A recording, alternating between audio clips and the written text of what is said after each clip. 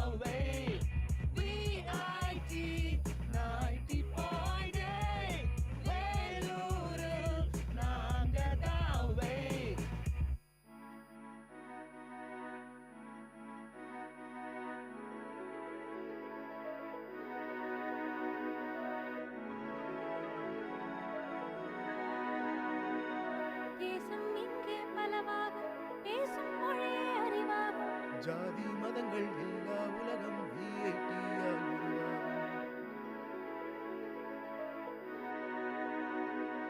தேசம் இங்கே பலவாகும், பேசும் மொழியே அறிவாகும். ஜாதி மதங்கள் எல்லா உலகம் VIT-யால் உருவாகும். திறமை கொண்ட பட்டாளம் உங்கள் அன்பால் உலகாளும். மக்கள் பணிக்கு துடிக்கும் எங்கள் இதயம் ஒன்றே அடையாளம். VIT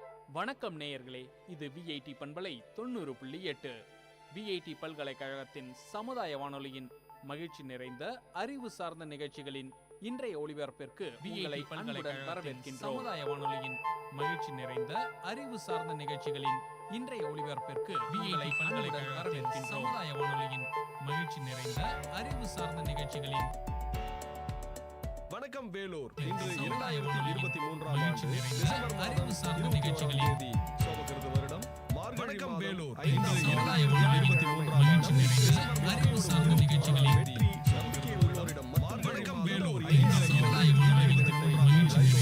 அறிவு சார்ந்த நிகழ்ச்சிகளின் வணக்கம் வேலூர். உங்கள் விஐடி பண்பலை 90.8 வணக்கம் வேலூரில் இன்று வரலாற்று பதிவுகளில் இருந்து சில துளிகள். டிசம்பர் 21, 1913ஆம் ஆண்டு உலகின் முதலாவது குறுக்கெழுத்து புதிர் நியூயார்க் வேர்ல்ட் பத்திரிகையில் வெளியானது. டிசம்பர் 21, 1937ஆம் ஆண்டு உலகின் முதலாவது முழு நீள இயங்கும் படம் ஸ்னோ ஒயிட் அண்ட் 7 டவர்ஸ் வெளியிடப்பட்டது. டிசம்பர் 21, 1967ஆம் ஆண்டு உலகின் முதலாவது இருதய மாற்று சிகிச்சை தென்னாப்பிரிக்காவில் இடம்பெற்றது.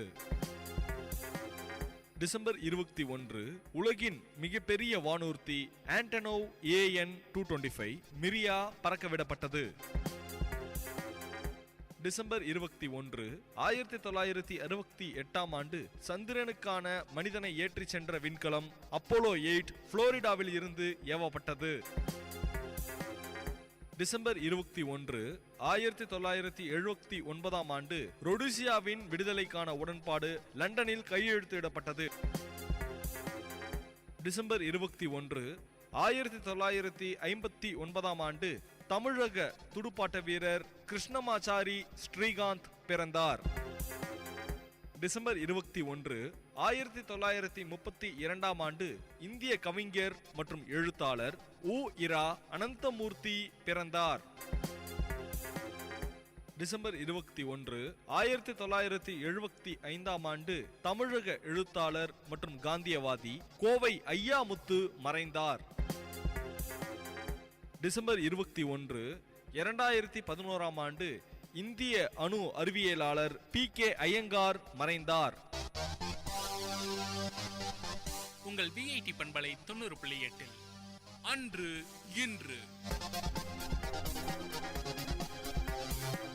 வரலாற்று பதிவுகளிலிருந்து சில துளிகள்.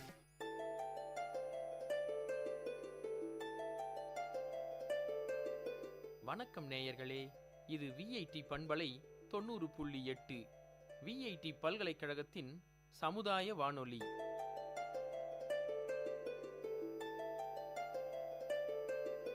இந்த நிகழ்ச்சி தினம் ஒரு திறவுகோல். விடியலின் வேளையில் சிந்தைக்கு கருத்துச் சிதறல்களோடு முனைவர் காத்தமிழ்ச்செல்வன். இன்றைய கருத்துச் சிதறலில் இலக்கியம். இலக்கியம் சமுதாய சூழ்நிலையில் உருவாகும் மரம். இது சமுதாய சூழ்நிலையை உருவாக்கும் வித்து என்றும் கூறலாம். இலக்கியம் சரித்திர வளர்ச்சியின் சக்தி மிக்க கருவி. மனிதனுடைய முழு ஆற்றலையும் பண்பையும் தொகுத்து மனிதனுக்கே திருப்பித் தருவன இலக்கியங்கள். இலக்கு கூட்டல் இயம். இலக்கு என்றால் குறிக்கோள் அல்லது எண்ணம் எனலாம். இயம் என்றால் இயம்புதல், சொல்லுதல் என பொருள். அதாவது தன்னுடைய எண்ணத்தை அல்லது குறிக்கோளை கவிதையாகவோ நாடகமாகவோ கதையாகவோ கட்டுரையாகவோ உரைநடையாகவோ எடுத்து இயம்புவது இலக்கியம் எனலாம். இலக்கியம் தோன்றிய பின்தான் இலக்கணம் தோன்றியது. மாட்சிமை மிக்க மனித பண்புகள், ஆற்றல்கள் அனைத்தும் நமக்கு உண்டு என்பதை நினைவூட்டுவன இவ்விலக்கியங்களே ஆகும். இலக்கியம் என்ற சொல் லட்சியம் என்ற சொல்லின் திரிபு என்பார் நாமக்கல் கவிஞர். வாழ்க்கையை படம் பிடித்து காட்டுவதும் வாழ்க்கைக்கு தேவையான கருத்துக்களை கூறி வழிகாட்டுவதும் இலக்கியம் என்பார்கள். வாழ்க்கையை மொழி வாயிலாக வெளிப்படுத்துவதே இலக்கியம் என்றும் கருதலாம். வாழ்க்கையாகிய மேகம் இல்லை என்றால் இலக்கியம் என்னும் மழை இல்லை என்பார் அட்சன். ஒருவன் தன் அனுபவத்தை கற்பனை மூலம் எண்ணி பார்த்து செய்யுள் நடையிலோ உரைநடையிலோ பிறர் உள்ளத்தில் படுமாறு அழகுபடச் செய்வதே இலக்கியம் என கலைக்களஞ்சியம் உரைக்கிறது. இலக்கியத்தால் நெஞ்சினை நிமிர்த்தவும் நெகிழ வைக்கவும் முடியும். ஒரு நூலின் மந்திர சக்தியே இலக்கியங்கள்தான் என்பார் காந்தியடிகள். ஆறறிவு படைத்த மனிதனின் சிந்தனையால் செழித்த கலைகளுள் இலக்கிய கலையே சிறந்தது. வாழ்க்கை நின்று முகிழ்ப்பதும் நல்ல குறிக்கோளுடன் இலங்குவதுமே இலக்கியம் என்று கொள்ளலாம். படைப்பாளர் நெஞ்சத்தில் உண்டான உணர்ச்சிகளை படிப்பாளர் நெஞ்சத்தில் உண்டாக்குமாறு செய்வன இலக்கியங்களே. இலக்கியங்கள் காலத்தை வெல்லும் தன்மை படைத்தவை. மக்களின் நெஞ்சை ஈர்ப்பதிலும் மாற்றி அமைப்பதிலும் மற்ற எல்லாவற்றையும் விட ஆற்றல் மிக்கது இலக்கியங்களே. கனவு காணும் இயல்பும் கற்பனையில் மிதக்கும் ஆற்றலும் பெற்ற மனிதனின் சிந்தனையால் நாளும் செழித்து வளரும் சீரிய கலைகளுள் சிறந்த கலையாய் விளங்குவது இலக்கியமே என்பது இன்றைய தினத்தின் திறவுகோல். இன்றைய கருத்து சிதறலில் சிந்தனை துளிகள் உங்களை சிந்திக்க வைத்திருக்கும் என்ற நம்பிக்கையோடு மற்றும் ஒரு தினம் ஒரு திறவுகோல் நிகழ்ச்சியில் சந்திக்கும் வரை உங்களிடமிருந்து விடைபெறுவது முனைவர் க. தமிழ்ச்செல்வன். இது VIT பண்பலை 90.8 VIT பல்கலைக்கழகத்தின் சமுதாய வானொலி. நன்றி.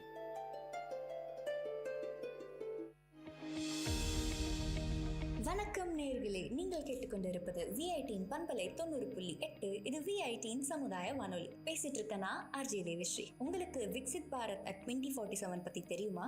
தெரியாதா? அப்போ நான் சொல்றேன். இந்தியாவோட 100வது சுதந்திர ஆண்டாக இருக்க போற 2047 இந்தியாவை வல்லரசு நாடா மாத்தணும்னு அரசாங்கம் எடுத்திருக்க பிரச்சாரம் தான் இந்த விக்சித் பாரத் அட் 2047. பொருளாதார வளர்ச்சி, சமூக முன்னேற்றம், சுற்றுச்சூழல் மற்றும் நல்ல நிர்வாகம் உள்ளிட்ட வளர்ச்சியின் பல்வேறு அம்சங்களை இந்த பிரச்சாரம் உள்ளடக்கியதா இருக்கு. ஒரு பொறுப்பான இந்திய குடிமகனா, ஸ்டூடெண்டா இந்தியாவினுடைய இந்த வளர்ச்சி பாதைக்கு உங்ககிட்ட செம்மையான ஐடியாஸ் இருக்கா? அந்த ஐடியாஸ் எல்லாம் நீங்க கவர்மெண்ட் கிட்ட சமர்ப்பிக்கலாம். அதுவும் வெறும் 6 ஸ்டெப்ல. முதல்ல mygov.in அப்படின்ற இந்த போர்ட்டலுக்குள்ள போயிட்டு அங்க விக்சித் பாரத் கன்சல்டேஷன் செக்ஷனுக்கு போங்க. ரெண்டாவதா அடுத்து அங்க கேட்கப்படுற 2 கேள்விக்கும் உங்க ஆன்சர் சொல்லுங்க. மூணாவதா உங்க ஐடியாஸ் அண்ட் கான்ட்ரிபியூஷன் என்னவா இருக்க போதுன்னு எழுதுங்க. நாலாவதா ஃபில் பண்ண இந்த ஃபார்மை உங்க இமெயில் ஐடி கொடுத்து சப்மிட் பண்ணுங்க. உங்களுடைய சர்டிபிகேட்டும் டவுன்லோட் பண்ணிக்கோங்க. கடைசியா உங்களுடைய சர்டிபிகேட் கூட ஒரு அழகான செல்ஃபி எடுத்துட்டு உங்க இன்ஸ்டா பக்கத்துலயோ இல்ல FB பக்கத்துலயோ #ideas4viksitbharat அப்படின்ற ஹேஷ்டேகோட போஸ்ட் பண்ணுங்க. அந்த போஸ்ட்ல மறக்காம நம்ம VIT ரேடியோவையும் டேக் பண்ணுங்க.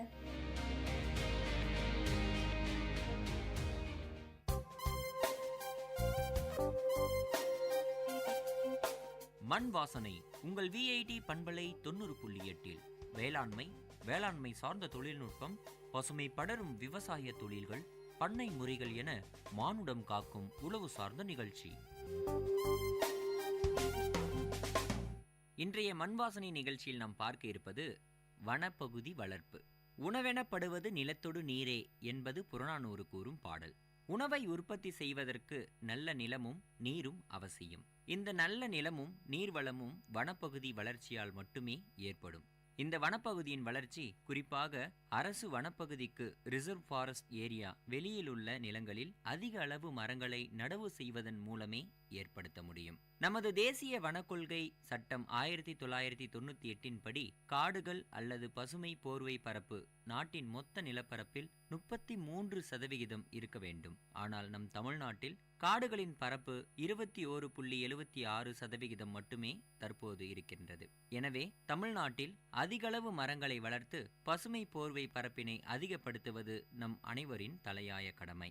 தனியார் தரிசு நிலங்கள், அரசு புறம்போக்கு நிலங்கள், சாலையோரங்கள், கல்வி மற்றும் தொழில் நிறுவனங்களின் வளாகங்கள் போன்ற இடங்களில் மரங்களை வளர்ப்பதன் மூலம் நம் மாநிலத்தில் பசுமை போர்வை பரப்பினை அதிகமாக்க முடியும். குறிப்பாக விவசாயிகளின் ஒத்துழைப்போடு தமிழகத்தின் பசுமை பரப்பை அதிகரிப்பதில் தற்பொழுது வனவியல் பாதுகாப்பு பிரிவு பெரும் பங்கு ஆற்றுகிறது. சென்னை நீங்களாக தமிழகத்தில் உள்ள 31 மாவட்டங்களிலும் வனத்துறையின் கீழ் வன விரிவாக்க மையம் மற்றும் பயிற்சி நிலையங்கள் செயல்பட்டு வருகிறது. இதில் வேம்பு, மலைவேம்பு, தேக்கு, மூங்கில், பீனாரி, இலவன், சவுக்கு, குமிழ், புங்கன், புளியமரம், நாவல் மரம், பலாமரம், பெருநெல்லி, சந்தன மரம் என பல வகை மரக்கன்றுகளும் விவசாயிகளுக்கு விநியோகிக்கப்படுகின்றன. விவசாயிகளுக்கு எந்த வகையான மரக்கன்றுகள் தேவை என்பதனை பல்வேறு மதிப்பீடு முறைகளில் கணித்து அதனை உற்பத்தி செய்து அவரவர் நிலங்களுக்கு ஏற்ப கொடுத்து வருகின்றனர். தமிழ்நாடு உயிர் பன்மை பாதுகாப்பு மற்றும் பசுமை ஆக்கல் திட்டத்தின் கீழ் தொகுப்பு கிராமங்கள் என்ற தெளிவு முறையில் 2010 மற்றும் 2011 ஆண்டிலிருந்து ஒரு வருடத்திற்கு தேர்வு செய்யப்பட்ட 1000 கிராமங்களுக்கு இலவசமாக மரக்கன்றுகள் கொடுத்து வருகின்றன. சிறு மற்றும் குறு விவசாயிகளுக்கு ஹெக்டருக்கு 500 மரக்கன்றுகள் வீதம், அதிகபட்சமாக 2 ஹெக்டேர் பரப்பிற்கு 1000 மரக்கன்றுகள் வரையும், பெரிய விவசாயிகளுக்கு 5 ஹெக்டருக்கு 2500 மரக்கன்றுகள் வரையிலும் வழங்கப்பட்டு வருகின்றன. தேர்வு செய்யப்பட்ட கிராமங்களில் மரம் வளர்ப்பில் ஆர்வம் உள்ள விவசாயிகளை தேர்வு செய்து அவர்களுக்கு தேவையான மரக்கன்றுகள் இலவசமாகவே வன பாதுகாப்பு துறையின் மூலம் வழங்கப்பட்டு வருகிறது. விவசாய பெருமக்களாகிய நாம் அனைவரும் செய்ய வேண்டியது என்னவென்றால், தங்களது மாவட்டத்தின் வன விரிவாக்க கோட்டத்தில் உள்ள வன விரிவாக்க மையத்தை அணுகி தங்களுடைய கிராமம் இந்த வன விரிவாக்க மையத்தின் கீழ் உள்ளதா என்பதை சோதனை செய்ய வேண்டும். விவரங்களை கேட்ட பிறகு இலவசமாகவே மரக்கன்றுகளை பெற்றுக்கொள்ளலாம். இலவசமாக மரக்கன்றுகள் பெற விரும்பும் விவசாயிகள் தங்களது நிலத்தின் பட்டா மற்றும் சிட்டா, இதனுடன் 2 பாஸ்போர்ட் சைஸ் போட்டோ மற்றும் ஒரு ஒப்புதல் கடிதத்தினை வன விரிவாக்க மையத்தில் கொடுக்க வேண்டும். மரங்கள் நடவு செய்த 5 அல்லது 6 ஆண்டுகளுக்கு பின் வன விரிவாக்க மையத்திலிருந்து வாங்கப்பட்ட மரங்கள் நடவு செய்தாச்சு. அந்த நட்ட மரங்கள் அறுவடைக்கு தயாரான சூழ்நிலையில் இருக்கும் பொழுது என்ன செய்யலாம் அப்படின்னு சொல்லிட்டு நீங்கள் கேட்கலாம். அறுவடைக்கு தயாரான பிறகு அரசு பேப்பர் தொழிற்சாலை, அதாவது TNPL மற்றும் தனியார் காகித ஆலைகள், பிளேவுட் கம்பெனிகள், தீப்பெட்டி தொழிலுக்கு வேண்டிய தீக்குச்சி மரங்களின் தேவை எவ்வளவு என்பதை, தற்பொழுது என்ன விலை போகிறது என்ற சூழ்நிலையும் வன விரிவாக்க மையத்திலே கேட்டு தெரிஞ்சுக்கலாம். மரம் வளர்ப்பு என்பது லாபத்திற்கு மட்டும் இல்லாமல் சுற்றுச்சூழல் பாதுகாப்பிற்கும் மிகவும் உதவுகிறது. எனவே விவசாயிகள் தங்கள் நிலங்களின் ஒரு பகுதியை மரம் வளர்ப்பிற்கென்று ஒதுக்கியும் வேளாண் காடுகளில், அதாவது ஆக்ரோ ஃபாரஸ்ட் பயிரிட்டு பயன்பெறலாம். மனிதர்களின்றி மரங்கள் உண்டு, ஆனால் மரங்களின்றி மனிதர்கள் இல்லை. மரம் வளர்ப்போம், மண்ணின் மகத்துவம் காப்போம் என்பதை இன்றைய மண் வாசனையில் நாம் தெரிந்து கொண்டோம். நன்றி, வணக்கம்.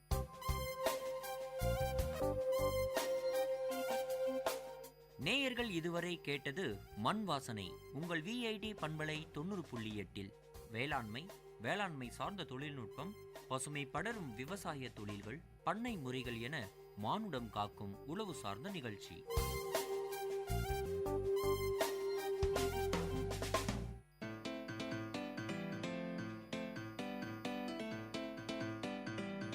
செவிச்செல்வம், VIT பண்பலையின் அறிவு களஞ்சியம். அகர முதல் ஆகாயம் வரை, தூரிகை முதல் தொழில்நுட்பம் வரை, அறிவுசார் தரவுகளின் பெட்டகம் செவிச்செல்வம்.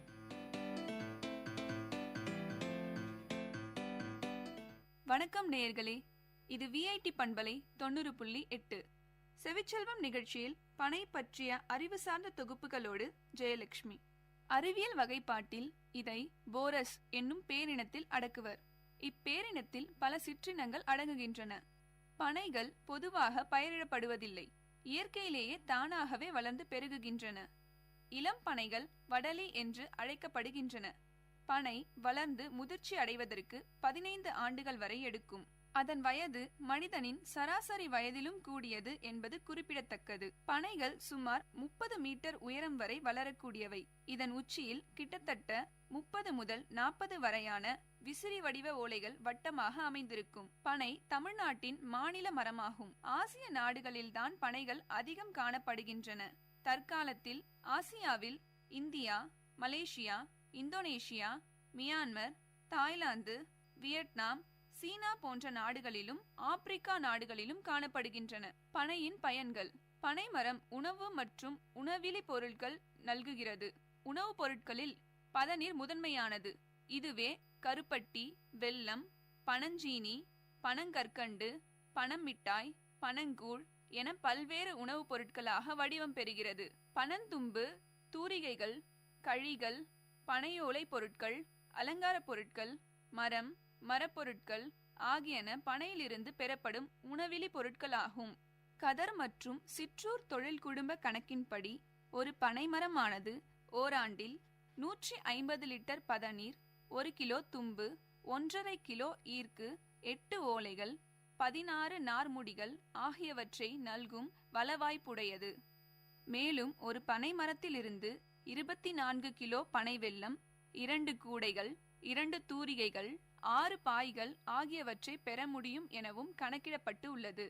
America, Britain, German, Italy, Belgium, France, Australia, Japan போன்ற நாடுகளுக்கு பனை பொருட்களை ஏற்றுமதி செய்வதன் மூலம் இந்தியாவிற்கு ஆண்டுதோறும் 200 கோடி ரூபாய்க்கு மேல் அந்நிய செலாவணி கிடைக்கிறது. உள்நாட்டிலேயே பணப்பொருட்கள் பெரிதும் கோவா, கன்னியாகுமரி, பெல்லாரி ஆகிய இடங்களுக்கு விற்பனைக்கென அனுப்பி வைக்கப்படுகின்றன. இவற்றுள் கோவா முன்னிலை மாநிலமாக திகழ்கிறது. பனையேறுதல் என்பது பருவகால தொழில். ஏப்ரல் முதல் ஆகஸ்ட் வரை ராமநாதபுரம், தூத்துக்குடி, நெல்லை மாவட்டங்களிலும், ஆகஸ்ட் முதல் மார்ச் வரை கன்னியாகுமரி மாவட்டத்திலும், ஏப்ரல் முதல் அக்டோபர் வரை சேலம், தருமபுரி மாவட்டங்களிலும் பனையேற்றம் நிகழும். இது ஒரு பருவகால தொழிலாக இருப்பதால் இம்மாவட்டங்களில் வேலை தேடி இடம்பெயர்தல் பெருமளவு நிகழ்கிறது. நுங்கு கோடை காலத்தில் கிடைக்கக்கூடிய ஒன்று. இது உடம்பிற்கு குளிர்ச்சி தரக்கூடியது. நுங்கு முகத்தில் ஏற்படும் முகப்பரு, தோல் சம்பந்தமான சில பிரச்சனைகளுக்கு ஏற்ற மருந்து என்று கூட சொல்லலாம். பனை மரத்தின் பழம் பனம்பழம் எனப்படுகின்றது. 15 அங்குலம் முதல் 20 அங்குலம் வரை விட்டம் கொண்ட இவை குலை குலையாக காய்க்கின்றன. நார்த்தன்மை கொண்ட இதன் தோல் கருநிறமானது. தும்புகள் இடையே செம்மஞ்சள் நிற பொருள் உள்ளது. இது பனங்களி எனப்படுகின்றது.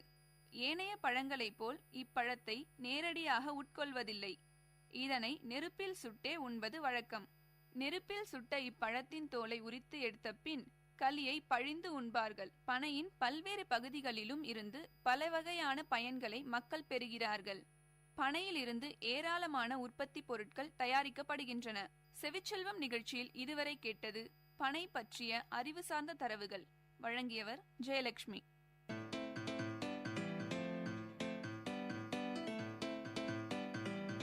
செவிச்செல்வம் விஐடி பண்பலையின் அறிவு களஞ்சியம். அகரம் முதல் ஆகாயம் வரை, தூரிகை முதல் தொழில்நுட்பம் வரை, அறிவுசார் தரவுகளின் பெட்டகம் செவிச்செல்வம்.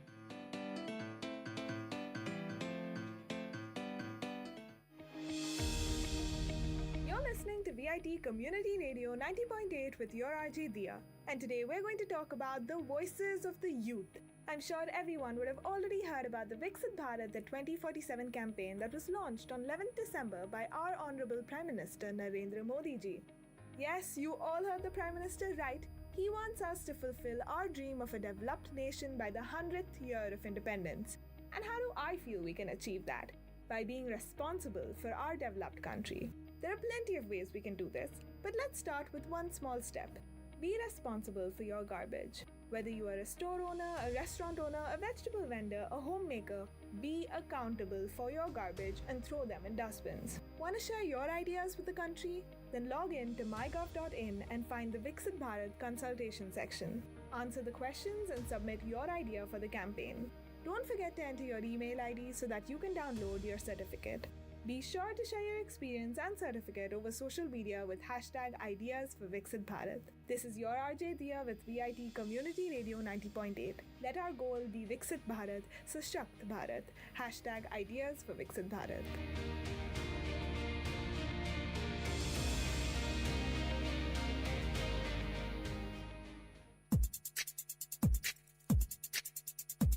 Ladies and gentlemen, guys and girls, this is Data Chunks on VIT Community Radio 90.8 FM.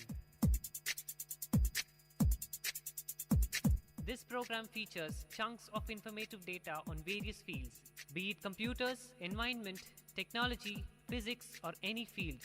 Data Chunks has it all. Hello VIT, I'm Sudeep from MTech ST. And I'm here on Data Chunks to give you a small information on blood group. What kind of blood you have is determined by the genes you inherit from your parents and is divided into different types known as blood groups. The 4 main blood groups are A, B, AB and O. Each group can be either Rht positive or Rht negative, which means that your blood group can either be one of 8 types. So let's see what is blood. Your body carries around 4 to 6 liters of blood. Blood is made up of RBC, that is red blood cells, WBC, white blood cells, and platelets in a liquid called as plasma. Plasma is about 90% water but also contains proteins, nutrients, hormones, and waste products. Blood is made up of about 60% plasma and 40% blood cells. Each type of blood cell has a specific role to play. RBC transport oxygen around the body and remove carbon dioxide and other waste products. They give your blood its red color. WBC are part of immune system, the body's natural defense mechanism, and help fight infection. Platelets help the blood clot or thicken to stop bleeding. Your blood group is identified by antigens and antibodies present in your blood. Antigens and antibodies are your blood's natural defenses against foreign substances. Antigens are protein molecules found on the surface of the RBC. Antibodies are found in the plasma. Antibodies recognize anything foreign in your body and alert your immune system so that it can destroy it. Let's see about ABO system. Blood groups are defined by the ABO system. Blood group A has A antigens on the RBC with anti-B antibodies in the plasma. Blood group B has B antigens with anti-A antibodies in the plasma. Blood group O has no antigens but both anti-A and anti-B antibodies in the plasma. Blood group AB has both A and B antigens but no antibodies. Receiving blood from wrong ABO group could be life-threatening because antibodies in a person with group A blood will attack group B antigens and vice versa. This will cause a severe reaction in the person receiving the blood. As group O red blood cells do not have any A and B antigens, it can be safely given to any other group. Let's see about the RH system. RBC sometimes have another antigen, a protein known as RHT antigen. If this is present, your blood group is RHT positive. If it is absent, your blood group is RHT negative. This means that you can be one of the 8 blood groups, that is A RHT positive, that is A positive, A RHT negative, that is A negative, B RHT positive, that is B positive, B RHT negative, that is B negative, O RHT positive, that is O positive, O RHT negative, that is O negative, AB RHT positive, that is AB positive, AB RHT negative, that is AB negative. In most cases, ORHT negative blood can be safely given to anyone. However, this depends on the specific antibodies and antigens present in the blood. What blood group test is? To work out your blood group, your red cells are mixed with different antibody solutions. If, for example, the solution contains anti-B antibodies and you have B antigens on your cells, it will clump together. If the blood doesn't react to any of the anti-A or anti-B antibodies, a series of tests with different types of antibodies can be used to identify your blood group, including groups other than the main ABO and RHT groups. If you have a blood transfusion where the blood is taken from one person and given to the other, your blood will be tested against a panel of donor cells that contain all clinical significant antigens. If there are no reaction, donor blood with the same ABO and RHT type can be used. Let's see how this topic relates with pregnancy. Pregnant women always have a blood group test. This is because if the mother is RHT negative but the child has inherited RHT positive blood from the father, it could cause complications if left untreated. RHT negative women of childbearing age should always only receive RHT negative blood. Some information about blood groups on Data Chunks with me, Sudeep. Ladies and gentlemen, guys and girls, this is Data Chunks on Vit Community Radio 90.8 FM. See you next time with another interesting, informative chunk of data on Data Chunks.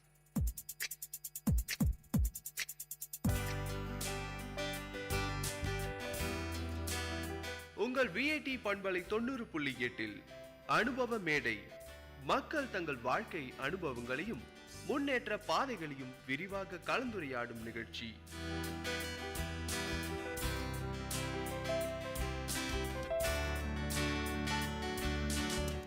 வணக்கம் நேர்களே, இது VIT பண்பலை 90.8. இந்த நிகழ்ச்சி அனுபவ மேடை. இந்த நிகழ்ச்சியில மக்கள் தங்களுடைய வாழ்க்கை அனுபவங்களையும் முன்னேற்ற பாதையில அவங்க கடந்து வந்த பாதைகளையும் நம்ம கூட பேசுறதுக்கு இருக்காங்க. இன்னைக்கு இந்த நிகழ்ச்சியில நம்ம கூட பேசுறதுக்கு 4 பேர் வந்திருக்காங்க.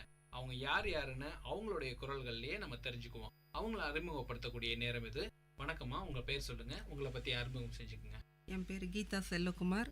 நான் கசம் பக்கத்திலிருந்து வரேன், காட்பாடி பக்கத்தில். எங்களோட கிராமம் அது ரூரல் ஏரியா. என் பேர் ஏசுமேரி. நான் மகிழம்பு மகளிர் சுயதொழிலிருந்து வந்திருக்கிறேன், கசம் விவசாய பண்ணை. என் பேர் ஜெயந்தி. நான் காட்பாடி சில்க் மில் பகுதியிலேருந்து வந்திருக்கேன். ஹலோ, என் பேர் சொப்னா. நான் காந்தி நகர் வெள்ளூர்லேருந்து வந்திருக்கேங்க. சரி நேயர்களே, இன்னைக்கு அனுபவ மேடை நிகழ்ச்சியில 4 பேர் வந்திருக்காங்க. 4 பேரையும் நம்ம அறிமுகம் செஞ்சாச்சு. இப்போ அவங்கள எல்லாரையுமே இணைக்கக்கூடிய ஒரு விஷயம், அது என்னன்றத தெரிஞ்சுக்க போறோம். அதாவது மகளிர் சுய உதவி குழு. இந்த ஒரு விஷயம் தான் இவங்க 4 பேரையும் இன்னைக்கு நம்மளுடைய நிகழ்ச்சியில இங்க கொண்டு வந்து உட்கார வச்சிருக்கு. சரி, இவங்க இந்த ஒரு விஷயத்த அடிப்படையா வச்சுட்டு தங்களுடைய அனுபவங்களை நம்ம கூட பகிர்ந்துக்கிறதுக்கு இருக்காங்க. நீங்க சொல்லுங்கம்மா, சுய உதவி குழு இது எந்த விதத்துல உங்களுக்கு உங்களுடைய வாழ்க்கையில பங்களிப்பு தந்துகிட்டு இருக்கு? சுய உதவிக்குழு மூலம் எங்களுடைய அடிப்படை தேவைகள் முதல்ல சந்திக்கப்பட்டிருக்குது. எங்க குழுவில் இருக்கிறவங்க ரொம்ப பின்தங்கிய சூழ்நிலைமையில் இருந்தாங்க. அவங்களுக்கு இந்த குழுவின் மூலமா உதவிகள், சிறு உதவிகள், முதல்ல எங்க குழுவில் இருக்கிறவங்கள உள்கடன் மூலமா அவங்களுக்கு சில உதவிகள் நாங்க செய்தோம். அதன் மூலமா அவங்க கொஞ்சம் கொஞ்சமா அந்த தொழிலை வளப்படுத்திக்கிட்டாங்க. கல்வி, பிள்ளைங்களுக்கு கல்வி கற்றுக் கொடுத்தோம். கல்வியில நரிக்குறவர்களுக்கு கல்வி கற்றுக் கொடுத்துருக்குறோம். இருளர்களுக்கு உதவி, கல்வி, உடை, உணவு, அந்த மாதிரி உதவியெல்லாம் நாங்கள் செய்திருக்கிறோம். கைத்தொழிலுங்கும் போது வேஸ்டேஜான பொருள்கள் அப்படின்னா புடவை, சுடிதாருடைய ஓனி மற்றும் அந்த பனியனுக்குள்ள கிளாத் எல்லாம் வச்சு மேட், காலுக்கு போடுற மேட்டு, டிவி மேலே போடுற அந்த மேட்டெல்லாம் செய்திருக்கிறது சிறு தொழில். அப்புறமா இந்த பனியன் நாடாவுடைய இதை வச்சு பவுச், செல்ஃபோன் வைக்கிற பவுச்சு மற்றும் குருவி, பிள்ளைங்கள் விளையாட்டு பொருட்கள், பொம்மை, அந்த மாதிரி பொருளெல்லாம் நாங்கள் கற்றுக் கொடுக்குறோம். செய்து அதன் மூலமா எங்களுடைய குழுவில் இருக்கிற உறுப்பினர்களுக்கு வருமானத்தை பெருக்கி கொடுத்துருக்குறோம். சரி, இப்போ மகிழம்பு குழு தலைவி அப்படின்ற ஒரு அடையாளம் உங்களுக்கு இருக்கு. இந்த அடையாளத்தை தாண்டி உங்களுடைய வாழ்க்கையில இளமை பருவம் அப்படின்னு ஒன்று இருந்திருக்கும். அப்போ நீங்க எந்த ஊர்ல இருந்தீங்க? உங்களுடைய அந்த வாழ்க்கை அனுபவத்தை எங்க கூட பார்த்துக்கங்களேன். என்னுடைய பூர்வீக இடம் கோயம்புத்தூர் டிஸ்ட்ரிக்ட், பொள்ளாச்சி வால்பாறைங்கிற இடத்துல நான் பிறந்து வளர்ந்தேன். அங்கிருந்து திருமணம் செய்துட்டு இந்த வேலூர் பட்டணத்துக்கு நான் வந்தேன். அந்த வாலிப வயதில் இருக்கும்போது நாங்கள் படிப்புலையும் சரி மற்றதுலையும் சரி எங்களுக்கு இவ்வளோ வெளி உலகம் எங்களுக்கு தெரியாது. நாங்கள் பேச்சறிவு இதில்லை. ஆனால் இந்த குழுவுக்கு வந்துட்ட பிற்பாடு குழுவில் என்னென்ன காரியங்கள், எப்படி பேசணும், முதல்ல பேச கற்றுக் கொடுத்தது இந்த குழு தான். எங்களை 4 பேருக்கு முன்னாடி நாங்கள் எப்படி பேசணும், எப்படி நான் மற்றவங்ககிட்ட பழகணுங்கிறத கற்றுக் கொடுத்தது இந்த குழு. அந்த குழுவில் கற்றுக் கொடுத்ததை வச்சு நான் மற்றவங்களுக்கு கற்றுக் கொடுக்குறேன். என்னுடைய குழுவில் இருக்கிறவங்களுக்கு, படிப்பறிவு இல்லாதவங்களுக்கு, கையெழுத்து போட தெரியாது 2-3 பேருக்கு, அவங்களுக்கு கையெழுத்து போட கற்றுக் கொடுத்துருக்குறேன். மற்றபடி அவர்களுக்கு நல்ல பழக்க வழக்கங்களை கற்றுக் கொடுத்துருக்குறேன். சரிங்கம்மா, அதாவது இப்போ மகிழம்பு குழு தலைவி ஏசுமேரி இந்த ஒரு பேரு உங்களுடைய வட்டாரத்துல கொஞ்சம் பிரபலமா இருக்கும், இல்லாம இருக்கிறதுக்கான வாய்ப்புகள் இல்லை. ஸோ இப்போ கைத்தொழில் அப்படின்ற ஒரு விஷயத்த சொல்றீங்கல்ல, நீங்க எப்படி கத்துக்கிட்டீங்க? அதை கற்றுக் கொடுக்கணுன்ற ஒரு எண்ணம் உங்களுக்கு எப்படி உருவானுச்சு, அதை சொல்லு. ஒரு வீட்டுக்கு நான் போய் பார்த்தேன். அந்த வீட்டில் போய் பார்த்தோன்னே, அந்த மேட்டை பார்த்தோன்னே எனக்குள்ள ஒரு ஆர்வம், இது எப்படியானா கற்றுக்கணும், கற்றுக்கிட்டு மற்றவங்களுக்கு இதை நான் கற்றுக் கொடுக்கணுங்கிற ஒரு ஆர்வம் எனக்குள்ள வந்துச்சு. அதன் மூலமா நான் அதை கற்றுக்கிட்டு எனக்கு ஓய்வு கிடைக்கிற நேரத்துல எல்லாம் நான் என்னோட பக்கத்து வீட்டில் இருக்கிறவங்களுக்கெல்லாம் கற்றுக் கொடுப்பேன். எங்க குழுவில் எல்லாரும் கூட அதை கற்றுக்கினாங்க. அதே மாதிரி என்னையோட சேர்ந்து மேட் போடுறதுக்கு, பவுச் எல்லாம் செய்யறதுக்கெல்லாம் எல்லாருமே கற்றுக்கிட்டாங்க. ஒரு டீச்சர் அவங்க கற்றுக் கொடுத்துருக்காங்க எல்லாரும். இப்போ மகிழம்பு அப்படின்ற ஒரு குழுவிலேருந்து மேட் தயாரித்து எல்லாருக்கும் சப்ளை பண்ணுறாங்க. அவங்களுடைய வாழ்வாதாரத்தை மேம்படுத்தணும் அப்படின்ற ஒரு நோக்கத்தில் இந்த ஒரு வணிகத்தை செஞ்சிட்டு இருக்காங்க. அதே மாதிரி மயில் அப்படின்னு ஒரு குழு இருக்கு. அந்த குழுவுடைய துணைத் தலைவி ஜெயந்தி இருக்காங்க. ஜெயந்தி, நீங்க சொல்லுங்க, உங்களுடைய குழு மூலமா என்ன மாதிரியான செயல்பாடுகள் நீங்க செஞ்சிட்டு இருக்கீங்க? அதாவது உங்க குழு எந்த ஒரு குறிக்கோளை மையமா வச்சு இயங்கிக்கிட்டு இருக்கு, அதை சொல்லுங்க. நல்லா டெவலப், அவங்கவுங்க வீட்டில் முதல்ல எல்லாருமே நல்லா டெவலப்பிங் வரணுன்றதுக்காக அந்த மகளிர் குழு மூலமாக நாங்கள் ரொம்ப ரொம்ப நார்மலாக இல்லாமல் கொஞ்சம் நல்ல லெவலுக்கு நார்மலாக ஒரு நடுத்தர இதுவாக வரணுன்றதுக்காக நாங்கள் முன்னுக்கு வந்து. ஸோ உங்கள் குழுவில் மொத்தம் எத்தனை பேர் இருக்காங்க? 12 பேர் இருக்கோம். நாங்கள் 12 பேர் இருக்காங்க. 12 பேரில் எல்லாருமே ஒரே மாதிரியே செயல்பட மாட்டாங்க. அந்த செயல்பாடுகள் எப்படி நீங்கள் சீராக நடத்திக்கிட்டு இருக்கீங்க, அதை பற்றி சொல்லுங்கள். 12 பேரில் வந்து 6 பேர் ஒரு நார்மல் ரொம்ப கொஞ்சம் ஏஜ்டாக இருக்கவங்க. அவங்கெல்லாம் பார்த்திங்கன்னா வீட்டு வேலை செய்கிறவங்க, சமையல் அடுத்த வீட்டுக்கு போயிட்டு சமையல் செய்கிறவங்க. அவங்களெல்லாம் நாங்கள் ஒரு 6 பேர் நாங்கள் வந்து கொஞ்சம் ஷாப் வச்சுருக்கோம். பியூட்டி பார்லர் ஒருத்தர் வச்சுருக்காங்க, ஒருத்தருங்க நியூட்ரிஷனாக இருக்காங்க, ஒருத்தவங்க வந்து துணி கடை வச்சுருக்கோம். அந்த மாதிரி நாங்கள் இருக்கும்போது அவங்களையும் நாங்களும் கம்பேர் பண்ணி அவங்கள கொஞ்சம் நல்ல நிலைமைக்கு உயர்த்தணும், அவங்க வீட்டு பசங்க நல்லா படிக்கணும், அவங்களும் நம்மளுக்கு ஈக்குவலாக வரணுன்றதை நாங்கள் ரொம்ப முயற்சி பண்ணி, அதுவும் இல்லாமல் எங்கள் பக்கம் இருக்கவங்களையும் எல்லாரையும் டெவலப் பண்ணணும் அப்படின்றது எங்கள் குறிக்கோள். மயில் சுய உதவி குழு நிதி நிலைமையில எந்த அளவுக்கு முன்னேற்றமா பெற்றிருக்கு? இப்போ நாங்கள்லாம் ஒரு சின்ன சின்ன வீட்டில் இருந்து துணி, ஒருத்தங்க என்ன பண்ணாங்க வீட்டில் துணி பிஸ்னஸ் பண்ணாங்க, ஒருத்தங்க பியூட்டி பார்லர் வச்சுருந்தாங்க, படிப்பு கொஞ்சம் காலேஜ் அந்த மாதிரி. இப்போ நாங்கள் அந்த குழு மூலயமா பணம் வாங்கி கொஞ்சம் இப்போ ஒரு ஷாப் ஒரு 10 கடை இருக்குன்னா அந்த கடைக்கு நடுவில் நாங்களும் ஒரு கடை வச்சு வியாபாரம் பண்ணுற மாதிரி வந்திருக்கோம். இப்போ அது மட்டும் இல்லாமல் இப்போ ஒரு குழு இருக்கு அப்படின்னா அந்த குழுவுக்கு வந்து ஒரு உறுப்பினர்கள் இருப்பாங்க. அந்த உறுப்பினர்களுடைய வளர்ச்சிக்காக அந்த குழு பாடுபட்டு இருக்கும். அது இல்லாம அதை தாண்டி உறுப்பினர்களை தாண்டி மற்றவங்களுக்கும் அந்த குழு ஏதாவது ஒரு விதத்துல உதவிகள் செய்யும். உங்களுடைய குழு அந்த மாதிரியான பங்களிப்பு என்ன செய்யும்? இப்போ எங்கள் குழுவில் பார்த்தீங்கன்னா ஒரு குழந்தைக்கு பிறந்த நாள் இல்லை ஒரு வெட்டிங் டே ஏதாவது ஒன்று வருதுன்னா நாங்கள் ஹோம் ஸ்டேஜ் இந்த ஹேண்டிகேப்டு பிளைண்ட் ஸ்டூடெண்ட்ஸ் அந்த மாதிரி இருக்க ஒரு இடத்துக்கு போயிட்டு அந்த டைமுக்கு அவங்களுக்கு எங்களால் முடிஞ்ச உதவி, குட்டி பசங்க இருந்தாங்கன்னா அவங்களுக்கு பேப்பர் புக்ஸ் எல்லாம் வாங்கி கொடுக்கறது, அது இல்லாமல் சாப்பாடு டொனேட், எங்களால் முடிஞ்சது நிறைய ட்ரெஸ்ஸஸ்லாம் கலெக்ட் பண்ணி அவங்களுக்கு எடுத்துகிட்டு போய் அந்த டைமில் கொடுப்போம். சரி, இப்போ ஜெயந்தி அவங்களுடைய பூர்வீகம் அதை பற்றி தெரிஞ்சுக்கலாமா? என்னோட பூர்வீகம் வந்து ஆர்னி. அங்கேருந்து நான் இப்போது எனக்கு மேரேஜ் ஆகிட்டு அங்கே படித்ததெல்லாம் government girls higher secondary school. அப்புறம் நான் படித்தது பிஏ வந்து government art college Walajah, MA Madras யூனிவர்சிட்டியில் முடித்தேன். அதுக்கப்புறம் எனக்கு மேரேஜ் ஆகி வந்தது வெள்ளூர், என்னோட புகுந்த இடம் வெள்ளூர். இப்போ நான் வெள்ளூரில் காட்பாடியில் இருக்கேன். ஸோ இப்போது நீங்கள் ஆரணியில் இருந்ததுக்கும் வேலூரில் இருக்கிறதுக்கும் என்ன மாதிரியான வித்தியாசத்தை உணர்றீங்க?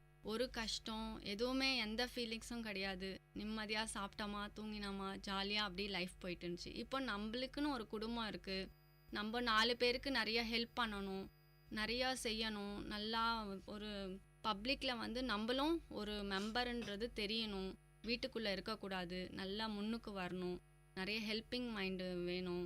அப்புறம் நம்மளால் முடிஞ்சது நிறைய உதவிகள் நிறைய பேருக்கு பண்ணணும். இருக்கிற காலம் கொஞ்ச காலம், அதில் நிறைய பேருக்கு நிறைய உதவிகள் நம்ம பண்ணணும் அந்த தாட் நிறைய இருக்கு. இப்போ திரும்பவும் நம்ம மகிழம்பூ குழு அவங்களுடைய செயல்பாடுகள் அதை பற்றி பார்க்கலாம். இப்போ வந்து மகிழம்பூ குழுவில் வேற என்ன மாதிரியான செயல்பாடுகள்லாம் நடந்துட்டு இருக்குது நீங்கள் சொல்லுங்கள். இந்த சின்ன சின்ன கைத்தொழில் கற்றுன்னு இருக்கோங்க சார்.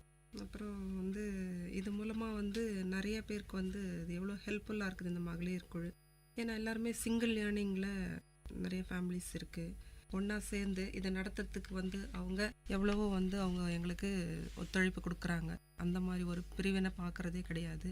என்ன தொழில் செஞ்சாலும் அது வந்து எங்களோட கூட, அதுக்கு நாங்கள் 2 பேரும் முன்னே நின்று அதை நாங்கள் அவங்களுக்கு கரெக்டான நேரத்துக்கு நாங்கள் வாங்கி கொடுக்குறோம். சொல்லப்போனால் அந்த குழுவிலேருந்து எங்கள் பிள்ளைங்க படிப்பு கூட, என் பையன் இப்போது இன்ஜினியரிங் முடிச்சிட்டான், எங்களுக்கு எஜுகேஷன் லோன் கிடைக்கவே இல்லைங்க, அப்ளை பண்ணி கிடைக்காம போயிடுச்சு. ஆனால் இதில் 3ல் 1 பாகம்னு சொல்கிற மாதிரி இது எங்களுக்கு ஹெல்ப்ஃபுல்லாக இருந்துச்சு. கல்வி கடன் சொல்ல முடியாது, எங்களுக்கு அவங்க கொடுக்குற அந்த லோன் இதுக்கு யூஸ் பண்ணிக்கணும் நாங்கள். ஏன்னா சிங்கிள் ஏர்னிங், எங்கள் வீட்டுக்கார் மட்டும்தான் ஒர்க் பண்ண சிஆர்பியில் இருந்தாருங்க.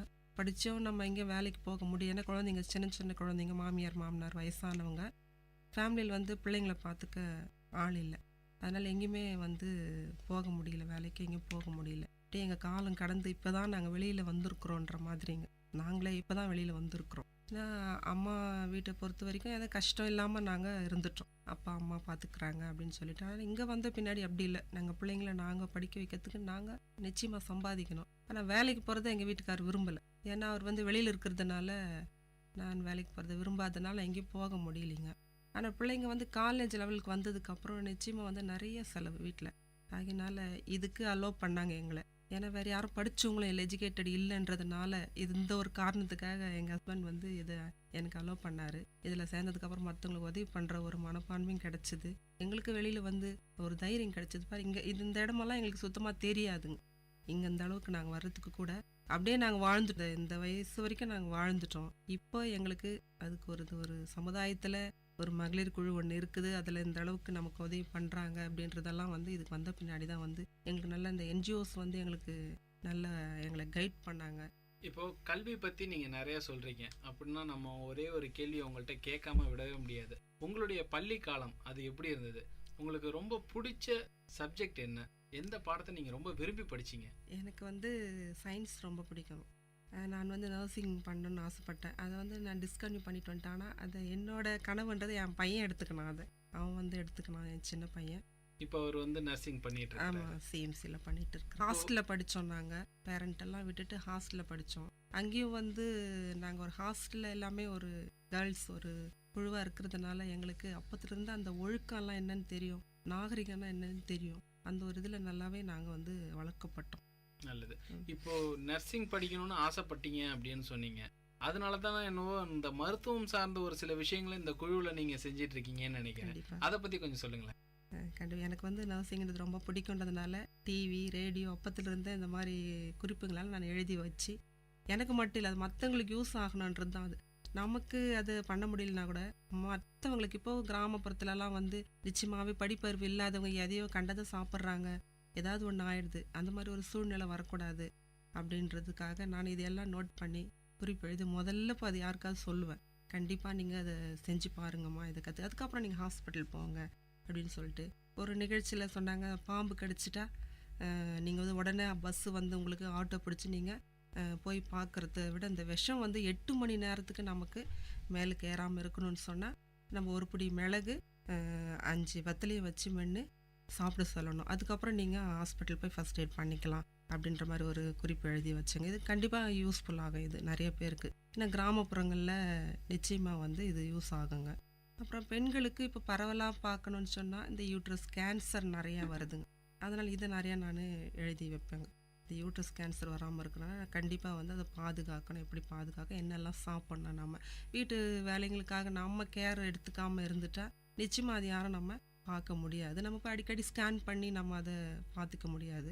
இந்த மருத்துவ குறிப்பு நான் நிறையா எழுதி வச்சுருக்கிறேங்க.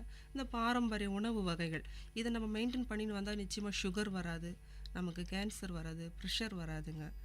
இதை வந்து நான் விரும்பி நானும் வீட்டிலையே வந்து செஞ்சு சாப்பிட்ற அளவுக்கு நான் வந்து பழகியிருக்கிறேங்க. ரொம்ப நல்ல விஷயத்த சொல்லிட்டு இருக்கீங்க, நல்ல விஷயத்த செஞ்சுக்கிட்டு இருக்கீங்க. உங்களுடைய செயல்பாடுகள் நல்ல விஷயத்தை நோக்கி நகரணும் அப்படின்ற ஒரு பிரார்த்தனையோட நம்ம அடுத்த குழுவுக்கு போவோம். இந்த குழுவிலேருந்து, அதாவது மயில் சுய உதவி குழுவிலேருந்து அந்த குழுவோட உறுப்பினர் சொப்னா வந்திருக்காங்க. சொப்னா, நீங்கள் சொல்லுங்கள், உங்களுடைய குழுவில் இருக்கக்கூடிய செயல்பாடுகள் நீங்கள் எந்த விதத்தில் பார்க்குறீங்க?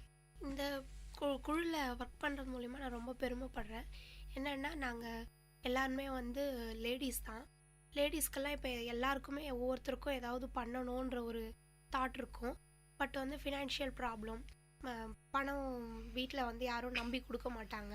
எங்கள் வீட்லேயே எங்களை நம்பாதப்போ இந்த மாதிரி கவர்மெண்ட்லேருந்து இந்த மாதிரி சுய உதவின்னு பண்ணி எங்களுக்கு வந்து எந்த நாமினி அந்த மாதிரிலாம் எதுவும் இல்லாமல் எங்கள் 12 பேருக்கு நாங்களே வந்து ஒருத்தருக்கு ஒருத்தர் நாமினியாக இருந்து எங்களுக்கு கவர்மெண்ட் வந்து பணம் கொடுக்குறாங்க. இது மூலிமா நாங்கள் எங்களோட தொழில் நாங்கள் என்ன செய்யணும்னு நினைக்கிறோமோ, ஒருத்தவங்க வந்து பார்லர் நான் வந்து பியூட்டிஷியன், என் பார்லர் நான் வச்சு நான் ரன் பண்ணிட்டு இருக்கேன். இன்னொருத்தவங்க கார்மெண்ட்ஸு, இன்னொருத்தவங்க வந்து டெய்லரிங்கு, இன்னொருத்தவங்க மாடு வாங்கி இது பண்ணிட்டு இருக்காங்க. அவங்கவுங்க தொழிலை வந்து டெவலப் பண்ணிட்டு இருக்காங்க. இந்த அமௌண்ட் வந்து எங்களுக்கு யூஸ்ஃபுல்லாக இருக்குது. சரி, நீங்கள் சொல்லுங்கள், இப்போது பியூட்டிஷியனாக இருக்கீங்க அப்படின்னு சொன்னீங்க. எந்த விதத்தில் இதை வந்து நீங்கள் அட்மையர் பண்ணீங்க? உங்களுக்கு இது எப்படி பிடிச்சி போய் இந்த ஒரு தொழிலை நீங்கள் கையில் எடுத்தீங்க? எனக்கு சின்ன பத்துலேருந்தே இந்த ஹேண்ட் ஒர்க்லாம் ரொம்ப இன்ட்ரெஸ்ட்டு. இதுவும் வந்து கொஞ்சம் பொறுமையாக செய்ய வேண்டிய வேலை. அவங்கள வந்து அழகுபடுத்தி காட்டுறது தான் இதோட வேலை. அவங்களோட கால்லேருந்து கையிலேருந்து தலையில் ஒரு சிலவங்களுக்கு பெயின் இருக்குது, கால்லெல்லாம் வெடுப்பு இருக்கும். இது எல்லாத்தையுமே க்ளீன் பண்ணி அழகுபடுத்தி காட்டுறது தான் பியூட்டி பார்லர். எல்லாரும் நினச்சின்னு இருக்காங்க பியூட்டி பார்லர்னால் என்ன, காசு செலவு பண்ணுறதுக்கு தான், வேஸ்ட்டு அப்படி இப்படின்னு நினச்சின்னு இருக்காங்க. இதுலேயும் நிறைய நல்ல விஷயங்கள் இருக்குது. இப்போ ஃபேஷியல் பண்ணுறதுனால நமக்கு வந்து ஃபேஸில் இருக்க அழுக்கெல்லாம் போகும், பிளட் சர்க்குலேஷன் நல்லாவும். இப்போது கண்ணு வலின்னு டாக்டர்கிட்ட போனால் கூட டாக்டர் வந்து முதல்ல ஃபேஷியல் பண்ணிக்கோங்க, உங்களுக்கு வந்து ஸ்ட்ரெஸ்ஸு கம்மியாகும். அந்த மாதிரி பார்லர்லையும் நிறைய நல்ல விஷயங்கள் இருக்குது. இப்போ பியூட்டிஷியன் அப்படின்ற ஒரு நிலையில இருந்து நீங்க இவ்வளோ விஷயம் சொல்றீங்க. பியூட்டிஷியன் இல்லாம வீட்ல நீங்க ஒரு 2 குழந்தைகளுக்கு அம்மாவா இருக்கீங்க. அந்த ஒரு நிலைக்கும் இப்ப இந்த சுய உதவிக்குழு பியூட்டிஷியன் இந்த ஒரு நிலைக்குமான வித்தியாசம் என்ன நீங்க ஃபீல் பண்றீங்க? ஃபஸ்ட்டு பார்த்தீங்கன்னா ஹவுஸ் ஒய்ஃப்னா நம்ம ஹவுஸ் ஒய்ஃபாக மட்டும் இருந்தோம். இப்போ இது சுய உதவிக்குழு மூலயமா நான் பார்லரும் வச்சு குடும்பத்தையும் பார்த்துக்கிறோம், அதே மாதிரி குழந்தைங்களையும் பார்த்துக்கிறோம். ரெண்டுத்துக்கும் டைம் ஸ்பெண்ட் பண்ணி டைமிங் ஒதுக்கி நமக்கும் வந்து சும்மா வீட்டில் வெட்டியாக இருக்கிறோம் இல்லாமல் பிஸியாக எல்லாருக்குமே வந்து இப்போ மணி ரொம்ப அவசியமாக இருக்குது. அதனால் பார்லரையும் பார்த்துக்கணும், வீட்டையும் பார்த்துக்கணும், வீட்டில் ஃபினான்ஷியலாக பயங்கர சப்போர்ட்டிவாக இருக்கும். இப்போ நீங்க இந்த பியூட்டிஷியன், குடும்பம், சுய உதவிக்குழு இந்த மாதிரியான நிலைகள் எல்லாம் தாண்டி ஒரு கோல் வச்சிருப்பீங்க. அந்த கோல் நீங்க என்னன்னு நினைக்கிறீங்க? அதை நோக்கி பயணப்படணும்னா என்ன மாதிரியான செயல்பாடுகளில் ஈடுபடணும்னு நினைக்கிறீங்க? என்னோட கோல்னு பார்த்தீங்கன்னா என் பசங்களை நல்லா படிக்க வைக்கணும். என் பொண்ணு வந்து அவள் ஐஏஎஸ் படிக்கணும் அப்படின்னு சொல்கிறா. அவள் படிக்கணுன்னா அதுக்கு ஃபினான்ஷியலாக நிறைய பணம் தேவைப்படும். அதுக்கு வந்து இப்போ எங்கள் ஹஸ்பண்ட் மட்டும் சம்பாதிக்கிறது பத்தாது, கூட நானும் வந்து நல்லா செய்யணும். அதனால தான் இந்த சுய உதவிக்குழுவும் அதில் சேர்ந்து அதில் வர கடன், உள்கடன், அந்த ஊக்கத்தொகை இதெல்லாம் வச்சு என் கடையும் டெவலப் பண்ணி அது ஃபினான்ஷியலாக என் குடும்பத்துக்கு ரொம்ப சப்போர்ட்டிவாக இருக்கும். சரி, இப்போ சுய உதவிக்குழு அப்படின்ற ஒரு நிலையில 4 பேரும் அவங்களுடைய செயல்பாடுகள் எப்படி செஞ்சிட்டு இருக்காங்க அப்படின்றத நம்மள்ட்ட பகிர்ந்துக்கிட்டாங்க. இப்போ வேற ஏதாவது ஒரு சில விஷயங்கள் எங்களுடைய நேயர்கள்ட்ட நீங்க சொல்லணும்னு விருப்பப்பட்டீங்கன்னா நீங்க சொல்லலாம். சுய உதவிக்குழுவில் வந்து நிறைய நன்மைகள் இருக்கிறது வந்து தெரியாமல் இருக்கிறவங்க நிறைய பேர் இருக்கிறாங்க. அவங்க தெரிஞ்சுக்கணும். வங்கி மூலமாக அந்த கடன் கொடுக்குறாங்க. அந்த வங்கி கடனை வந்து வாங்கி தவறாமல் கட்டணும். அதே மாதிரி அந்த கொடுத்த அந்த தவணை காலத்துக்கு முன்னாடியே நம்ம கொண்டு கட்டிடணும். இப்போ எங்களையெல்லாம் ஏன் இந்த இடத்துக்கு நாங்கள் வந்தோம்னா அந்த மாதிரி தவறாமல் கட்டின முன்னாடியே கொண்டு கட்டிட்டோம். ரெண்டாவது வந்து அதனால் வந்து எங்களை வந்து சிறந்த குழுன்னு சொல்லி எங்களுக்கு பரிந்துரைக்கப்பட்டாங்க. ஐசிஎஸ்டபிள்யூ நிறுவனத்தின் மூலமாக எங்களுக்கு அந்த அவார்ட் கொடுத்தாங்க. எல்லா ரெக்கார்ட்ஸு மற்றபடி எல்லா ஒரு குறிப்பும் கரெக்டாக நாங்கள் மெயின்டைன் பண்ணியிருந்தோம். அது மாதிரி மற்ற குழுக்களும் எந்த ஒரு பழுதும் இல்லாமல் குற்றம் இல்லாமல் நம்ம செயல்படும் போது வங்கி அதிகாரிகளும் சரி, ஐசிஎஸ்டபிள்யூ அந்த தொண்டு நிறுவனத்தில் இருக்கிறவங்களும் சரி நம்மளுக்கு பரிந்துரைப்பாங்கங்கிறத வந்து நான் சொல்லிக்க விரும்புகிறேன். கரெக்டாக நம்ம மெயின்டைன் பண்ணணும். அதாவது குழு பற்றி இன்னும் நிறைய இடங்களில் தெரியாமல் இருக்குதுங்க. இப்போது எங்கள் ஏரியாவே வந்து ஒரு 40-30 வீடு கூட இருக்காதுன்னு சொல்லலாம். அப்படி இருந்து ஆனாலும் அங்கே வந்து 2 குழு நடத்துகிறாங்க, இன்னொரு குழு நடந்துட்டு இருக்குது. இந்த மாதிரி நிறைய இடங்களில் வந்து இதை பற்றி தெரியாமல் இருக்கிறாங்க. அவங்களுக்கும் இதை பற்றி சேவிங்ஸ்லாம் என்னென்னு தெரியாமல் இருக்குது. இப்போ நம்ம அந்த சேவிங்ஸ் பண்ணுறதுனால நம்ம தேவைப்பட்டப்போ அதை எடுத்துக்கிறோம், அதை ரெகுலராக கட்டிடுறோம். ஒரு பிரச்சனை இல்லாமல் அது சுமூகமாக போய்ட்டு வீட்டில் அந்த அளவுக்கு நம்மளால் சேமிக்க முடியல. வீட்டில் ஏதாவது ஒரு பிரச்சனை எமர்ஜென்சின்னா நம்ம சேவிங்ஸ்லேருந்து நாங்கள் அதை எடுத்து அது படிப்பு செலவாக இருக்கட்டும், மருத்துவ செலவாக இருக்கட்டும், எதுவாக இருந்தாலும், இல்லை வீட்டில் யாராக வயசானவங்க யாராவது சிக்காயிட்டாலும் சரி, எங்களுக்கு அது ஒரு உடனுக்குடன் எங்களுக்கு உதவி பண்ணுதுன்னு சொன்னால் இந்த சேவிங்ஸ் தான். இது வீட்டில் பண்ண முடியலைங்க எங்களுக்கு. ஆனால் இங்கே அதை வந்து நாங்கள் ரெகுலராக பண்ணிகிட்ருக்குறோம். நிச்சயமாகவே இது இவ்வளோ யூஸ்ஃபுல்லாக இருக்குதுன்றது இன்னும் நிறைய இடங்களில் தெரியாமல் இருக்குது. அதை சேரத்துக்கு பயப்படுறாங்க. ஐயோ நம்ம கடன் வாங்கிட்டால் கட்ட முடியாமல் போயிடுமோ அப்படின்னு வந்து பயப்படுறாங்க. நமக்கு இருக்கிற வருமானத்துக்கு இதை நம்ம சரி கட்ட முடியுமா அப்படின்ற அளவுக்கு நம்ம சேர்ந்துட்ட பின்னாடி அது பாட்டுன்னு அது போயிட்டே இருக்குது. இன்னும் பிரச்சனை இல்லாமல் நடந்துட்டு அதாவது நேரத்தில் அதாவது நடந்துகிட்டே இருக்குது. அதை பற்றி நம்ம கவலைப்பட வேண்டிய அவசியமே இல்லை. இதை சொல்லப்போனால் எல்லாரும் வந்து இதுக்கு ஒத்துழைப்பு கொடுக்குறாங்க, அதுதான் முக்கியம். எல்லாருமே வந்து வயசானவங்களாக இருந்தாலும் சரி, படித்தவங்களாக இருந்தாலும் படிக்காதவங்களாக இருந்தாலும் சரி, இப்போ நாங்கள் 2 பேரும் சொல்கிற கருத்தை அவங்க ஏற்றுக்கணும். அப்படி இருந்தால் தான் இதை கண்டினியூவாக நாங்கள் வந்து நடத்த முடியும், இல்லைன்னா நடத்த முடியாதுங்க. அந்த அளவுக்கு ஒத்துழைப்பு கொடுக்குறாங்க. அதை வந்து இந்த தொழில் செய்கிறதுலையும் சரி, ஒவ்வொருத்தரும் அவங்க விருப்பப்பட்ட அவங்க சொன்ன மாதிரி ஷாப்பிங் வச்சுக்கிறவங்க, பியூட்டிஷியன் முடிச்சிருக்கவங்க அவங்க தொழிலுக்கு அது உதவியாக இருக்குது. இந்த மாதிரி அவங்கவுங்க கல்வி கடன் எப்போ வேணாலும் எங்கள் எப்போவுமே வந்து சேவிங்ஸில் நாங்கள் காசு வச்சுட்டே இருப்போம். யார் கேட்டாலும் அதை எப்போ அவங்களுக்கு இல்லை மந்த்லி ஒருத்தர் அதை எடுத்து அவங்க அதை யூஸ் பண்ணிக்கிறாங்க. இது எல்லாருக்கும் போய் சேரணும், தெரியணும். கண்டிப்பாக இது முடிந்த அளவுக்கு இதில் எல்லாருமே ஜாயின் பண்ணி அவங்களுக்குன்னு ஒரு தனி வருமானம் வர்ற மாதிரி இதுலேருந்து முன்னேறணும். இந்த மாதிரி சுய உதவி குழு மூலமாக எல்லா பெண்களும் பயனடையணுன்றது தான் எங்களோட ஆசை. நேர்ல இதுவரை அனுபவ மேடை நிகழ்ச்சியில மகிழம்பூ மகளிர் சுய உதவி குழு தலைவி இயேசுமேரி, அதன் செயலாளர் கீதா, மயில் சுய உதவி குழு தலைவி ஜெயந்தி, அதன் உறுப்பினர் சொப்னா அவர்களுடைய அனுபவங்களை நம்ம கிட்ட பகிர்ந்துக்கிட்டாங்க. அது மட்டும் இல்லாம அவங்களுடைய கைத்தொழிலிருந்து கல்வி, அது மட்டும் இல்லாம மருத்துவம், சமூகம், குடும்பம், கூட்டு முன்னேற்றம்னு பலவிதமான செயல்முறையில அவங்க செயல்பட்டு இருக்கிறத நம்ம கூட பகிர்ந்துக்கிட்டாங்க. இன்னொரு அனுபவ மேடை நிகழ்ச்சியில வேற ஒரு சிலரோட அவங்களுடைய அனுபவங்களை நாம பகிர்ந்துக்கலாம். அதுவரை உங்களிடமிருந்து விடைபெறுவது உங்கள் KP ஆனந்த், உங்கள் VIT பண்பலை 90.8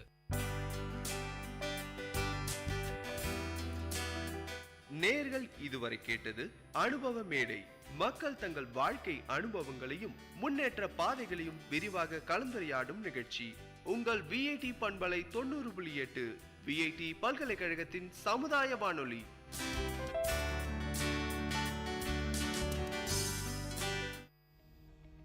नमस्कार दोस्तों, मैं हूँ आरजे ख्याति और आप सभी मुझे सुन सकते हैं VIT कम्युनिटी रेडियो 90.8 FM पे। विकसित भारत @2047 यह भारत सरकार का अभियान है जिसका लक्ष्य है 2047 तक भारत को एक विकसित राष्ट्र बनाना। सभी छात्र अपने विचार प्रदान कर सकते हैं। mygov.in पोर्टल पर जाएं और विकसित भारत परामर्श खंड में भरें। पोर्टल पर निम्नलिखित प्रश्नों का उत्तर दें। विभिन्न पहलुओं में विकसित भारत तक पहुंचने के लिए हमें क्या करना चाहिए? मेरे अनुसार किसी भी राष्ट्र को विकसित करने में सबसे बड़ी भूमिका वहाँ की युवा पीढ़ी और शिक्षा नीति निभाते हैं।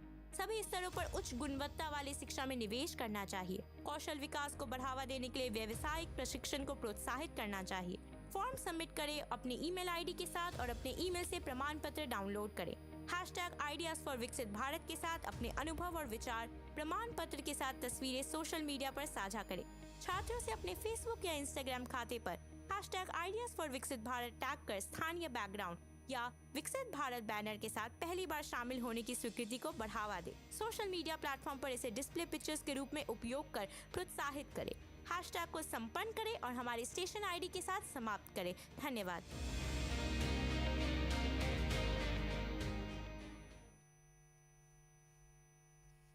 Hello everyone, this is Silena from VIT Community Radio. I'm going to recite a poem written by me, A Piece of Me. A thoughtless rejection, an incomprehensible pain, a marred laughter, a disguised hope, an unforgettable reminiscence, a faded nostalgia, a shattered dream, 1,000,001 pieces of broken trust, a cosmic longing, a hopeless expectation, an unanswered beacon, an unwrapped attachment, a futile investment, a boastful mistake, an embellished scar, an addictive torture, an unfathomable deep altogether, a piece of me that still breathes in you. Give that back, and down my path I shall walk. Thank you. The story of a soft heart. Everyone has a heart. Every heart has its own language. Every heart has something to speak. Every heart wants its listener. But the irony is dramatic. Every heart knows only its own fine language and fails to interpret the rest. Every heart expects to be listened and never chooses to play the listener. There are hearts which are kind and hearts which are ruthless. Hearts soft and tender, never do they find anything a crooked business.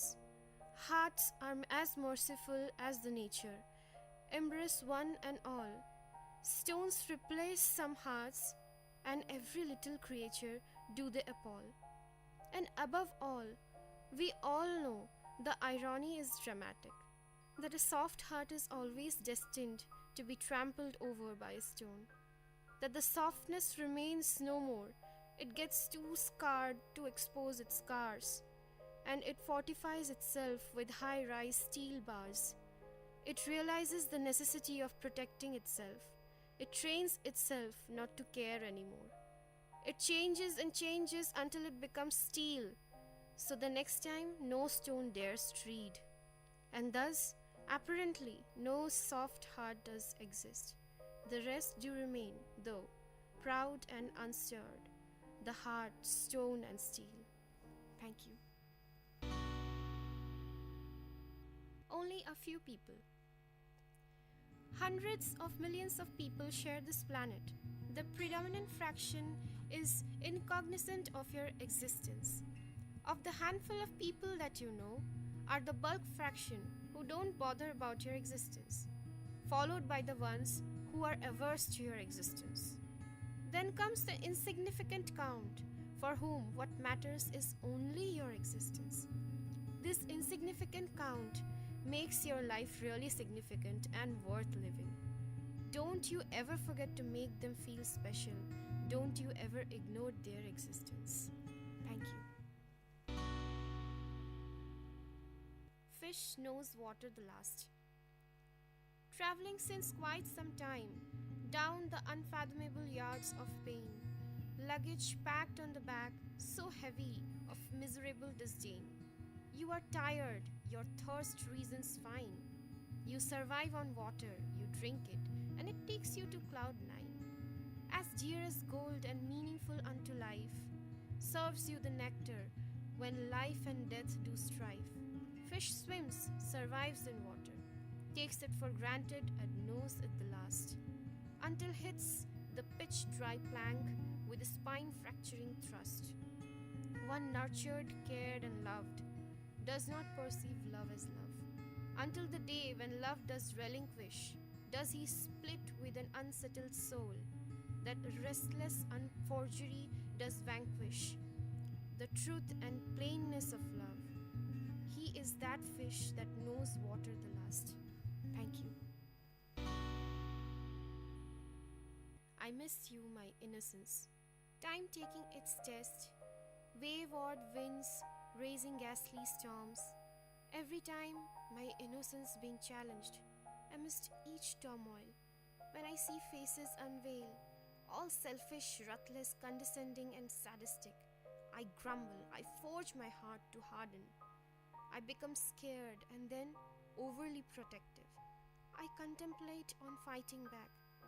Vengefulness and jealousy start peeking through the voids of doubts and uncertainties. My innocence gets smothered unnoticed, and that mirror, being no less cruel, mocks at me and asks, "Who are you?" every time I face it. Horror and doubt, all unknown, have a crunchy snack on my clueless mind. For an ounce of a moment, I stare blank, inner voice of no help, a bleak and barren moor. I utter to myself an impulsive reply, "I miss you, my innocence, I miss you. Thank you." Emotional hibernation. This emotional hibernation comes in cyclic phases. As winter follows autumn, so does my pattern follows its traces. I merrily go through my happy summer days. Least could I surmise my emotional Sabbath. Unnoticed follows the winter that stays. And it is when life succumbs inside to a satirical aftermath. Expectations creep in furtively. What havoc does it create, O Lord? I deluge in the downpour of heft, my feelings lessening to nothingness. I cannot but mourn at the theft. And then I know, feeling sad is better than feeling nothing. At least I'm breathing, I know. Thank you. Never regret whatever. When everything is visibly changing on the outer and inner surfaces, when I feel dimensions expanding and contracting within my cosmic conscience, when I see situations and people change, when I witness the old flowers wither and new ones grow, I realize deep within I'm moving ahead to embrace the ultimate, leaving behind the transitoriness in the depths of my memory. As things seem moving on, I'm assured that it's me sailing through. For the viewer seated in the boat interprets the world flying past and himself standing still. I have changed. They forgot too. They missed keeping their pace with me and are left behind. I emerge out the victor. Those pinpricks were vaccines. They immuned me against the bigger bitter. Thanking each and never regretting one, I move on. Never do I turn back. Thank you. మీరు వింటున్నారు VIT community radio 90.8 FM. నేను మీ RJ Sindhu. 100 సంవత్సరాల స్వాతంత్ర దినోత్సవం వేడుకలు అభివృద్ధి చెందిన దేశంగా రూపొందాలి అని మన ప్రభుత్వం నిర్ణయం చేసింది. దీని వీక్షిత్ భారత్ అనే పేరుతో ప్రజల్లోకి వచ్చేసింది. అందులో భాగంగా మన ఆలోచనలు మరియు సలహాలు ప్రభుత్వం దృష్టికి తీసుకురావచ్చు. నా ఆలోచన అయితే స్ట్రీట్ లైట్స్ కి సోలార్ ప్యానెల్స్ ఉపయోగిస్తూ సంఖ్య పెంచాలి. దీనివల్ల కరెంట్ ని చాలా ఆదా చేయొచ్చు. మరి మీ ఆలోచనలేంటి? మై గోవ్ పోర్టల్లో వీక్షిత్ భారత్ ఫామ్ ఫిల్ చేసి మీ ఫోటోలు మరియు మీ ఆలోచనని సోషల్ మీడియాలో ప్రచారం చేసేయండి. #ఐడియాస్ ఫర్ వీక్షిత్ భారత్ ఉపయోగిస్తూ చేయండి. మంచి సలహాకి మొదటి బహుమతిగా 5 లక్షలు, రెండో బహుమతిగా 3 లక్షలు మరియు మూడో బహుమతిగా 2 లక్షలు ఇస్తారు. సో మీ వంతు కృషి చేస్తారు అని ఆశిస్తూ ధన్యవాదాలు.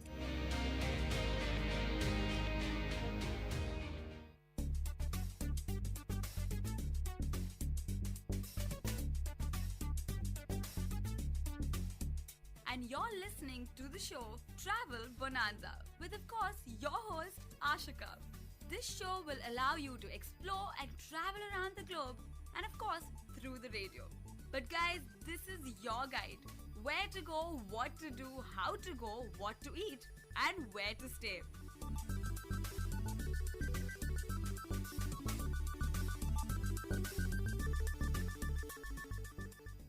Hello listeners, you're listening to VIT Community Radio 90.8. This is your show Travel Bonanza with your host Ashika. The show where you will get to explore the globe through the radio. Today we shall explore God's own country. Yes, we all know it. It's Kerala, of course. It's a vast place, an entire state, of course. But I had managed to explore it in just one whole week. So you have various destinations. You have the capital, which is Thiruvananthapuram, or as we call it, Trivandrum. Then you have Cochin, the port city.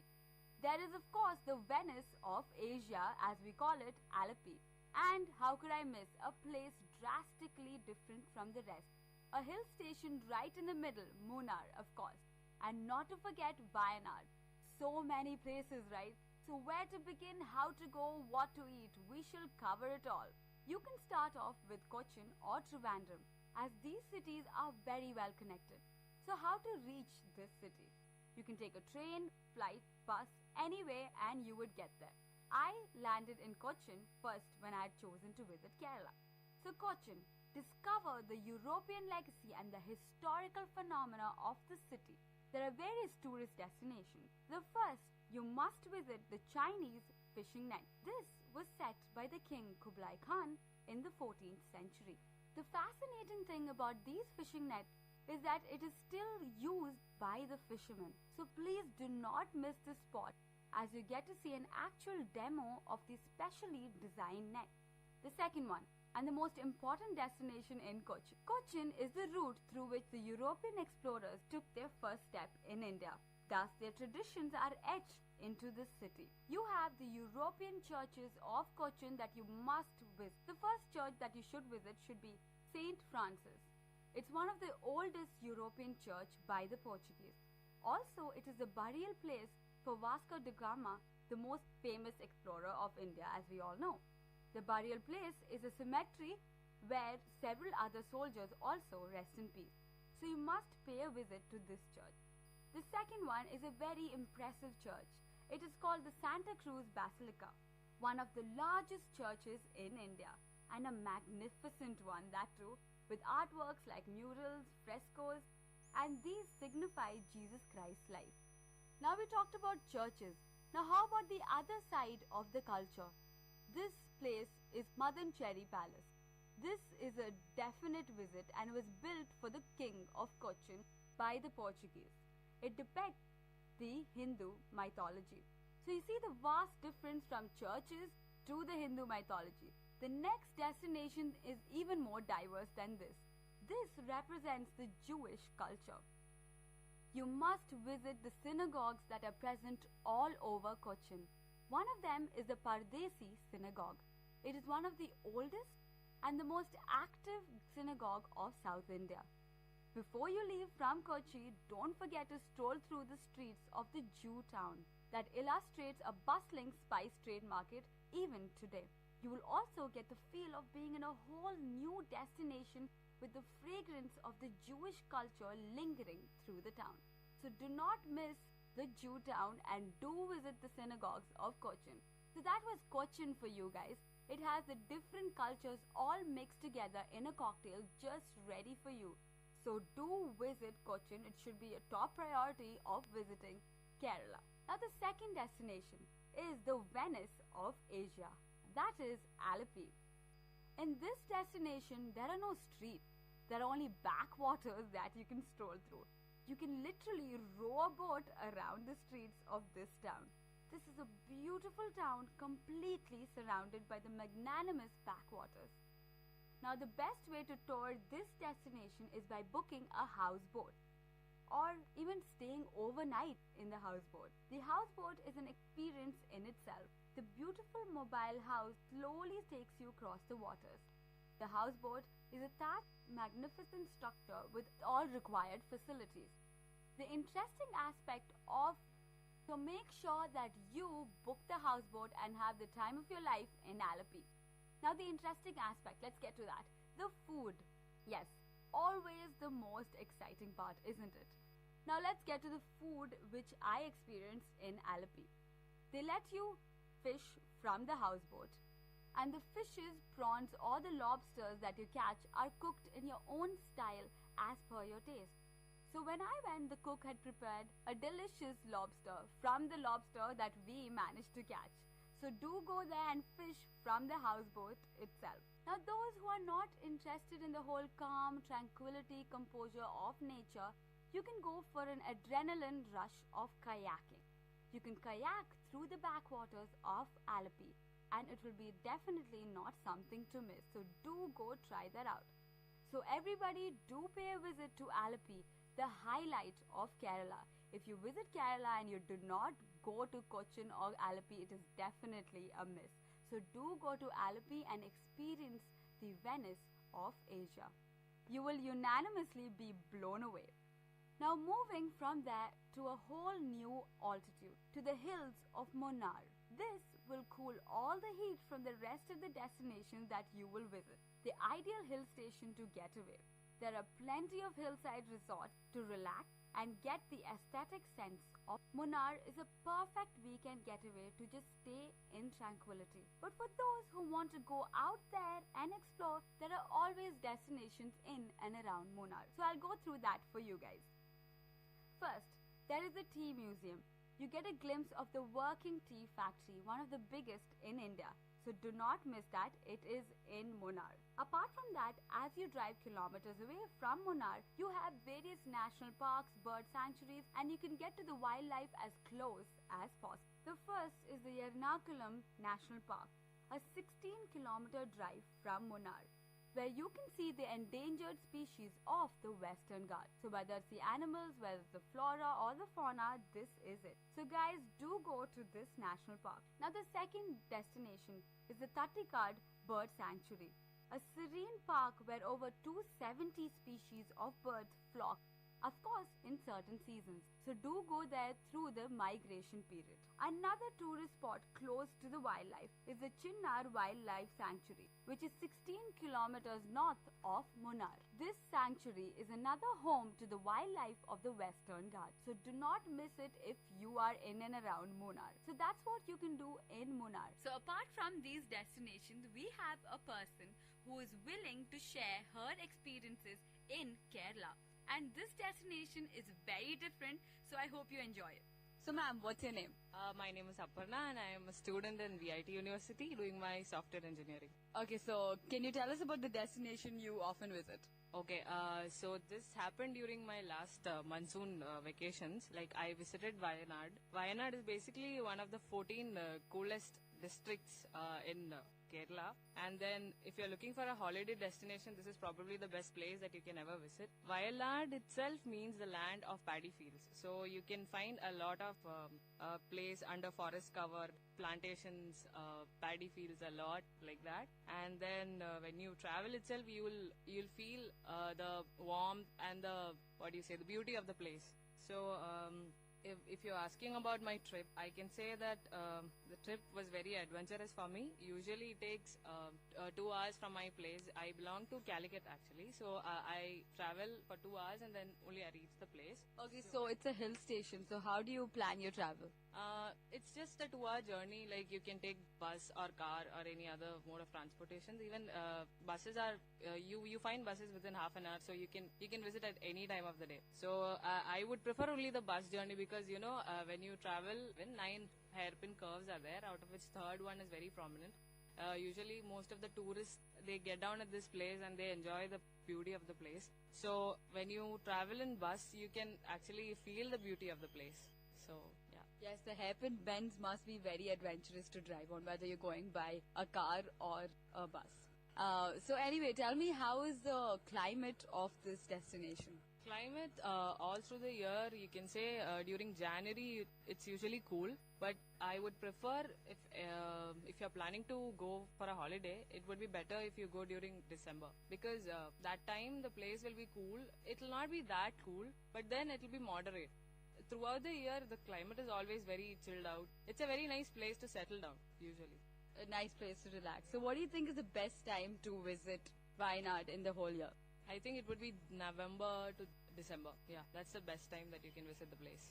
Okay, so tell us about the prime locations to visit, the tourist attractions in Wayanad. Okay, tourist attractions, there are so many places actually. There are dams, there are coffee, tea plantations are there. And then you have this Edakal Caves, Pukod Lake. Due to some time problem, I couldn't visit most of the places. So I visited Karapuda Dam, and the dam, it was very beautiful. Usually they have a major part of the dam as a irrigation purpose, and then tourists keep visiting the place, and then you have to travel a little bit inside. You have to go from Wayanad also. You have to travel a little bit inside to reach the place. And yeah, that's it. The place is very beautiful. Okay, what about the tea and coffee plantations that you were emphasizing about? Okay, tea and coffee plantations. Even when you start from the bottom of the hill, if you go while going itself, you can see the plantations. And if you separately want to visit the place, you can just get into any of these tea estates, and then you can visit the place. There are several brands, like including local and good brands are there of tea coffee plantations, and then yeah, that's it. It's very nice, especially when you travel in the morning or it will be very foggy. It will be very nice to see. It sounds very beautiful. So apart from Wayanad, there are other hill stations in Kerala like Munnar. So how do you think Wayanad is set apart? Okay, Munnar, even if you ask anybody about Kerala, the first hill station that comes to one's mind is Munnar. Munnar is very common, but then most of the people doesn't know about Wayanad. So I think it's less populated and less polluted when compared to Munnar, if you take the current situation. Yeah, that's it. So obviously that makes it a better place because people do not know about the tourist destination. Anyway, tell us about the Wayanad cuisine. Okay, Wayanad cuisine. Of course, food is the most important part, but yeah. Food is very important. So they have normal food items that they usually eat, the food items that are consumed by the other Keralites usually. And then most of the things that you get there, they are very fresh. Since it's a hill station, you can actually expect good vegetables, everything. And even while you're traveling, you can find the roadside stops where they sell coffee, tea and all. So I think that captured my this thing. Like I found that as more catchy compared to the other big hotels that were there.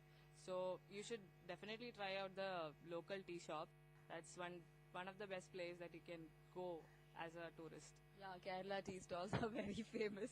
So you guys better visit that place. Okay, so I want to talk about one more destination, and that would be Bepur.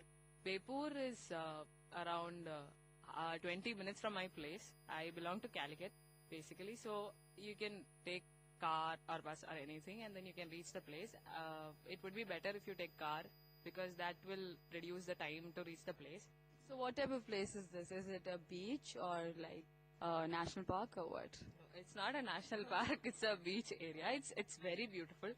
It's like a beach port. You can say it's more like a port. So much of fishing activities happen there. And then a lot of tourists visit there. Usually couple, family, they spend their time in the evening or morning. You can even take a evening walk or morning walk. Morning walk would be very nice.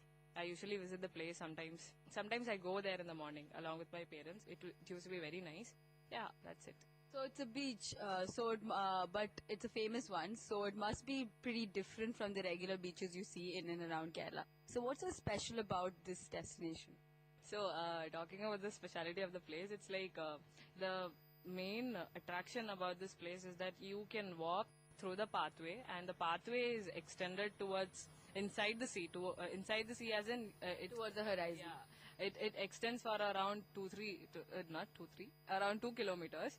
Around 2 kilometers, and you can walk. It actually takes a lot of time to reach from one end to the other, and people, they spend their time sitting on the rock side, and on the rock side you can see this small tiny crabs crawling around, and then boats, people busy with fishing, and in the evening if you visit you can see people flying kites near the shore side. So the whole scenic beauty, or whatever you call it as, it's very nice, it's very beautiful, and you will not get to see anything like this anywhere else. So this is definitely a beach that you should visit.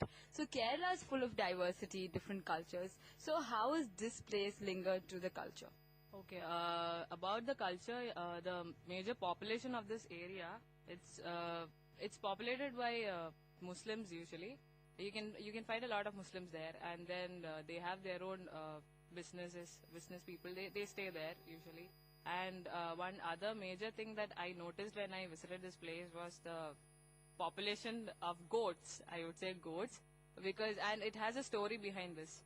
The thing is, there used to be one famous author. His name is Muhammad Bashir. So he is very famous for his short stories and novels. And then one of his main work was Pathumed Adu, which means Pathuma's goat. Pathuma is a person's name basically. And he has written so many other small short stories also. People still read it. That's the best thing, and he's well known among most of the Malayalis. Yeah, that's it. Goats. So probably the population of goats is more than the humans in that place. Yeah, kind of.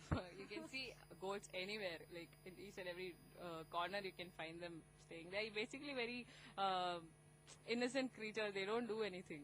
So Aparna, what are the other places to see within that beach area? Other places, I can say that the pathway that I was talking about, there are two sides of it. One is nicely built, it's made properly, but the other side, it's more like a forest covered area. So to reach that side, you have to cross from one side to the other. So they usually don't have proper boats to cross from one place. So it's like they have something that looks like a raft, similar to a raft. It's square in shape. I don't know what you call it. So that's how you reach there. And then when you reach that side, you can find this lighthouse too. You can find the lighthouse, and they start emitting light at night, and which is useful for the boats and like the fishing people, in the night. Okay, thank you so much for informing us about this destination. And do you have any suggestions or any further information to share with? Okay, if you are planning for a visit to Kerala, I can talk about one more destination. It's Adirampalli Waterfalls. It's in Chalakudi. I didn't even dream of going to that place actually. I visited the place as a part of my friend's cousin's wedding. So one evening we just went to the place, and that place is very beautiful. It's a waterfalls. So the thing is. So how do you reach the destination? Okay, reaching the destination, I don't remember the place exactly, but then it took around 1 hour from my place to the destination. So if you... Your place is Calicut? No, not Calicut. I visited my friend's place actually. So it's not in Calicut, it's in Thrissur. It's in the district called Thrissur. So basically it's connected by buses or even trains? Yeah, if you're taking a train from Calicut, it will usually take 2 to 3 hours. And from there, maybe you can travel for 1 more hour, and then you can reach the destination. Okay, so wherever you are, whether you're in Vellore or anything, there are train connections to the place. Yeah. You can travel from any part of the state or other neighboring states. You can easily travel to the place. Just that from Thrissur, you'll have to take extra 1 hour maybe. And talking about the place, it's very beautiful. It has forest area. It's more like in between a forest, and then you can find the shallow part as well as the falls part. Like and they have restrictions towards boundaries where you are not allowed to go after a particular limit, and you can find a lot of monkeys also there. So whenever you're traveling, make sure that you don't have anything big food items with you. And then the best part is you have to go to the downfalls part, the main part, and it's not like a normal waterfalls. You have to travel down. It's more like a trekking experience. It will add it up as a trekking experience. You can add it up as a trekking experience too. And when you reach the falls, it's very nice. Like water, it literally sprinkles on your face. You can feel the water sprinkling on your face. Sounds beautiful. Yeah, it's very nice. And yeah. So this waterfalls, I've heard it comes in certain movies too. It's a prime tourist, not only tourist, sorry, a film shooting area, right? Yeah, so many Malayalam movies have been shot there, and even Hindi movies. I can say most of them would have seen this movie called Ravan, where Aishwarya Rai, she makes a leap from the top to the bottom. So that was shot from Adirampalli only. It's very nice, very beautiful. So guys, it's definitely a place to visit, and it sounds really beautiful. Thank you so much, Aparna, for joining us. And you informed us about 3 destinations, so thanks a lot. And destinations that are actually not really famous to the people who visit Kerala. So do visit these 3 destinations and let us know how it is. So thank you so much, Aparna, for joining us today. And thank you, Ashika, for giving me this opportunity, and I look forward for more opportunity to talk about the places so that people can at least know, and then they can visit the place, because there are so many places that nobody knows, so many places that people should know about. So I think you are doing a good job making such a show and making people aware about these places. So thanks for that again. All these 3 places. Anyway, thank you so much, Aparna, for joining us today. This opportunity to talk about this place. I really want everybody to visit this place once in their lifetime. Yeah, that's it. So guys, I hope that was very informative, and I hope you guys do visit. Kerala is known for its Malabar cuisine, ranging from soft appams to fish mole to payasam, coconut flavored avial. This is a variety to satisfy every taste palate. This is getting me super hungry already, thus let's change the subject. And before we close in and you all leave Kerala, do not even think about not embracing the Ayurvedic spas which are sprayed across Kerala. This will soothe your body and soul as your senses come alive through the Ayurvedic massage. So everyone of Vellore, I've told you all the must-dos of Kerala, the indefinite places to visit, the cuisines to entangle in, and how to revive your senses. I've covered only half of Kerala.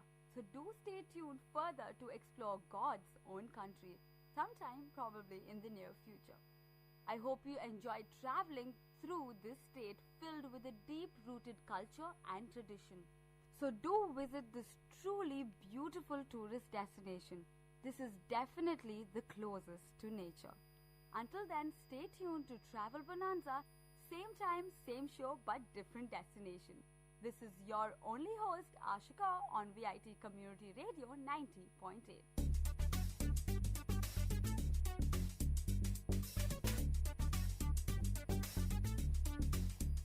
This was Travel Bonanza with your host, Ashika. So stay tuned to VIT Community Radio 90.8.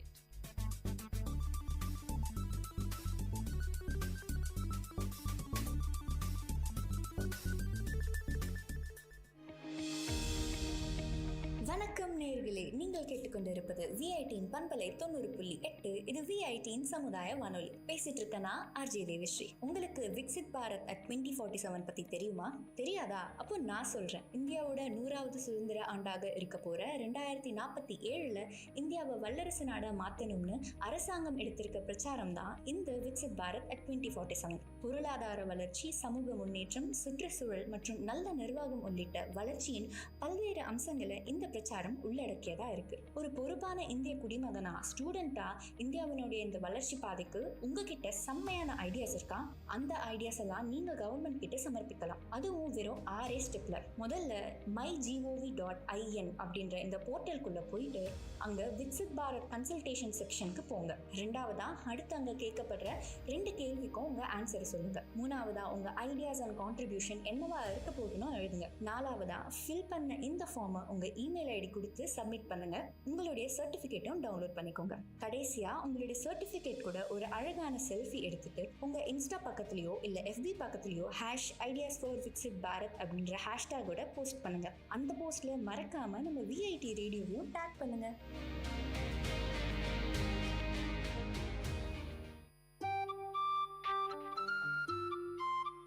தம்பி வா வா வா வா வா. அண்ணே வேலண்ணே, யாரை கூப்பிட்டு இருக்க? அதுவா பாலு, அதோ தெரியுது பாரு மேகம், அதை தான் கூப்பிடுறேன். அட அண்ணே, எனக்கு வெளியில வேலை இருக்கு. இப்ப போய் மேகத்தை கூப்பிடுறேன்ற. மேகம் வந்தா தனியா வரும், கூடவே மழையில வரும். தம்பி பாலு, நான் யாரு? வேலு. வேலூர் வேலு. நான் ஒரு வேலை செஞ்சா அதுக்கு பின்னாடி 1000 அர்த்தம் இருக்கும்.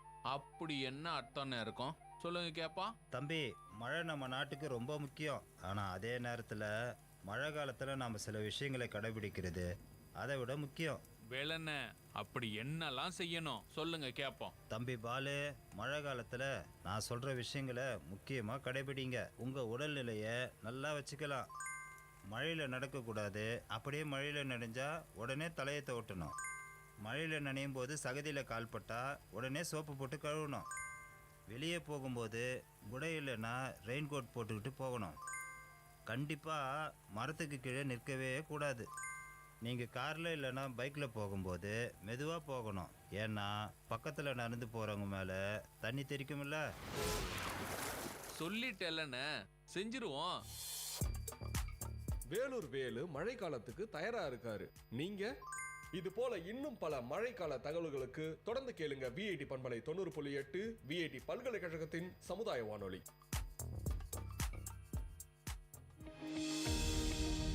You're listening to VIT Community Radio 90.8 with your RJ Dia. And today we're going to talk about the voices of the youth.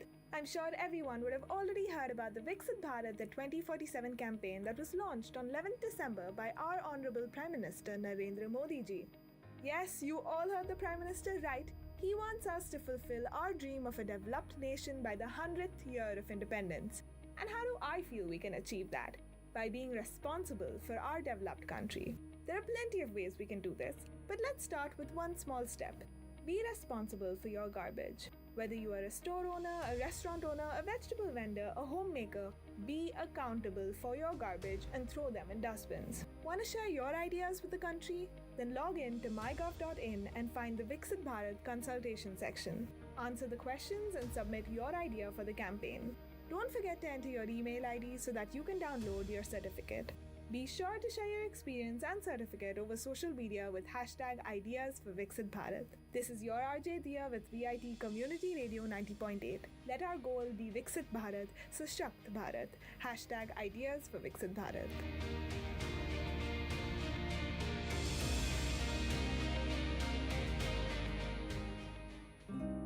कच्चे धागे रिश्तों के टूटे हाथों से तेरे फिर न आएगी, मिटे लकीरें हाथों की।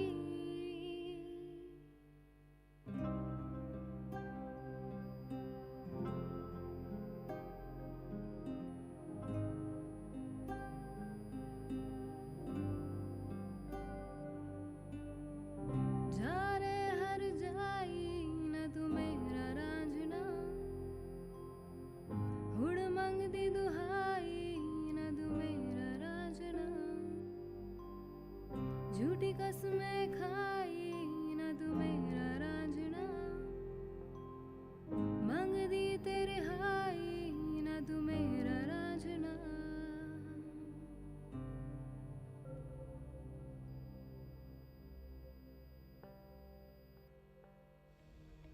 नमस्कार दोस्तों, मैं हूँ आरजे ख्याति और आप सभी मुझे सुन सकते हैं VIT कम्युनिटी रेडियो 90.8 FM पे। विकसित भारत @2047 यह भारत सरकार का अभियान है जिसका लक्ष्य है 2047 तक भारत को एक विकसित राष्ट्र बनाना। सभी छात्र अपने विचार प्रदान कर सकते हैं। mygov.in पोर्टल पर जाएं और विकसित भारत परामर्श खंड में भरें। पोर्टल पर निम्नलिखित प्रश्नों का उत्तर दें। विभिन्न पहलुओं में विकसित भारत कैसा दिखना चाहिए? उन लक्ष्यों तक पहुंचने के लिए हमें क्या करना चाहिए? मेरे अनुसार किसी भी राष्ट्र को विकसित करने में सबसे बड़ी भूमिका वहाँ की युवा पीढ़ी और शिक्षा नीति निभाते हैं। सभी स्तरों पर उच्च गुणवत्ता वाली शिक्षा में निवेश करना चाहिए। कौशल विकास को बढ़ावा देने के लिए व्यावसायिक प्रशिक्षण को प्रोत्साहित करना चाहिए। फॉर्म सबमिट करें अपने ईमेल आईडी के साथ और अपने ईमेल से प्रमाण पत्र डाउनलोड करें। #आइडियाज फॉर विकसित भारत के साथ अपने अनुभव और विचार प्रमाण पत्र के साथ तस्वीरें सोशल मीडिया पर साझा करें। छात्रों से अपने फेसबुक या इंस्टाग्राम खाते पर #आइडियाज फॉर विकसित भारत टैग कर स्थानीय बैकग्राउंड या विकसित भारत बैनर के साथ पहली बार शामिल होने की स्वीकृति को बढ़ावा दें। सोशल मीडिया प्लेटफॉर्म पर इसे डिस्प्ले पिक्चर्स के रूप में उपयोग कर प्रोत्साहित करें। हैशटैग को संपन्न करें और हमारे स्टेशन आईडी के साथ समाप्त करें। धन्यवाद।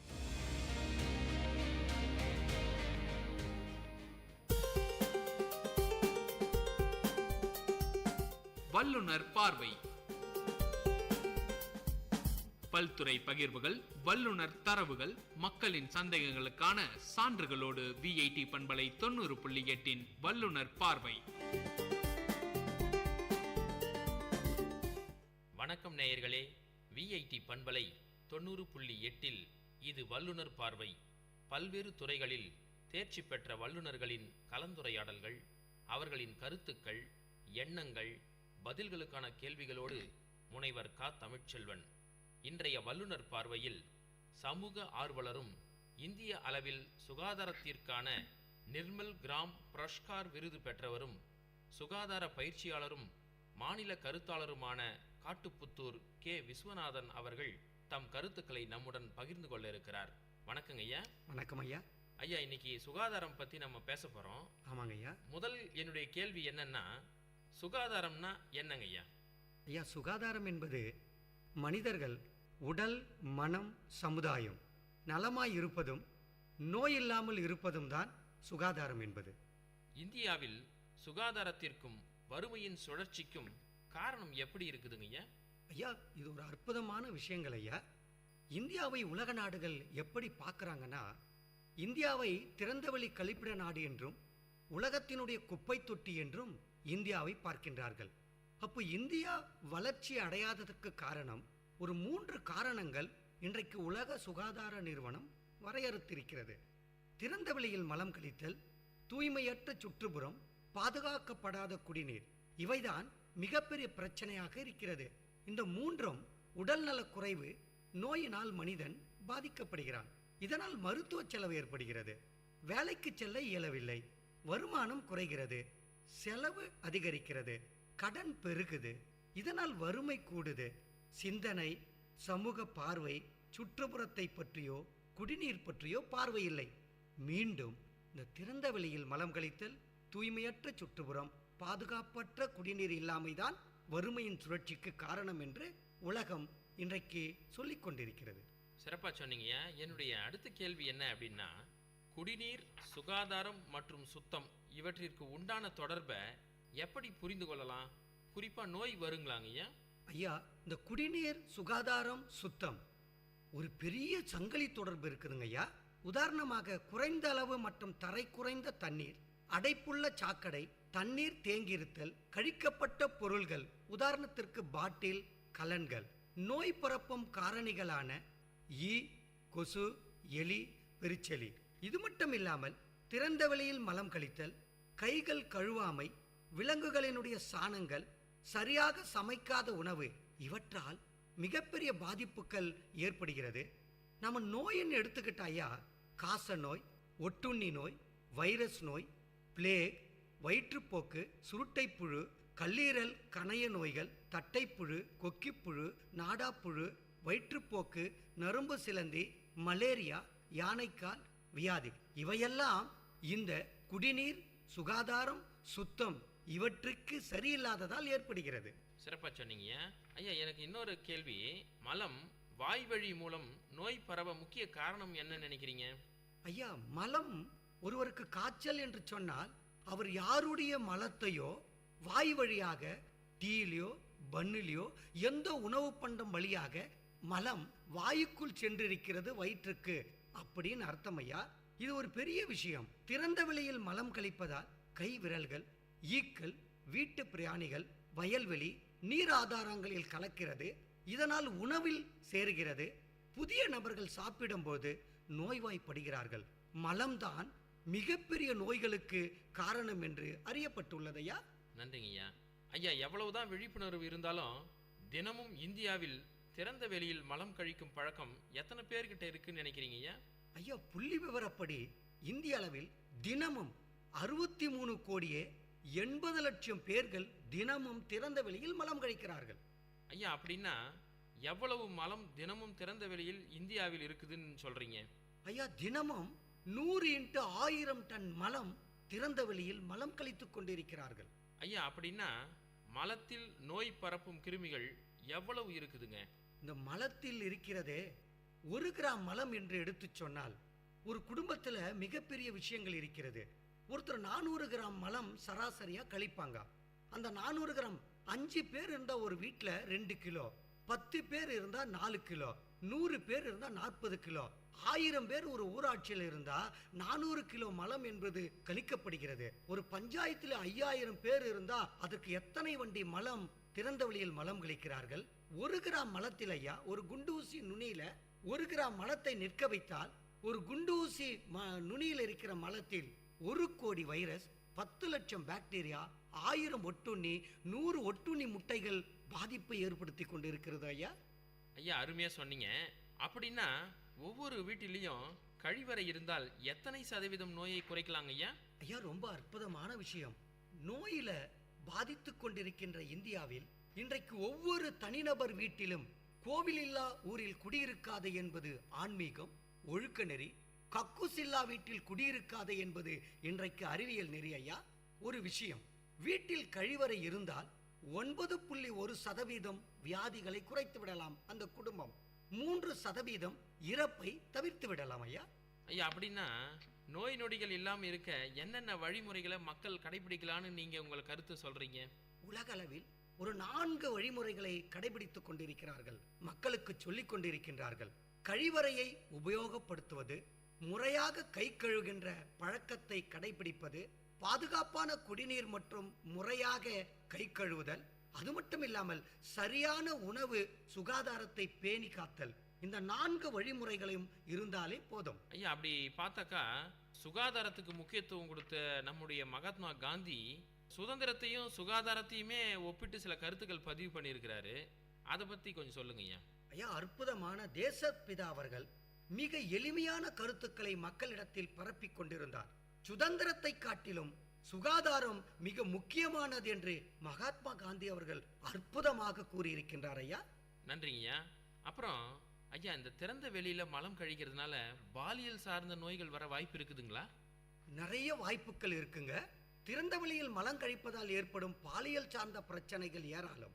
பாலியல் கொடுமை நடக்குது, கற்பழிப்பு, வன்கொடுமை, ஆண்களால் ஏளனம் ஆவுதல், ஆண்கள் வந்தால் பெண்கள் மலம் உட்காரும் பொழுது எழுந்து எழுந்து நின்று மலம் கழித்தல், இதனால் உடல் பலவீனம் அடைகிறது. சில இடங்களில் இளைஞர்கள் புகைப்படம் எடுத்து கேலிக்கு ஆளாக்குகிறார்கள். அது மட்டும் இல்லாமல் பெண்கள் மலம் கழிக்கும் இடத்திலேயே ஆண்கள் வேண்டுமென்று மலம் கழிப்பதினால் மான பிரச்சனை ஏற்படுகிறது. மலத்தை அடக்கி வைப்பதால் கர்ப்பப்பை அடி இறக்கம் ஏற்படுவது, குடல் புழுக்கள் உருவாகி இறப்பை ஏற்படுத்துகிறது. இன்னும் ஒரு நீண்ட பிரச்சனை, பாலியல் பிரச்சனை இருக்குதுங்க. மலத்தை நீண்ட நேரம் அடக்கி வைப்பதால் உடல் சார்ந்த பிரச்சனைகள் ஏற்பட்டு இறப்புக்கு ஆளாகிறார்கள். இதனால் பெண்கள் வெளிச்சத்தின் கைதிகள் என்ற நிலைக்கு தள்ளப்படுகிறார்கள். நல்ல சிறப்பா சொன்னீங்க ஐயா. திறந்த வெளி மலம் கழிப்பதால் ஏற்படும் பொருளாதார பிரச்சனைகள் என்னென்னு சொல்ல முடியுமா? ஐயா, ரொம்ப அற்புதமான பொருளாதார பிரச்சனைகளை மக்கள் இழந்து கொண்டிருக்கிறார்கள். மிக மோசமாக பாதித்துக் கொண்டிருக்கிறது. கழிப்பறை கட்ட பண வசதியும் இடவசதியும் அதிகம் தேவை என்று தவறாக புரிந்து கொள்கிறார்கள்.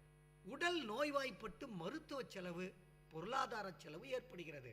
அது மட்டும் இல்லைங்க, பாம்பு கடிப்பது, வனவிலங்கு கடிப்பது, மனித விலங்குகளிடம் பாதுகாப்பு இல்லாமை, மற்றவர் கேலி பேச்சு, உற்றார் உறவினர் அவர்களிடம் மதிப்பு குறைகிறது.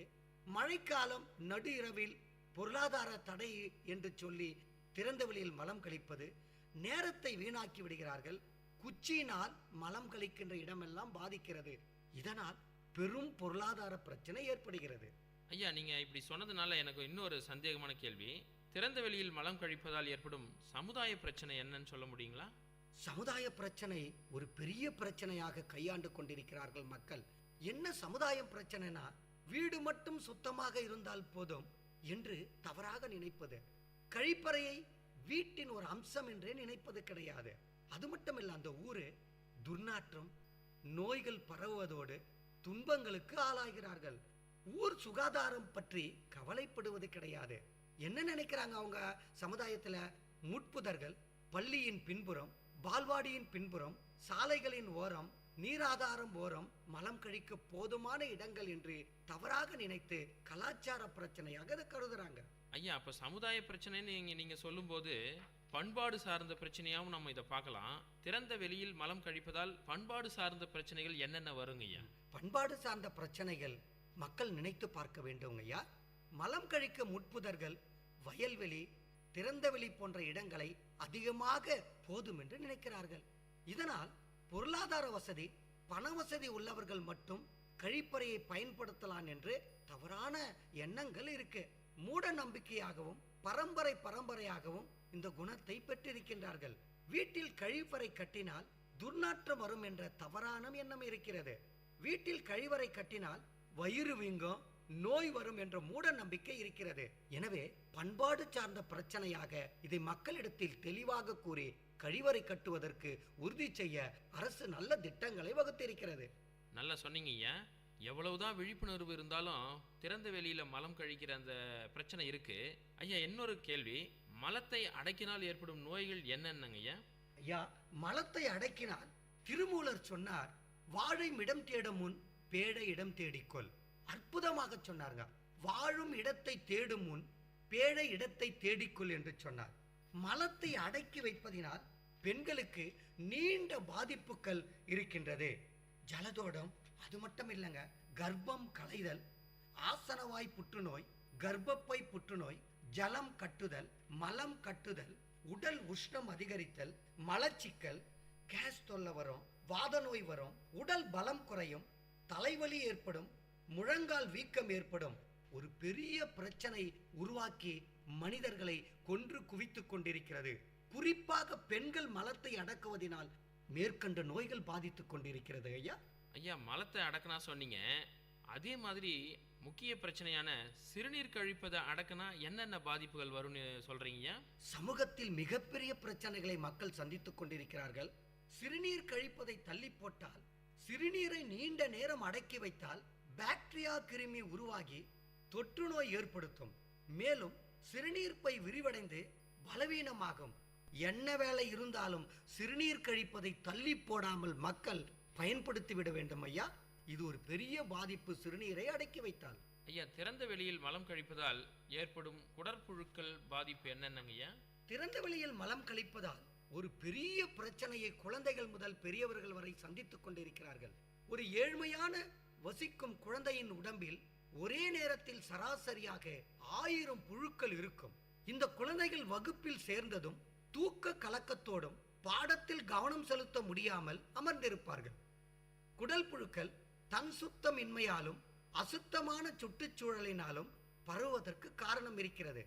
நீர் மூலமாகவும் மலம் நீரில் கலப்பதினாலும் குடல் புழுக்கள் வந்து கொண்டிருக்கிறது. ஐயா, கொக்கிப்புழு, உருண்டைப்புழு, கீரிப்புழு, சாட்டைப்புழு, நாடாப்புழு, நூற்புழு என்று பல புழுக்கள் மனிதனை தினமும் வாட்டிக் கொண்டிருக்கிறது. இதனால் மரணங்கள் ஏற்பட்டு கொண்டிருக்கிறது. ஐயா, குடல் புழுக்கள் பற்றி சொன்னீங்க. அது எப்படி மனிதர்களை தாக்கும் ஐயா? குடல் புழுக்களை பொறுத்தவரையில் கொக்கிப்புழுன்னு ஒன்று இருக்குங்க. அது 1 சென்டிமீட்டர் நீளம் தான். சிவப்பு நிறத்தில் இருக்கும். குடலில் எப்பவுமே தங்கி இருக்கும். குடல் சுவரில் காயம் ஏற்படுத்தி ரத்தத்தை உறிஞ்சி ரத்த சொகை ஏற்படுத்தும். இது பெரிய பாதிப்புகள். எல்லாருடைய குடலிலும் சுத்தத்தை கடைபிடிக்கவில்லை என்றால் கொக்கிப்புழு இருக்கும். அடுத்தது உருண்டைப்புழுன்னு சொல்லுவாங்க. இதுக்கு 20 to 30 சென்டிமீட்டர் நீளம். இது சாம்பல் நிறத்தில் இருக்கும். குடலில் அடைப்பு உண்டாக்கி உயிர் பலியை கூட ஏற்படுத்தும். இது வாய் வழியா தான் செல்லும். 1/3 பாகம் உணவை தினமும் இந்த உருண்டைப்புழு சாப்பிடும் போது எடுத்துக்கும். கீரிப்புழுன்னு ஒன்று இருக்குங்கய்யா. குளத்தில் முட்டையில் இருந்து தண்ணீரில் இருந்து கிடைக்கும். இது வந்துடும். இந்த குழந்தை எப்பொழுதுமே மலம் கழிக்கிற இடத்தை பாதிப்பு ஏற்படுத்தி கொண்டு இருக்கும். சாட்டை புழுன்னு பேருங்கய்யா. இது அழுகிய காய்கறிகளில் உள்ளது. பன்றிக்கறியை நன்றாக வேக வைக்கவில்லை என்றாலும் பன்றிக்கறியில் அதிகமாக இருக்கிறது. இறைச்சி சாப்பிடும் பொழுது வயிற்றுப்போக்கு ஏற்பட்டு இந்த சாட்டை புழு உருவாகி கொண்டிருக்கிறது. அடுத்து நாடாப்புழு. இது மிகப்பெரிய பாதிப்பு உண்டாக்கும். 33 அடி நீளம் கொண்டது இந்த நாடாப்புழு. ஒரு 4 புழு இருந்தாவே இது மிக மிக மோசத்தை ஏற்படுத்தி டாக்டர் குடலை கட் பண்ணி டேபிள் மேல வைத்து கூட சிரிஞ்சின் மூலமாக அதை வெளியே தள்ளிவிட்டு ட்ரீட்மெண்ட் செய்வார். இந்த நாடாப்புழு இருக்கிறது 25 வருஷம் குடலில் வாழ்கின்ற ஒரு மாபெரும் மகத்துவம் கொண்டது. இதை அடிக்கடிக்கு நம்ம உடலை பரிசோதனை செய்து கொள்ள வேண்டும். நூற்புழு. இது கையை சரியா கழுவல்னா நகத்தின் மூலம் வாய் வழியாக செல்லும். இந்த நூற்புழுவும் மனிதனுக்கு பல நோய்களை உண்டாக்கி கொண்டிருக்கிறது. எனவே ஒரு சாதாரண குடும்பத்துல, ஏழ்மை குடும்பத்துல, திறந்த வெளியில் மலம் கழிக்கின்ற அந்த ஊர்ல ஒவ்வொரு குழந்தையினுடைய வயிற்றிலும் 1000 புழுக்கள் குறைந்தது வாழும் என்று உலக சுகாதார நிறுவனம் தகவல் சொல்லிவிட்டதையா. ஐயா, உங்க கருத்துக்கள் அதிர்ச்சியாகவும் வியப்பையும் தருது. ஐயா, சுகாதாரத்துக்கு நம்முடைய அரசு என்னென்ன திட்டங்கள் மேற்கொள்றாங்க ஐயா? அற்புதமான பயன்பாட்டிற்குரிய திட்டங்களை அரசு கொண்டு வந்து கொண்டிருக்கிறது. தமிழக அரசு தூய்மையான கிராம பாரத திட்டத்தில் 2015க்குள் தமிழகத்தை திறந்த வெளியில் மலம் கழிப்பதை அகற்ற வேண்டும் என்பதற்காக முனைப்போடு செயல்படுத்தி அந்த மக்களுக்கு பாரத தூய்மையான திட்டத்தில் 11,100 ரூபாய் திட்டத்தையும் 100 நாள் வேலை வாய்ப்பு திட்டத்தில் 10,000 ரூபாய்க்கான திட்டத்தையும் கொடுத்து கழிவறை கட்டுவதற்கு முனைப்போடு செயல்படுகிறது. பாரத நாடு, பாரத பிரதமர் கூட நம்முடைய கழிவறைக்காக தூய்மை பாரத இயக்கத்தை 2022க்குள் இந்தியாவில் இருக்கின்ற அத்தனை மாநிலங்களிலும் திறந்த வெளியில் மலம் கழிப்பதை அகற்ற வேண்டும் என்று பாரதமும் இந்திய அரசும் முனைப்போடு செயல்பட்டு கொண்டு வருகிறது. ஐயா, சிறப்பாக சொன்னீங்க. ஐயா, சுகாதார தூய்மைக்கு என்ன வழிமுறைகள் உண்டுங்க? ஐயா, சுகாதார தூய்மைக்கு முதலில் கை கழுவும் பழக்கத்தை மக்கள் மேற்கொள்ள வேண்டும். கை கழுவவில்லை என்று சொன்னால் 42% 47% சுவாச தொற்று நோய் ஏற்படும். இந்த கை கழுவுவதற்கு அகில இந்திய அளவில், உலக அளவிலும் கை கழுவ தினமும் என்று ஒரு நாளை குறிக்கிறார்கள். ஒவ்வொரு வருடமும் அக்டோபர் 15ஆம் தேதி உலக அளவில் கை கழுவும் தினமாக அனுசரிக்கிறார்கள். இந்த கை கழுவும் தினத்தை கல்லூரிகள், பெரிய பல்கலைக்கழகங்கள், அரசு நிறுவனங்கள் போன்ற நிறுவனங்களில் மக்களுக்கு பயிற்சி கொடுக்கின்றார்கள். உதாரணமாக கை கழுவவில்லை என்று சொன்னால் சுவாச தொற்று நோய், வயிற்றுப்போக்கு, ஜலதோஷம், நம்முடைய பருவகால நோய்கள், காது வலி, தொண்டை வலி, குடல் நோய்கள், தோல் தொற்று நோய் இவையெல்லாம் ஏற்படும். இது கையை எப்ப கழுவணும்னாக்கா சமைப்பதற்கு முன்னாக கை கழுவணும், கழிவறைக்கு சென்று வந்த பிறகு கை கழுவணும், உணவை பரிமாறுவதற்கு முன் கை கழுவணும், சாப்பிட்ட பின்பு, குழந்தையின் மலத்தை கழுவிவிட்ட பின்பு, மிருகங்கள் மற்றும் சாணத்தை தொட்ட பின்பு, இருமல் மற்றும் மூக்கு சிந்திய பிறகு கையை கழுவ வேண்டும். நோய்களுக்கு சிகிச்சை அளித்த பிறகும் கையை கழுவ வேண்டும் என்று சொல்கிறார்கள். மலம் கையில் தொட்டுவிட்டால் மலத்தில் லட்சக்கணக்கான தீங்கு உண்டாக்கும் நோய்க்கிருமிகள், பாக்டீரியாக்கள் இருக்கிறது. நாம் சோப்பு போட்டு கையை கழுவவில்லை என்று சொன்னால் பிறரை பக்கத்தில் தொட்டால் கூட லட்சக்கணக்கான கிருமிகள் மற்றவருக்கு பரவ கூடும். எனவே கை கழுவுவது என்பது மிகவும் சிறப்பு தினமாக உலக அளவில் அனுசரித்துக் கொண்டிருக்கிறார்கள். கல்லூரிகளிலும் பள்ளிகளிலும் பொது இடங்களிலும் அரசு முனைப்புடன் கை கழுவும் தினத்தை அனுசரித்துக் கொண்டிருக்கிறார்கள். ஐயா, கழிவறை குறைந்த செலவுல எப்படி கட்டலாங்க ஐயா? கழிவறையை கட்டுவதற்கு அரசு உலக சுகாதார நிறுவனம் வழிகாட்டுதலோடு கழிவறையை கட்ட அனுமதித்திருக்கிறார்கள். ஒன்று, சாதாரணமாக ஒரு 11,100 ரூபாயில் கழிவறை கட்ட முடியும். 10,000 ரூபாயில் அரசும் வழிகாட்டி கொண்டிருக்கிறது. ஒரு கழிவறை கட்ட செப்டிக் டேங்க் அவசியம் அல்ல. செப்டிக் டேங்க் என்பது நோய் கிருமிகளை பிற இடத்தில் உருவாக்கிவிடும். அரசு லீச் பிட், உறிஞ்சிக்குழி முறையில் கழிவறை கட்ட அனுமதித்திருக்கிறது. அப்போ உறிஞ்சிக்குழி என்றால் 3 அடி ஆழம், 3 அடி விட்டம். இந்த 3 அடி ஆழம், 3 அடி விட்டத்தில் 2 குழிகள் வேண்டும். முதல் குழியில் மலம் நிறைந்து விட்டால் அந்த இணைப்பு பெட்டியை அடைத்துவிட்டு வேறொரு குழியில் மலத்தை திறந்துவிட வேண்டும். அந்த உறிஞ்சிக்குழியில் மலம் நிரம்பியவுடன் அந்த உறிஞ்சிக்குழிக்கு காற்றுப்போக்கி கிடையாது. ஒரு வருடத்தில் நீரும் வெளிச்சமும் படாததினால் 3 அடி மலம் 1 அடி மலமாக மாறிவிடும். மலத்தில் மலத்தை மக்க வைக்கின்ற அனரோபிக் பாக்டீரியா இருக்கிறது. எனவே 2 லீச் பிட் ஒரு குடும்பத்திற்கு 15 ஆண்டுகளுக்கு இந்த குழியை கட்ட அரசு ஊக்குவிக்கிறது. அது மட்டும் இல்லாமல் தேன்குழி போன்ற அமைப்பை உருவாக்கி லீச் பிட்டை உறிஞ்சி குழியை கட்டலாம். இல்லை என்றால் 3 உரைகளை பள்ளத்தில் புதைத்துவிட்டு அந்த லீச் பிட்டாக பயன்படுத்தலாம். இன்னொரு விஷயம், அவர்கள் கட்டிக்கொள்கின்ற அந்த ஷெட் இருக்கிறதே, அந்த கழிவறை இருக்கிறதே, 6.5 அடி உயரம் இருக்கணும். 4க்கு 6 என்ற 23 சதுரடி இருந்தால் போதும். இந்த கழிவறை கோப்பைக்கும் இந்த உறிஞ்சி குழிக்கும் குறைந்தது ஒரு 6 அடி நீளம் இருந்தால் திறமையாக அந்த குழிகள் வேலை செய்யும். அரசு கொடுக்கிற கோப்பை இருக்கின்றதே ஐயா, ரொம்ப அற்புதமான திட்டம். பிற இடத்தில் வாங்குகின்ற கோப்பைக்கும் அரசு கொடுக்கின்ற கோப்பைக்கும் சாதகம் இருக்கிறது.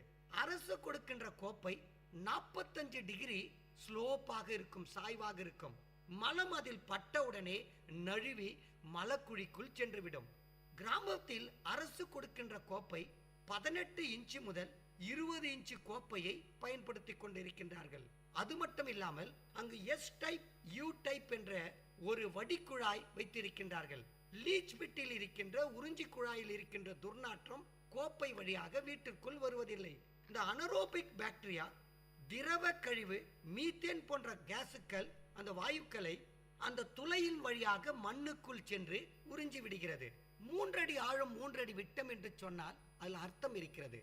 இந்திய மண்ணில், தமிழக மண்ணில் 3 அடி ஆழம் 3 அடி விட்டத்தில் தான் திரவ கழிவுகளையும் அந்த மீத்தேன் கேஸையும் மண் உறிஞ்சி கொள்ளக்கூடிய தன்மை இருக்கிறது. ஒரு கிராமத்துல 6 அடிக்கு பள்ளம் தோண்டிட்டு 6 உரைய வச்சுட்டா அங்க அறிவியல் வேலை செய்யாது. அந்த 3 அடிக்கு 2 குழிகள் இருந்தால் மட்டுமே இதை சரியாக பயன்படுத்தக்கூடிய திட்டம் அரசு அற்புதமாக சொல்லிக் கொண்டிருக்கிறது. பெரிய வசதி படைத்தவர்கள் மட்டும் செப்டிக் டேங்க் கட்டிக்கொள்வார்கள். செப்டிக் டேங்க் ஆபத்தானது கூட. அது நிறைந்த உடனே ஒரு வண்டி வந்து அந்த தண்ணீரை எடுத்துக்கொண்டு வேறொரு இடத்தில் ஊற்றி விடுவார்கள். அந்த இடம் மண் பாழாகிவிடும். எனவே உலக சுகாதார நிறுவனம் செப்டிக் டேங்கை ஊக்குவிப்பதல்ல, உறிஞ்சி குழியை மட்டும் ஊக்குவித்து ஒரு 11,000 ரூபாயில் கழிவறையை அற்புதமாக கட்டிக்கொள்ள அரசு வழிமுறைகளை செய்து கொண்டிருக்கிறது. புதிய செய்தியை நல்லா அருமையாக சொன்னீங்கய்யா. ஐயா, அடுத்த கேள்வி, கழிவறை பயன்பாட்டினால என்னென்ன நன்மைகள் கிடைக்குதுங்கய்யா? ஐயா, கழிவறை பயன்பாடு இருக்கிறதே ஒரு குடும்பத்தினுடைய, ஒரு சுகாதார பஞ்சாயத்தினுடைய, ஒரு நாட்டினுடைய சொத்து என்று சொல்லலாம். புத்தகத்திற்கு தேவை மதிப்புரை, ஆனால் நீண்ட வாழ்க்கைக்கு தேவை ஒரு கழிப்பறை என்று சொல்வார்கள். ஆற்றுக்கு தேவை 2 கரை, மனிதனுக்கு தேவை ஒரு கழிவறை என்று சொல்வார்கள். மாணவனுக்கு தேவை வகுப்பறை, ஒரு நீண்ட வாழ்க்கைக்கு தேவை கழிவறை என்று சொல்வார்கள். இந்த கழிவறை பயன்பாட்டின் நன்மைகள் இருக்கிறதே மிகப்பெரிய சொத்துங்க ஐயா. ஒரு உலக சுகாதார நிறுவனம் ஒரு கழிவறைக்காக $1 பணத்தை செலவழித்தார், $9 லாபம் இருக்கிறது என்று உலக ஐநா சபை கணித்திருக்கிறது ஐயா. ஒரு குடும்பம் $1 சுகாதாரத்திற்கு செலவழித்தால் $9 பயன் பெறுகிறார்கள். அப்படி பார்த்தால் கழிவறை பயன்பாட்டின் நன்மைகள், மனித ஆற்றல் கூடுகிறது, நேரம் சேமிக்கப்படுகிறது, மருத்துவ செலவு குறைகிறது, தனிப்பட்ட பாதுகாப்பு கௌரவம் கிடைக்கிறது, நீர் ஆதாரங்களை பாதுகாக்கிறது, பாதுகாப்பு மற்றும் உடல் ஆரோக்கியத்தை மேம்படுத்துகிறது, சுற்றுச்சூழலை பாதுகாக்கிறது, பொருளாதார ஏற்றத்தாழ்வுகளை உயர்ந்த நிலைக்கு வாழ்க்கையை வளம் செய்கிறது, குழந்தையின் நலத்தை பேணி காக்கிறது, வயிற்றுப்போக்கை தவிர்க்கிறது, தூய்மை வசதி வாய்ப்பு உணர வைக்கிறது, மன அழுத்தம் மன இரக்கம் தவிர்க்கப்படுகிறது, வாழ்க்கையினுடைய தரம் உயர கழிவறை பயன்பாடு அற்புதமாக இருக்கிறது. பொதுமக்கள் கழிவறை கட்டிக்கொள்ள வேண்டும் என்ற நிலை இப்போது ஊக்குவித்துக் கொண்டிருக்கிறார்கள். நன்றிங்கய்யா. இறுதியா என்னுடைய கேள்வி, அசுத்த நீரினால் ஏற்படும் நோய்கள் என்னென்ன? ஐயா, அசுத்த நீரினால் நம்முடைய மக்களிடத்தில் 8 விதமான நோய்கள் ஏற்பட்டு கொண்டிருக்கிறது. அசுத்த நீரினால். அசுத்த நீர் என்று சொன்னாலே மலம் கலந்த நீர் என்றுதான் அர்த்தம். ஒரு ஸ்லோகனை சொல்லுவாங்க, வீடு வாசல் வீதி சுத்தம், விரட்டிடவுமே வியாதி மொத்தமாக என்று சொல்வார்கள். அக்கம் பக்கம் நீர் தேக்கம் கொடிய நோய்களின் தாக்கம் என்று சொல்வார்கள். ஈ கொசு பெருக்கம் கொடிய நோய்களை அகற்றிவிடலாம் என்று சொல்வார்கள். கழிவு நீரை தேக்காதே, ஆயுளை குறைக்காதே என்று சொல்வார்கள். இதற்குதான் அசுத்த நீரினால் ஏற்படும் நோய்களை குறிப்பிடுகின்றார்கள். அசுத்த நீரினால வயிற்றுப்போக்கு, காலரா, டைபாய்டு, மூளைக்காய்ச்சல், மலேரியா, மஞ்சள் காமாலை, குடல் புழுக்கள் இவையெல்லாம் அசுத்த நீரினால் ஏற்படுகின்ற நோய்கள் தான். இப்படிப்பட்ட ஒரு அற்புதமான இந்தியாவை நாம் காக்க வேண்டும் என்று சொன்னால் திருமூலர் 2000 ஆண்டுகளுக்கு முன்னாலே அற்புதமாக சொல்லியிருக்கிறார். மனிதா, வாழ இடம் தேட முன் பேட இடம் தேடிக்கொள் என்று சொன்னார். மனிதனே, நீ பல லட்சம் ரூபாய்க்கு வீட்டை கட்டிக்கொள்வதற்கு முன்னால் அரசு கொடுக்கின்ற குறைந்த செலவில் கழிப்பிடத்தை கட்டிக்கொண்டு வாழ்க்கை வசதியை பெற, வாழ்க்கையை சுத்தமாக அனுபவிக்க, நீண்ட ஆயுளை பெற கழிவறை என்பதற்காகத்தான் இன்றைக்கு சுகாதாரத்தை அரசு ஊக்குவித்துக் கொண்டிருக்கிறது. இவையெல்லாம் மக்கள் பார்த்து இன்றைக்கு கட்டிக்கொண்டு தமிழகத்தையும் இந்திய வரலாற்றையும் மேம்படுத்திக் கொண்டிருக்கிறார்கள். மக்கள் அரசு எதிர்பார்க்கின்ற அளவுக்கு 2015க்குள் தமிழ்நாடும் 2022க்குள் இந்திய நாடும் சுகாதாரத்தை மேம்படுத்தக்கூடும். ஐயா, ரொம்ப நன்றிங்க ஐயா. அடிப்படையான செய்திகள் எங்களுக்கு ரொம்ப அதிகமாக தந்தீங்க. தங்களுடைய பொன்னான நேரத்தை ஒதுக்கி கலந்துரையாடிய உங்களுக்கு எங்களுடைய நன்றிங்க ஐயா. நன்றிங்க ஐயா. நேயர்களே, அடுத்த வல்லுநர் பார்வை நிகழ்ச்சியில் வேறொரு துறை வல்லுநருடன் கருத்துக்களை கேட்கும் வரை உங்களிடமிருந்து விடைபெறுவது முனைவர் க. தமிழ்ச்செல்வன். நன்றி, வணக்கம். நேயர்கள் இதுவரை கேட்டது பல்துறை பகிர்வுகள், வல்லுநர் தரவுகள், மக்களின் சந்தேகங்களுக்கான சான்றுகளோடு விஐடி பண்பலை 90.8 வல்லுநர் பார்வை. நன்றி, வணக்கம்.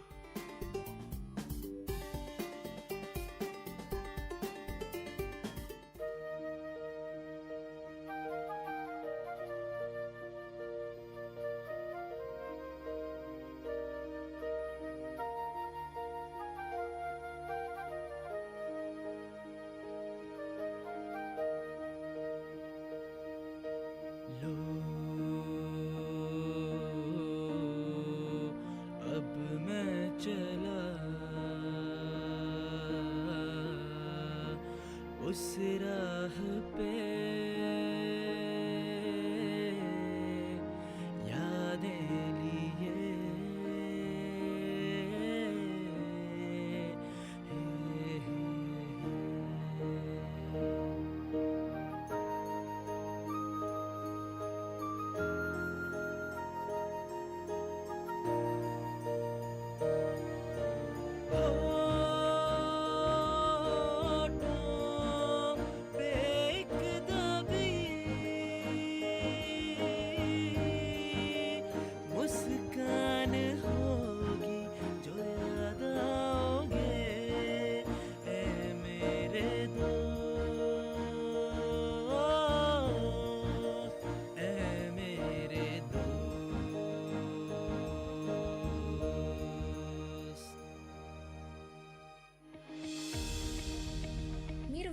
VIT community radio 90.8 FM. నేను మీ ఆర్జే సింధు. 100 సంవత్సరాల స్వాతంత్ర దినోత్సవం వేడుకలు అభివృద్ధి చెందిన దేశంగా రూపొందాలి అని మన ప్రభుత్వం నిర్ణయం చేసింది. దీని వికసిత్ భారత్ అనే పేరుతో ప్రజల్లోకి వచ్చేసింది. అందులో భాగంగా మన ఆలోచనలు మరియు సలహాలు ప్రభుత్వం దృష్టికి తీసుకురావచ్చు. నా ఆలోచన అయితే స్ట్రీట్ లైట్స్ కి సోలార్ ప్యానెల్స్ ఉపయోగిస్తూ సంఖ్య పెంచాలి. దీనివల్ల కరెంట్ ని చాలా ఆదా చేయొచ్చు. మరి మీ ఆలోచనలు ఏంటి? మై గోవ్ పోర్టల్లో వీక్షిత్ భారత్ ఫామ్ ఫిల్ చేసి మీ ఫోటోలు మరియు మీ ఆలోచనని సోషల్ మీడియాలో ప్రచారం చేసేయండి. #ఐడియాస్ ఫర్ వీక్షిత్ భారత్ ఉపయోగిస్తూ చేయండి. మంచి సలహాకి మొదటి బహుమతిగా 5 లక్షలు, రెండో బహుమతిగా 3 లక్షలు మరియు మూడో బహుమతిగా 2 లక్షలు ఇస్తారు. సో మీ వంతు కృషి చేస్తారు అని ఆశిస్తూ ధన్యవాదాలు.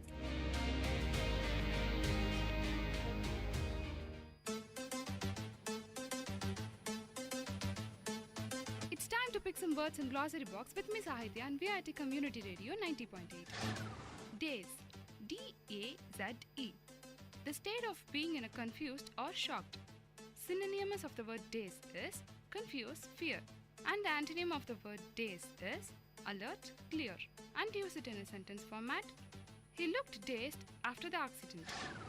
To pick more words from glossary box, stay tuned to VIT Community Radio 90.8.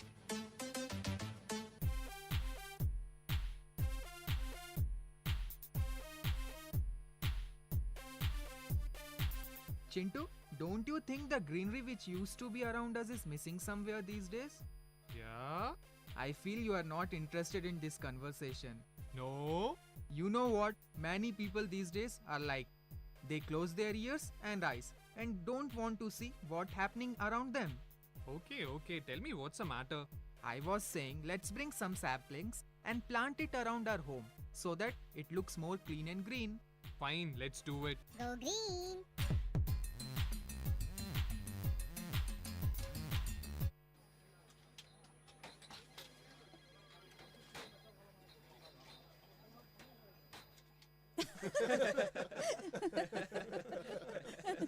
என்ன கேண்டீன் அண்ணா, இன்னைக்கு டீல இஞ்சி வாசனையே இல்லையே. ஐயா, இஞ்சி ரேட்டு அதிகமாக இருக்கு. ஆனால் நீங்கள் அதிக காசு கொடுத்து டீயை வாங்க மாட்டீங்க. அதனால தான் நானும் இஞ்சியை சேர்க்கல. என் நிலைமையையும் கொஞ்சம் யோசிச்சு பாருங்க. ஸ்ரீராம், இஞ்சி டீ குடிக்காம உன்னால வாழ முடியாதா? நீ என்னதான் செய்வியோ டீ குடிக்காம? ஜோக்கு நல்லா தான் இருக்கு, ஆனா அவங்க உண்மையிலேயே நல்லவங்கன்னா மற்றவங்கள பத்தியும் யோசிக்கணும். இப்போ நம்ம தலைவரை பாருங்க, அவர் நாட்டில் இருக்கிற எல்லார பத்தியும் யோசிக்கிறார்ல, அந்த மாதிரி நாமளும் இருக்கணும். அது சரி, மற்றவங்களுக்கு பயனுள்ளவங்களா கொஞ்சமாச்சும் இருக்கணும். இல்லனா இந்த வாழ்க்கை பயனற்றது. அப்புறம் விலங்குக்கும் மனுஷனுக்கும் என்ன வித்தியாசம்? ஆமா, நீங்க சொல்றது ரொம்ப சரி. நீங்க ஒரு உண்மையான மனுஷனா இருந்தா மனித நேயத்தை பின்பற்றி அதே மாதிரி நடக்கணும். என்னாச்சு தம்பி? ஸ்ரீராம் மாமா, கடவுள் ரொம்ப மோசமானவர். ஷாருக் தம்பி, என்ன நடந்துச்சு? நீங்க என்ன பண்ற? என்னாச்சு தம்பி, சொல்லுங்க. ஏன் இப்படி பேசுறீங்க? ஸ்ரீராம் மாமா, உங்க அசிஸ்டன்ட் மேனேஜர் இருக்கார்ல பீட்டர், அவரோட பையன் மெல்வின் என்னோட உயிர் நண்பனா இருந்தான். தம்பி, நண்பனா இருந்தான்னு ஏன் சொல்றீங்க? இப்போ அவர் உங்க நண்பன் தானே? இல்ல, இப்போ அவன் இல்ல, இனிமேலும் வரமாட்டான். மெல்வின் ஹெல்மெட் போடாம பைக் ஓட்டிட்டு போனான். அப்போ அவனுக்கு விபத்து ஏற்பட்டுருச்சு. அவனுக்கு தலையில பலமான காயம்.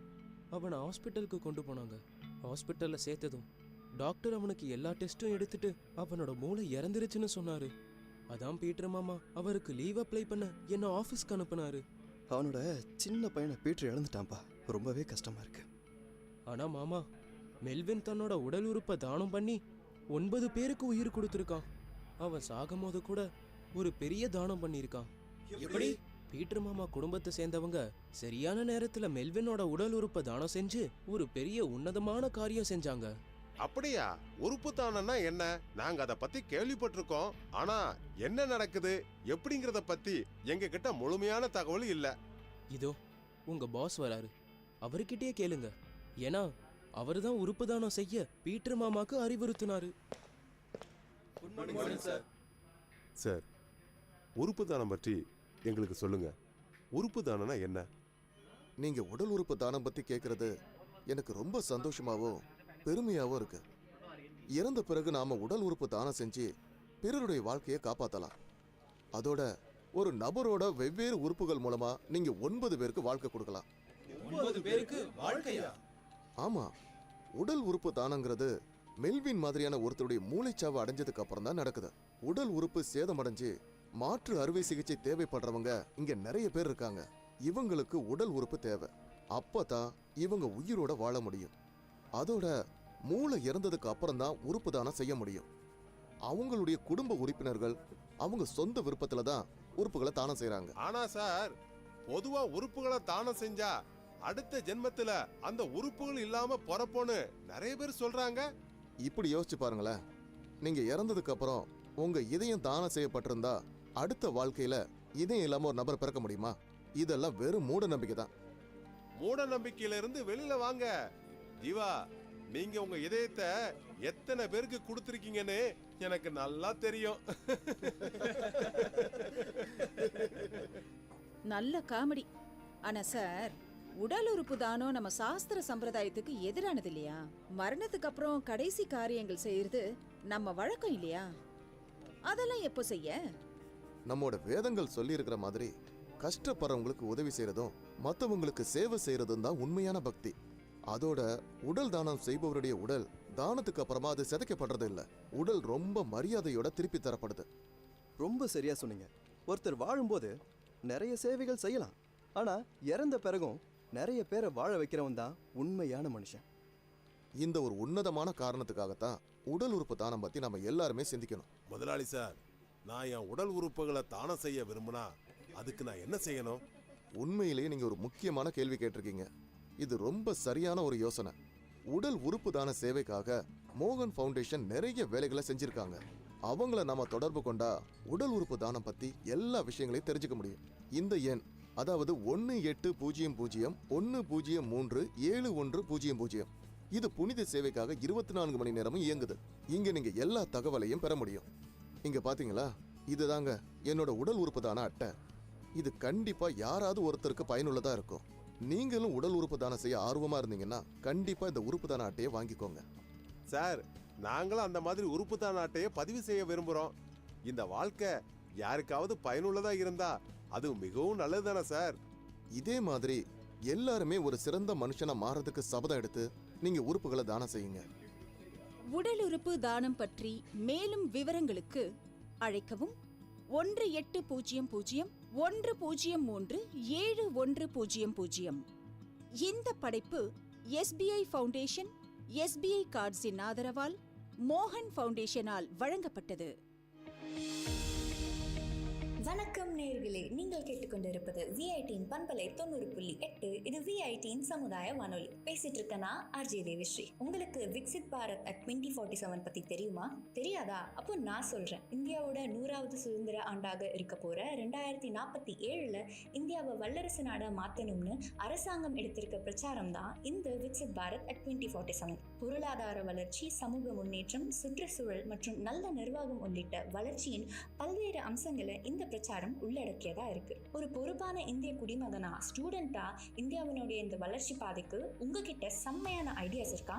அந்த ஐடியாஸ் எல்லாம் நீங்க கவர்மெண்ட் கிட்ட சமர்ப்பிக்கலாம். அதுவும் வெறும் 6 ஸ்டெப்ல. முதல்ல mygov.in அப்படின்ற இந்த போர்ட்டலுக்குள்ள போயிட்டு அங்க விக்சித் பாரத் கன்சல்டேஷன் செக்ஷனுக்கு போங்க.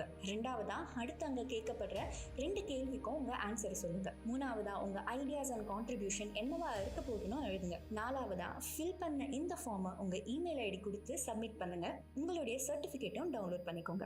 கடைசியா உங்களுடைய சர்டிபிகேட் கூட ஒரு அழகான செல்ஃபி எடுத்துட்டு உங்க இன்ஸ்டா பக்கத்துலயோ இல்ல FB பக்கத்துலயோ #ideas4viksitbharat அப்படின்ற ஹேஷ்டேகோட போஸ்ட் பண்ணுங்க. அந்த போஸ்ட்ல மறக்காம நம்ம VIT ரேடியோவையும் டேக் பண்ணுங்க.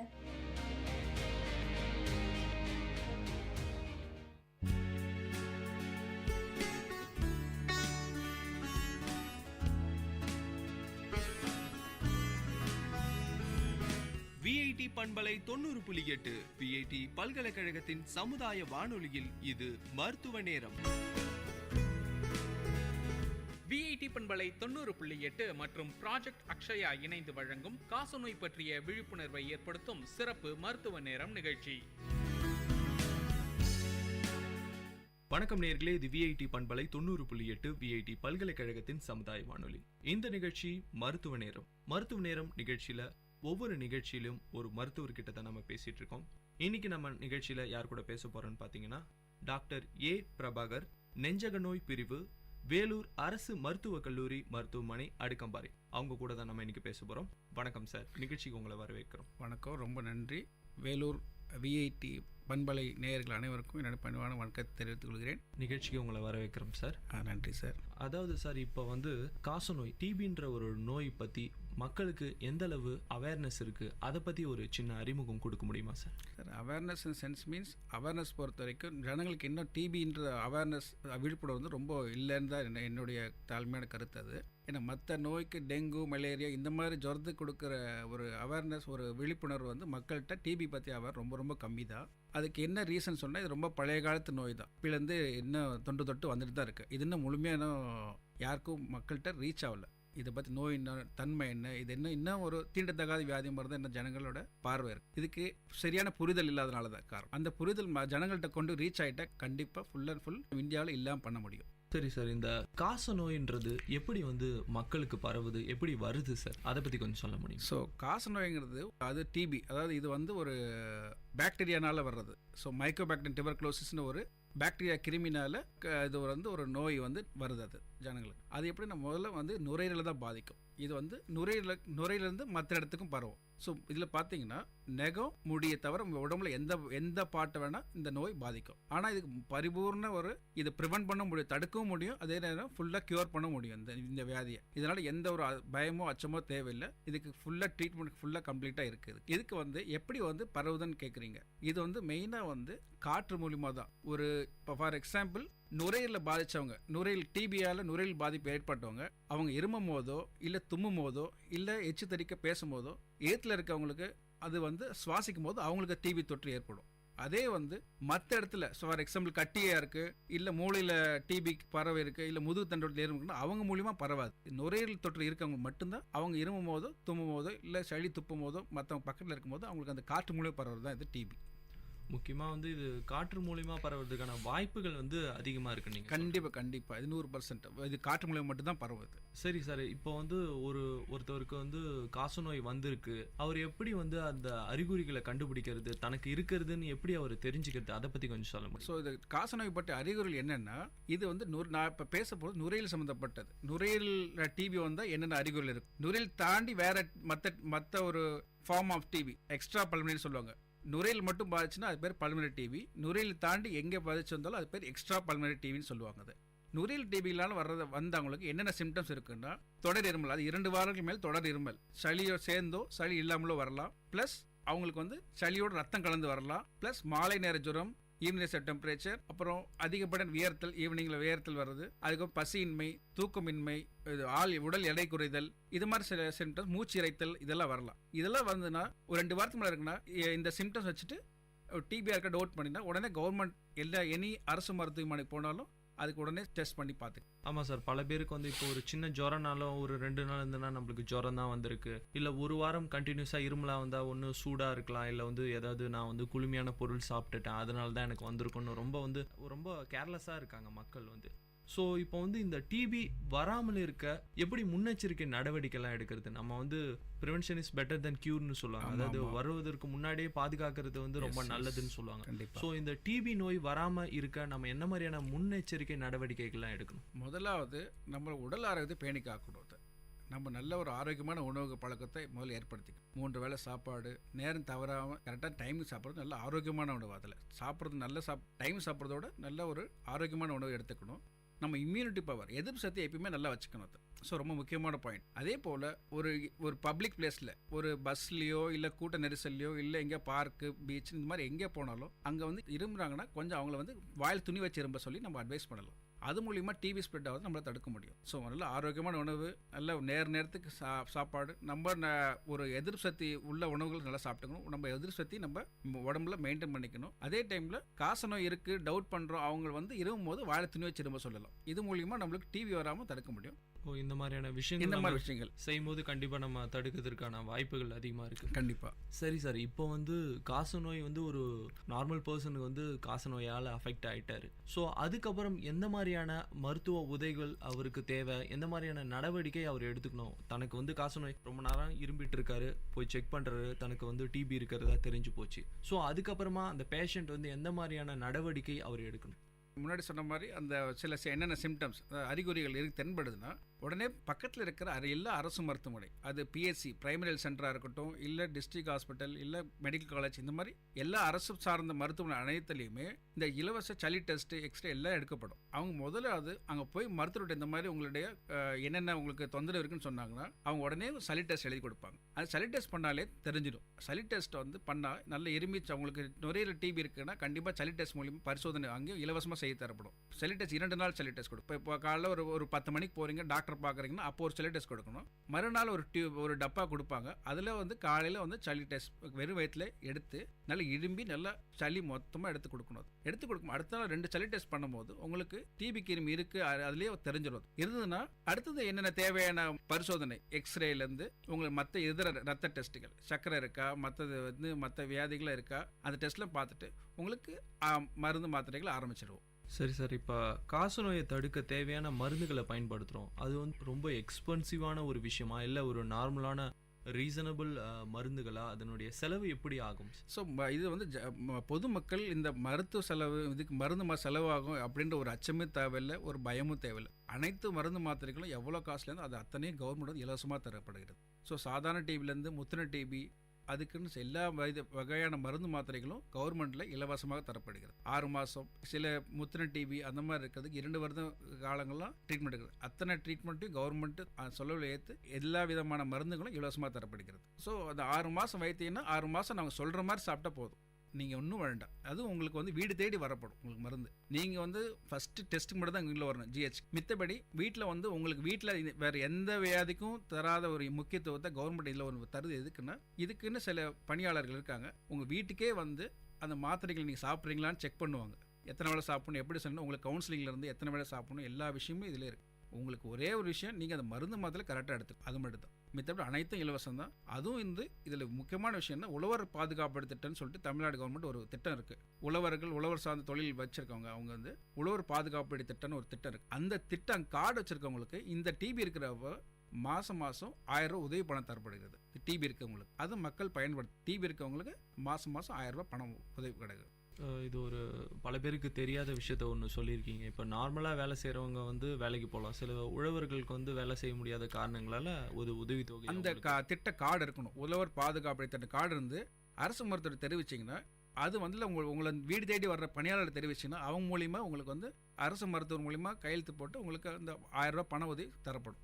அடுத்ததாக ஒரு கேள்வி சார், அதாவது காச நோயாளிகள் வந்து குறிப்பிட்ட ஏதாவது ஒரு டூரேஷன் இருக்கா? இவ்வளோ நாள் இந்த காச நோய் இருக்கும், ஒரு 6 மந்த்து தான் இருக்கும், 2 மந்த்ஸ் தான் இருக்கும். ஸோ ஏதாவது கால நிர்ணயம் இதுக்கு இருக்கா? அந்த நோய்களுக்கு ஏதாவது இருக்கு இல்லை ரொம்ப வருட காலமாக வந்து இருக்கும், மருந்துகள் சரியாமல் எடுக்காமல் இருக்கலாம், சில பேர் கண்டினியூவாக சாப்பிட்லாம், சில பேர் பாதியிலே நிறுத்திடலாம். ஸோ இதுக்கு ஏதாவது டூரேஷன் ஏதாவது இருக்கா சார்? அதாவது எப்படின்னா, இந்த டிபின்னு வந்துட்டா இது வந்து கிருமி வந்து அவ்வளோ சீக்கிரம் வந்து மருந்துக்கு இது கட்டுப்படுறது கொஞ்சம் சிரமம். அதுக்காக தான் மற்ற மருந்து ஜுரத்தோட இந்த வியாதிக்கு வந்து 6 மாதம் வைத்து எனக்கு சொல்கிறோம். குறைஞ்சபட்சம் 6 மாதம். முன்னெல்லாம் வந்து 1 வருஷம் 2 வருஷம்லாம் பழைய காலத்தில் இருந்தது. ஸோ 2005க்கு அப்புறம் இது வந்து முழுசாக வந்து 6 மாதம் டாட்ஸ் தெரப்பின்ற ஒரு தெரப்பி வந்துருச்சு. ஸோ திருத்தி அமைக்கப்பட்ட காசநோய் தடுப்பு திட்டத்தில் மூலிமா இது வந்து 6 மாதம் வைத்தியன்னு சொல்லி வந்துருச்சு. அதுலேயும் என்னென்னா வாரத்துக்கு 3 நாள் சாப்பிட்டா கூட போதும், அவ்வளோதான். இந்த திட்டத்து மூலிமா வாரத்துக்கு 3 நாள், ஒரு அட்டையில் இத்தனை மாதம் கணக்கு இருக்கும். அது வந்து ஒரு வாரத்தில் 3 நாள் இந்த அட்டை சாப்பிட்டா போதும். ஆனால் இது வந்து ஃபஸ்ட்டு 6 மாதத்துக்கு தான். இது சாதாரண டிபி, இந்த மருந்து கட்டுப்படுற டிபி இருந்தால் கண்டிப்பாக 6 மாதத்தில் போதும். ஸோ சம்டைம்ஸ் இந்த மருந்து சரியாக எடுக்காம விடுறவங்க, பாதிலே விட்டுறவங்க, நல்லாச்சுன்னு நினச்சிட்டு ஆக்சுவலாக இந்த மருந்து இல்லைனா என்னன்னா 2 மாதத்துலேயே சில ஜனங்களுக்கு ஒரு நல்ல ஒரு கொஞ்சம் இருமல் குறைய ஆரம்பிச்சிடும், ஜுரம் குறைய ஆரம்பிச்சிடும், கொஞ்சம் பசி எடுக்க ஆரம்பிச்சிடும். ஸோ இந்த 1 மாதத்தில் 2 மாதத்துலேயே அவங்க நல்லாச்சுன்னு நினச்சிப்பாங்க. ஒரு மருத்துவர் ஆலோசனை இல்லாமல் அவங்களே சொந்தமாக நிறுத்திடுவாங்க. நான் வேலைக்கு போகணும், அங்கே போகணும், எங்கே போயிட்டேன் அப்படி ஏதோ ஒரு காரணங்கள் சொல்லி, பல காரணங்கள் சொல்லி, குடும்ப கஷ்டம், வேலைக்கு போகணும், அது சில காரணங்கள் பாதிலே மாத்திரை நிப்பாட்டிடுறாங்க. நிப்பாட்டிட்டா என்ன ஆகுதுன்னா, அந்த கிருமி மறுபடியும் வீரியம் அடைஞ்சு அது வேற சாதாரண மருந்து கட்டுப்படாத டிபியாக மாறதுக்கான வாய்ப்புகள் ரொம்ப அதிகம். அப்போ என்ன ஆகுதுன்னா, மறுபடியும் திருப்பி டெஸ்ட் பண்ண போகும்போது அது வேற மாதிரி டிபியை மாறி இருக்கிறது வாய்ப்புகள் அதிகம். அப்போ வந்து என்னென்னா, சம்டைம்ஸ் 8 மாதம், சில டைம் என்ன ஆகுதுன்னா இது வந்து சாதாரண மருந்து கட்டுப்பட டிபியாக மாறதுக்கு வாய்ப்பு. அது பேர் MDR டிபி சொல்லுவாங்க, மல்டி ட்ரக் ரெசிஸ்டன்ட் டிபி. அந்த மாதிரி வந்ததுன்னா குறைஞ்சபட்சம் 24 மாதம் எடுக்கிற மாதிரி இருக்கும் அந்த மாதிரி டிபி. ஸோ அந்த மாதிரி ஸ்டேஜுக்கு போகாமல் இருக்கணும்னா டாக்டர் பரிந்துரைப்படி உங்களுக்கு அந்த 6 மாதம்னா 6 மாதம் கரெக்டாக வைத்தியம் பண்ணி சளி டெஸ்ட் 2 மாதத்துக்கு ஒரு தாட்டியோ இல்லை 4 மாதம் நாங்கள் சொல்கிற டைமில் வந்து சளி டெஸ்ட் கொடுத்து எப்படி இருக்கீங்கன்னு பார்த்து அந்த கரெக்டான ஃபாலோஅப்பில் இருந்தீங்கன்னா கண்டிப்பாக இதில் முற்றிலும் சுகம் கிடைக்கும். சரி சார், அடுத்ததாக ஒரு கேள்வி. அதாவது நீங்கள் சொன்னீங்க, அதாவது கொஞ்சம் நம்ம சரியாயிட்டாலே நல்லா பசி எடுக்க ஆரம்பிச்சிட்டாலே வந்து அவங்களே ஃபீல் பண்ணிக்கிறது நம்மளுக்கு குணமாயிடுச்சுன்னு சொல்லிட்டு. அதாவது அடுத்ததாக உணவு பழக்க வழக்கங்கள், ஏதாவது நம்மளுக்கு டிபி இருக்குது, ஸோ இந்த மாதிரியான உணவுகளை தவிர்க்கணும், நம்ம ஒரு மாத்திரை எடுத்துகிட்டு இருக்கோம், ஸோ அதனால் வந்து ஏதாவது கட்டுப்பாடுகள் ஏதாவது இருக்கா சார்? சார், இந்த மற்ற வியாதிக்கு இந்த வியாதிக்கு என்ன டிஃப்ரென்ஸ்னா, இந்த வியாதியில் மட்டும் எந்த உணவு கட்டுப்பாடும் கிடையாது. இன்ஃபேக்ட் சொல்ல போனால் நல்ல சத்துள்ள உணவு, இல்லை ப்ரோட்டீன் சத்துள்ள உணவு நீங்கள் நிறைய கொண்டக்கடலை, சோயாபீன்ஸு, பாசிப்பயிறு, இந்த மாதிரி நல்ல கீரை, காய்கறி, நான்வெஜ் சாப்பிட்றவங்க நான்வெஜ் சாப்பிட்லாம், முட்டை சாப்பிட்றவங்க கண்டிப்பாக டெய்லியும் 2 முட்டை சாப்பிட்லாம், தப்பே கிடையாது. ஸோ எல்லா வகையான உணவும் சாப்பிடலாம். ஒன்று என்ன விஷயம்னா, இந்த காரம் கொஞ்சம் இந்த மசாலா ஐட்டத்தை கொஞ்சம் குறைச்சிட்டா போதும். ஏன்னா அது மாத்திரனால சில பேருக்கு வந்து என்ன ஃபீல் பண்ணுறாங்க, என்னோட பேஷண்ட் எங்களோட ஜிஹெச்ல பொதுவாக எங்கள் மருத்துவர்கிட்ட இந்த மாத்திரை சாப்பிட்றாங்க என்ன கம்ப்ளைண்ட் சொல்கிறாங்கன்னா, சில பேர் அந்த வயிறு எரிச்சல் ஏதோ வரலான்னு மாதிரி சொல்லுவாங்க. ஒரு சிலருக்கு, எல்லாருக்கும் இல்லை. அதனால இந்த வந்து ஒரு அல்சர் மாதிரி வரக்கூடாதுன்ற ஒரு முன்னெச்சரிக்கை நடவடிக்கை. இந்த காரமான உணவுகள் மட்டும் கொஞ்சம் தவிர்த்துட்டா போதும். மித்தபடி எல்லாமே நீங்கள் வந்து மாத்திரை மட்டும் கரெக்டாக உட்கொண்டா எல்லாமே நல்லா இருக்கும். கூட வந்து இந்த சத்துள்ள ஆகாரங்கள் அனைத்தும் சாப்பிடலாம். எந்த வித கட்டுப்பாடும் கிடையாது. எல்லா வகை உணவும் நீங்கள் சாப்பிடலாம். டிபி பாதிச்சவர் வந்து மருந்துகள் எடுப்பதன் மூலமா அவருக்கு ஏதாவது சைடு எஃபெக்ட் வருவதற்கான வாய்ப்புகள் ஏதாவது இருக்கா சார்? ஸோ இந்த மாதம் முன்னாடி சொன்ன மாதிரி அந்த வயிறெச்சல் இது வரலாம்.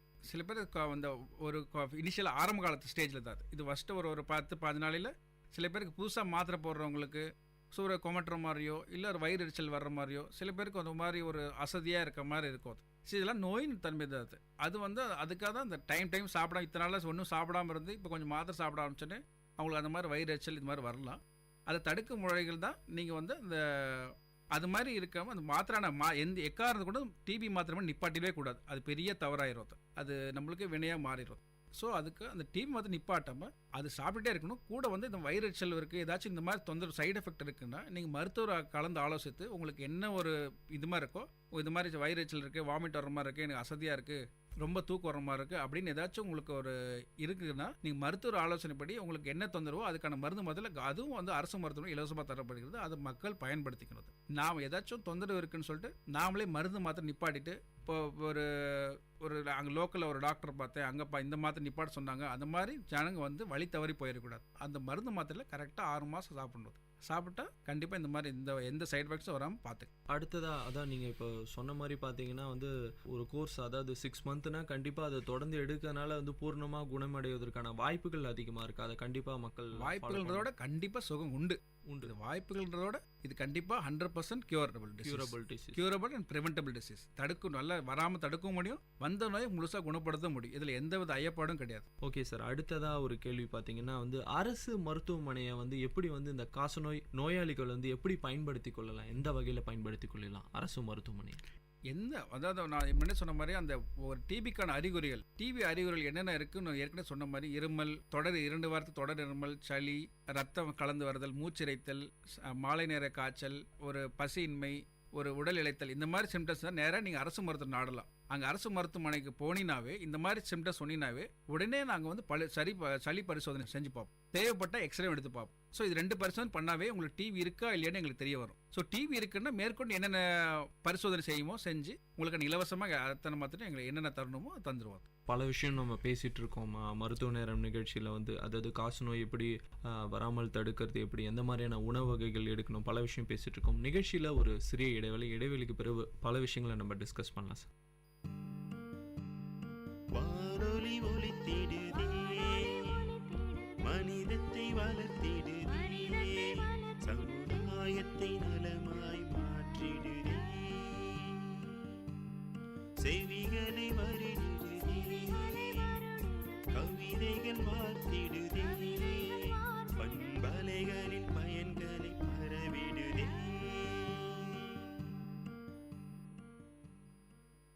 என்ன ரகு, ரொம்ப சந்தோஷமா இருக்க போல? ஆமாண்டா, ரொம்ப நாள் கழிச்சு வீட்டுக்கு போறேன் இல்லையா, அந்த சந்தோஷம் தான். எப்பவும் வீட்டுக்கு போறப்பெல்லாம் கடையே வாங்கிட்டு போவியே, இந்த தடவை எப்படி? இந்த தடவை தான் அம்மாவுக்கு புடவை, தம்பிகளுக்கு ட்ரெஸ், அப்பாவுக்கு வேட்டி சட்டை, ஒஸ்தியான சுருட்டு, பாட்டிக்கு வெத்தலை பாக்கு, வாசனை சுண்ணாம்புன்னு புகையில கூட வாங்கிட்டு போறேன். அட பாவி, ஏண்டா உன் குடும்பம் இவ்வளவு நாள் சந்தோஷமா இருந்தது மட்டும் போதுமா உனக்கு? ஏன்டா இப்படி கேக்குற? ஆமா, உங்க அப்பா கேட்டாருன்னு சுருட்டு வாங்கிட்டு போற. அது அவரு வீட்டுல தான் பிடிப்பாரு. அவரோட உடல் நல்லா பாதிக்கும். வீட்டுல நல்ல காத்தே இருக்காது. பசங்களுக்கு சுவாசிக்கிறதுக்கு நல்ல காத்து இல்லைன்னா அவங்க எப்படி ஆரோக்கியமா வளருவாங்க? அது மட்டும் இல்லாம பாட்டிய கூட நீ விட்டு வைக்க மாட்டேன்ற. அவங்களுக்கும் கூட புயலைய வாங்கிட்டு போற. அது உயிரை கெடுக்கிறது இல்லையா? உங்க பாட்டி பசங்களை எடுத்து கொஞ்சும் போது அவங்க வாயில இருந்து தொற்று நோய் உண்டாக்கக்கூடிய கிருமிகள் பசங்களுக்கு போய் தோல் புற்றுநோய் ஏற்படுத்துறதுக்கான வாய்ப்பும் கூட இருக்கு. இப்ப சொல்லு, நீ செய்யறது சரிதானா? எப்பவோ ஒரு தடவை தான் வாங்கிட்டு போறேன், இதுக்கெல்லாமா நோய் வரும்?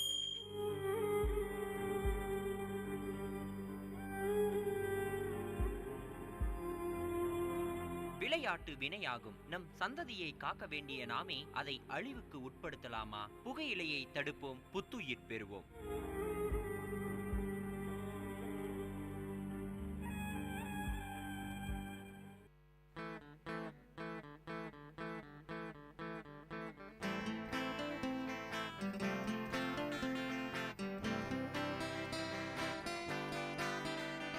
உங்கள் இல்லம் நுழைந்திடும், உங்கள் செவிகளை தீண்டிடும், உங்கள் மனதினை வருடவே பண்பலையாய் மலருதே. உங்கள் இல்லம் நுழைந்திடும், உங்கள் செவிகளை தீண்டிடும், உங்கள் மனதினை வருடவே பண்பலையாய் மலருதே. VIT 90.8 வேலூரில் நாங்க தாங்க VIT 90.8.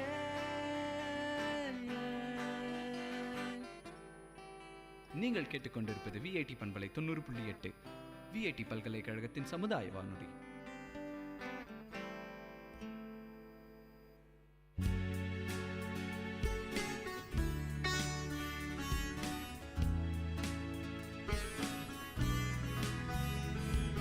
VIT பண்பலை 90.8 VIT பல்கலைக்கழகத்தின் சமுதாய வானொலியில் இது மருத்துவ நேரம்.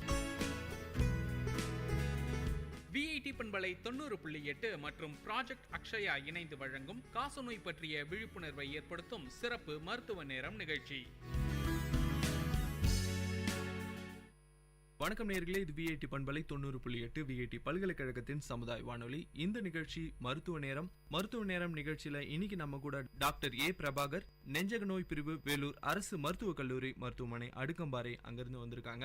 காசநோய் பற்றிய பல முக்கியமான விஷயங்கள், அதாவது தெரியாத விஷயங்களை நம்ம கூட ஷேர் பண்ணிட்டு இருக்காங்க.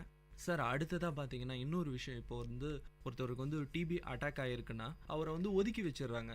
ரொம்ப ஒரு பெரிய நோய் மாதிரியும் பரவக்கூடிய வாய்ப்புகள் இருக்கு. உண்மை. எந்த வகையில அவரை ட்ரீட் பண்ணா நோயும் குணமாவும் அவரை ஒதுக்கி வைக்கிறது தவறு இல்லையா? கண்டிப்பாக அதை மக்கள் இன்னும் அது அறியாமையினால தான் அது இன்னும் அந்த தவறு இன்னும் தொடர்ந்து செய்துட்டே டிபி பற்றி சரியான புரிதல் இல்லாதனால தான். டிபின்றது ஒன்றும் இல்லை, இது நுரையீரலில் பாதிச்சா மட்டும்தான் மற்றவங்களுக்கு பரவும். ஸோ நுரையீரலில் பாதிச்சா அதுவும் அவங்க எப்பயும் மாஸ்க் போடுறது நல்லது. ஸோ வாய் கவர் பண்ணுற மாதிரி ஒரு மாஸ்க், இல்லை இருமும் போது வாயில் கர்ச்சீஃப் வச்சிரும்போது, இல்லை சளி துப்புறதுக்குன்னு தனியாக ஒரு குடுவை மாதிரியோ ஒரு டப்பாலையோ மண்ணு கொட்டி சளி துப்பி அது கொண்டு குழி தோண்டி புதைச்சிடணும். ஸோ கண்ட இடத்துல எச்சு துப்புறதோ இருக்கக்கூடாது. வாயில் கர்ச்சீஃபோ துணியோ மாஸ்கோ இல்லாமல் இரும்புறது தவறு. ஸோ இந்த பழக்கத்தை அவங்க கரெக்ட் பண்ணிக்கிட்டாங்க அப்படின்னும் போது அவங்க கூட சேர்ந்து சாப்பிட்றனாலையோ அவங்க கூட உணவு இருந்ததுன்னா ஒன்றா ஒரே ரூமில் இருக்கிறனால ஒன்றும் பிரச்சனை இல்லை. ஆனால் டிபி வந்தவங்க கொஞ்சம் அவேர்னஸோட இருந்துக்கிட்டாங்கன்னா இதை ஒரு ஒதுக்கி வைக்கணும்னு அவசியமே இல்லை. அவங்க நார்மலாக எப்பயும் போல் நம்ம மாதிரியே நம்ம கூட இருக்கலாம். இது மற்ற வியாதி மாதிரியும் மற்ற ஒரு இந்த தீண்டத்தகாத வேறு மாதிரி யாரும் பார்க்க வேண்டாம். இது அவங்களுக்கான மாத்திரைகள் ஒழுங்காக எடுத்துக்கணும், உணவு பழக்கம் நல்ல முறையாக செஞ்சுக்கணும். அவங்கள ஒதுக்கி வச்சு அவங்க மன அழுத்தத்தை ஏற்படுத்தக்கூடாது. அதே அவங்களுக்கு பெரிய ஒரு ட்ராபேக்காக அமைஞ்சிடும். ஸோ அவங்கள அதே அவங்களுக்கு சரியாக சாப்பிடாம ஒரு டிப்ரெஷன் போகிறதுக்கான வாய்ப்புகள் இருக்குது. ஸோ அவங்கள முறையாக கவனிச்சிக்கணும். நம்ம கூட சகஜமாக பழக வைக்கலாம். ஆனால் ஒன்றே இருமல் சளி இருக்கவங்க வாயில் துணி வச்சு இரும்புறது ஒரு நல்ல ஒரு பழக்கம். அது நோய் வந்தது அவரோட போய் சரியாயிடணும். அது மற்றவங்களுக்கு பரப்பி மற்றவங்களும் வராமல் பார்த்து. ஸோ அதனால் ஒரு வீட்டில் ஒன்றா இருக்கிறனால தப்பு கிடையாது. ஆனால் இருமும் போது மட்டும் வாயில் துணி வச்சுக்கணும், மாஸ்க் போட்டுக்கணும். இதுதான் அவங்களோட பண்ண வேண்டியது. சரி சார், அடுத்ததான் இப்போ ஒருத்தவருக்கு டிபி பாதிச்சிருச்சு, அவங்க ஃபேமிலியில் இருக்கிறவங்க எந்த மாதிரியான நடவடிக்கைகள் எடுக்கணும்? கண்டிப்பாக இது நல்ல ஒரு கேள்வி. இது என்னென்னா, ஒருத்தர் டிபி அஃபெக்டாக இருக்குது, நுரையீரலில் பாதிச்சிருக்கு, அவருக்கு சளியில் கிருமி இருக்குது அப்படின்னு தெரிய வந்துச்சுன்னா குடும்பத்தில் எத்தனை இருக்காங்களோ அத்தனை பேரும் ஸ்க்ரீனிங் டெஸ்ட்னு ஒன்று இருக்குது. எந்த அரசு மருத்துவமனைக்கு போனாலும் இந்த மாதிரி டிபி இருக்குன்னு சொன்னால் அவங்களே உங்களை கேட்பாங்க. ஃபஸ்ட்டு நீங்கள் கேட்கணுன்றத விட அவங்களே ஃபஸ்ட்டு உங்களுக்கு கேட்பாங்க. அப்படியே அவங்க கேட்க மறந்துருந்தாலும் நீங்கள் உங்களுக்கு இந்த மாதிரி டிபி இருக்குது, நாங்கள் எல்லாருக்கும் டவுட்டாக இருக்குது, எல்லோரும் டெஸ்ட் பண்ணி பாருங்க. ஏன்னா அது காற்றுல பரவுற வியாதி தானே. அதனால் நீங்கள் முறையான ஒரு சில பரிசோதனை செஞ்சு உங்களுக்கு டிபி இருக்கா இல்லையா, அதாவது கிருமி தொற்று வேறு, அதனால டிசீஸ் வேறு, அதாவது இன்ஃபெக்ஷன் வேறு டிசீஸ் வேறு, தொற்று வேறு நோய் வேறு. ஸோ தொற்று இருக்கும் அத்தனை பேரும் மாத்திரை சாப்பிடணும்னு அவசியம் இல்லை.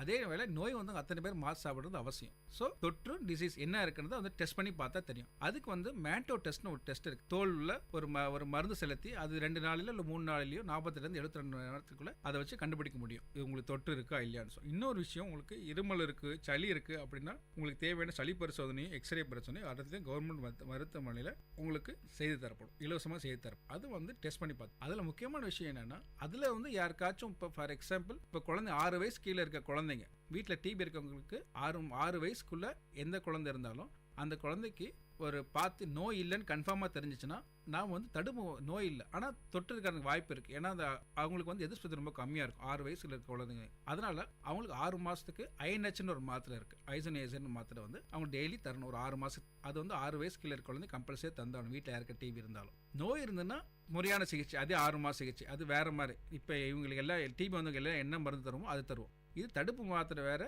நோய்க்கான மாத்திரை வேறு. சரி சார், அடுத்ததாக பெண்கள், அதாவது இப்போ ஒருத்தவருக்கு டிபியில் அஃபெக்ட் ஆகிட்டாங்க, அதாவது கர்ப்பமாக இருக்காங்க அவங்க.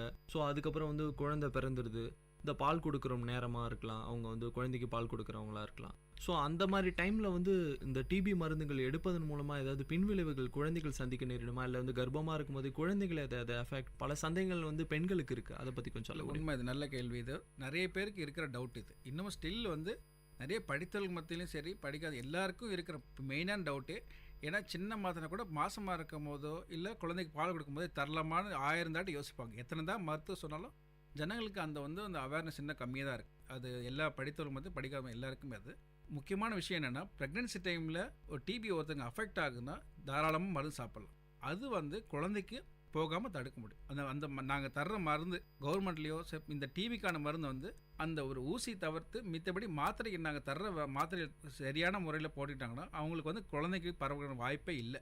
மாசமாக இருக்க தாய்மார்களும் சரி, குழந்தைக்கு பால் கொடுக்குற தாய்மார்களும் சரி, இந்த மாத்திரை தாராளமாக எடுத்துக்கலாம். இதில் வந்து இதனால் குழந்தைக்கு பாதிப்போ இல்லை தாய்மாருக்கு அவங்களுக்கு பாதிப்போ ஒன்றுமே கிடையாது. இதனால் 2 பேருக்குமே நல்ல சுகம் கிடைக்கும், குழந்தையும் ஆரோக்கியமாக பிறக்கும். ஸோ எந்த ஒரு சந்தேகமும் வேண்டாம், தாராளமாக நீங்கள் நாங்கள் தர்ற மருந்து கரெக்டாக எடுத்துக்கலாம், டாட்ஸ் மருந்து. ஓகே, அப்போ ஒரு சந்தேகமே வேண்டாம் இனிமேல் வந்து நம்ம கண்டிப்பா. வந்து கர்ப்பமாக இருக்கோமோ இல்லை வந்து குழந்தை பிறந்துருச்சு இப்போ நம்ம மருந்து சாப்பிடலாமான்ற சந்தேகமே வேண்டாம். கண்டிப்பாக. அடுத்ததாக சார், உங்களோட பணியில் நீங்கள் பல நோயாளிக்கு வந்து சிகிச்சை அளிச்சிருப்பீங்க.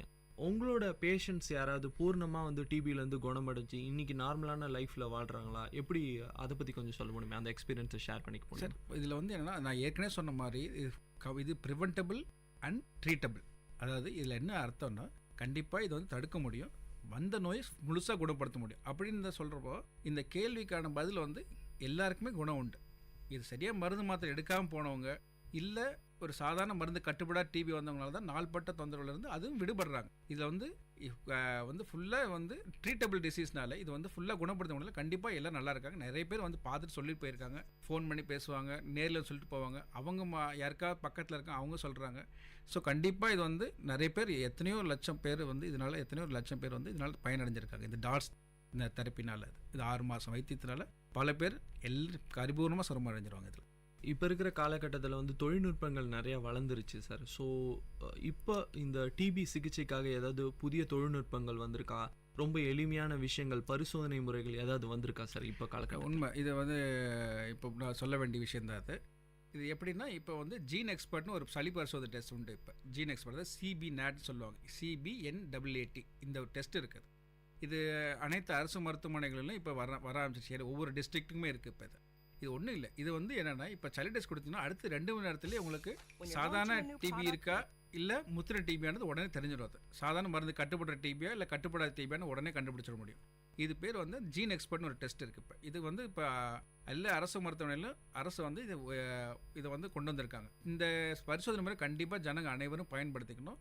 கண்டிப்பாக இதனால் வந்து அது ஏர்லியராகவே முன்னாடியே நம்ம ட்ரீட்மெண்ட் ஆரம்பிக்கிறதுக்கு முன்னாடியே இது வந்து சாதாரண டிபியா இல்லை மருந்து கட்டுப்படக்கூடிய டிபியா இல்லை கட்டுப்படாத டிபியா கண்டுபிடிச்சிட்டா அதுக்கு சிகிச்சை முறையில் மாறுபடும். கண்டிப்பாக இது ரொம்ப ஒரு இது என்ன சொல்ல ரெவலேஷன் சொல்லுவேன் நான். மருத்துவத்துறையில் இங்கே டிபி சம்மந்தப்பட்ட இந்த மருத்துவத்துறையில் கண்டிப்பாக இது ஜனங்களுக்கு பெரிய ஒரு உதவியாக இருக்கும் இந்த டெஸ்ட்டு. அடுத்தது என்ன விஷயம் என்னென்னா, இப்போ வந்து கவர்மெண்ட்லேயே வந்து ஆல்ரெடி வந்து ஹெச்ஐவி, அதாவது எய்ட்ஸ் வித் டிபி ரெண்டுமே சேர்ந்து இருக்கவங்களுக்கு இப்போ மற்றவங்களுக்குலாம் வந்து வாரத்தில் 3 அட்டை சாப்பிட்டா போதுன்னு இருக்கு. பட் இந்த ஹெச்ஐவி டிபி பாதிச்சவங்களுக்கு மட்டும் இப்போ தினந்தோறும் மருந்து சாப்பிட்ற மாதிரி ஒரு ஸ்கீம் இருக்குது. ஃபிக்ஸட் டோஸ் காம்பினேஷன் FDCன்னு சொல்லிட்டு ஒரு ATT. ஸோ இந்த டிபி மாத்திரை தினமும் சாப்பிட்ற மாதிரி ஒரு ஸ்கீம் இருக்குது. இதே தான் இன்னும் கொஞ்ச நாள் இன்னும் ரீசெண்டாக இன்னும் கொஞ்ச நாளிலேயே வந்து அந்த மற்ற சாதாரண டிபிக்கும் டெய்லி சாப்பிட்ற மாதிரி வரப்போகுது. அதுக்கான பரிசோதனை முயற்சியை எல்லாம் பண்ணிகிட்டு இருக்காங்க. அதேமாதிரி இன்னும் கொஞ்ச நாளையில் அது வந்து இப்போ அந்த வாரத்தில் 3 அட்டை சாப்பிட்றதும் வந்து டெய்லி சாப்பிட்ற மாதிரி இருக்கும். அப்படி சாப்பிடும் போது இன்னும் சைட் எஃபெக்ட்ஸ் குறையிறதுக்கு வாய்ப்பு இருக்குது. இன்னும் ஜனங்க வந்து அதை இன்னும் அதை பயன்படுத்தி இன்னும் சீக்கிரம் நல்லா சுகம் வரதுக்கு வாய்ப்பு இன்னும் அதிகம். சரி சார், அதாவது ஒவ்வொரு ஆண்டுமே வந்து வேர்ல்டு டிபி டே செலிப்ரேட் பண்ணிட்டு வராங்க March 24. ஸோ ஒவ்வொரு ஆண்டும் வந்து ஒரு கருப்பொருள் இருக்கும், அதாவது தீம் இருக்கும். இந்த வருஷத்துக்கான தீம் என்னன்னு sir? So unite to high and டிபின்றது இந்த வருஷத்தை கருப்பொருள். அதாவது நம்ம அனைவரும் சேர்ந்து டிபி ஒழிப்போம் தான். ஸோ இது கண்டிப்பாக இது நம்ம ஒவ்வொருத்தருக்கு ஒரு மருத்துவர்னாலேயோ ஒரு செவிலியர்னாலேயோ இது வந்து இந்த டிவி முழுசுமாக இல்லாமல் பண்ண முடியாது. ஒவ்வொரு குடிமக்களும் வந்து இதனுடைய டிவியினுடைய தன்மையை பொறுத்து அதனுடைய சீரியஸ்னஸ் தெரிஞ்சு அதை வந்து அதுக்கான சிகிச்சை முறைகளை உங்களுக்கு வந்தாலோ இல்லை உங்களுக்கு சுற்றி இருக்கிற வந்தாலோ அதனுடைய சீரியஸ்னஸ் தெரிஞ்சு இது இப்படி சாப்பிட்டா சரியாயிரும், இது ப்ரிவென்டபிள் அண்ட் க்யூரபிள் டிசீஸ்ன்ற திருப்பி அதை அழுத்தமாக சொல்கிறேன்.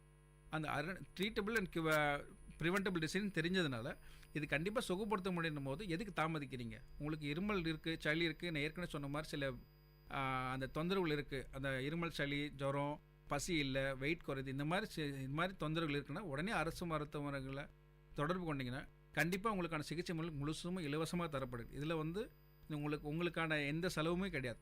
இது வந்து அனைத்து முற்றிலும் இலவசமாக தரப்படுறதுனால ஜனங்க வந்து இதை பயன்படுத்திக்கிறதுனால பல நன்மை இருக்காது. அதனால் உங்களுக்கு வர நோய் உங்கள் வீட்டில் இருக்க யாருக்கும் பாதிக்காது. நீங்களுமே சீக்கிரம் குணமடைஞ்சு நீங்கள் உங்களுடைய அன்றாட பணிகளை செய்ய முடியும். நீங்கள் வேலைக்கு போகிறவங்களா இருந்தாலும் பண்ண முடியும்.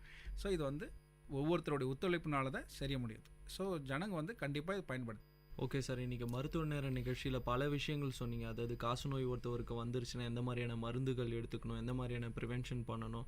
அதாவது ஒருத்தவருக்கு நோய் வந்துருச்சுன்னா அவருக்கு மருந்து மட்டும் இல்லை, ஒரு அன்பும் ரொம்ப முக்கியம். அந்த ஃபேமிலியில் அவரை ஒதுக்கி வைக்காமல் கண்டிப்பாக அந்த மாதிரியான விஷயங்கள் செய்யும்போது 6 மாதன்றது 5 மாதத்தில் கூட குணமாகிறதுக்கான வாய்ப்புகள் இருக்குது. ஒருத்தவர் வந்து பாசிட்டிவாக திங்க் பண்ணும்போது நம்மளுக்கு வந்து ஃபேமிலியில் சப்போர்ட் இருக்குது. அந்த மாதிரியான விஷயங்கள் செய்யும்போது சீக்கிரமாக ஒரு நோய் குணமாகிறதுக்கு வாய்ப்புகள் அதிகமாக இருக்குது. ஸோ எவ்வளோக்கு எவ்வளோ அவேர்னஸாக வந்து மற்றவங்களுக்கு பரவாமல் இன்கேஸ் நம்மளுக்கு வந்திருக்கு, ஸோ நம்ம இருமும்போது வந்து வாயில் துணி வச்சு இருமணும், மற்றவங்களுக்கு பரவ விடக்கூடாது. ஸோ அந்த மாதிரியான அவேர்னஸ்கள் செய்யும்போது வந்து இது பரவதற்கான வாய்ப்புகள் ரொம்ப கம்மியாக இருக்கும். கண்டிப்பாக இன்றைக்கி மருத்துவ நேரம் நிகழ்ச்சியில் கலந்துக்கிட்டு பல விஷயங்கள் மக்களுக்காக சொன்னீங்க. அது பயனுள்ள விஷயமா இருந்தது. நிகழ்ச்சிக்கு நீங்கள் வந்ததுக்கு பண்பலை சார்பாக உங்களுக்கு நன்றியும் வாழ்த்துக்களையும் தெரிவிச்சுக்கிறேன் சார். நன்றி, வணக்கம்.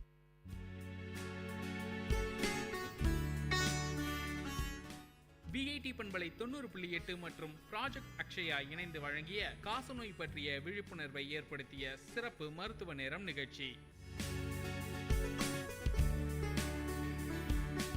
நேயர்கள் இதுவரை கேட்டது பல்வேறு மருத்துவ துறைகளிலிருந்து தேர்ச்சி பெற்ற மருத்துவர்களுடன் கலந்துரையாடல்.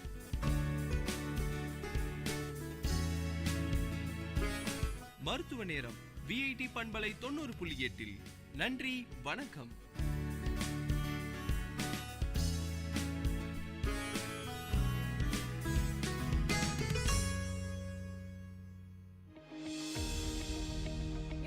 To VIT Community Radio 90.8 with your RJ Dia. And today we're going to talk about the voices of the youth. I'm sure everyone would have already heard about the Viksit Bharat, the 2047 campaign that was launched on 11th December by our Honorable Prime Minister Narendra Modi ji. Yes, you all heard the Prime Minister right. He wants us to fulfill our dream of a developed nation by the 100th year of independence. And how do I feel we can achieve that? By being responsible for our developed country. There are plenty of ways we can do this, but let's start with one small step. Be responsible for your garbage. Whether you are a store owner, a restaurant owner, a vegetable vendor, a homemaker, be accountable for your garbage and throw them in dustbins. Want to share your ideas with the country? Then log in to mygov.in and find the Viksit Bharat consultation section. Answer the questions and submit your idea for the campaign. Don't forget to enter your email ID so that you can download your certificate. Be sure to share your experience and certificate over social media with #Ideas for Viksit Bharat. This is your RJ Dia with VIT Community Radio 90.8. Let our goal be Viksit Bharat, Sashakt Bharat. #Ideas for Viksit Bharat.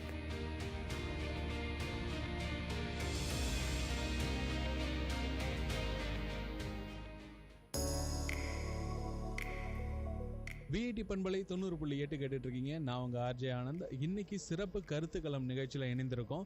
இன்னைக்கு நம்ம எங்கே இருக்கோம்னு பார்த்தீங்கன்னா VIT பல்கலைக்கழகத்தோட அண்ணா அரங்கத்தில் இருக்கோம். இங்கே என்ன நடக்குது அப்படின்னு பார்த்தீங்கன்னா எக்கச்சக்கமான மாணவர்கள் அவங்களுடைய அனுபவங்களை இங்கே எக்ஸிபிட் பண்ணிட்டு இருக்காங்க, கண்காட்சியாக வச்சுருக்காங்க. இந்த கண்காட்சி எதை சார்ந்தது அப்படின்னு கேட்டிங்கன்னா வேளாண் துறை சார்ந்தது தான்.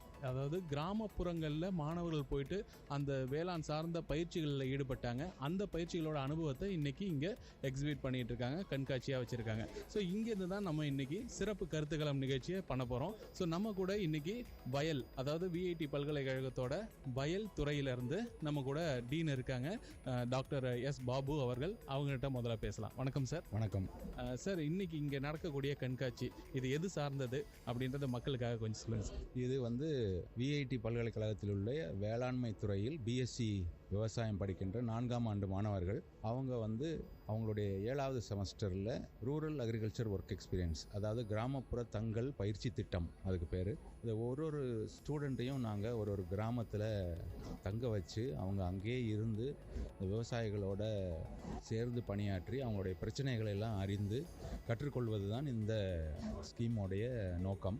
இது இப்போது அவங்க வந்து ஒரு செமஸ்டர் ஃபுல்லாக இதை முடிச்சுட்டு இன்றைக்கி வந்து அவங்க என்ன கற்றுக்கிட்டாங்க அப்படிங்கிறத வந்து இங்கே எக்ஸிபிஷனாக வச்சுருக்காங்க. இந்த எக்ஸிபிஷனில் அவங்க இந்த கிராமத்தில் உள்ள விவசாயிகளுடைய பிரச்சனைகள், அது மண் சார்ந்த பிரச்சனையாக இருக்கலாம், நீர் சார்ந்த பிரச்சனையாக இருக்கலாம், அல்லது பயிர்கள், தொழில்நுட்பம், பூச்சி நோய், மார்க்கெட் பண்ணுறது, வணிகம் சார்ந்த பிரச்சனையாகவும் இருக்கலாம். அந்த பிரச்சனைகள்லாம் படித்து இவங்க அங்கேயே இருக்கும்போதே அதுக்கு தேவையான தொழில்நுட்பங்கள் பயிற்சிகளையும் அங்கேயே வழங்கியிருக்காங்க.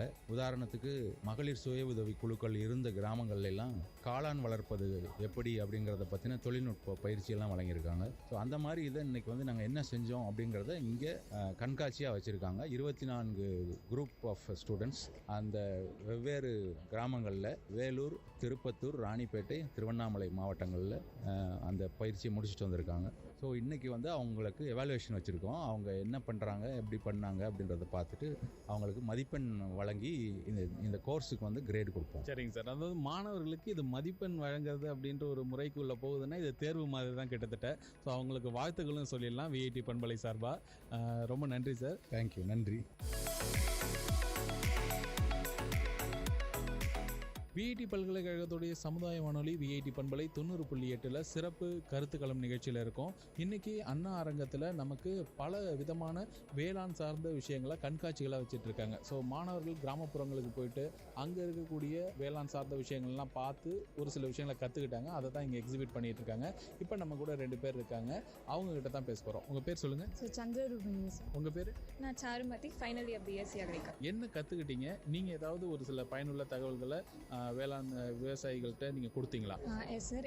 எனக்கு வந்து ஒரு வில்லேஜ் அலாட் பண்ணியிருந்தாங்க. அந்த வில்லேஜில் வந்து தண்ணி வந்து தேங்கி நின்றுட்டே இருக்குது, அதனால வந்து க்ராப் ஃபெயிலியர் அதிகமாகுது அப்படின்னு சொன்னாங்க. அதனால நாங்கள் வந்து இந்த வாட்டர் கன்சர்வேஷன் மெத்தடை வந்து அவங்களுக்கு சஜஸ்ட் பண்ணியிருக்கோம். இது எப்படின்னா இதில் வந்து பென்ஸ்டரைசிங்கில் எப்படின்னா அடுக்கடுக்காக ரெடி பண்ணிக்கலாம். அப்போ வந்து வாட்டர் வந்து ஒரே இடத்துல தங்காமல் வந்து வலிஞ்சு போயிடும். இது வலிஞ்சு போகிறது வந்து ஒரு இடத்துல தேங்கி வச்சுக்கிட்டோம்னா நமக்கு தேவைப்படுறப்ப அதை எடுத்து யூஸ் பண்ணிக்கலாம். பயிர் பண்ணுறதுக்கோ இல்லைனா வந்து ஆடு மாடுக்கெல்லாம் யூஸ் பண்ணுறதுக்கோ யூஸ் பண்ணிக்கலாம் சார். அதனால் இந்த மெத்தடை வந்து நாங்கள் உங்களுக்கு சஜஸ்ட் பண்ணியிருக்கோம் சார். சரி, இந்த சஜஷனை அவங்க எடுத்துக்கிட்டாங்களா, இல்லை என்ன மாதிரியான அடுத்த நிலைக்கு அதை எடுத்துகிட்டு போகிறதுக்கு அவங்க ஒரு சில விஷயங்களை சொன்னாங்க? நாங்கள் வடிஞ்சு போகிற தண்ணி, அது டேங்க் ஏரின்னு சொல்லுவோம், அதை வந்து ஒழுங்காக பராமரிக்கணுன்ற மாதிரி சொல்லி வச்சுருக்கோம். எப்படின்னா இது ஆக்கிரமிப்புலாம் அகற்ற சொல்லி, அதுக்கடுத்து அங்கே உள்ள இது சீம கருவேலை, தேவையில்லாத மரங்கள்லாம் அகற்ற சொல்லியிருக்கோம். அதிலே வந்து மீன் வளர்ச்சி மற்றும் வாத்து வளர்ப்பு இது வந்து பண்ண சொல்லியிருக்கோம். ஃபார்மர்ஸ் வந்து இனிஷியேட் பண்ணியிருக்காங்க. ரொம்ப நன்றி. இது நீர் மேலாண்மை அது மட்டும் இல்லாமல் அது சார்ந்த விஷயங்களும் நிறைய விஷயங்களை நீங்கள் ஷேர் பண்ணியிருக்கீங்க. விவசாயிகளுக்கு அது பயனுள்ளதாக இருக்கும்னு நம்புகிறோம். தொடர்ந்து இது மாதிரி இன்னும் நிறைய விஷயங்களை செய்யுங்க. நன்றி.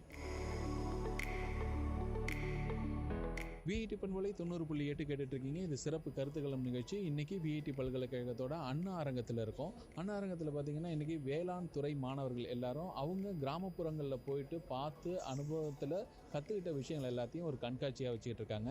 இப்போ நம்ம கூட பிரதீக்ஷா இருக்காங்க. ஸோ பிரதீக்ஷா என்ன கற்றுக்கிட்டாங்க, என்ன மாதிரியான அனுபவம் அவங்களுக்கு இந்த ஒரு திட்டத்திலேருந்து கிடைச்சது அப்படின்றத கேட்டு தெரிஞ்சுக்கலாம். வணக்கம் பிரதீக்ஷா. வணக்கம் சார். நாங்கள் வந்து செங்கம் அப்படின்ற இதில் பிளாக்ல வந்து நாங்கள் ராவே ப்ரோக்ராம்காக இருந்திருந்தோம் சார். அங்கே வந்து நாங்கள் நிறைய ப்ராப்ளம்ஸ் பார்த்தோம். அதில் வந்து முக்கியமான ஒரு ப்ராப்ளம் உங்களுக்கே கூட நீங்கள் எக்ஸ்பீரியன்ஸ் பண்ணியிருக்கலாம், ஃப்ராக்மெண்டேஷன் ஆஃப் லேண்ட். அதாவது வந்து ஏற்கனவே இருக்க நிலம் அவங்களோட பசங்களுக்கு போகும்போது வந்து சுருங்கிட்டே போகும். அந்த மாதிரி தான் இப்போது ஒரு எல்லைக்கு அப்புறம் வந்து ஏரியா வந்து கம்மி ஆயிடுச்சுன்னா வந்து அது விவசாயத்துக்கு வந்து யூஸ் பண்ண மாட்டாங்க, அப்படியே விட்டுருவாங்க. ஸோ அது வந்து அப்படி விடாமல் அதுல இருந்தும் ஏதாச்சும் ஒன்றுமே இல்லாததுக்கு ஏதாச்சும் நம்ம ஈல்டு எடுக்கலாம் அப்படின்றதுக்காக தான் வந்து மல்டி கிராப்பிங் சிஸ்டம் அப்படின்றது சஜஸ்ட் பண்ணுறோம். மல்டி கிராப்பிங் சிஸ்டம் வந்து ஆக்சுவலி எக்ஸ்பென்சிவ் அப்படின்ற இது இல்லை. இது வந்து முடிஞ்ச அளவுக்கு வந்து சஸ்டெயினபிளாக நீங்கள் எதுவும் கேர் எடுத்துக்காமல் அதுவாகவே சஸ்டெயினபிளாக இருக்க மாதிரி தான் மல்டி கிராப்பிங் சிஸ்டம். இதில் வந்து எப்படி இருக்கும்னா வந்து நியூட்ரிஷன் மேனேஜ்மெண்ட்னு எடுத்திங்கன்னா ஒரு நைட்ரஜன் ஃபிக்ஸ் பண்ணுற க்ராப்போட வந்து நைட்ரஜன் டிப்ளீட்டிங் க்ராப்ஸ் வைக்கும்போது வந்து அதுவாகவே சஸ்டைனபிளாக இருக்கும். அதே மாதிரி தான் வந்து வாட்டரும். இப்போ இரிகேஷன் வந்து தனித்தனி க்ராப்ஸ்க்கு தனித்தனி இரிகேஷன் பண்ண தேவையில்ல. அதிகமாக தண்ணி இழுக்கிற க்ராப்போட வந்து தண்ணி கம்மியாக கன்சியூம் பண்ணுற க்ராப் வைக்கும்போது அது வந்து அதுவாகவே வந்து பேலன்ஸ் பண்ணிக்கும். இந்த சிஸ்டம் வந்து நியூட்ரிஷன் மேனேஜ்மெண்ட் மட்டும் இல்லை, வாட்டர் கன்சர்வேஷன், அதுக்கப்புறம் வந்து சன்லைட் காம்படிஷன் இருக்கும் பிளான்ஸ்க்கு நடுவில், அதுவும் இருக்கும். இதோட மெயின் கோல் என்னன்னா வந்து ஃபார்மர்ஸ்க்கு வந்து எந்த இது தடங்கள் இருந்தாலும் கிளைமேட்டிக் சேஞ்சஸ் இருந்தாலுமே வந்து எல்லா மந்த்ஸும் உங்களுக்கு வந்து கொஞ்சமாக ஈல்டு இல்லை வந்து இன்கம் வர மாதிரி வந்து என்ஷூர் பண்ணுறது தான். இப்போ எப்படி அவங்க வந்து இன்ட்ரெஸ்ட் இல்லாமல் இருக்காங்களோ அதுக்கு இந்த ஒரு மல்டி கிராப்பிங் சிஸ்டம் வந்து அவங்களுக்கு இன்ட்ரெஸ்ட்டை கிரியேட் பண்ணுன்றீங்க. இப்போ ஆக்சுவலி வந்து அவங்க வந்து ஃபர்ஸ்ட் கொஞ்சம் அட்லீஸ்ட் வந்து இன்கம் பார்த்தாங்கன்னா வந்து அவங்களுக்கு இன்ட்ரெஸ்ட் வரலாம் சார். அண்ட் இப்போலாம் வந்து சீட்ஸ் வந்து சப்சிடைஸ் ரேட்ஸுக்கு தராங்க, இல்லை டிபார்ட்மெண்ட்டில் வந்து கம்மி அமௌண்ட் ஆஃப் சீட்ஸ்னா வந்து ஃப்ரீயாகவே தராங்க சார்.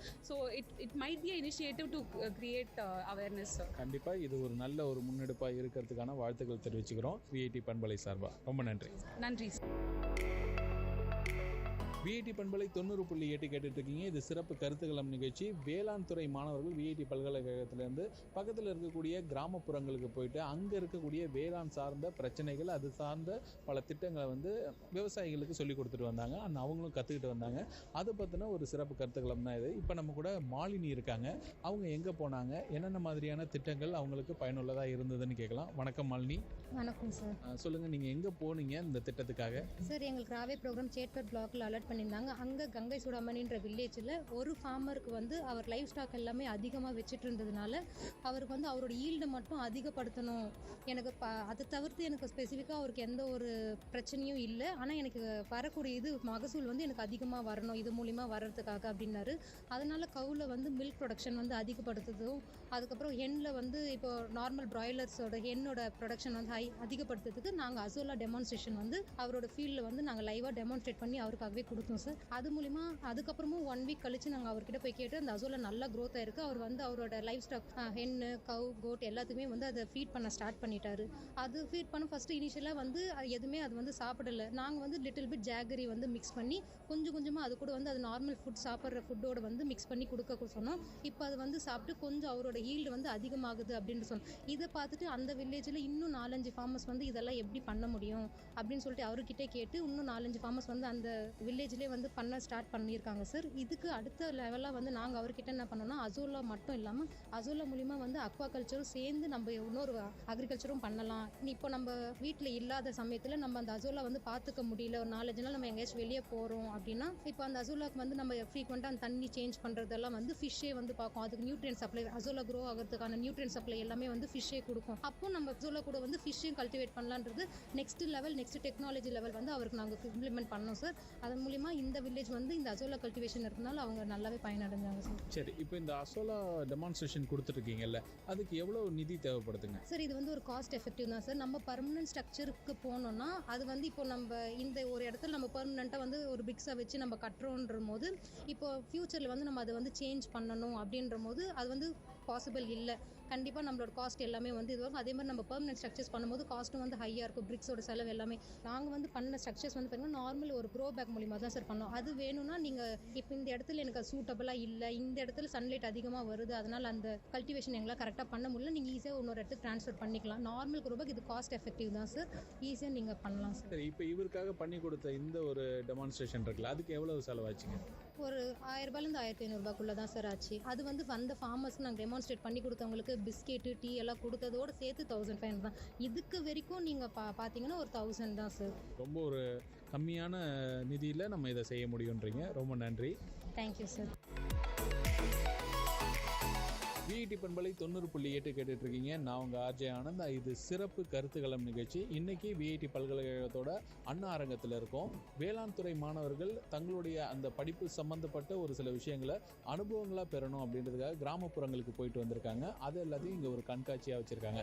இப்போ நம்ம கூட பாரதி மித்ரா இருக்காங்க, அவங்க கூடவே கேத்ரின் இருக்காங்க. ஸோ இவங்க 2 பேர்கிட்டையும் பேச போகிறோம். இவங்க ஆரணி பிளாக் போயிட்டு வந்திருக்காங்க. ஸோ ஆரணியில் என்னென்ன மாதிரியான விஷயங்கள் இவங்க கற்றுக்கிட்டாங்க அப்படின்றத இப்போ கேட்கலாம். வணக்கம் மித்ரா. வணக்கம் சார் எக்ஸ்பீரியன்ஸ்க்காக நாங்கள் வந்து ஆரணி பிளாக்குக்கு போயிட்டு வந்தோம். ஆரணி வந்து முக்கியமாக பட்டுக்கும் அரிசிக்கும் பேர் போனது. ஸோ நாங்கள் அங்கேருந்து பாரம்பரிய வகைகள் அரிசி வகைகளை சேகரித்து அதை டிஸ்ப்ளே பண்ணியிருக்கோம். அது மட்டும் இல்லாமல் அங்கே வந்து பட்டு நெய்தல் வந்து ரொம்பவே ஃபேமஸ், அதையும் நாங்கள் டிஸ்ப்ளே பண்ணியிருக்கோம். அது மட்டும் இல்லாமல் நாங்கள் எங்களோட ஃபார்மர் இனோவேஷன் அதை வந்து இப்போ எங்களோட one of the contact farmer வந்து ஒரு சுகர் கேன் ஃபார்மர், கரும்பு சாகுபடி பண்ணுறாரு. அவரோட முக்கிய கன்சர்ன் என்னென்னா அவரோட டிராக்டர் வந்து வருஷத்தில் 6 மாதம் சும்மாவே இருக்குது. ஸோ அதுக்காக அவர் சின்னதாக யோசனை பண்ண ஒன்று தான் இந்த சுகர் கேன் கம் டிராக்டர். இது வந்து சுகர் கேன் ஜூஸரை வந்து அவர் டிராக்டர் பிடிஓ கூட அட்டாச் பண்ணிட்டாரு. அதாவது அவரோட டிராக்டருக்கு பின்னாடி அவர் கரும்பு ஜூஸ் மிஷினை பண்ணுறாரு. டிராக்டர் ஆக்டிவேட்டட் மிஷின் இது வந்து instead of motor it runs on diesel. இதோட இன்னொரு அட்வான்டேஜ் என்னன்னா அவர் வந்து டிராக்டரோட இதை தூக்கிட்டு எங்கே வேணாலும் போகலாம். இப்போ ஏதாவது மேலா கல்யாணம் அந்த மாதிரி இடத்துல அவர் அங்கே போய் ஒரு ஸ்டால் போட்டுடலாம். இது வந்து அவராக யோசிச்சு அவரை பக்கத்தில் இருக்க மெக்கானிக் வச்சு பண்ண ஒரு சின்ன இன்வென்ஷன் தான். பட் இது ரொம்ப இன்ட்ரெஸ்டிங்காக இருந்துச்சு. நாங்கள் இங்கே டிஸ்ப்ளே பண்ணியிருக்கோம். சரி, இது ஒரு நல்ல ஒரு லேர்னிங்காக உங்களுக்கு இருந்திருக்கும்னு நம்புகிறோம். அண்ட் அடுத்து நம்ம கூட கேத்ரின் இருக்காங்க. கேத்ரின் ஒரு சில சஜஷன்ஸோட வந்திருக்காங்க. அது என்னன்னு கேட்கலாம். சொல்லுங்க கேத்ரின். வணக்கம் சார். சார், இந்த 2023 வந்து சிறுதானியங்களின் வருஷம் வந்து சொல்லியிருக்காங்க சார். இதுக்காக கவர்மெண்ட் வந்து நிறைய ஸ்கீம் வச்சுருக்காங்க, நிறைய மீட்டிங் நடத்துகிறாங்க. இந்த வில்லேஜ் டேல நாங்கள் ஒரு விஷயம் என்ன பார்த்தோன்னா, இவ்வளோ நடந்தும் ஃபார்மர்ஸ் வந்து கொஞ்சம் இது நான் சிறுதானியங்களை இது விளைய வைக்கிறதுக்கு கொஞ்சம் யோசிக்கிறாங்க. அது ஏன் யோசிக்கிறாங்கன்ற ஒரு சந்தேகம் எங்களுக்கு வந்தது. ஸோ அந்த வரும்போது நாங்கள் போய் விவசாயிங்க கிட்ட கேட்கும் போது அரிசி இல்லை இதுக்கு பதிலாக ஏன் சிறுதானியங்களை நீங்கள் விளைய வைக்க மாட்டேங்கிறீங்கன்னு கேட்கும் போது அவங்க ஒரு சில பிரச்சனைகளை எங்கள் கிட்ட சொன்னாங்க. அந்த பிரச்சனைகளை தான் நாங்கள் இங்கே வந்து அவங்க கிட்ட இருந்து எடுத்து நாங்கள் இதை இங்கே டிஸ்ப்ளே பண்ணியிருக்கோம் சார். இந்த பிரச்சனை எப்படின்னா, எனக்கு வந்து இப்போ வந்து இது என்கிட்ட இருந்து யாரும் வாங்கிக்க மாட்டேங்கிறாங்க, இல்லை இதுக்கான விலை எனக்கு கிடைக்க மாட்டேங்குது அப்படின்ற ஒரு கோரிக்கை மாதிரி அவங்க வச்சாங்க சார். அது மட்டும் இல்லாமல் சரி இப்போ வந்து விவசாயிங்க வந்து இல்லை இதை வந்து கன்சியூமர், அதாவது இதை யாருமே வந்து சாப்பிட மாட்டேங்கிறாங்க இந்த காலத்தில்.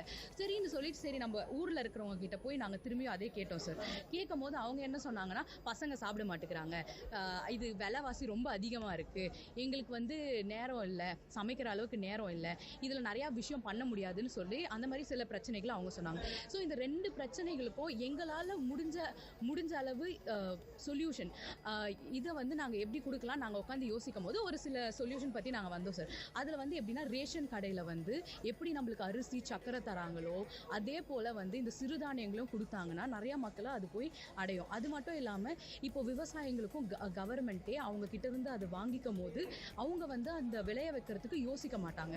அதே மாதிரி வந்து இது மக்களுக்கும் சென்றடைகிறதுக்கு கவர்மெண்ட் வந்து ஒரு பிரிட்ஜ் மாதிரி இது பண்ணாங்கன்னா நல்லாயிருக்கும். இது ஒரு சில ஸ்டேட்டில் ஆல்ரெடி இருக்குங்க சார். அதே மாதிரி நம்ம ஸ்டேட்டில் கொண்டு வந்தாங்கன்னா இது வந்து ஒரு கோரிக்கை மாதிரி நாங்கள் வந்து கவர்மெண்ட் கிட்ட வைக்கிறோம். அது மட்டும் இல்லாமல் இன்னும் கொஞ்சம் ஒரு சில சேஞ்சஸ் நம்ம பண்ணோன்னா இந்த சிறுதானியங்களை வந்து நம்மளோட எவ்ரிடே டயட்டில் வந்து கொண்டு வரதுக்கு ரொம்ப சுலபமாக இருக்குது. கண்டிப்பாக உங்களுடைய கோரிக்கை ரொம்ப சரியான ஒரு கோரிக்கையாகவும் இருக்குது. ஸோ மக்களுக்கு இது மூலமாக நிறைய பயனும் நடக்கும். அதே நேரத்தில் விவசாயிகளுக்கும் இது வந்து ஒரு நிதி மேலாண்மைக்கான ஒரு வாய்ப்பாக அமையும். ரொம்ப நன்றி. நன்றி சார்.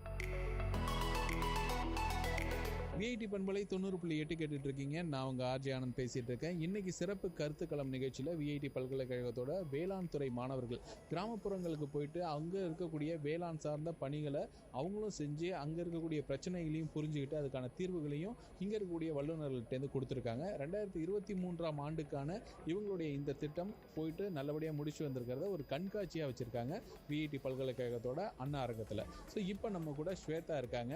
ஸோ அவங்கள்ட்ட கேட்கலாம் அவங்க எங்கே போயிட்டு வந்தாங்க, என்ன மாதிரியான விஷயங்கள் அவங்களுக்கு இந்த திட்டத்திலேருந்து பயனுள்ளதாக கிடைச்சதுன்னு. வணக்கம். வணக்கம், என்னோட பேர் ஸ்வேதா. இந்த மாடல் எதை பற்றின்னு பார்த்தீங்கன்னா, ஒருங்கிணைந்த பூச்சி மேலாண்மை அப்படின்னு சொல்லுவோம். ஏன்னு பார்த்தீங்கன்னா, பெரும்பாலும் நம்ம உழவர்கள் எல்லாருமே வந்து கெமிக்கல்ஸ் மட்டும்தான் யூஸ் பண்ணுறாங்க. அவங்க நிலத்தில் எதனா பூச்சி தாக்குதல் நடந்துச்சுன்னா அவங்க ஃபஸ்ட்டு போகிறது வந்து கெமிக்கல்ஸ் தான். அது கெமிக்கல்ஸ் யூஸ் பண்ணுறதுனால நம்மளோட நிலத்தில் இருக்கிற மண்ணும் வந்து பாதிப்படையுது. அதை சாப்பிட்ற நம்மளுக்குமே வந்து அது ஆரோக்கியத்தை கொடுக்கறது இல்லை. அதனால நம்ம என்ன பண்ணுறோன்னா, cultural method, biological method, mechanical method, இந்த 3 மெத்தடை சஜஸ்ட் பண்ணிட்டு அதுக்கப்புறம் ஃபைனலாக தான் நம்ம கெமிக்கல் சஜஸ்ட் பண்ணுறோம். கல்ச்சுரல் மெத்தடில் நம்ம என்ன பண்ணுறோம்னு பார்த்தீங்கன்னா, விதைக்கிறதுக்கு முன்னாடி வந்து நிலத்தை வந்து உழுது விடுவோம். நிலத்தை உழுறதுனால மண்ணில் இருக்கிற பூச்சியோட முட்டைகள், அதோட புழுக்கள் எல்லாமே வந்து அழிஞ்சு போகுது. அதனால் நம்மளால் பயிர்களை பாதுகாக்க முடியும். அடுத்து வந்து விதைகளை வந்து மாட்டு கோமியம் வச்சு நம்ம மிக்ஸ் பண்ணி விதைக்கிறதுனால அதில் இருக்கிற பூச்சிகள் எல்லாமே இறந்து போய் நம்ம விதைக்கும் போது அந்த பயிர் வந்து நல்லா ஆரோக்கியமாக வளரும். இது எல்லாமே கல்ச்சுரல் மெத்தடில் நாங்கள் வந்து சஜஸ்ட் பண்ணுறோம். அடுத்து பயாலஜிக்கலில் பார்த்தீங்கன்னா க்ராப்பை வந்து பாதிக்கக்கூடிய பூச்சிகள்னு தனியாக இருக்குது, பெனிஃபிஷியல் இன்செக்ட்ஸ் அதாவது நம்மளுக்கு நல்லது தர இன்செக்ட்ஸ்னு தனியாக இருக்குது. ஸோ இந்த இன்செக்ட்ஸ்லாம் நம்ம எப்படி அட்ராக்ட் பண்ணி வர வைக்கிறோம்னு பார்த்தீங்கன்னா பார்டர் கிராப்ஸ் அப்படின்னு சில கிராப்ஸை வளர்த்து அது மூலமா இந்த பெனிஃபிஷியல் இன்செக்ட்ஸை நம்ம அட்ராக்ட் பண்ணி ஹார்ம்ஃபுல் இன்செக்ட்ஸை வந்து நம்ம அதை கில் பண்ண வைக்கிறோம். இதுக்கு வந்து நம்ம என்ன பண்ணுறோம்னு பார்த்தீங்கன்னா கிராப்ஸ் மட்டும்தான். இந்த பார்டர் கிராப்ஸ்லேருந்து நம்ம ஒரு அடிஷ்னல் இன்கமாக ஏபியரியும் வச்சுருக்கோம்.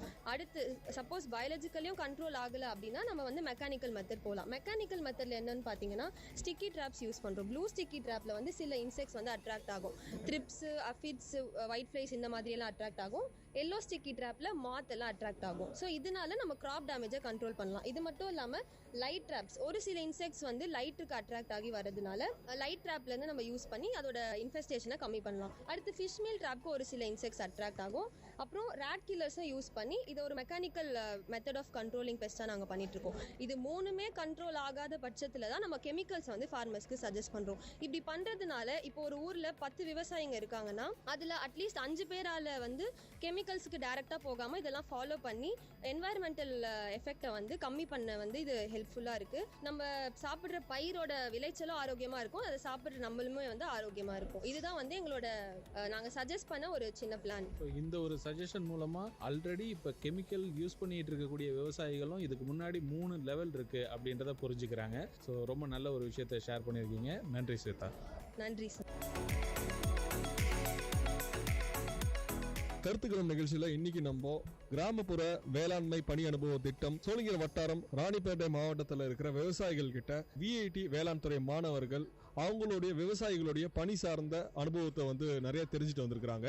இன்னைக்கு இந்த கிராமப்புற வேளாண்மை பணி அனுபவ திட்டத்துல பங்கேற்ற மாணவி ஒருத்தர் நம்ம கூட இருக்கிறாங்க. வணக்கம், உங்களை அறிமுகப்படுத்திக்கோங்க. அனைவருக்கும் வணக்கம். என்னோட பேர் வந்து சௌந்தர்யா. நான் வந்து பெரம்பலூர் டிஸ்ட்ரிக்ட்ல இருந்து வரேன். நான் வந்து ஷோலிங்கர் பிளாக் ராணிப்பேட்டை டிஸ்ட்ரிக்ட் எனக்கு வந்து அலாட் பண்ணியிருந்தாங்க ராவேக்காக. அங்க வந்துட்டு என்னன்னா எல்லாருமே தனித்தனியா ஆடு வளர்க்குறது, காளான் வளர்க்குறது, நெல் வளர்க்குறது அதெல்லாம் பண்ணிட்டு இருந்தாங்க. அது பண்றப்ப அவங்களுக்கு வந்து அதிக லாபம் வந்து கிடைக்காது. அதனால நாங்க வந்து இதெல்லாம் ஒரே பண்ணையமா பண்ணினீங்க அப்படின்னா இதோட வேஸ்ட்டை வந்துட்டு நம்ம வந்து நெல் பயிருக்கு உரமாகவும் அந்த நெல் பயிரிலிருந்து வர வேஸ்ட்டை வந்து நம்ம வந்து ஆடுகளுக்கு தீவனமாகவும் பயன்படுத்தலாம் அப்படின்றதுக்காக நாங்கள் அந்த ஒருங்கிணைந்த பண்ணையத்தை வந்து அங்கே அறிமுகப்படுத்தினோம். அதுக்கப்புறம் இந்த நெல்லோட வைக்கோலை வந்துட்டு நம்ம மஷ்ரூம் வளர்க்குறதுக்கு நம்ம யூஸ் பண்ணலாம். அங்கே வந்துட்டு ஈரப்பதத்தை மெயின்டைன் பண்ணுறதுக்கும் நம்ம வந்து அந்த வைக்கோலை வந்து யூஸ் பண்ணலாம். அதுக்கப்புறம் காளான் வளர்க்குறதுக்கான அந்த ஷெட்டு வந்துட்டு கூலிங் சிஸ்டம் நேச்சுரலாக வந்து இதை வைக்கோலை ஈரமாக பண்ணி அடியில் போடுறப்போ அதுக்கு வந்து ஈரப்பதம் வந்து மெயின்டைன் ஆகும். அதனால வந்து நல்ல காளான் வளரும். மோஸ்ட்டாக வந்துட்டு ராணிப்பேட்டை டிஸ்ட்ரிக்ட்டுக்கு சிப்பி காளான் தான் வந்து ரொம்ப சூட்டபிள்.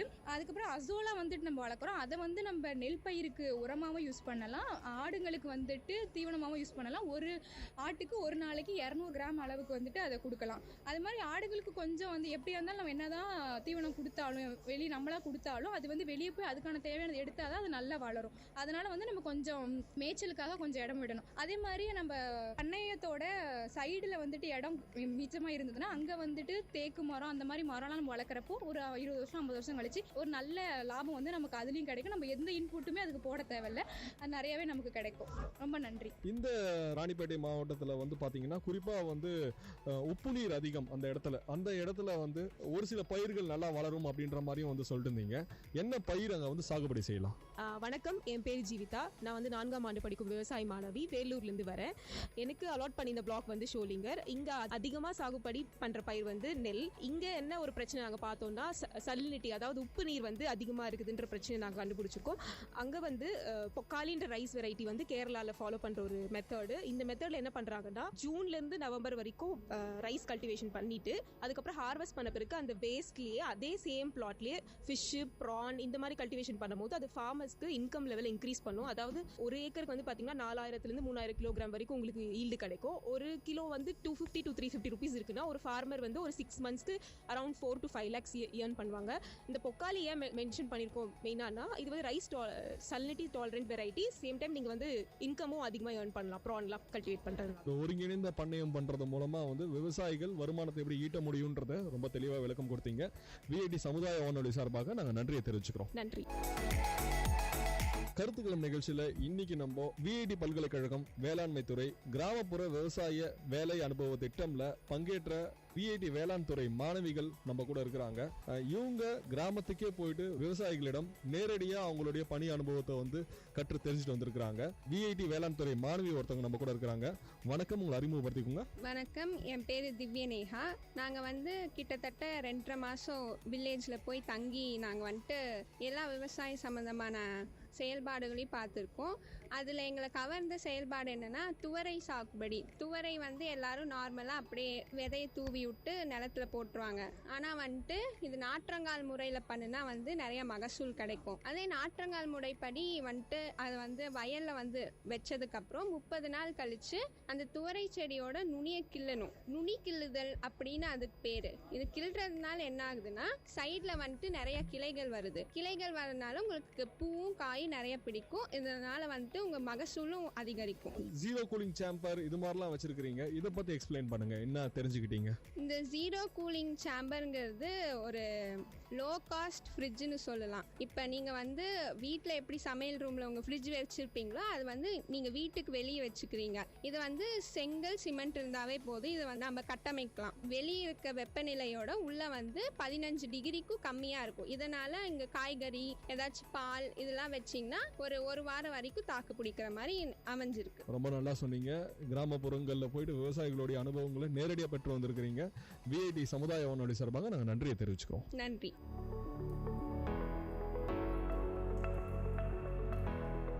விஐடி பண்பலை 90.8 கேட்டுட்டு இருக்கீங்க. நான் உங்க ஆர்ஜே ஆனந்த். இன்னைக்கு விஐடி பல்கலைக்கழகத்தோட வேளாண் துறை மாணவர்கள் அண்ணா அரங்கத்தில் ஒரு கண்காட்சி வச்சிருக்காங்க. அவங்க கிராமப்புறங்களில் போயிட்டு அவங்க கற்றுக்கிட்ட விஷயங்களை இன்னைக்கு கண்காட்சியை அவங்க இங்கே நிறைச்சி வச்சிருக்காங்க. அந்த கண்காட்சியில் என்னென்ன விஷயங்கள் அவங்க கற்றுக்கிட்டாங்க அப்படின்ற விஷயங்களெல்லாம் தான் இன்னைக்கு சிறப்பு கருத்துக்களம் நிகழ்ச்சியில் கேட்டுட்டு இருக்கோம். இப்போ நம்ம கூட ஒரு மாணவர் இருக்காங்க, பிரியதர்ஷினி. அவங்க என்ன மாதிரியான அனுபவங்களை இந்த ஒரு பயிற்சியில் தெரிஞ்சுக்கிட்டாங்கன்றதை கேட்கலாம். வணக்கம் பிரியதர்ஷினி. வணக்கம் சார். சொல்லுங்க, என்ன மாதிரியான அனுபவங்கள் உங்களுக்கு இந்த பயிற்சியில கிடைச்சது? ஃபார்மர்ஸ் கூட ஈஸியாக எப்படி இன்ட்ராக்ட் பண்ணுறது வந்து நாங்கள் ஃபஸ்ட் டைம் இது போகிறதுனால ஃபார்மர்ஸ் கூட எப்படிலாம் ஃபார்மர்ஸ் இருப்பாங்க, அவங்க என்னென்னலாம் பண்ணுவாங்க, அதெல்லாம் ஃபஸ்ட் டைம் லைவாக நாங்கள் பார்த்தோம். அது மட்டும் இல்லாத அவங்க கூட சேர்ந்து நாங்கள் வந்து ஒர்க் பண்ணோம். அது எங்களுக்கு வந்து புதுசாக ஒரு எக்ஸ்பீரியன்ஸ் இருக்குது. அப்புறம் பழைய காலத்து மெத்தட்லாம் அவங்க எப்படிலாம் ஃபாலோ பண்ணுறாங்க அதெல்லாம் கூட நாங்கள் கற்றுக்கிட்டோம். அப்புறமா அவங்களோட என்னென்ன ப்ராப்ளம்ஸ் இருக்கோ அதெல்லாம் கேட்டு தெரிஞ்சுக்கிட்டு அதுக்கான சொல்யூஷன் வந்து எங்கள் காலேஜில் இருக்க ஸ்டாஃப்ஸ் கிட்ட பேசி அதுக்கான ஒரு தீர்வை நாங்கள் சொல்லி அவங்க அது மூலியமா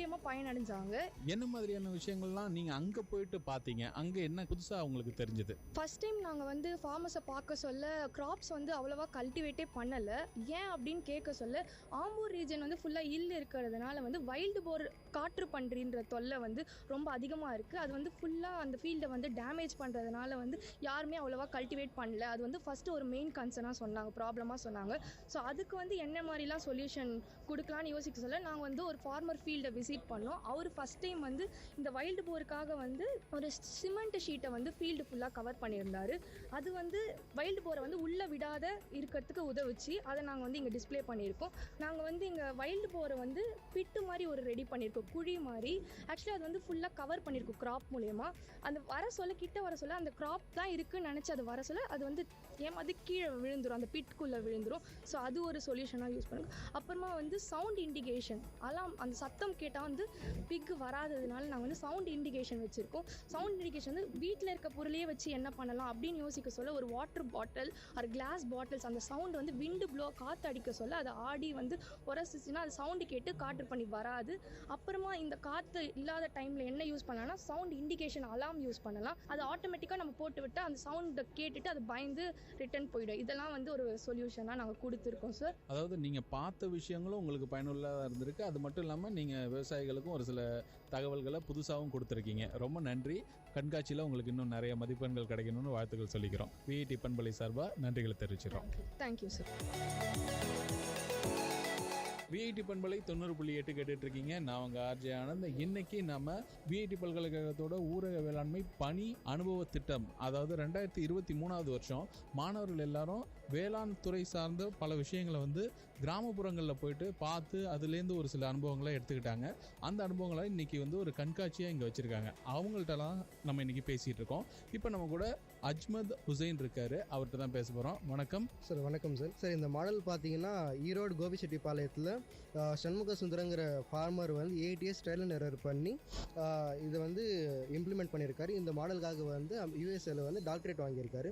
இந்த மாடல் படி பார்த்தீங்கன்னா வந்து வெளியிலேருந்து எந்த ஒரு ஃபெர்டிலைசர்ஸும் வாங்காமல் இன்ஃபீல்டே வந்து நம்மளே வந்து ப்ரொடியூஸ் பண்ணி அதை வந்து பனானா ஃபீல்டுக்கு வந்து கொடுக்குற மாதிரி வரும். இதில் வந்து 4 டேங்க்ஸ் யூஸ் பண்ணியிருக்காரு. ஃபர்ஸ்ட்டு வந்து ஸ்டோரேஜ் டேங்க்னு சொல்லிட்டு அதில் வந்து 1 lakh லிட்டர் கெப்பாசிட்டி, அதில் வந்து 5000 ஃபிஷ்லெட்ஸ் வந்து விடலாம். இப்போ இது எல்லா டேங்க்குமே வந்து சேம் வாட்டர் வந்து பாஸ் ஆகுது. பெர் ஹார் வந்து 1500 லிட்டர் ரேட்டில் வந்து சேம் வாட்டர் வந்து பாஸ் ஆகுது. இது வந்து எலக்ட்ரிசிட்டி தேவையில்லாமல் கிராவிடேஷனல் ஃபோர்ஸ் மூலியமாக ஸ்லாண்டிங்காக வச்சு எல்லா டேங்க்குமே வந்து சேம் வாட்டர் பாஸ் பண்ணுறாங்க. ஃபர்ஸ்ட் டேங்க்ல இருந்து செகண்ட் டேங்க் அசோலா டேங்க் வந்து இந்த வாட்டர் வந்து பாஸ் ஆகுது. செகண்ட் டேங்க் அசோலா வந்து ஃபீடாக வந்து ஃபர்ஸ்ட் டேங்க் ஃபிஷ்ஷுக்கும் கொடுத்துக்கலாம், அப்புறம் வந்து லைஃப் ஸ்டாக் கொடுத்துக்கலாம். தேர்ட் டேங்க் பார்த்தீங்கன்னா பயோஃப்ளாக்னு சொல்லிட்டு கீழே ஃபிஷ் பாண்ட் இருக்கும், அதுக்கு மேலே வந்து ஷெட் இருக்கும். ஷெட்டில் வந்து லைஃப் ஸ்டாக்கு, பவுல்ட்ரி அண்ட் டக்கு வந்து வச்சுருப்பாங்க. இப்போ இந்த டேங்க்கில் பார்த்தீங்கன்னா ஃபர்ஸ்ட் டேங்க்கில் வந்து ஃபிஷ்லெட் விடுறோம் பார்த்தீங்களா, 3 months அப்புறம் வந்து அதை ஹார்வெஸ்ட் பண்ணி தேர்ட் டேங்க் ஷிஃப்ட் பண்ணுவாங்க. இப்போ இந்த டேங்க்கில் வந்து அந்த வாட்டர் இருக்கிற வாட்டர் வந்து ரிச் இன் நியூட்ரியன்ஸாக இருக்கும். ஏன்னு பார்த்தீங்கன்னா ஃபிஷ்ஷோட எக்ஸ்க்ரீட் ஆகும், இந்த பவுல்ட்ரி வேஸ்ட்டு டக் வேஸ்ட்டோட எக்ஸ்க்ரீட் ஆகும் வந்து அந்த வாட்டரில் டீகம்போஸ் ஆகி 15 daysல வந்து இப்போ வந்து அதே வந்து வேஸ்ட் வந்து வெளியே ஏரோபிக் ரெஸ்பிரேஷன் கண்டிஷனில் வச்சோம்னா அதை டீகம்போஸ் ஆகுது 6 months ஆகும். இதே வந்து அது டேரெக்டாக வாட்டருக்குள்ளே போயிருந்தாலும் 15 daysல டீகம்போஸ் ஆகிடும். இப்போ அந்த வாட்டர் வந்து நம்ம ஸ்டோரேஜ் டேங்க் கொண்டு வந்துட்டு அதில் வந்து பஞ்சகாவியம் ஃபிஷ் அமினோ ஆசிடை ஆட் பண்ணி 24 hours ஏரோபிக் ரெஸ்பிரேஷனுக்காக விட்டுரும். அந்த வாட்டரை வந்து பனானா ஃபீல்டுக்குள்ளே வந்து நம்ம வந்து ட்ரிப்பர் மூலமாக வந்து கொண்டு போகிறோம். இப்போ இந்த ஃபீல்டை வந்து பனானா ஃபாரஸ்ட்டுன்னு நாங்கள் வந்து கிளைம் பண்ணுறோம். ஏன்னு பார்த்தீங்கன்னா இப்போ வந்து இது வந்து ஆக்சுவலி ரெயின் ஃபாரஸ்ட்னு பார்த்தீங்கன்னா அது வந்து ஒரு ரெயின் ஃபாரஸ்ட் எஸ்டாப்ளிஷ் பண்ணுறது 50 years ஆகும். கீழே வந்து சன்லைட் வந்து தரையில் வந்து எக்ஸ்போஸ் ஆகாது. பனானா வச்சு பண்ணோம்னா இருக்கிறதுலே வந்து பெரிய லீஃப் வந்து பனானா ஆகுதான். அதை வந்து டென்ஸ் பிளான்டிங் பண்ணால் அது 50 years ஆகிற டைம் பீரியட் வந்து 1 yearலேயே வந்து இதில் அச்சீவ் பண்ணிடலாம். சன்லைட் வந்து சர்ஃபேஸில் வந்து படாது. அதனால் என்ன ஆகுதுன்னு பார்த்தீங்கன்னா எவாபரேஷன் கம்மியாகுது, ஆக்சிஜன் ஜென்ரேஷன் அதிகமாகுது. ஏன்னா ஃபோட்டோசிந்தசிஸ் அதிகமாக நடக்குது லீஃப் சர்ஃபேஸ் மேலே. இப்போ இதனால் பார்த்தீங்கன்னா இயர்லி வந்து இந்தியா வந்து பில்லியன்ஸில் வந்து பே பண்ணிட்டு இருக்காங்க globally because of carbon emission trade. Global லெவலில் வந்து 24% பனானா வந்து இந்தியா தான் ப்ரொடியூஸ் பண்ணுறாங்க. 4 பனானா குளோபலாக ப்ரொடியூஸ் ஆகுச்சுன்னா 1 பனானா வந்து இந்தியாவில் தான் ப்ரொடியூஸ் ஆகுது. எல்லா ஃபார்மரும் வந்து இந்த மாடலை வந்து ப்ராக்டிஸ் பண்ணாங்கன்னா கார்பன் கமிஷன் ட்ரேட்டை வந்து குறைக்கலாம். இப்போ இந்த மாடல் படி பார்த்தீங்கன்னா 3 monthsல வந்து 1 ton ஃபிஷ் வந்து நம்ம வந்து ஹார்வெஸ்ட் பண்ணலாம். 1 ton ஃபிஷ்ஷில் வந்து 1 yearக்கு வந்து 5 to 6 lakh வந்து ரெவன்யூ ஜென்ரேட் பண்ணலாம்.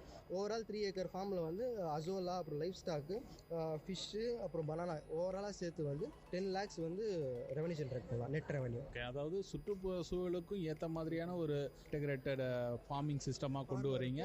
அதே நேரத்தில் இது வந்து ப்ராஃபிட்டாகவும் இருக்குது. ரொம்ப நல்லது அஜ்மத். நிறைய விஷயங்கள் அப்படியே லேர்ன் பண்ணியிருக்கீங்கன்னு நினைக்கிறேன். இன்னும் இதை எல்லாருக்கும் கொண்டு போய் சேர்க்கறதுக்கு வாழ்த்துக்கள். நன்றி. தேங்க்யூ. விஐடி பண்பலை 90.8 கேட்டுட்டு இருக்கீங்க. நான் உங்கள் ஆர்ஜே ஆனந்த். இன்னைக்கு விஐடி பல்கலைக்கழகத்துடைய வேளாண் துறையில் ஊரக வேளாண்மை பணி அனுபவ திட்டம் 2023 இந்த திட்டத்து மூலமாக அனுபவங்களை மற்ற கிராமங்களில் போயிட்டு எடுத்துகிட்டு வந்த மாணவர்கள்ட்ட தான் பேசிகிட்டு இருக்கோம். இப்போ நம்ம கூட ரம்யா இருக்காங்க. சொல்லுங்கள் ரம்யா, இந்த ஒரு திட்டத்து மூலமாக நீங்கள் என்னென்ன விஷயங்களை கற்றுக்கிட்டீங்க? அதாவது நாங்கள் வந்து ஒரு பிளாக்ல வந்து அலாட் ஆகிட்டு இருந்தோம். அங்கங்கே விவசாயிங்களுக்கு என்னென்ன பிரச்சனை இருக்கோ அதை வந்து தீர்வு காண்ற வகையில் எங்கள் ஃபேக்கல்ட்டி மூலிமா அவங்களுக்கு சொல்யூஷன்ஸ் கொடுத்தோம். நாங்கள் வந்து ஒரு ப்ரோக்ராம் மாதிரி கொண்டு வந்தோம். அதாவது ஃபார்மர்ஸ் அட்டாச்மெண்ட் ப்ரோக்ராம். என்னென்னா விவசாய இணைப்பு திட்டம். எங்களுக்கு வந்து 5 வில்லேஜ் அலாட் பண்ணியிருந்தாங்க. அந்த 5 வில்லேஜில் வந்து விஏஓ ஆஃபீஸ், பஞ்சாயத்து ஆஃபீஸ், அந்த மாதிரி ஆஃபீஸ்லலாம் வந்து ஒரு கம்ப்ளைண்ட் பாக்ஸ் மாதிரி வச்சுடுவோம். அந்த கம்ப்ளைண்ட் பாக்ஸ் கூட வந்து ஒரு நோட்டீஸ் போர்டு வச்சுடுவோம். அந்த பாக்ஸ் பற்றி ஃபுல்லாக வந்து டீட்டெயில்ஸ் வந்து அதில் இருக்கும். ஃபார்மர்ஸோட அக்ரிகல்ச்சர் ப்ராப்ளம்ஸ் எல்லாமே அந்த கம்ப்ளைண்ட் பாக்ஸில் வந்து ஃபார்மர்ஸ் வந்து எழுதி போட்டுருவாங்க. அந்த ப்ராப்ளம்ஸ்லாம் வந்து நாங்கள் எங்கள் போய் ஃபஸ்ட்டு வந்து பார்த்து என்னென்ன எப்படி இருக்குன்னு சொல்லி ஃபோட்டோ எடுத்துகிட்டு அது ஃபுல்லாக ரிசர்ச் பண்ணிட்டு அப்புறம் வந்து ஃபேக்கல்ட்டிஸ் கிட்டே எங்களோட கன்சர்ன் ஃபேக்கல்ட்டிஸ் கிட்ட கொண்டு போய் அதோட சொல்யூஷன்ஸ்லாம் எடுத்துகிட்டு வந்து ஃபார்மர்ஸ் கிட்ட சேர்க்கறது தான் எங்களோட வேலை. இந்த ஒரு விவசாயி இணைப்பு திட்டம்ன்றது ரொம்ப ஒரு நல்ல திட்டமாக இருக்குது. இந்த மாதிரியான திட்டத்தை நீங்கள் அறிமுகப்படுத்தும் போது எப்போயிலேருந்து இதை அறிமுகப்படுத்துனீங்க? எவ்வளோ காலகட்டத்தில் இந்த தகவல்கள்லாம் கேள்விகள்லாம் உங்களுக்கு வந்தது? நாங்கள் வந்து ஒரு 10 to 15 டேஸ் தான் வந்து பாக்ஸ் வந்து ஒரு வில்லேஜ் வச்சோம். எங்களுக்கு அந்த டியூரேஷன் வந்து 10 ப்ராப்ளம்ஸ் வந்து ஃபார்மர்ஸ் வந்து டோட்டல் 5 வில்லேஜஸ்லேருந்து 10 ப்ராப்ளம்ஸ் வந்து எங்களுக்கு கிடச்சி. ஸோ இதுக்கான தகவல்கள், அதாவது பதில்களை வந்து நீங்கள் எப்போ கொடுக்க போகிறீங்க உங்களுக்கு? இப்போ வந்து 1 வீக் 2 வீக்ஸ் பிஃபோர் தான் இது கலெக்ட் பண்ணுவோம். மோரோவர் இன்னும் ஒரு 2 வீக்ஸில் வந்து சொல்யூஷன்ஸ்லாம் வந்து கொடுத்துருவோம். சூப்பர். ஸோ இந்த ஒரு விவசாய இணைப்பு திட்டம் நல்ல ஒரு முன்னெடுப்பாக இருக்குது. ஸோ இதுக்கு விஐடி பண்பலை சார்பாக வாழ்த்துக்களை தெரிவிச்சுக்கிறோம். தேங்க்யூ. நன்றி.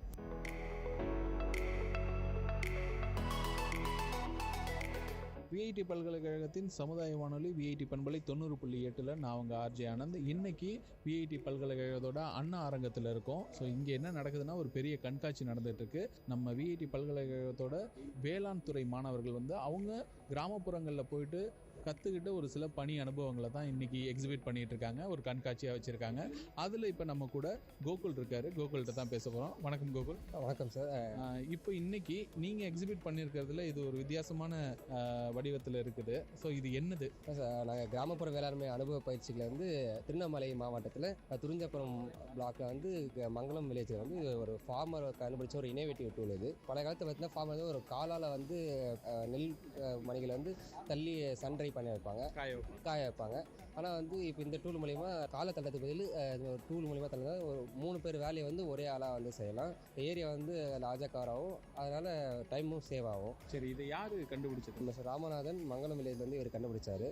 இது வந்து நம்ம அக்ரிகல்ச்சர் டெக்னாலஜி மேனேஜ்மெண்ட் ஏஜென்சி ஆத்மா சென்ட்ரல் கவர்மெண்ட் ஸ்கீம். அது மூலிமா வந்து ஃபார்மரையும் ஆத்மா டீமையும் வந்து கான்டாக்ட் பண்ணிவிட்டோம். ஃபார்மருக்கு ஆத்மா டீம் பற்றி தெரியல, ஆத்மா டீமுக்கு ஒரு விதத்தில் என்னென்ன ஃபார்ம் இனோவேஷன் பண்ணியிருக்காங்கன்னு தெரியல. நாங்கள் போய் வில்லேஜ் ஸ்டேல பண்ணி பழந்தாலும் இந்த ஃபார்மை எங்களுக்கு வந்து தெரிஞ்சார். இது மூலிமா வந்து ஃபார்முக்கு இந்த இனோவேஷன் ஒரு ஐடியாக்காக ஒரு இன்சென்டிவ் இவர் வந்து நம்ம சென்ட்ரல் கவர்மெண்ட் வெப்சைட்டில் வந்து போர்ட்டலில் இவரை பற்றி டாக்குமெண்ட் பண்ணியிருக்காங்க. சப்போஸ் நேஷன் வைடில் வந்து இவரோட இனோவேஷன் வந்து சக்ஸஸ்ஃபுல்லாக இருந்துச்சு அப்படின்னா இவருக்கு வந்து அவார்டும் கேஷ் ப்ரைஸும் தருவாங்க சார். அழகு. அதாவது ஒரு சின்ன கிராமத்தில் இவங்களுடைய முன்னெடுப்புகளால் கிடைக்கக்கூடிய புதிய புதிய கண்டுபிடிப்புகளை எடுத்துக்கொண்டு போய் சேர்க்கறதுக்கு நீங்கள் உதவி பண்ணியிருக்கீங்க. ரொம்ப நன்றி கோகுல். நன்றி.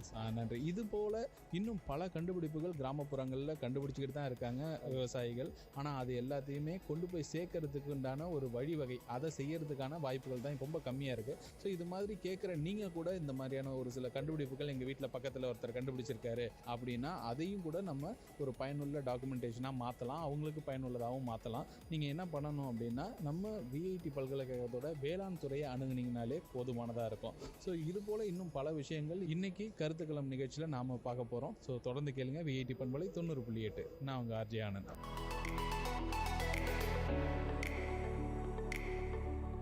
விஐடி பண்பலை 90.8 கேட்டுட்ருக்கீங்க. இன்றைக்கி சிறப்பு கருத்துக்களம் நிகழ்ச்சியில் வேளாண் துறையிலேருந்து மாணவர்கள் அவங்களோட அந்த கிராமப்புறத்துக்கு போயிட்டு வேளாண் சார்ந்த பணிகள்லாம் ஒரு அனுபவமாக பெற்று வந்திருக்காங்க. அதை இங்கே ஒரு கண்காட்சியாக வச்சுருக்காங்க. அதை எவாலுவேட் பண்ணுறதுக்கு நம்ம வெளியிலேருந்து மதிப்பீட்டாளர்கள் வந்திருக்காங்க. இப்போ நம்ம கூட டாக்டர் என் ஆனந்தராஜா இருக்கிறாரு. ஸோ அவர் வந்து டிஎன்ஏயூலேருந்து வந்திருக்கிறாரு, கோயம்புத்தூர்லேருந்து. ஸோ அவர் இந்த மாணவர்கள் இன்னும் என்னென்னலாம் கற்றுக்கணும் அப்படின்னு எதிர்பார்க்குறாருன்னு கேட்டு தெரிஞ்சுக்கலாம். வணக்கம் சார். வணக்கங்க.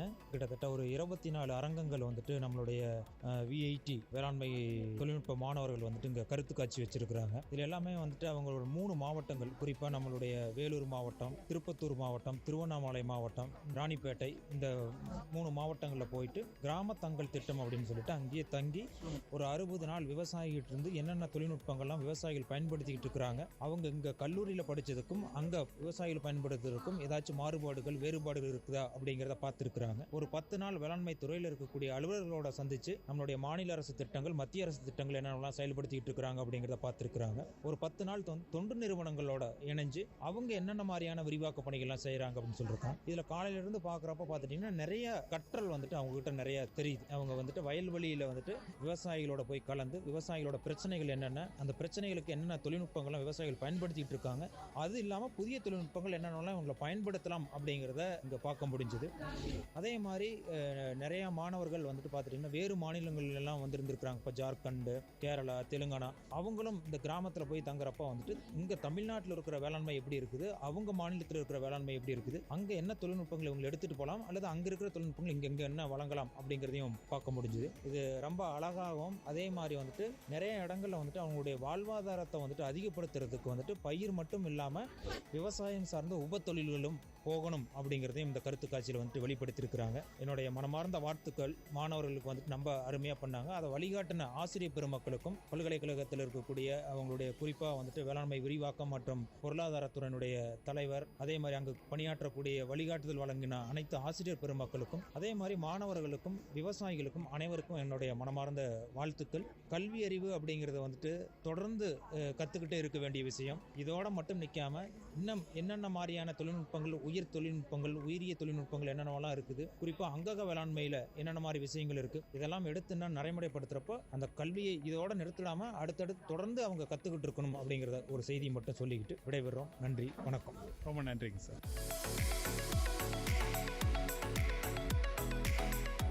விஐடி பண்பலை 90.8 சமுதாய வானொலி, விஐடி பல்கலைக்கழகத்தோட வேளாண் துறை மாணவர்கள் இந்த வேளாண் சார்ந்த விஷயங்களுக்காக வெளியில் போயிட்டு வந்திருக்காங்க. ஸோ அந்த மாதிரியான அனுபவங்களை பெற்று இருக்கும் போது அவங்க இது எல்லாத்தையும் ஒரு கண்காட்சியாக இங்கே வச்சுருக்காங்க.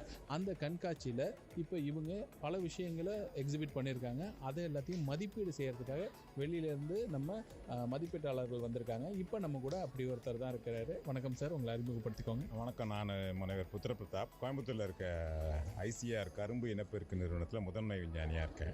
உள்ளபடியே இந்த கண்காட்சியை பார்க்கும்போது ரொம்ப சந்தோஷமாக இருக்குது. மாணவர்கள் ரொம்ப எந்தூசியாசத்தோடு பார்ட்டிசிபேட் பண்ணியிருக்காங்க. அவங்க எக்ஸிபிட்ஸ் எல்லாம் பார்க்கும்போது ரொம்ப பிரமிப்பாக இருக்குது. நாங்கள் படித்தப்போ இருந்த மாதிரி இல்லாமல் கிராமங்களில் போய் தங்கி அங்கே இருக்கவங்கக்கிட்ட அங்கே என்ன ப்ராப்ளம்ஸு, அவங்க நீட்ஸ் என்ன, அதெல்லாம் அசஸ் பண்ணி ஒரு ஆக்ஷன் பிளான் வச்சு அதுக்கான ரெக்கமெண்டேஷன்ஸை ரொம்ப அழகாக இங்கே காட்சிப்படுத்தியிருக்காங்க. அதுவும் இல்லாமல் அந்த இன்ட்ராக்ஷனும் ரொம்ப அருமையாக அமைஞ்சது. அவங்க பிலீவ் பண்ணுறாங்க, அவங்க ரெக்கமெண்டேஷன்ஸு அவங்க என்ன விவசாயிகளுக்கு சொல்ல நினைக்கிறாங்களோ அதை they believe that this will work. So அதனால் அவங்க கூட இன்ட்ராக்ட் பண்ணுறதும் ரொம்ப சந்தோஷமாக இருந்தது, ரொம்ப திருப்தியாக இருந்தது, ரொம்ப மகிழ்வாக இருந்தது உங்கள் விஐடி மாணவர்களோட இன்ட்ராக்ட் பண்ணது. ஸோ இதில் நான் பார்த்த வரைக்கும் என்னென்னா, நம்ம கிராமங்களுக்கு போகும்போது முக்கியமாக ஒன்று சொல்லணும்னா அவங்க தேவைகளை நம்ம முதல்ல ஆய்வு பண்ணணும்.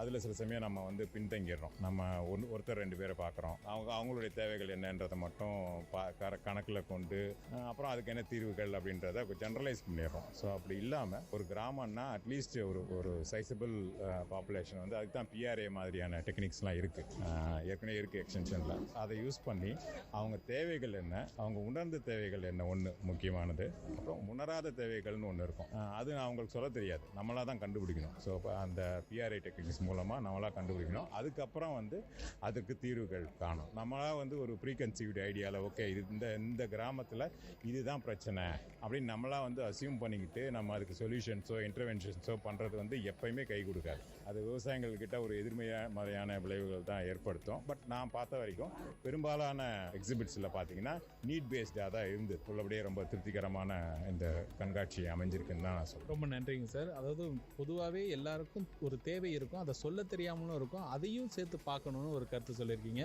ரொம்ப ரொம்ப நன்றிங்க சார். விஐடி சமுதாய வானொலி நேயர்களுக்கு என்னுடைய வாழ்த்துக்கள். விஐடி பல்கலைக்கழகத்தோடைய சமுதாய வானொலியில் இதுவரைக்கும் நீங்கள் கேட்டது சிறப்பு கருத்துக்களம் நிகழ்ச்சி. இன்னைக்கு நம்ம விஐடி பல்கலைக்கழகத்தோட அண்ணா அரங்கத்தில் நடைபெற்ற ஊரக வேளாண் பணி அனுபவ திட்டத்தோட மாணவர்கள் தங்களோட அந்த அனுபவங்கள் எல்லாத்தையும் கண்காட்சியாக வச்சிருந்ததை தான் கேட்டோம். ஸோ இது போல இன்னும் பல சுவாரஸ்யமான தகவல்களோடு இன்னொரு கருத்துக்களம் நிகழ்ச்சியில் உங்களை சந்திக்கிறேன். நான் உங்கள் ஆர்ஜே ஆனந்த். நான் உங்கள் ஆர்ஜே சரவண கார்த்திக். நன்றி நேயர்களே.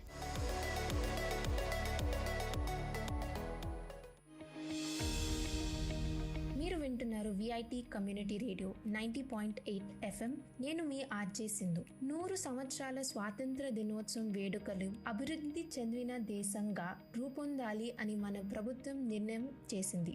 దీని వీక్షిత్ భారత్ అనే పేరుతో ప్రజల్లోకి వచ్చేసింది. అందులో భాగంగా మన ఆలోచనలు మరియు సలహాలు ప్రభుత్వం దృష్టికి తీసుకురావచ్చు. నా ఆలోచన అయితే స్ట్రీట్ లైట్స్ కి సోలార్ ప్యానెల్స్ ఉపయోగిస్తూ సంఖ్య పెంచాలి. దీనివల్ల కరెంట్ని చాలా ఆదా చేయొచ్చు. మరి మీ ఆలోచనలు ఏంటి? మై గోవ్ పోర్టల్లో వీక్షిత్ భారత్ ఫామ్ ఫిల్ చేసి మీ ఫోటోలు మరియు మీ ఆలోచనని సోషల్ మీడియాలో ప్రచారం చేసేయండి. #ఐడియాస్ ఫర్ వీక్షిత్ భారత్ ఉపయోగిస్తూ చేయండి. మంచి సలహాకి మొదటి బహుమతిగా 5 లక్షలు, రెండో బహుమతిగా 3 లక్షలు మరియు మూడో బహుమతిగా 2 లక్షలు ఇస్తారు. సో మీ వంతు కృషి చేస్తారు అని ఆశిస్తూ ధన్యవాదాలు. Exchange of ideas. This is VIT Community Radio 90.8. Good evening, listeners. You have tuned into VIT Community Radio 90.8 FM. This is Vishrut bringing to you Exchange of Idea. Today I have with me Blessy. Blessy, please introduce yourself. Hello listeners, I'm Blessy. I'm pursuing my third year EC with IoT. Today we have a fun topic planned for everyone. This is something which anyone in whichever walks of life they are from, whichever age they are, age gap they belong to, whichever form of society they belong to, they have always, at least once in their life, had an encounter with this. It's music. Something that soothes everyone. Like, no one listens to music just because they have to. Music is something which gives energy, which itself is something that makes you pulsate. So to begin with, I'd like to talk about what music means to people. So that's why I have a panelist here with me, Blessy. So Blessy, what's music to you? Music is something which takes me out of my daily routine. When everything goes in a normal way, music is something that adds up spice to my life kind of thing. It brings energy to my day. So it is when you work out, you listen to some good beat songs or something which makes you feel a bit more energetic to work out really well. And then when, music is like, it's a taste. It depends on your mood, and then depends on the variety of music you listen to. Yeah, many people do that. For me, music is something which I just used to shut myself out from the world. Like going from my hostel to my class, going somewhere out, or just if in case I don't want to hear my roommates say something. So I shut myself out using music. Why music? Because it gives me concentration, it helps me perform better, and again, it is like better than still silence for me. So yeah, many people, like a plethora of people out there, have plethora of reasons for listening to music. Some say that it's a very good form of therapy for any form of depression, for any form of PTSD, anything. It's a very good form of therapy. Some say this talk that even pregnant women listen to music, the baby inside that womb listens to music as well when they listen to music. Well, that's certainly out of my area of jurisdiction. But yeah, so with everything said, music is something which gives life. It's said that when Rome was burning, there was this guy, I forget his name, he was still playing the pyre, because according to him, music can add life to anything, even if it's a burning city. And the burning of Rome, which is a very famous painting, they say it was brought to life because of the music that was playing behind. So I'd like to move on to the questions, Blessy. So yeah, sure. First of all, what is your taste in music? Like, what do you like to hear? Yeah, as I said, it depends on my mood, and it depends on the time of the day. Early in the morning, I cannot listen to something which is really hard on my ears, which really keeps me, disturbed into my eardrums and kind of thing. I can't listen to hard music in the morning. I listen to melodious songs in the morning and then make myself pleasant. And then by evening, I'll be like, okay, this day was really not so good, so I have to bring up some energy into me. Then it differs. So it depends on the time and the mood. I'm more of an EDM or an indie pop guy, because for the longest time I have known myself. I have like cut myself. There was a time when I had actually cut myself out from Indian songs for a very long time. Okay. It was only recently, about an year back, when I developed a taste again for Indian songs, especially with people like Nuclear coming in. Indie pop became topped my list. Again, I listen to Maroon 5. Adam Levine is like one of my favorite singers. I still listen to classics by Michael Jackson and J.B. Seri. My taste in music is not very specific, I'd say. It differs a lot. Like it depends.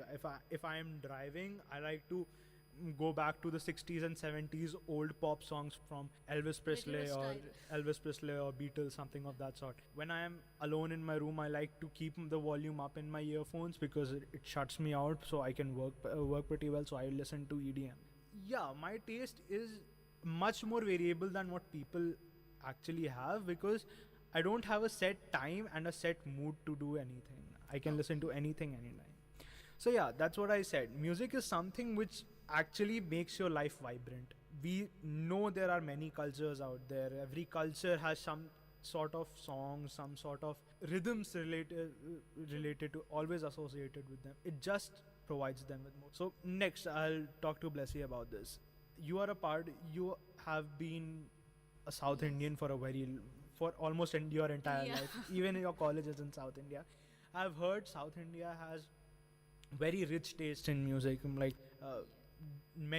various dancers, various musicians came out from prominent musicians in India came out South India. So as you grew up in such a household, I'm sure you would be accustomed to those South Indian tunes. So can you share some experiences? Yeah, in India, all the North India have this Hindustani style of music, whereas South India follows Karnataka music. It's all Karnataka style. So it differs from North Indian and South Indian music kind of things, but then Karnataka style have its own taste in it, its own rhythm to it. So it is like, we like Hindustani music too, and we find it also fascinating as much as our music is. So it's not that both of them, they're good, pretty good. It's like there have been one or rather two experiences in life when I actually had a chance to listen to a Carnatic musician. It was one of the art and cultural fests held in my hometown Lucknow. So that's where I heard it. It was very good, but no offense to anyone, I didn't find it to my taste. It's because I haven't been accustomed to listening to stuff like that I don't like it, but there can be various reasons. On the other hand, my mom, she has her like doctorate in Carnatic music, I think. I don't know what that degree is, but yeah, she is like very hell-bent on listening to Carnatic music. She loves orchestra, especially those like she went Mumbai specially to listen to the orchestra of the Opera House. So yeah, everyone has a very different taste. Motives too, like why do you listen to music? Like we had a conversation right now, why we listen to music. So let me share a very small story about this. So mom was like 4 months pregnant with me. This is what I've heard. I don't know how much truth is there in this. So yeah, she thought that she wanted me to become like a Navy officer when I grow up. So she was like, as you said, like if a pregnant woman listens to songs. So yeah, she was too much into the patriotic songs and all. So yeah, I don't know whether in future I would go for a Navy SEAL or not.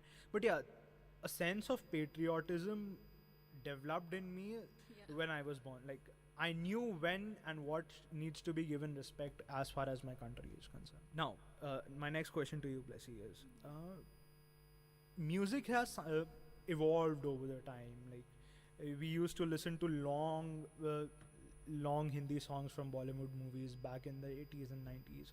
Now they have become shorter, but the melody has gone and it has been taken up by popping beats, and somehow we are forgetting what was behind. So what do you want to say about this transition from the 80s and 90s era to today in 2018? What do you want to say? Indian music. It's like India adopted some of the music styles of foreign countries. It is good that they are adopting it, but it is not so good that they are forgetting our own culture of music. So that is where we are losing the essence of Indian music, and we are bringing this foreign essence into it, which is turning out to be a mess, which we don't find so melodious. But then I think we have to give importance to our music, our culture too, along with it, because going with the world is not wrong, but then giving importance to our culture is absolutely something which we all need to do. Yeah, very true. Like there are still musicians who play the flute, which is very seldom found in other parts of the countries, other parts of the world. We have instruments like the sitar, the sehra, which the outside world doesn't even know exist. So yeah, musically, we guys as Indians are much more reformed than the outside world, because we have our own set of musical instrument, our own set of, like we don't go about using do re mi fa sol la ki, and we still use sa re ga ma. So yeah, I won't say we have deterred from that. I'd say that this is a new emerging branch. Like we already had our control over Hindustani music, Carnatic music, the classicals that we know. Now we took up Western, like the era from since the beginning of the 2000s. It was an era of taking up a lot from Western. Now we have seen something like indie pop coming in, which is like the mix of old and new styles, which I find it very good. I find it very good, and socially forward people, as socially forward I mean popular people like Nuclear, they're incorporating it in their styles, which is very good. Sure. So that's my personal opinion about how music industry in India is actually working. Talking about the music industry, there have been cases where people say that not much respect is being given to people who play classical music. Now classical music has just become a form of study which people do just for a degree. Like my sister enrolled into one, and it appears that people do it just for the degree. What classical musicians these days do is, like, if they can't find anything else to do, they teach students how the tabla is played, or how Indian music actually works. So this is sort of a very depressing note for our music industry, because as we can see how good Indian music mixes with the Western culture. There have been many cases where people have proven it, but still after such a reform, we aren't able to go anywhere with this. What are your thoughts on this? Well, I'd like to say something in here. Most of the movies in India, taking Bollywood, most of the songs in the movies are not completely classical. Yeah, true. So they are incorporating some other styles along with this, where the generation of this country at this point of time are liking that music, since we are listening to it more. So it is of no doubt that we'll not be liking classics because we didn't listen to it anytime, and they are not shown as fascinating as these songs have been shown to us. So we always, they say people are like sheep, one goes away and the other one blindly follows. It is the same thing happening. So if the classicals are also shown in a point of time that it is good and it is listen worthy kind of thing, if it is formed into our minds, so then I think classical is classical. Yeah, very true. So next I'd like to go to the part where parents come in. Yeah. So we know us as students, especially this age between around 14, 15 to this age of about 25, 26, when everything is haywire, and this is the age gap which is actually listening to music. This is the age gap which knows what music is, because this age gap has access to YouTube, they have access to a lot of content online, they listen to a lot of people, they are into making music, they practice music as in they know how to play instruments, they have been vocalists for a time. So this is a very energetic group of people, and I guess to like please these people, the music today is being made. Nowadays no one makes music that pleases your mom. No one does. Okay, they obviously the target audience is us, people like us. Yeah. So my first question in this regard is, what do you think? Like, parents think that it is very harmful for children at this age to listen stuff like this, because it propagates different kind of like unworthy ideas, which is not good for you and stuff. So what are your thoughts on it? So I think music has two different parts. I mean, songs have lyrics in it. So lyrics can influence you, but when you're only into the music and the kind of beats they're using, I don't think it will make much of a difference, because you're only listening to it for listening the music, for enjoying the tune. But then when you're giving importance to lyrics, it's sure that it's going to influence you some or the other way. Even when you're not giving importance to the lyrics, but it's entering your head some way. There are a lot of songs which don't have pleasant meanings, and which our parents will not like it for sure, and they don't like it. So, and we don't even play it near them, because we know that they're not going to like it, and they're going to complain, what are you listening to? So yes, lyrics influence us, but it's not that if you're listening it for the music's sake, listen music. But don't you think like music is an art form, and popular social beliefs like it'll hamper your growth, or it's not good for you, stuff like this, it hampers the progression of the art. It's an art form. You cannot stop anyone from practicing his own art or her own art. So I think that music as an art form should not be barred with anything. Again, on your point, like lyrics enter your mind. The thing is, what 80% of musicians do today is they make songs, and through that they try to convey a very deeper meaning. That's 80% of the musicians. If we take the lyrics at face value, yeah, they're crap, they don't mean any sense. But yeah, if you read between the lines, they can actually have a lot of. So I'd beg to differ with this, because differ with your point, because as far as art is concerned, I don't think so.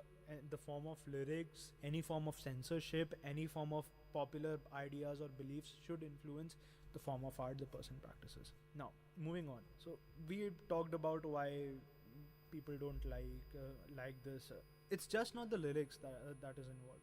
We have seen musicians, especially in Western countries, musicians getting into a lot of stuff which is, I won't say illegal, but more on the side of unhealthy for one's own self, socially, physically, emotionally, mentally, everywhere. Yes, it's a very crammed up world with people of various ideologies, and people tend to think that once they gain popularity, they can do anything. Musicians are in no way away from this custom.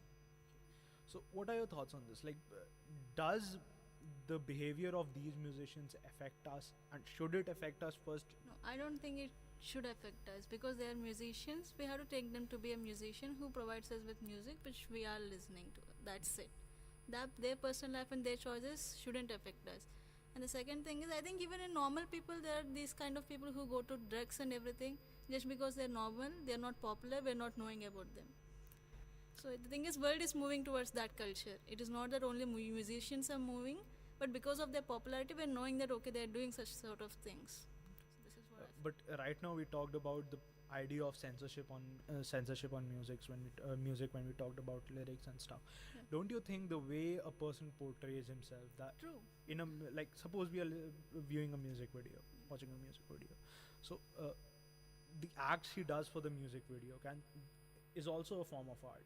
Okay. Yeah. And again, as I said, censoring any form of art is, personally, I think, not good, because the person won't be able to realize his or her whole potential. But again, that can reflect badly towards the audience. So don't you think that audience mindset should be improved instead of changing the entire content? What are your thoughts on this? Okay. Regarding the videos on YouTube, people upload videos to get more views so that they earn more money. So which sort of videos gain more views? Any video can get any number When of there's views. Good content, the video will get more views. Yeah. But then these days, most of these content are kind of sexual. They're oriented to that sort of things. So I don't think that kind of meaning should be portrayed in any music video, or we are supposed to watch such videos. That will definitely influence your mind and your thoughts. Even the lyrics in most of these songs are oriented to that sort, so I am not into this. Censorship, yes, art is art. Nothing must be taken off from art, but then there are some limits, because we are listening to it, it is going to influence everyone. That's a responsibility kind of thing. That's what I think.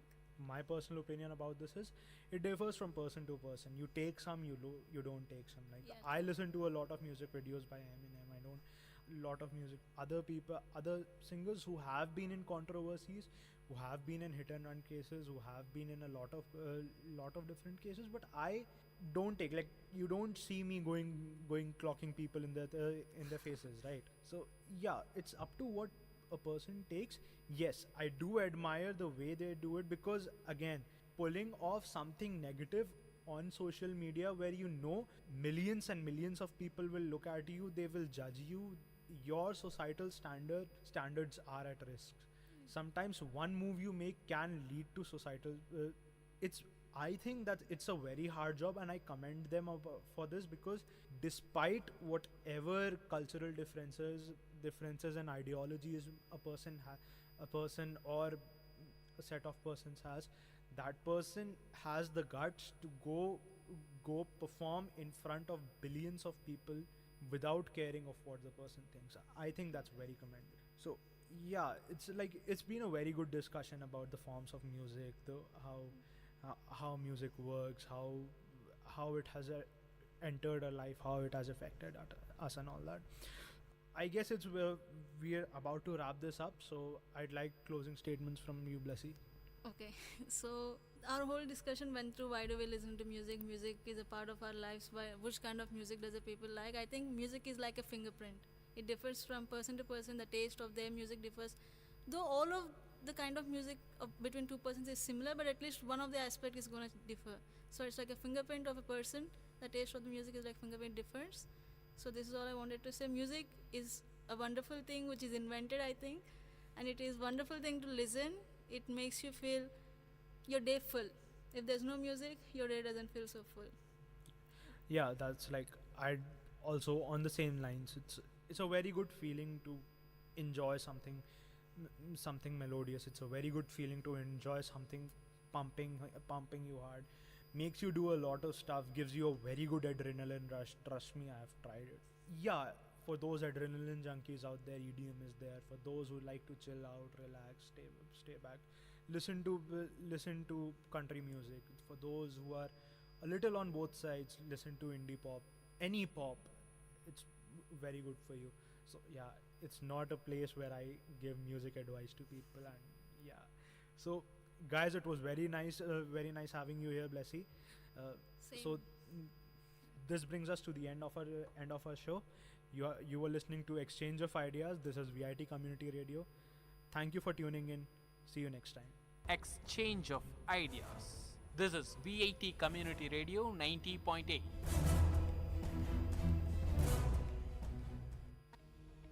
नमस्कार दोस्तों, मैं हूँ RJ ख्याति और आप सभी मुझे सुन सकते हैं वीआईटी कम्युनिटी रेडियो 90.8 एफएम पे।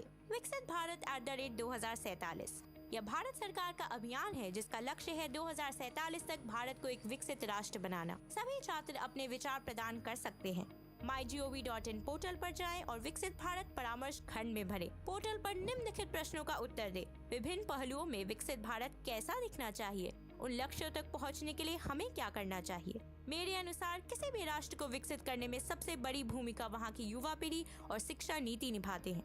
सभी स्तरों पर उच्च गुणवत्ता वाली शिक्षा में निवेश करना चाहिए। कौशल विकास को बढ़ावा देने के लिए व्यावसायिक प्रशिक्षण को प्रोत्साहित करना चाहिए। फॉर्म सबमिट करें अपनी ईमेल आईडी के साथ और अपने ईमेल से प्रमाण पत्र डाउनलोड करें। #Ideas for विकसित भारत के साथ अपने अनुभव और विचार प्रमाण पत्र के साथ तस्वीरें सोशल मीडिया पर साझा करें। छात्रों से अपने फेसबुक या इंस्टाग्राम खाते पर #Ideas for विकसित भारत टैग कर स्थानीय बैकग्राउंड या विकसित भारत बैनर के साथ पहली बार शामिल होने की स्वीकृति को बढ़ावा दें। सोशल मीडिया प्लेटफॉर्म पर इसे डिस्प्ले पिक्चर्स के रूप में उपयोग कर प्रोत्साहित करें। हैशटैग को संपन्न करें और हमारे स्टेशन आईडी के साथ समाप्त करें। धन्यवाद।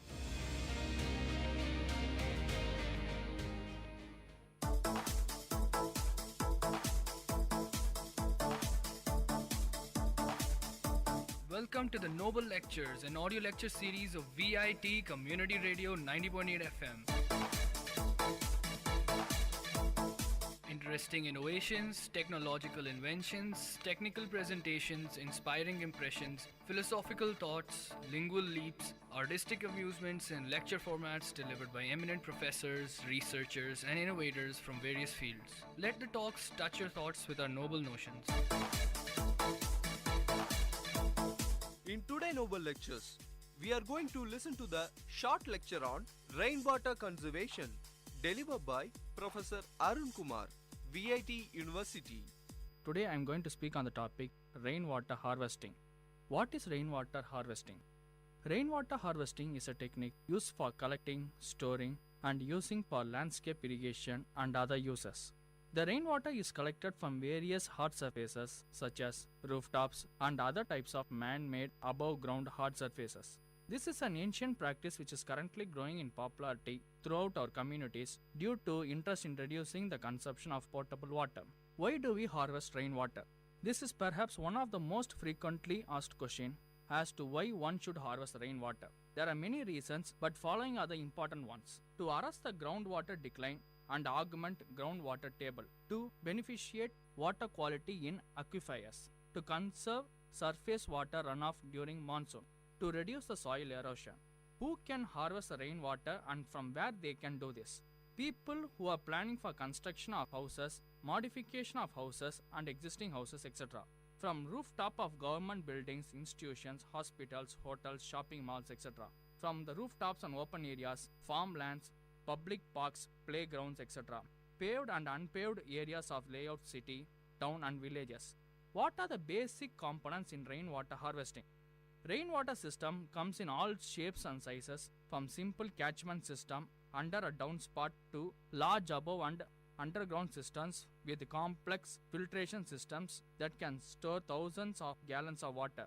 Most rainwater collection systems are comprised of the following components. The first one is called as the catchment surface. Rooftops or other raised solid surface. The best catchment system have hard, smooth surfaces such as metal roofs or concrete areas. The amount of water harvested depends on the quality and quantity of rainfall, and the size of the surface and the slope of the catchment area. Gutters and downspouts, also known as the distribution systems that channel the water from the catchment area to a holding container such as barrel, cistern, planted area, etc. Leaf screens, a screen that removes or catches debris.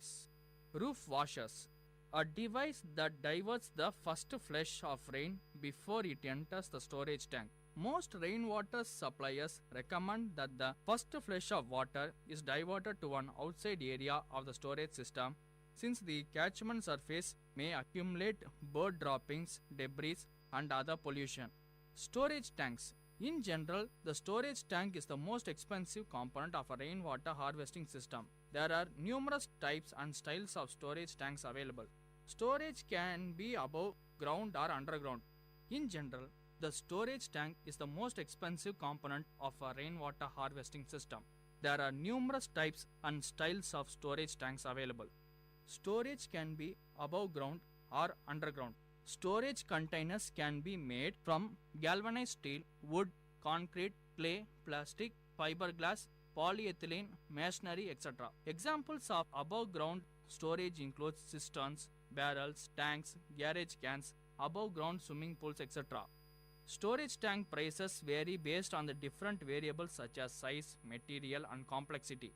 To exhibit the growth of algae, storage tank should be opaque and preferably placed away from the direct sunlight. The tank should also be placed close to the area of use and supply line to reduce the distance over which the water is delivered. Also consider the placing the storage at an elevated area to take the advantage of gravity flow. The tank should be always placed on a stable and level area to prevent it from leaning and possibly collapsing. Delivery systems. Gravity fed or pumped to the landscape or other end use areas. What are the advantages of rainwater harvesting? It makes use of the natural resources and reduces flooding, stormwater, runoff, erosion, and contamination of surface water with pesticides, sediments, metals, and fertilizers. It reduces the need for imported water, excellent source of water for landscape irrigation with no chemicals such as fluoride and chlorine, and no dissolved salts and minerals from the soil. Home systems can be relatively simple to install and operate, which may reduce your water bill. Promotes both water and energy conservation. No filtration system required for landscape irrigation. What are the safety considerations to be made in this rainwater harvesting? Please make sure that children and pets do not climb on the storage systems, as they may accidentally fall into the storage tank. Storage tank should have locking lids and bars that keep the children and pets out.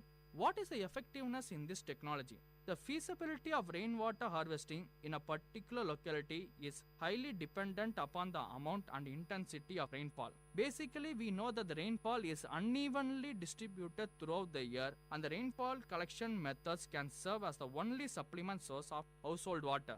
The viability of rainwater harvesting system is also a function of the quantity and quality of water available from other sources, household size, and budget available. Likewise, the cost of physical and environmental degradation associated with the development of available alternative sources should be calculated and added to the economic analysis. Thank you. You are listening to the Noble Lectures, an audio lecture series of VIT Community Radio, innovative talks from intellectuals.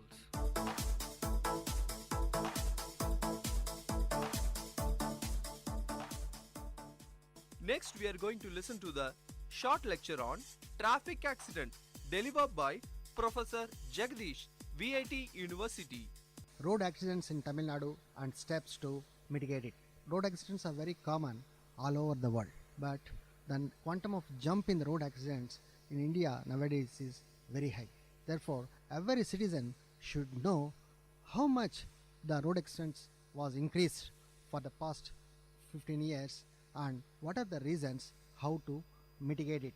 If you see the National Crime Records Bureau in 2003, the number of persons lost their life is 1,39,091 persons in 4,40,042 accidents.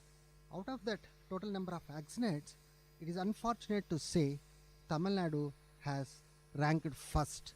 It is not only ranked 2013, for the past 10 years, the number of accidents and also the deaths in Tamil Nadu is highest. If you see in 2013, Tamil Nadu, the total number of accidents 67,757 and number of deaths 16,175. Its share with the national data is 15.4%. Uttar Pradesh ranked second with 24,478 deaths with 15,109. And Andhra Pradesh ranked third with 39,344 accidents with 14,966 deaths. And fourth, Maharashtra with 45,247 accidents with 13,936 deaths. In the total number of accidents, the maximum vehicles, the type of vehicle contributed for the accident is two-wheelers, followed by heavy vehicle, lorries. This is regarding the national statistics in 2013. Coming to Tamil Nadu, if you see for the past 20 years, the total number of fatal accidents increased by 122%. That is, it is in 1993, 6,528. Now it was increased to 14,504. The number of people killed in the fatal accident was increased by 112%.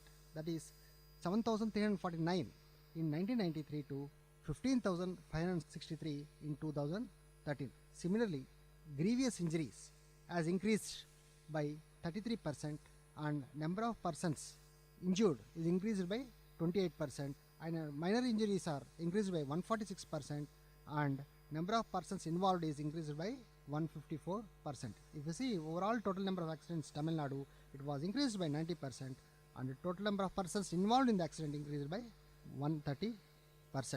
This is the statistical scenario of accidents. If you see in Chennai city, especially the fatal accidents rate was increased by 116% for the past 16 years and the number of persons killed by 72% and total number of accidents also increased by 87% and total number of persons involved increased by 77%. The number of accidents based on vehicles, type of vehicles. If you see the total various types of vehicles, two-wheelers caused major number of accidents followed by light vehicles, car, jeep, taxi and truck and lorry, then finally buses. This is the scenario of the vehicles caused the accident. This shows that two-wheelers, because two-wheelers are increased enormously, therefore it is one of the major source of causing accidents. And if you see the data, government vehicles and private buses, government vehicles are causing more accidents compared with the private vehicles. The reason may be because the government using all the old buses and old accessories compared with the private buses. This may be one of the reason for causing more number of government buses involved in accidents.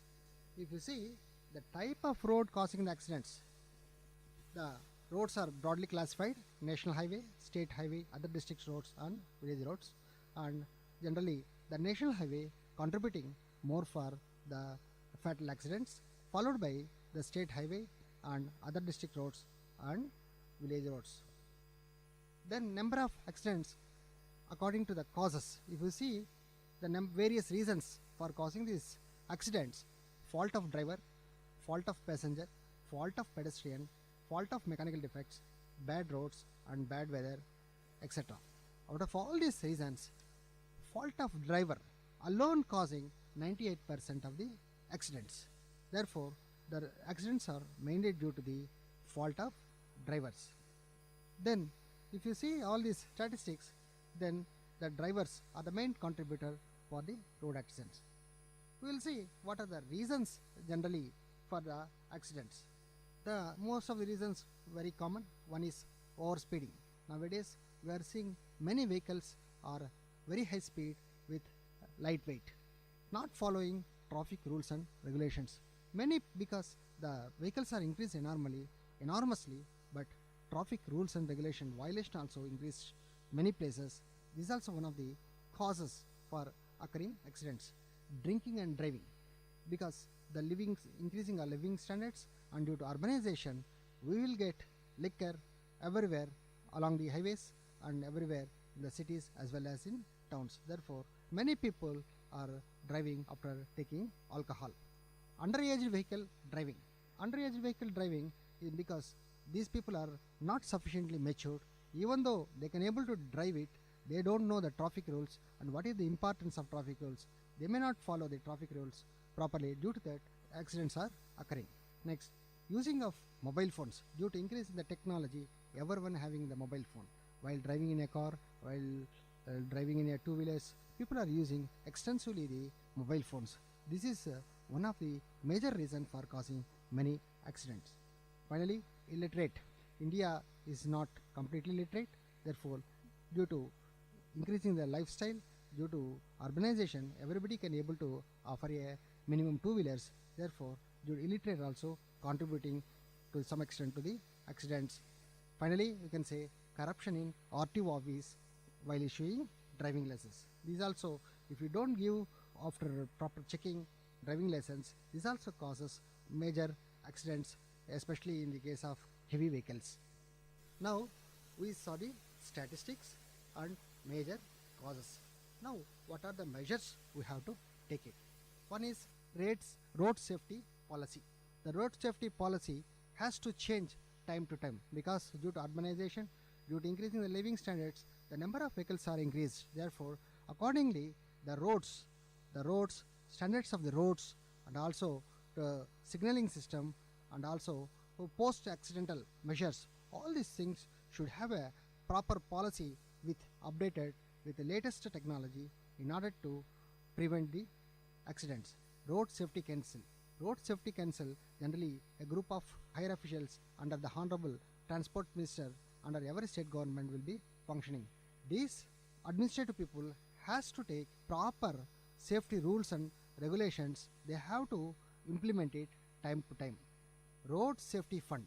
Because due to increasing the enormous vehicular traffic, road safety fund is very important. We have to repair and rehabilitate the roads time to time. Because of increasing the number of vehicles and total tonnage of the vehicles, roads are damaging very frequently. Hence, we have to allocate a road safety fund to repair and rehabilitate the roads frequently. Road safety measures. This is again divided into preventive measures, surveillance and detection, and enforcement measures. Preventive measures is generally wearing the helmet during driving in the two-wheelers and maintaining the speed. This way, you can, by following the proper traffic rules, you can prevent the accident itself. Surveillance and detection. Wherever there is a junctions are there, you can put important places, you can put the cameras and you can track the details so that the person who is not following the rules can be detected, can be penalized properly. Enforcement measures. Those who are violating the traffic rules, those who are riding the vehicles with a higher speed should be punished properly. There should not be any discrimination between the rich and poor. Everybody should be same under the law. Road Safety Week should be every month. They have to conduct in order to increase the awareness of the masses. Masses can easily catch when you conduct the dramas or when you conduct through radio, through TV. If you conduct this Road Safety Week regularly, then the masses will know what are the things they have to follow and what are the reasons, and all these things will be acquainted interdepartmental team to study the fatal accidents. This problem is very common in India. There is one place road is laying, and the same place one more department is constructing the bridges, and one more department is laying the optical fiber cable. Therefore, there should be a proper coordination between all the departments in order to avoid the accidents. If there is no proper coordination between the departments, if they do their job independently, there is a major cause of accidents. This is one of the reason contributing for accidents in India. Air quality measurements, because due to urbanization, due to industrialization, the air quality is changed a lot. Due to that, the vision will be affected and eyes will be irritated. Therefore, time to time we have to we have to check the air quality, and we have to take proper measures in order to avoid the accident. Emergency accidental relief centers.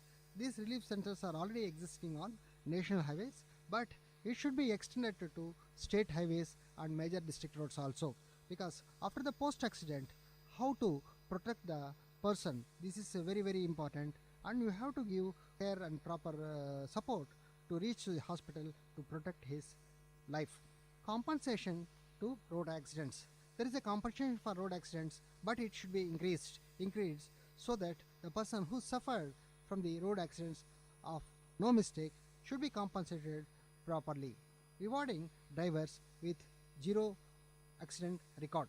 Those drivers who are driving heavy vehicles like trucks and buses, both private and government sector, with zero accidental record should be rewarded and should be given a proper encouragement so that we can reduce the accidents.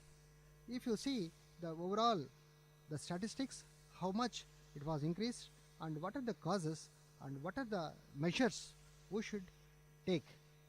If you have awareness of all the three things, then we can avoid the accidents maximum extent, and we will be safe. We can keep others also safe with happy driving.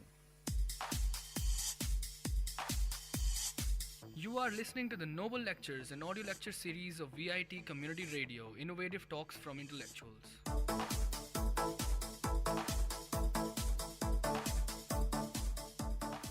Next, we are going to listen to the short lecture on Global Climate Change, delivered by Professor Srinivasan, VIT University. Today you are going to listen some of important facts on global climate change. One of the biggest problems facing the world today is global warming. Many scientists believe that our production of carbon dioxide and other greenhouse gases is having heating effect on atmosphere, and this could be very dangerous for human life as well as other plants and animals in this globe. This short speech will examine the problem global warming and suggest some ways of solving this problem. Global warming is increase in the world's temperature and changes in the world's climate caused by carbon dioxide from our cars, factories and power plants.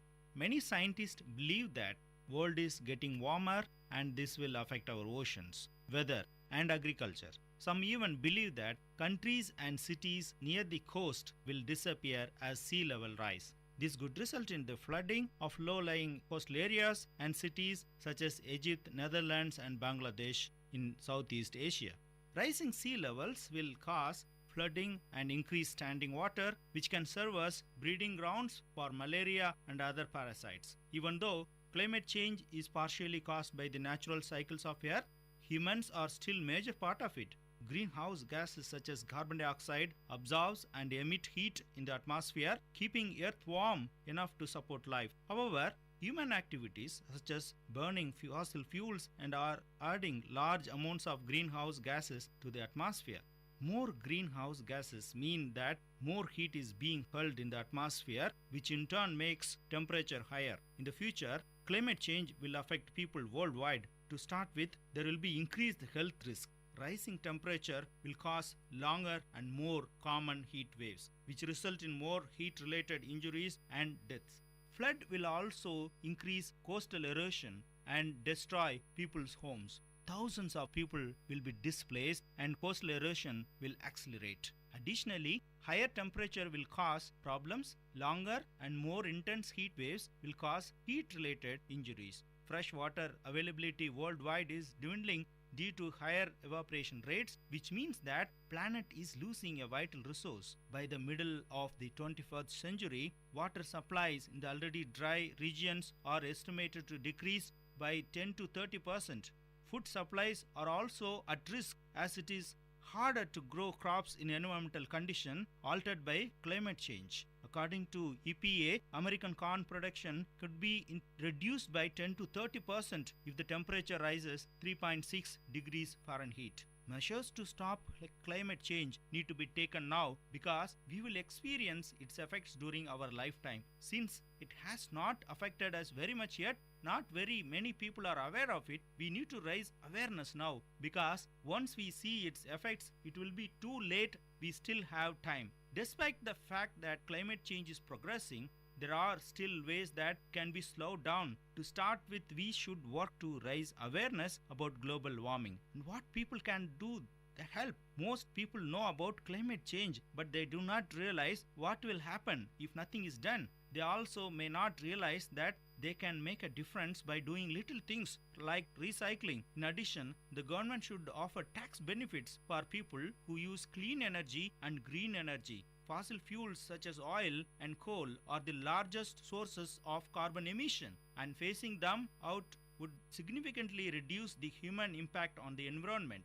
Offering tax benefits promote use of clean energy among the society. Some countries might even disappear completely. Another problem caused by global warming is changes in weather patterns. Many areas of the world are experiencing increased hurricanes, floods, storms, and other unusual weather conditions. The problem associated with global warming is the effect on animals. Fish population could be affected, while some insect which spread disease might become more common. There are several things we can do to solve the problem global warming. One solution is stop producing CO2. We can do this by switching from oil, coal, and gas to renewable energy. Another solution to plant more trees. Trees absorb carbon dioxide and produce oxygen, which is not a greenhouse gas. Using less energy and to recycle more products, generating electricity is one of the main sources of carbon dioxide. If we use less electricity, we will produce less CO2. In conclusion, if we make small changes now, the way we live, we can avoid huge changes in the future. Scientists, governments, and individuals must work together to overcome this threat. Thank you. I hope this lecture touched your thoughts with a noble notion. Tune into the Noble Lecture series of VIT Community Radio for another noble talk from eminent professors, researchers, and innovators from different fields. You are listening to VIT Community Radio 90.8 FM. Let the talks touch your thoughts with our noble notions.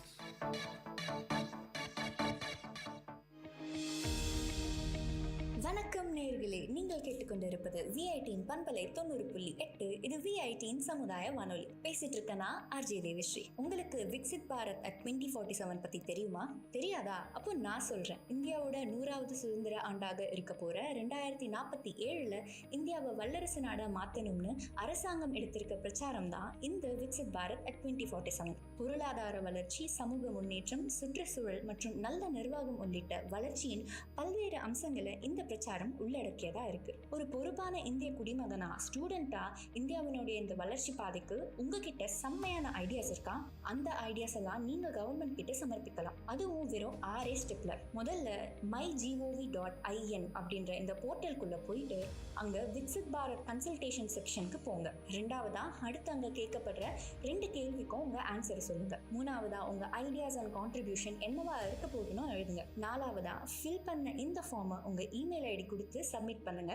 உங்களுடைய சர்டிபிகேட்டும் download பண்ணிக்கோங்க. கடைசியா உங்களுடைய certificate கூட ஒரு அழகான selfie எடுத்துட்டு உங்க Insta பக்கத்துலயோ இல்ல FB பக்கத்துலயோ #ideas4viksitbharat அப்படின்ற ஹேஷ்டேகோட போஸ்ட் பண்ணுங்க. அந்த போஸ்ட்ல மறக்காம நம்ம VIT ரேடியோவையும் டேக் பண்ணுங்க.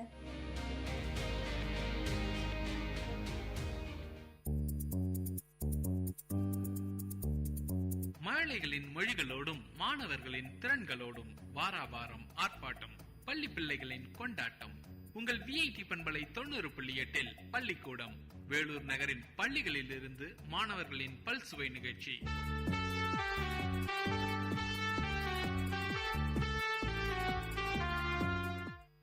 everybody, my name is Sanchita Sahu and I am of 6th standard. I am studying in Shrishti Vidyashram. And today I have got a topic in the chit called chocolate. So today I would be talking about the topic chocolate. So one day there was a very happy family in which there were 3 characters. The mom named as Annie, father John, and son Charlie. So one day at the evening, Charlie was playing in his garden and Annie, cooking some cookies for Charlie, just warned him that not to go to the forest side and warned him to not eat chocolates so much because he was a very nice chocolate eater. So at that time, what happened? Charlie did not obey and just went to the forest side. And as though he was a chocolate eater, he just noticed a chocolate factory. And at last, there was a witch that was who was making the chocolates. And Charlie just said him that he would like to eat a chocolate. The witch just gave all the handmade chocolate, and Charlie was always crying with pain, ache, stomach ache. And that time he remembered his mom's words that not to eat so much chocolates and never to go to the forest side. And that time he just cried, went to his house, and then Annie, his mother, just said him to obey parents' words. And moral of the story, be always with the parents and obey parents' words. Hi guys, my name is K. Balasubramanian. I am 7th to 8th going வித்யாநிகேந்தன். ஒரு காட்டில் ஒருத்தர் வாழ்ந்துட்டு இருந்தார். அவர் daily மரம் வெட்டுற வேலையை தான் பார்ப்பாரு.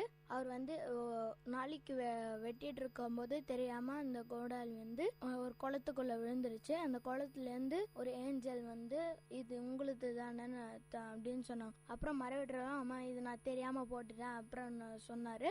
அப்புறம் அவர் போட்ட கோடாலியும் கொடுத்தாரு, தங்க கோடாலியும் அவங்க கொடுத்தாங்க. ஏன்னா அவர் உண்மையா சொன்னதுனால தங்க கோடாலி கொடுத்தாங்க. அவர் சந்தோஷப்பட்டு போயிட்டாரு. திரும்பி இன்னொரு பொறாமப்பட்டு இவனுக்கு மட்டும் தங்க கோடாலி கிடைச்சிச்சு, நம்மளுக்கோ கிடைக்கணும்னு பொறாமப்பட்டு இவனும் அவன் வேணும்னே போட்டுருவான் அந்த பழைய கோடாலிய. அது அந்த ஏஞ்சலுக்கு தெரியும். அவன் போட்டோன்னே ஏஞ்சல் வரும் குளத்துலேருந்து. இது உங்களுக்கு தானே அப்படின்னு சொல்லுவாங்க. ஆமாம்மா, அந்த தங்க கோடாலி எடுத்துன்னு வருவாங்க. இது உங்களுது தானே? ஆமாம்மா அப்படின்னு சொல்லுவாங்க. நீங்கள் போய் சொல்லிட்டீங்க, அதனால உங்களுக்கு கிடையாது கோடாலி, அதனால சொல்லுவாங்க. அப்புறம் அவர் என் பழைய கோடாலியாச்சும் கொடுத்துருப்பாங்க அப்படின்வாங்க. அதுக்குள்ளே ஏஞ்சல் கொழுது. The moral of the story is, யாரும் ஒருத்தரை பார்த்து பொறாமப்படக்கூடாது, பேராசைப்படக்கூடாது. Hi everybody, my name is Gautam and I am studying in 9th standard in Shrishti Vidyashram. Once upon a time in a forest there used to live a talking Tom named Ruby with his friend elephant named Jumbo. Both of them used to live inside the forest in a deep jungle. Talking Tom used to be very mean and was selfish and did not give its things to others. One day the elephant asked him for some fruits which he had collected. Tom refused to give so because he was very selfish and wanted to keep the things with himself. On the very same day in the evening, several hunters came to hunt the forest for deers and elephants. They went deep into the jungle and saw this house. They were surprised to see it and went inside and they saw this Tom which was speaking and thus caught it and went away. They thought that they could sell it and get lot of money with it. The elephant at the same time was in the jungle collecting some bananas for it to eat. It heard the sound of the Tom telling help, help from inside the sack. On hearing this, the elephant went behind the tractor and stopped it in the way and pulled out the driver and threw it off. It then took out the sack and opened the snot. The Tom came out and said sorry to the elephant. From then on, the talking Tom has never been mean and is always friendly. The moral of the story is you should help people and should not be selfish.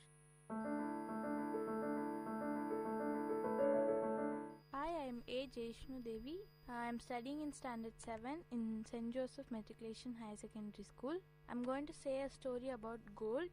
Once upon a time, there lived a man. He was very rich and one time he got a wish from God. When he touched anything, it should become as gold.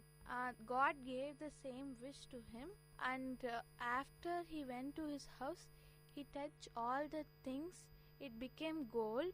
Then after touching all the things, he touched his house, and in his house all the things became gold.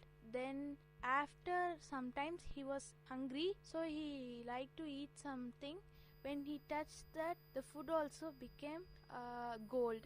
Then her daughter came After some times, then he told this that he got some wish from God like this.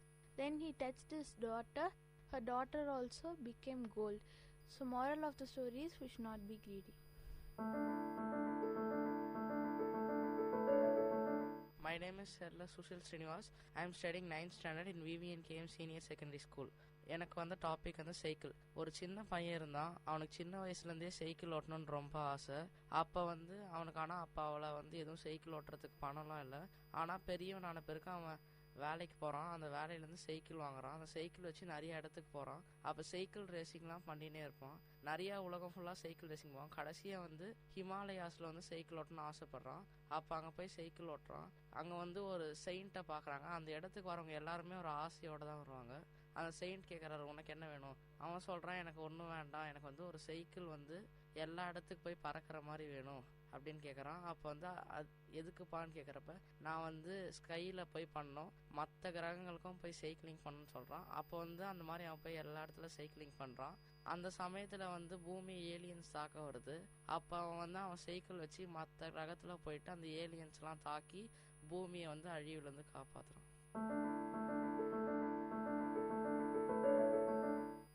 Hi guys, I am Premarupa from Vidya Nikendan. I am studying 10th standard. எனக்கு கொடுத்துருக்க topic வந்து பெண். ஒரு ஊரில் வந்து ஒரு அப்பா ஒரு அம்மா அந்த ஒரு பையன் இருந்தாங்க. அந்த பையன் வந்து இப்போ 12th எக்ஸாம் எழுதியிருக்கான் பப்ளிக்கில். அவங்க அப்பா வந்து அந்த பையன்கிட்ட சொல்கிறாங்க, நீ வந்து 1000 மார்க்ஸ்க்கு மேலே எடுத்தா நான் உனக்கு ஒரு gift தருவேன் அப்படின்ட்டு. அந்த பையன் வந்து ஹார்ட் ஒர்க் பண்ணி படித்து இப்போ பப்ளிக் எழுதியிருக்கான் அவன் 12th. அந்த பையன் வந்து இப்போ மார்க்ஸ் வந்து 1100க்கு மேலே எடுத்துட்டான். அவங்க அப்பா கிட்ட வந்து சொல்கிறான், இந்த மாதிரி 1100க்கு மேலே மார்க்ஸ் வந்திருக்கு அப்படின்ட்டு. அவங்க அப்பாவும் நான் சொன்ன வாக்கை காப்பாற்றுவேன் அப்படின்னு சொல்லிட்டு அவனுக்கு ஒரு ஆண்ட்ராய்ட் ஃபோன் வாங்கி தராரு. அப்போ வந்து அவன் வந்து சொல்கிறான், எனக்கு ஹார்ட் ஒர்க் பண்ணனால தான் எனக்கு இப்படி ஒரு கிஃப்ட் கிடச்சிருக்கு, இனிமேல் நான் நல்லா ஹார்ட் ஒர்க் பண்ணுவேன் அப்படின்ட்டு. moral of the story வந்து hard work never fails. Hi everybody, I am Sri Sairam and I am studying 9th standard in Shishti Vidyashram, and today I am going to tell a story based on an animal called panda. So once upon a time, me and my family went to a vacation in Japan, and so we were staying in a hotel and my parents slept. So me and my brother just went on a walk, and we went on a wrong path and we ended in a jungle. We don't know what to do. Then we found a panda. It was sitting like it was eating bamboo. So we just went to near it because we have never seen a panda real. So we just went to touch it. Then I saw a witch, she was behind me, and she used put the magic in a tree so that it became a giant cookie tree, and it was coming to attack us. We don't know what to do, but the panda, it just came and ate the cookie tree, and it just saved us. So the witch was scared and she just went away. So we just thanked the panda, but the pandas told welcome. So we was very it was very interesting because a panda could talk. So we just discovered it was a magic panda, and so we took it to the hotel and I introduced it to my parents, and it was a very good vacation that time. So just we returned to India, and I just heard my mom was saying wake up, wake up. Then I just she put water on my face, and just I thought it was a dream. My name is K. Rita. I am studying 7th standard. My school name is Gangadhara Michikaya Secondary School. எனக்கு கொடுத்துருக்க topic வந்து mobile phone. அதை வச்சு நான் ஒரு கதை சொல்கிறேன். ஒரு ஊரில் ஒரு பையன், அந்த பையனுக்கு வந்து சின்ன வயசுலேருந்து ஒரு ஆசை, எனக்கு ஒரு மொபைல் ஃபோன் வாங்கணும்னு. அதேமாரி அவன் பெரிய ஆள் ஆகிட்ட பேருக்கு மொபைல் ஃபோன் வாங்குறான். அவன் நினச்ச மாதிரி வாங்கிட்டு அவனுக்கு பிடிச்சது எல்லாமே பார்க்குறான். அவன் எல்லாமே பார்க்குறான். அவனுக்கு வாங்கிட்டே எல்லாமே பிடிச்சது பார்க்குறான். அப்புறம் அவங்க மம்மி வராங்க, இது யார் வாங்கி கொடுத்தது அப்படின்னு கேட்குறாங்க. அவன் சொல்கிறான், நான் சம்பாரித்து என் காசில் வாங்கினம்மா அப்படின்னு சொல்கிறான். ஹாய், என் பேர் சுதர்ஷனா. நான் வந்து எஸ்டி சென்ட் ஜோசப் மெட்ரிகுலேஷன் ஸ்கூலில் படிக்கிறேன். நான் 6th ஸ்டாண்டர்ட் போகிறேன். நான் வந்து ஒரு கதை சொல்ல போகிறேன். ஒரு ஊரில் வந்து ஒரு பாட்டி இருந்தாங்க. அந்த பாட்டி வந்து ரொம்ப வயசாயிடுச்சு. அவங்க வந்து வடை சுட்டு தான் வித்துட்டு இருந்தாங்க. அந்த காசில் தான் அவங்க வாழ்ந்தாங்க. ஒரு நாள் வடை சுட்டுட்டு இருக்கும்போது ஒரு காக்கா வந்துச்சு. அந்த காக்கா பார்த்துக்கிட்டே இருந்துச்சு. அந்த பாட்டி சொன்னாங்கன்னா, உங்களுக்கெல்லாம் வடை தர மாட்டேன், நீ எந்திச்சு போன்னு மிரட்டினாங்க. ஒரு நாள் வந்து அந்த பாட்டி தூங்கிட்டு இருக்கும்போது அந்த காக்கா வந்து வாயை எடுத்துட்டு போயிடுச்சான். ஹாய், என்னோட பேர் வந்து பிரசாந்த். நான் வந்து 9th படிக்கிறேன். என்னோட ஸ்கூல் பேர் பார்த்தீங்கன்னா கங்காதரா ஸ்கூல். எனக்கு கொடுத்துருக்கிற டாபிக் வந்து பனைமரம். ஒரு ஊரில் வந்து ராகுல்னு ஒருத்தர் தான். அவங்க ஃபேமிலி வந்து பூர் ஃபேமிலி. அவனுக்கு வந்து நுங்கு சாப்பிடணும்னு ஆசை இருந்துச்சு. ஆனால் அவங்க ஃபேமிலியில் வந்து அவனுக்கு வாங்கி கொடுக்க முடியல. இவன் வந்து ஸ்கூலுக்கு போகும்போது ரோட் சைடில் பார்க்குறான், பனைமரம் இருக்குது, அதில் வந்து நுங்கு இருக்குது, நம்ம ஏறி சாப்பிட்லான்னு. அவன் வந்து ஸ்கூல் போயிட்டு வரும்போது வந்து நம்ம அறுத்து சாப்பிட்லாம் அப்படின்னு அவன் சொன்னான். அவன் வந்து ஸ்கூல் விட்டு வரும்போது ஏறும் போது அவன் ஸ்லிப் ஆகி கீழே விழுந்துட்டு கை காலெல்லாம் ஒஞ்சிச்சு. இது மாரல் ஆஃப் த ஸ்டோரிலாம் தெரியுதுன்னா, பேராசை பெருநஷ்டம். Hello VIT, I'm Sanchita Sao from Vellore and I'm here to narrate about an interesting story named The Two Brothers. Without wasting much time, let's get into the story. It all started in a very pleasant morning when King Solon and Queen Maria were having a cup of tea in the royal court. King Solon was very brave and honest, and Queen Maria was beautiful and believed his husband. Years later, Queen Maria gave birth to two sons, Prince John and Prince Joe. Prince John and Prince Joe were very good brothers. It was the first time for the new king to lead his kingdom, which the brothers have been waiting from childhood. The king and the queen have decided that the king will be given the throne if Prince John and Prince Joe bring the lotus from the Scarlet River. It is a race between who will bring the lotus first will become the king. So the race began. The two brothers set off for the journey. When many obstacles came, they helped each other. Now they came to their destination. But coincidentally, there were two lotus in the river. So they picked the two lotus and gave it to the king. So then it was the first time ever a kingdom was ruled by two kings. Thank you. Ladies and gentlemen, guys and girls, this is Data Chunks at VIT Community Radio 90.8 FM. This program features chunks of informative data on the various fields. It deals with computers, environment, technology, physics, or any field Data Chunks has to all. Hello VIT, I am Jaishnu from Vellore and I am here to discuss about an interesting topic called biogas at Data Chunks. Without wasting much time, let's get into the topic.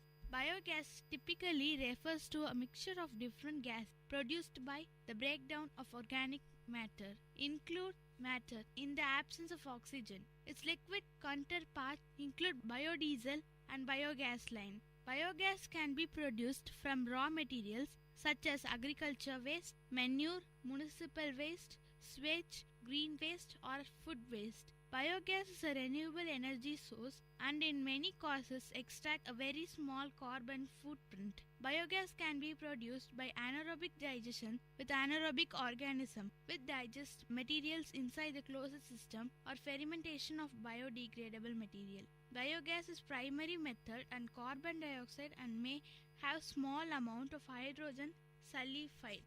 Moisture and silaxness, the gas method, hydrogen and carbon dioxide can be combusted or oxidized with oxygen. This energy is released allows biogas to be used as a fuel. It can be used as a fuel for heating process such as cooking. It can also be used in a gas engine to convert the energy in the gas into electricity and heat. Biogas can compress the same way natural gas is compressed to CNG and used to power motor vehicles in the UK. For example, biogas is estimated to have the potential to replace around 17% of vehicle fuel. It qualifies for renewable energy subsidies. In some parts of the world, biogas can be cleaned and upgraded to natural gas standard when it becomes biomethod. Biogas is considered to be a renewable resource because it produces and use cycle continuous and it generates no net carbon dioxide.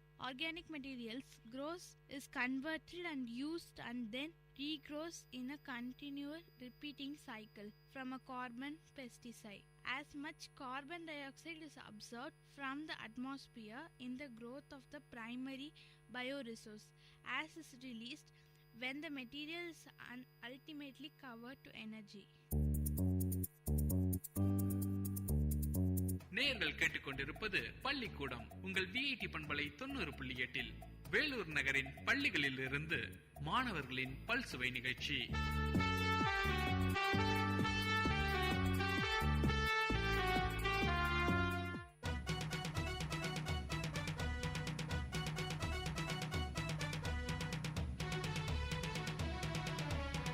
பசுமை பாசற எங்களின் கல்லூரிதான், கோட்டை நகரத்தையே தூக்கி நிற்கும் கல்லூரிதான். ஊரை கொஞ்சம் யோசி, வாழ்வில் வண்ணம் பூசி வந்தனோ சொல்லு எங்கள் எஃப்எம்முக்கு தான்.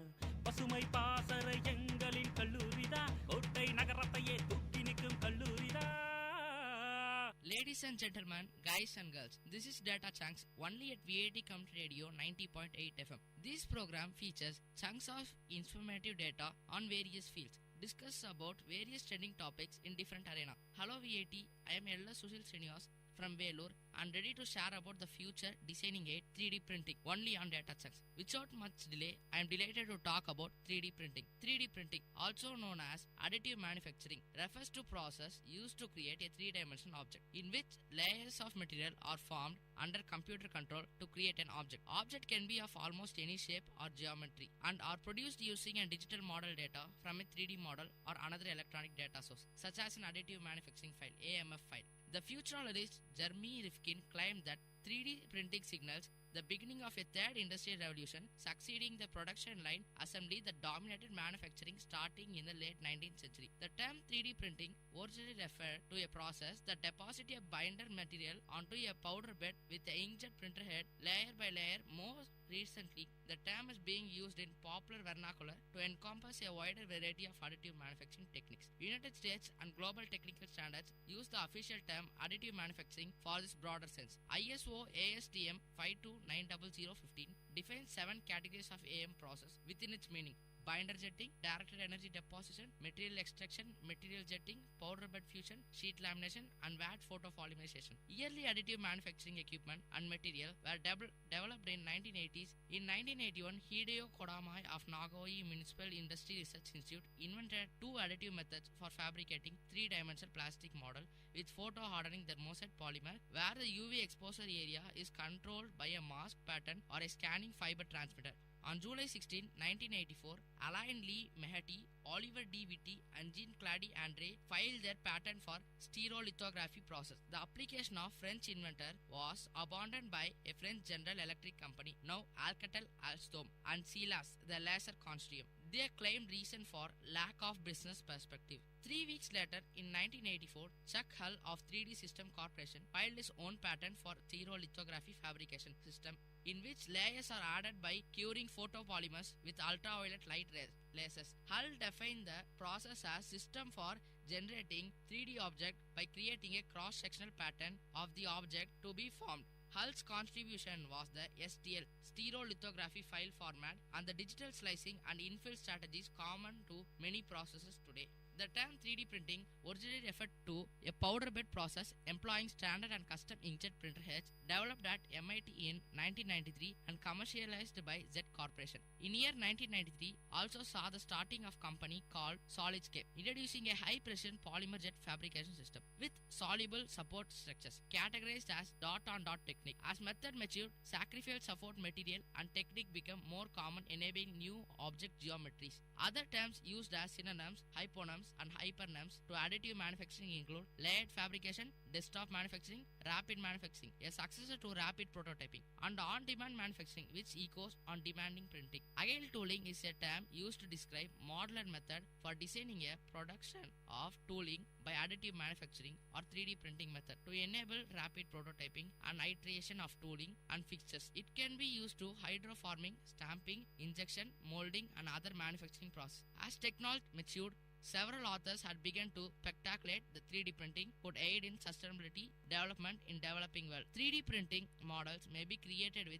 computer-aided design (CAD) package via a 3D scanner or by a plain digital camera and photogrammetry software. 3D printed models created with CAD result in reduced error and can be corrected before printing, allowing verification in the design of the object before it is printed. The manual modeling process of preparing geometric data for 3D computer graphics is similar to plastic art such as sculpturing. 3D scanning is a process of collecting digital data on shape and appearance of real object, creating a digital model based on it. Before printing a 3D model from an STL file, it must be examined for errors. Most CAD applications produce error in output STL files. Holes, face, normal, self-intersections, noise shell or manifold errors. A step in STL generation known as repair fixes such problem in the original model. Generally, STLs have been produced from a model obtained through 3D scanning often have more of these errors. This is due to how 3D scanning works, as it is often by point-to-point acquisition reconstruction while include errors in most cases. Only completed the STL files needs to be preceded by a piece of software called a slicer, which converts the model into a series of thin layer and produces a G-code file containing instruction tailored to a specific type of 3D printer, FDM printer. The G-code file can then be printed with 3D printing client software, which loads the G-code and use it to instruct the 3D printer during 3D printing process.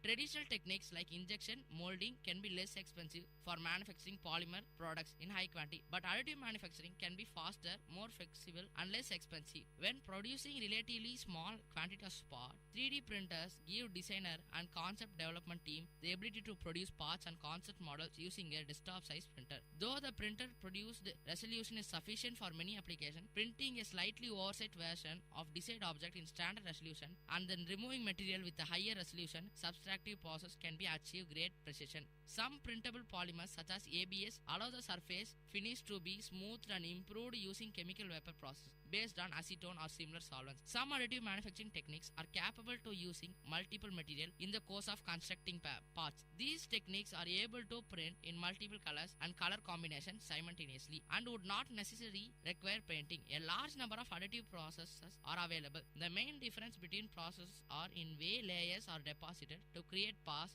and in material that are used. Each method has its own advantage and drawbacks, which is why some companies offer a choice of powder and polymer for material used to build the object. Others sometimes use standard off-the-shelf business paper as the build material to produce durable prototype. The main consideration in choosing a machine are generally speed, cost of 3D print of printed prototype, choice and cost of the material and color capabilities.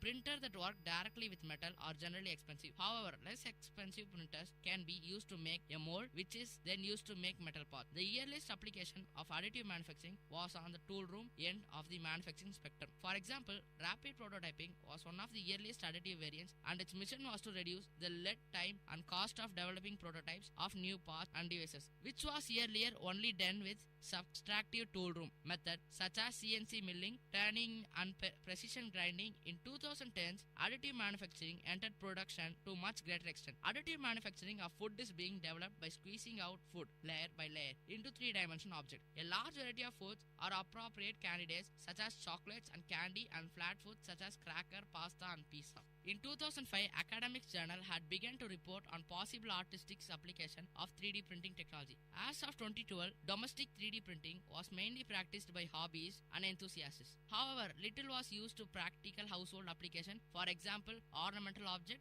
Some practical example including a working clock and gears printed for home woodworking machines. Among other purpose, websites associated with home 3D printing tended to include back scratchers, coat hooks, doorknobs, etc. In last several years, 3D printing has been intensively used by an cultural heritage field for preservation, restoration and dissemination purpose. Many European and North American museums have purchased 3D printers and actively recreate missing pieces of their releases. The Metropolitan Museum of Art and the British Museum have started using their 3D printers to create museum souvenirs that are available in the museum shops. Other museums like National Museum of Military History and Varna History Museum have gone further and sell through the online platform, threading digital models of their artifacts created using Artec 3D scanners in 3D printing friendly file format, which everyone can 3D print at home. 3D printers have been noted to be an environment hazard due to them emitting microscopic particles and chemicals that have been linked to asthma. A National Institute of Occupational Safety and Health (NIOSH) report notes these emissions packed a few minutes after printing started and returned to baseline levels 100 minutes after printing ended. The problem was reduced by using manufacturer-supplied covers and full enclosures, using proper ventilation, keeping workers away from the printer while wearing respirators, turning off the printer if it jammed, and using lower emission of printer and filaments. It must be noted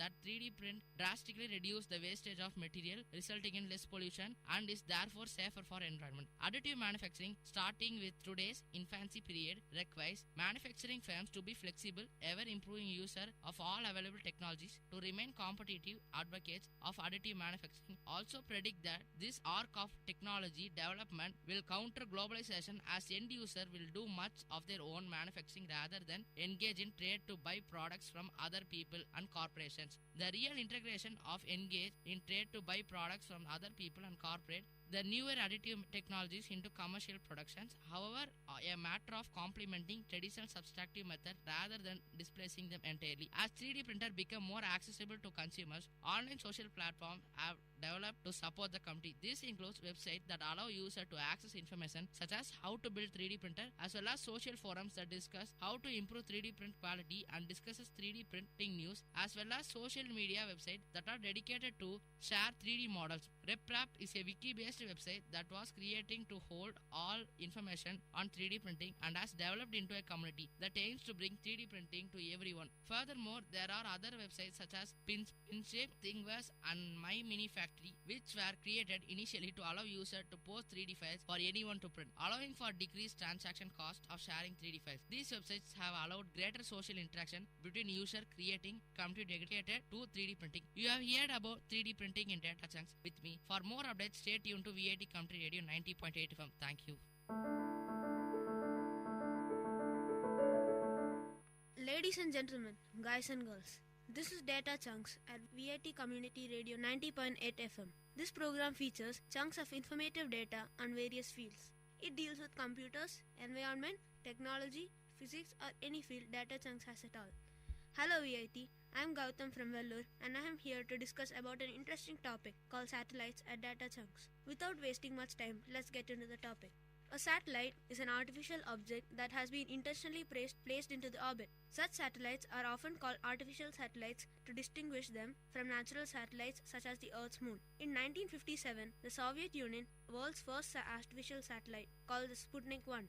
Since then, about 6,600 satellites from 40 different countries have been launched. India's first artificial satellite that was launched was named Aryabhatta after an astronomer of the same name. According to a 2013 estimate, 3,600 remained in the orbit. Of those, about 1,000 satellites were operational. Several satellites have been launched from India to orbit around other bodies and become artificial satellites of other planets. Satellites are used for many purposes. Common types include military and civilian Earth observation satellites, communication satellites, navigation satellites, weather satellites, and space telescopes. A launch vehicle is a rocket that throws a satellite into the orbit. Satellites are usually semi-independent computer control systems. Satellite subsystems attend many tasks such as power generation, thermal control, telemetry, and orbit control. Satellite orbits vary greatly depending on the purpose of the satellite and are classified into a number of well-known classes such as Earth orbit, polar orbit, and geostationary orbit. There are different types of satellites too. Some of them are used for observation of distant planets and galaxies, and thus are called astronomical satellites. Some are designed to carry living organisms and are called biosatellites. There are also other satellites like communication satellites, Earth observation satellites, and navigational satellites. Satellites in the 16th century meant an attendant on a person of importance. According to NASA, a satellite is defined as a moon, planet, or machine that orbits a planet or star. A group of 20 satellites, mainly for communication, form the Global Positioning System or GPS, which we use in the mobiles. Going back to its history, the first fictional depiction of the satellite was launched into the orbit. It was a short story by Edward Everett Hole in The Brick Moon. However, in recent times, satellites have been hacked by military organizations to broadcast propaganda and to pilfer classified information from military communication networks. For testing purposes, satellites in low Earth orbit have been destroyed by ballistic missiles launched from Earth. Also, due to low received signal strength of satellite transmissions, they are prone to jamming by land-based transistors. These mainly happen for military satellites. However, there are non-military services as well, like fixed satellite service, mobile satellite service, and scientific research satellite, commercial and non-commercial. Hello VIT, I'm SM Sri Sairam from Vellore and I'm here to narrate an interesting story named A Friend. A friend. Once upon a time, there lived a man in a village. He had a dog. He was always with stress and angry. He would always come to his house and show his anger at the dog by beating and torturing it. But the dog was always thankful to its master. As the days passed, the man went old and got some deadly diseases. He was too weak to get to the ground floor to eat the medicine. Suddenly, the dog, which he tortured, came and took the medicine and gave him in the first floor. There were tears in the man's eyes. He was very thankful to the dog. The man soon recovered. As the day after since, he looked the dog as part of his family. He took care of it well. The dog was also loyal to its master. Moral: a friend in need is a friend indeed.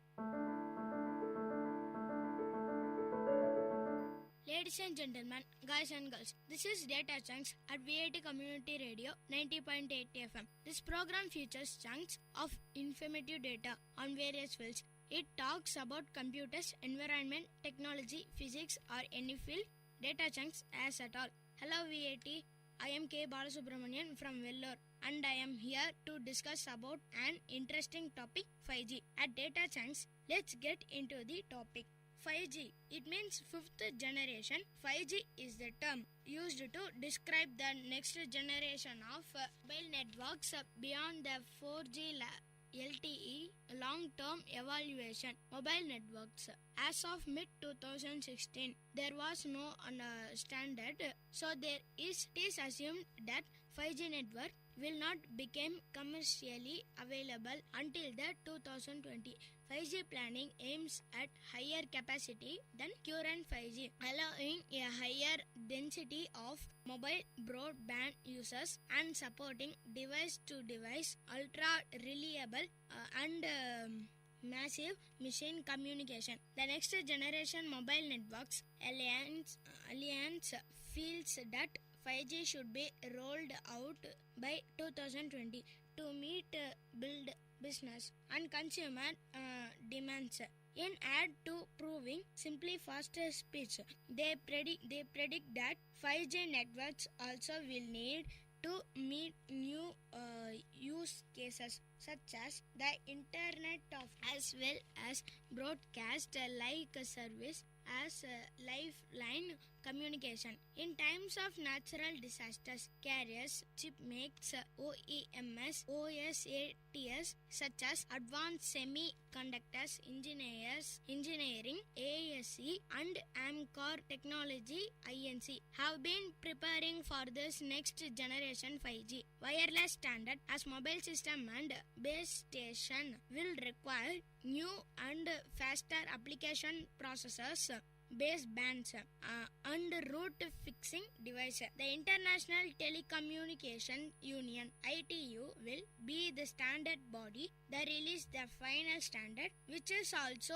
being referred International Mobile Telecommunications 2020. The 3GPP is mobile industry standards body that will submit a proposed specification with telecommunication 2020 standard. Mobile operators and vendors all participation in 3GPP specification process. The vision of 5.6 is becoming clearer as we move closer to 2020. Most experts say 5G will feature network speeds that the blazingly fast at 206 16 ns or higher mere millisecond. Not only will people be connected to each other, but so will machines. automobiles, public safety, 5G network are also expected to have always on, be energy efficient, all of which will likely require new protocols and access technologies. 5G will likely be designed. Many features will start to be exceeding available as a part of LTE Advanced Pro standard. Software-defined network and network functions virtualization are going to play a key role for operators as they prepare to migrate from 4G to 5G and scale their network quickly. Although updated standards defined beyond those behind in current 4G standards are under consideration, those have been under the current ITU Hertz above 5G at Data Chunks with me. This is Data Chunks at VIT Community Radio 90.8 FM. See you next time with another interesting topic. For more updates, stay to VIT Community Radio 90.8 FM. Thank you. Change yourself and not the world. Long ago, people lived happily under the rule of a king. The people of the kingdom was very happy and led a precious life with the abundance of wealth and no misfortunes. Once the king decided to visit a places of historical important place, centers and a distant of places, he decided to travel by foot to interact with the people. People for distant places were very happy to have a meeting with their king. They were proud of their king and had a kind heart. After several weeks of travel, the king returned to the palace. He was very happy that he has visited many centers and business. People leading a precious life. However, he had a regret. He had an inevitable pain in his feet, as it was the first step by foot covering a long distance. He complained the ministers the road were not comfortable and that they were very stony and cloud tolerate the pain. He said to be very much worried about the people who had walked among those roads, as it would be painful for them too. Considering all this, a king ordered the servants to cover the road's whole country with the leather, so the people of the kingdom can walk comfortably. A king's minister was saddened to hear the order, as it would mean that thousands of cows would have to be dead in order to get sufficient quantity of leather, and would cost huge amount and money also. Finally, a wise man of ministry came to the king and said that is another idea. The king asked what is the alternative was. The minister said, instead of covering the roads with leather, why don't we just piece of leather cut in an opinion shape and cover the feet? A king was very much surprised by his suggestion and applauded the wisdom of the minister and ordered a pair of leather shoes for himself and request all the countrymen also to wear the shoes. Moral: instead of trying to change the world, we should try to change ourselves.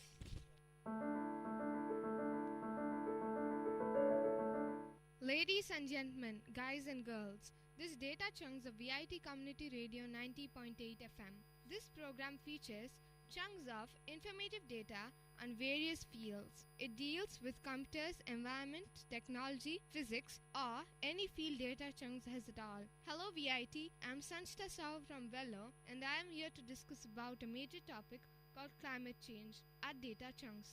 Without wasting much time, let's get into the topic. Climate change is a change in the statistical distribution of weather patterns. When that change lasts for an extended period of time, climate change may refer to a change in average weather conditions or in the time variation of weather around longer-term average conditions.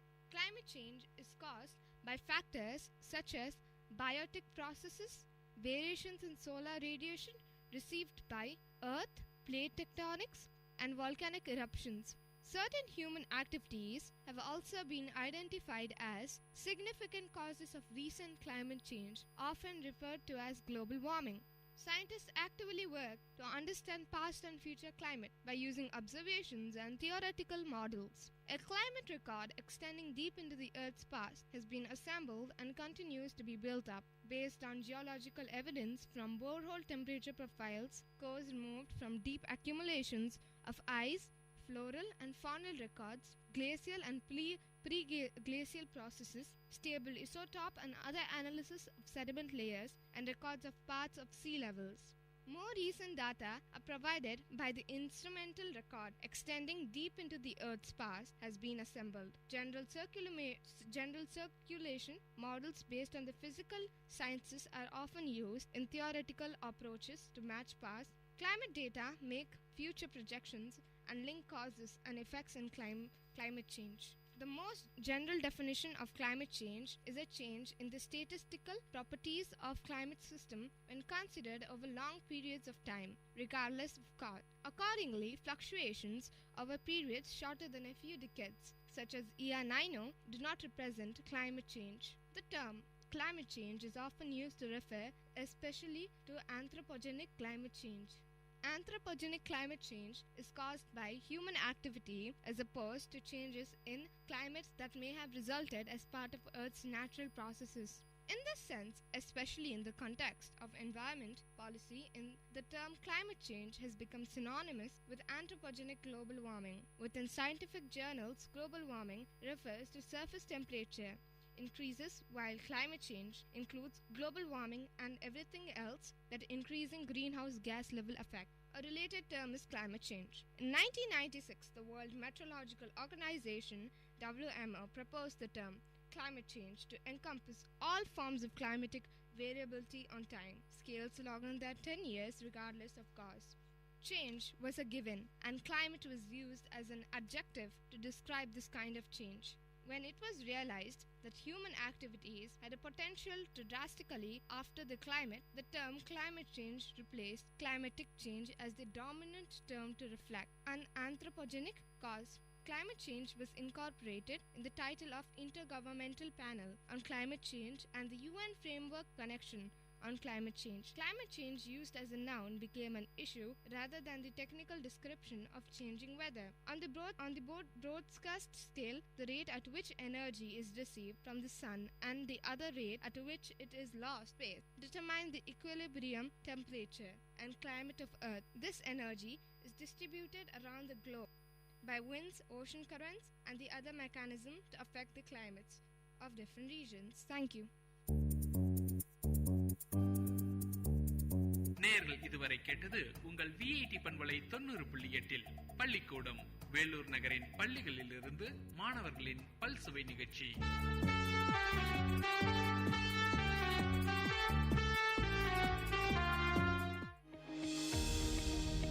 You're listening to VIT Community Radio 90.8 with your RJ Dia, and today we're going to talk about the voices of the youth.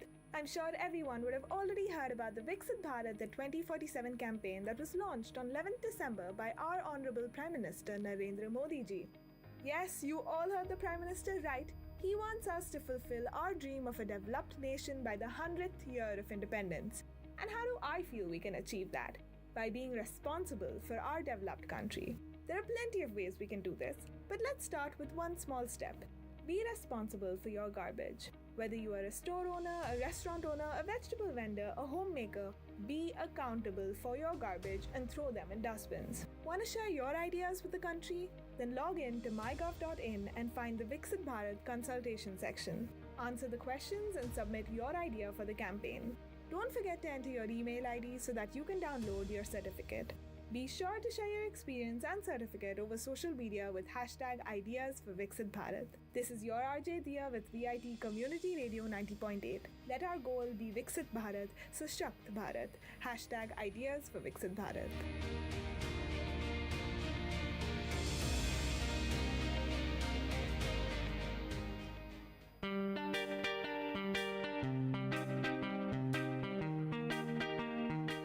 Dear listeners, for the next hour, you are going to listen to the program Team Speak Time in VIT Community Radio 90.8 FM.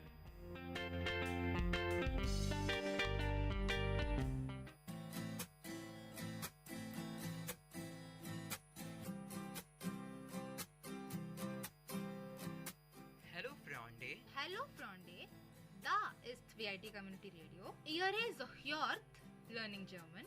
Ich bin Himanshu Manghani. Und ich bin Shravya. Karra.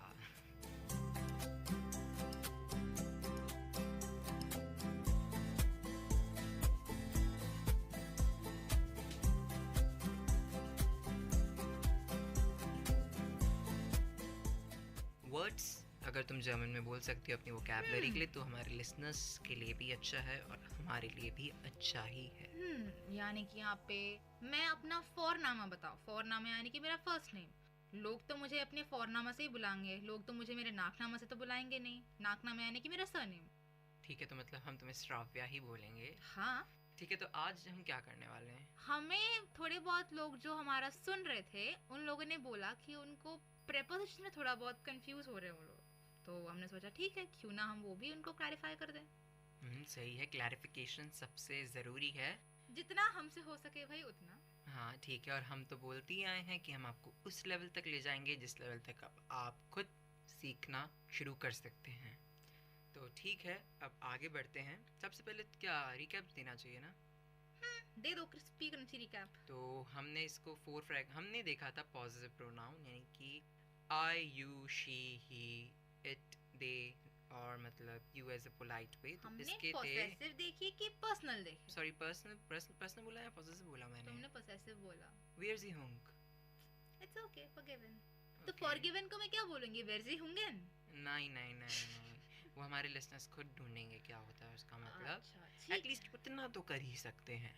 तो हम आगे बढ़ते हैं। वेयरजी Hong तो हो गया, forgive में बोल दिया। तो हम पर्सनल प्रोनाउंस पे थे। पर्सनल प्रोनाउंस को 4 फ्रेगमेंट में बांटा था। पहला फ्रेगमेंट था इश, मिश, मिर वाला और दू, दिश, दिर वाला यानी कि आई और यू वाला। सेकंड फ्रेगमेंट था ही, शी और इट। तो ही के लिए बोलेंगे एर, आयन, आई हम, और इट के लिए बोलेंगे एस, एस, आई हम, और शी के लिए बोलेंगे जी, जी, आई हर। और अभी थर्ड फ्रैगमेंट यानी कि वियर और ईयर यानी कि वी एंड यू ऑल। तो वियर के लिए हम यूज करेंगे वियर, उन्स, उन्स, और ईयर यानी कि यू ऑल के लिए हम यूज करेंगे ईयर, यूश, यूश। हमने ये बोला था कि हम ये लास्ट ऐसे याद कर सकते हैं कि वियर का पोसेसिव प्रोनाउन है उनसर, तो उनसर से बना उन्स, और ईयर का पोसेसिव प्रोनाउन है यूअर, सो यूअर से बना यूश। ये था थर्ड फ्रैगमेंट। अभी फोर्थ फ्रैगमेंट है, ये है कि जी यानी कि जी रेस्पेक्ट वाला और जी प्लूरल वाला। तो उस केस में हम यूज करेंगे जी इहनन। बस अगर हम रेस्पेक्ट दे रहे हैं तो हम यूजुअली एस कैपिटल लिखते हैं, तो यहाँ पे भी एस और आई कैपिटल आ जाएंगे। अगर हम कोई बहुत सारे लोगों को एड्रेस कर रहे हैं यानी कि थर्ड पर्सन प्लूरल को एड्रेस कर रहे हैं तब हम बोलेंगे सब हम जी और एस यानी कि एस एंड आई दोनों स्मॉल लेटर्स यूज करें। ठीक है, तो दोस्तों याद रखिए अगर आप जर्मन कभी सीख रहे हैं तो उन केस में लिटरली जर्मन खुद मानते हैं कि जर्मन जो है एक लैंग्वेज ऐसी है जो डिफ़िकल्ट पड़ती है, क्योंकि इस केस में कॉन्जुगेशंस आ जाते हैं और केसेस आ जाते हैं, तो ये दोनों बहुत कॉम्प्लिकेटेड होते हैं। और हम आप पूरा प्रयास कर रहे हैं कि आपका बेसिक स्ट्रॉन्ग कर सकें, तभी हम एक शब्द को इतना टाइम ले रहे हैं आपको समझाने में। यहाँ पे कॉम्प्लिकेटेड चीजों को सिंपल बनाने आए। तो अभी हम चलते हैं थोड़े बहुत एग्जांपल्स दे रहे हैं। ठीक है, तो आज हम बहुत इंपॉर्टेंट चीज़ सीखेंगे, इंट्रोड्यूस कैसे करना है। इंट्रोडक्शन 2 चीज़ों में होगा। सबसे पहला होगा इंट्रोडक्शन फॉर्मल और दूसरा होगा इनफॉर्मल। फॉर्मल के केस में हम आपको एक पैराग्राफ बोलेंगे। इसमें जैसे अगर आप फॉर्मल बोलते हो हाउ आर यू, तो बोलेंगे वी गेट एस एहनन, हाउ इट्स गोइंग। मैं यहाँ पे आपको याद दिला दूं कि ये फॉर्मल था, तो मैंने आपको क्या बोला, जब हम यू यानी किसी को रेस्पेक्ट के साथ यानी कि फॉर्मल यूज कर रहे हैं डेटिव के केस में हम इसको ऐसे बोल सकते हैं you as a polite way. हाँ, you as a polite way और you as a formal way हम यूज करेंगे एहनन, जिसमें कैपिटल आई रहेगा, फ्रैगमेंट नंबर 4। हाँ, तो यानी कि वी गेट तो हम जानते हैं। अब इसको जर्मन के लोग ऐसे नहीं बोलते हाउ आर यू, इसको बोलते हैं how it's going, how is it going. तो इसको ऐसे बोलते हैं कि वी गेट इट को बोलेंगे एस और एहनन यानी कि you as a polite way. ठीक है, अगर मैं वही अगर श्राव्या को बोलूं, जो कि मेरे को बिल्कुल पसंद नहीं श्राव्या से पोलाइट वे में बात करना, एज अ फ्रेंड की तरह बात करना पसंद है। कि फॉर्मल हो जाते हैं तो एक ऐसा लगता है कि हम जिस बंदे से बात कर रहे हैं हम लिमिटेड हैं, हम अपने आप में निकल नहीं पाते, बट वही अगर किसी दोस्त से बात करें तो हम कुछ भी बोल सकते हैं, हम सिक्योर्ड फील करते हैं। हम बनावटी फील नहीं करते, क्योंकि हम फॉर्मल में बनावटी फील करते हैं, बट इनफॉर्मल में हम बनावटी नहीं नेचुरल फील करते हैं। ठीक है, तुम्हें ऐसा लगता है कि बनावटी वो बनावटी नहीं होती, वो बस एक तुम खुल्लम खुल्ला बात कर सकते हो। जब तुम खुल्ला तुम इनफॉर्मल में बात करोगे या फॉर्मल? हाँ, वही मैं बोल रही हूँ, फॉर्मल इनफॉर्मल में तुम खुल्लम खुल्ला बात कर सकते हो, बट दैट डजंट मीन कि तुम फॉर्मल में बनावटी करके बात करोगे। ओके, मतलब कि हमको थोड़ा सोच समझ के पूछना, सोच समझ के बोलना पड़ता है। तुम्हारा ओपिनियन ऐसा है तो ठीक है। नहीं, मैं शायद मतलब मेरा ओपिनियन तुम्हारे से ही मैच होता था, बट मैंने शब्द गलत यूज कर लिए। तो अब किसकी हिंदी गलत है भाई? हिंदी तो मैंने शुरुआत से बोलता हूँ, कोई भी लैंग्वेज में कोई भी परफेक्ट नहीं हो सकता। हाँ, और लोग एक दूसरों को ताने मारते रहते बंदे हैं। को सिखा सकता है। हाँ, और अगर तुमको ऐसा लगता है तो where is he home again. तुम मुझसे कितनी बार फॉरगिव बुला चुकी हो, इतनी बार तो हमने लिसनर्स वर्ड भी यूज नहीं किया है जितनी बार तुम मुझसे वेयर इज ही होम बुलवा चुकी हो। मुझे पता नहीं तुम क्यों इतना फॉरगिवनेस के लिए पूछ रहे हो। दोस्तों के बीच में इतना फॉरगिवनेस होता है क्या? सबसे पहले बताओ भाई। इंटेंशन मेरा ये था कि लिसनर्स समझ सकें वेयर इज ही होम का हाँ, मतलब क्या समझ गए है। और listeners इसके का लिए कि अगर इनका एक मतलब। हमारी और मेरी और तुम्हारी ये स्क्रिप्ट काम करती है तो अच्छी बात है। भाई हमारा कौन सा स्क्रिप्ट है, हम तो बस जो मन में आता है वही बोल देते बात। हाँ, तभी इतना इनफॉर्मल है। तो हाँ? हम बोलेंगे कि इनफॉर्मली बोलेंगे वी गेट इज देयर। तो कहने का मतलब वी गेट इज तो वैसा ही था, हाउ आर यू डूइंग, यानी how it's going with you, something like this. तो यू हमारा फ्रेगमेंट 1 था, तो यानी कि डू दिस देयर। अब गेट्स क्या है? इंट्रांजिटिव वर्ब है, गोइंग वाला जो है। We get is there. तो तुम बताओ, तुम मुझे कैसे बोलोगी? वी गेट इज एनन बोलोगी या वी गेट इज देयर बोलोगी? तुम्हें तो वी गेट इज देयर ही बोलूंगी। ठीक है, और अगर किसी सर को बोलोगी तो वी गेट इज एनन। एनन। तो ठीक है, हम हमारे लिसनर्स से जरूर ऐसे बोलेंगे वी गेट इज एनन। ठीक है, बट लिसनर्स प्लूरल हो गए, जैसे यू पोलाइट वाला है, सिंगुलर के लिए है। तो यहाँ पे लिसनर्स प्लूरल हो गए, तो हम आई को स्मॉल कर देंगे, हो गया काम खत्म। ठीक है, एक्सीलेंट। तो अब आगे बढ़ते हैं। अब जैसे कि हम गेशप्राग यानी एक कॉन्वर्सेशन बोलते हैं। गेशप्राग यानी कि कॉन्वर्सेशन, गेशप्राग कॉन्वर्सेशन। जैसे कि मैं और गेशप्राग कर रहे हैं, क्योंकि कॉन्वर्सेशन से दो मॉड्यूलेशन होती है वॉइसेस में, तो उसकी वजह से कुछ बोरिंगनेस कम हो जाती है। तो हम क्यों ना हम ऐसे बोले कि जो हम कॉन्वर्सेशन कर रहे हैं यानी कि हम गेशप्राग कर रहे हैं अपने बीच। तो मैं अगर तुमको बोलूं एज अ फॉर्मल वे, जैसे कि गुटन टाग यानी कि गुड डे फ्राउ श्राव्या, फिर तुम क्या बोलोगी? गुटन टाग हेर हिमांशु। मैं बोलूंगा डांके। अच्छा ठीक है, अगर मुझे तुमसे कुछ पूछना है कि हाउ डू यू डू, जब आमने सामने लोग मिलते हैं वो एक फॉर्मल कर्टेसी होती है कि पूछ लो कि कैसा है बंदा या बंदी। तो मैं बोलूंगी गुटन टाग हेर हिमांशु, वी गेट एस देर, क्योंकि अभी मैं तुम्हें इनफॉर्मली बात कर रही हूँ। तो वी गेट इज देयर, तो मैं बोलूंगा डांके गुड und देर, मतलब एंड यू। तो मैं बोलूंगी इट्स गुड टू, तो मैं क्या बोलूंगी? इट यानी कि एस, तो एस गेट यानी कि इट्स वर्क, मतलब इट वर्क्स यानी इट्स गोइंग गुड। तो एस गेट। अब ये था इनफॉर्मल। अब ये था इनफॉर्मल। अब गेशप्राग करेंगे हम as a way of formal. ठीक है, स्टार्ट करते हैं। तो गुटन टाग फ्राउ श्राव्या। तो मैं बोलूंगी गुटन टाग हेर हिमांशु, वी गेट एस आइनन। तुमने मुझे रिस्पेक्ट दी है, यानी कि आइनन बोला है, फ्रेगमेंट 4 बोला है। खुश मत हो जा, ये क्योंकि फॉर्मल कन्वर्सेशन है। डांके एस गेट मिरकुट, मतलब कि अब एस गेट मिरकुट, अब गेट मिरकुट, अब it's going good with me, ऐसा है। तो इसको बोलेंगे एस यानी इट, गेट मतलब गोज, मिर मतलब गोज क्या है? इंट्रांजिटिव वर्ब है, तो डेटिव। तो आई इश का डेटिव क्या हो जाएगा? इश मिश मिर। तो एस गेट मिर गुड। फिर मैं बोलूंगा und ehnen। तो अभी तुमने पूछा कि व्हाट अबाउट यू, तो मैं भी बोलूंगी danke aus gut, I'm good too। Okay, तो मतलब हमने आज की कॉन्वर्सेशन यानी आज गेशप्राग में ये जाना है कि हाउ आर यू अगर फॉर्मल बोलना है तो आप बोलेंगे वी गेट इज ehnen, और हाउ आर यू इनफॉर्मल बोलना है तो वी गेट इज देर, और बोलना है फॉर्मली कि आई एम गुड। अगर तुम्हें आई एम गुड बोलना है नॉर्मली तो एस आई एम गुड के लिए एस इश बिन गुड नहीं बोलते, जर्मन में नहीं होते जर्मन में हैं। नहीं मेरा मार्क्स कटा था इसकी वजह से, क्योंकि मैं आई एम गुड को इश बिन गुड करके आया था। याद रखिए आई एम गुड कभी भी इश बिन गुड नहीं होगा जर्मन के लिए, क्योंकि उसमें थोड़ा लैंग्वेज प्रॉब्लम है। हालांकि लोग समझ जाएंगे कि आप अच्छे हैं, बट इसका एक वे है, तो वो होगा एस गेट मिर गुड। एस गेट मिर गुड, एस गेट मिर गुड। देखिए हमने बोला कोई भी सेंटेंस है तो कॉन्जुगेशन और केसेस रहेगा, ठीक है, और personal pronoun, positive pronoun, preposition से ग्रामर रहेगी। तो एस हम जानते हैं इट। अब इट का कॉन्जुगेशन क्या होता है कि टी लग जाता है उसके पीछे, हाँ। तो गेहनन के पीछे गेहत हो गया, कॉन्जुगेशन काम आया। हाँ। तो एस गेहत और फिर मिर, यानी कि गेहत कौन सा इंट्रांजिटिव वर्ब है, तो उस केस में आई का क्या रूप आएगा, डेटिव। तो डेटिव में केस आ गया यानी कि मिर। तो कॉन्जुगेशन और केसेस से ही सेंटेंसेस बनते हैं जर्मन में, और इसलिए जर्मन डिफिकल्ट हो जाती है 3 चीज़ों के कारण। जहाँ तक हम जानते हैं, हम आगे की पहली कहानी नहीं जानते, पर जितना हम अभी तक जानते हैं 3 चीज़ों की वजह से कंफ्यूजन क्रिएट होता है।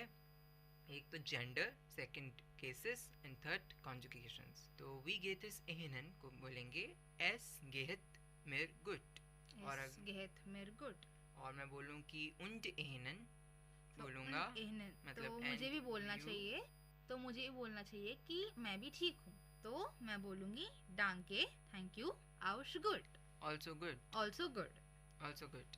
तो अगर अब इसको वापस से बोलते हैं इनफॉर्मल केस में, तो वी गेट इस देर बोलेंगे, वी गेट इस देर, वी गेट इस देर। अगर ये इनफॉर्मल हुआ तो, अगर फॉर्मल हुआ तो हम बोलेंगे वी गेट इस एहनन। तो यानी कि हम इसको ऐसे बोल सकते हैं, देर वाला जो केस है वो इनफॉर्मल है। याद रखिए सिंगुलर की बात हो रही है, यानी कि गेस्प्राक यानी कॉन्वर्जेशन 2 बंदों के बीच में ही है, 2 ग्रुप्स के बीच में नहीं है, सिर्फ 2 पर्सन है, इसलिए हमने उनको सिंगुलर वाले केसेस दिए हैं। यानी कि यू जो केस था उसका देर हो गया इन केस ऑफ इनफॉर्मल, तो वी गेट इस देर। और अगर इनका फॉर्मल बोलेंगे तो वी गेट इस एहनन, इस गेट मिर गुड। तो यानी ये 3 सेंटेंसेस जो हमने इस गेस्प्राक यानी कि कॉन्वर्जेशन में जाने हैं, समझे हैं। तो आशा करते हैं कि आप सबने इस कॉन्वर्जेशन को ध्यान से हियरन किया, यानी कि ध्यान से सुना।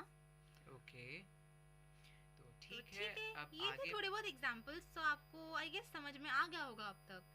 तो ठीक है, अगर हमारे लिसनर्स की डिमांड थी कि हम थोड़े बहुत प्रेपोजिशंस के उनके बीच में जो डाउट था वो क्लैरिफाई कर दें, तो हमने सोचा ठीक है, क्यों ना जो कोई भी यूजुअल मतलब हर रोज डेली लाइफ में हम जो कोई प्रेपोजिशंस यूज करते हैं वो ना थोड़ी बहुत बता दें आपको।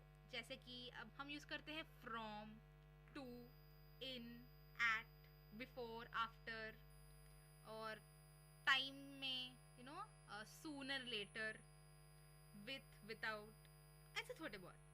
तो अभी मैं शुरू करती हूँ फ्रॉम से।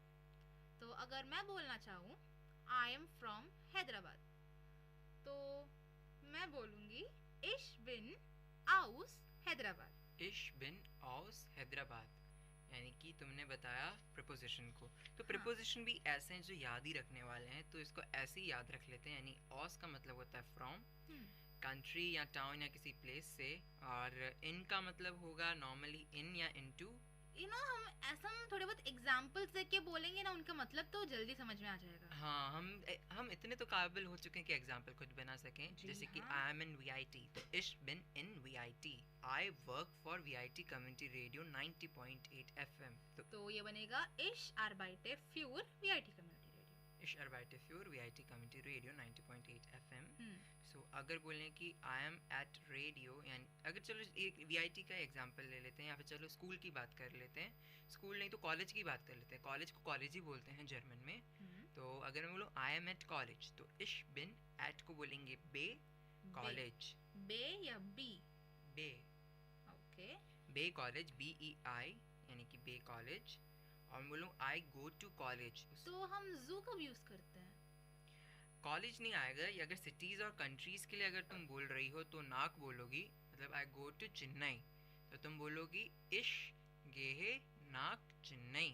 ओके, अगर मैं बोलूंगी कि heartily welcome to VIT community radio, मैं तो पहले से मैं जू यूज कर रही हूँ। हाँ, तो वो उसमें जू ही आएगा, क्योंकि अगर टू तुमने बताया इंग्लिश में टू, तो ठीक है हर जगह यूज कर लोगी तुम, बट जर्मन में ये जो टू है 2 केसेस में डिवाइडेड है। पहला सिटीज या कंट्रीज, और दूसरा क्योंकि अगर आप किसी VIP बिल्डिंग के लिए बोलो या किसी एक पर्टिकुलर प्लेस या कंपनी के लिए बोलो स्पेसिफिक, मतलब यहाँ पे स्पेसिफिक होगा। यानी कि सिटीज और कंट्रीज के लिए बोलेंगे नाक, और किसी कंपनीज के लिए या फिर बिल्डिंग्स के लिए बोलेंगे जू। तो welcome to VIT community radio या वेलकम टू वीआईटी, तो उसके लिए बोलोगी हार्जिलिश वेलकम इन जू वीआईटी। तो तुमने नाक का मतलब भी पता पड़ा। अगर मैं बोलूं welcome to India, heartily welcome to India, तो हार्जिलिश वेलकम इन नाक इंडिया।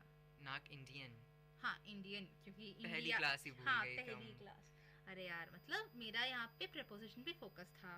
ठीक है। आई एम अराउंड यू, तो कैसे बोलूंगा? इश बिन, अराउंड होता है दिश, you, I am around you, तो अराउंड क्या होगा?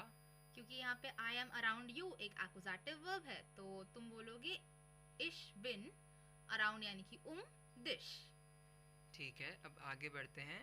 I am here till morning, तो आई एम यानी इश, बिन, हेयर को हेयर, टिल को बोलेंगे बिस, मॉर्निंग को बोलेंगे मॉर्गन।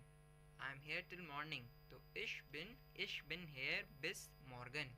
ठीक है, अब आगे बढ़ेंगे हम। फॉर मतलब VOR, उसको बोलेंगे बिफोर या इन फ्रंट ऑफ। और फिर अगर मैं बोलूँ एम, तो एम का मतलब है इन। और मैं बोलूँ फॉन यानी VON, तो उसका मतलब है फ्रॉम।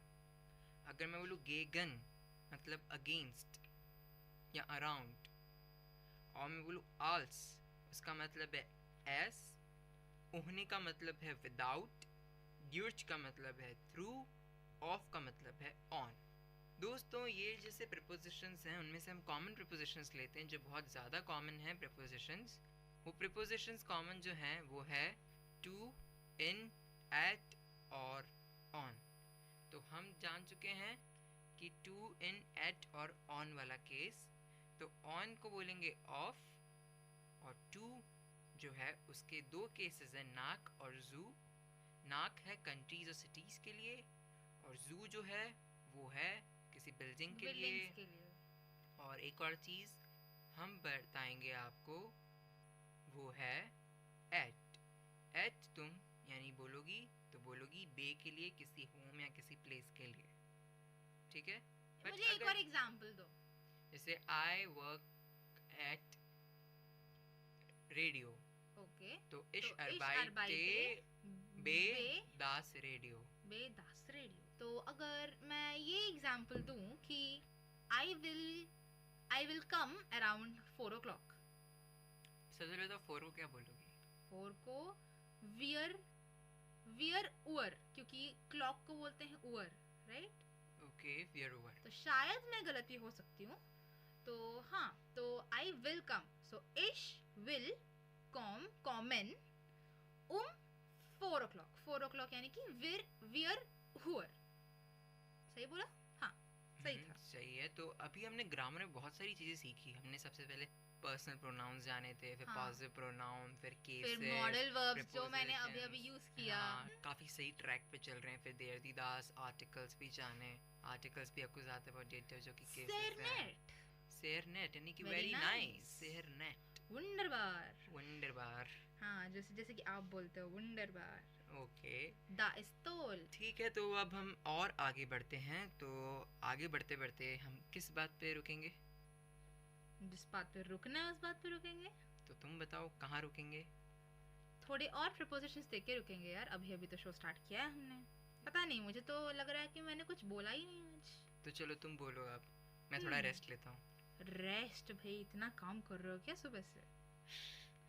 तो ठीक है, अभी थोड़े और प्रपोजिशंस ले लेते हैं। जैसे कि हाँ, सबसे पहले मैं भूल गई, प्रपोजिशन को हम जर्मन में क्या बोलते हैं? प्रपोजिशनन। प्रपोजिशनन।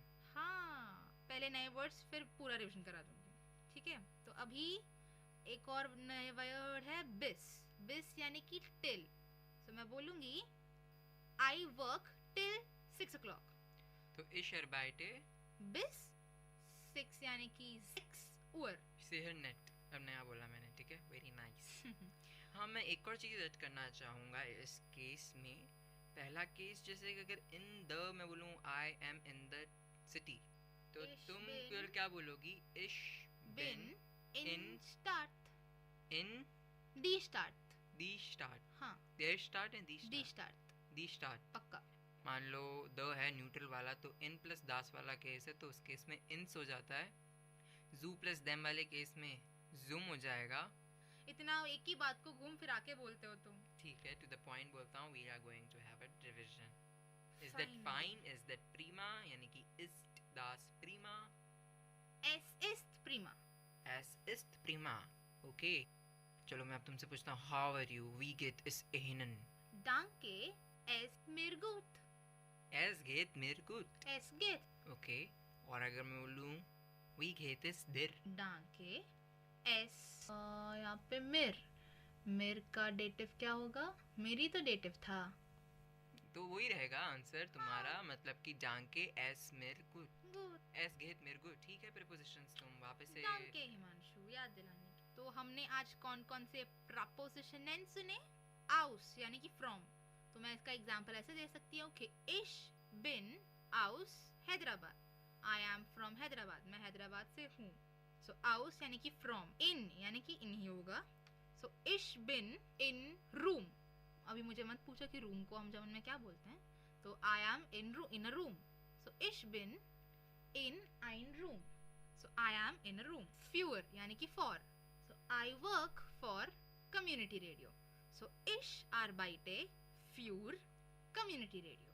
सो फ्यूर यानी कि फॉर, बे यानी कि एट।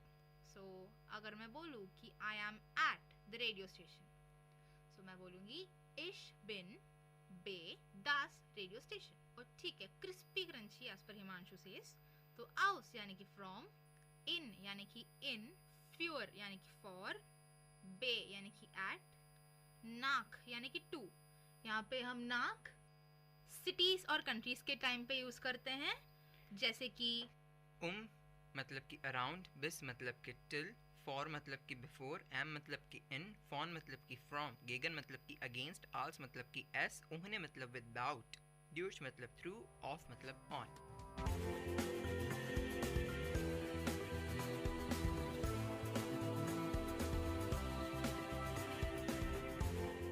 तो दोस्तों, आशा करते हैं कि ये लर्निंग जर्मन का शो आप आज के एपिसोड में और अच्छी तरह से समझ आया होगा। मैं हूँ हिमांशु मंघानी और मैं हूँ श्राव्या। सो आप सुन रहे थे वीआईटी कम्युनिटी रेडियो 90.8 FM।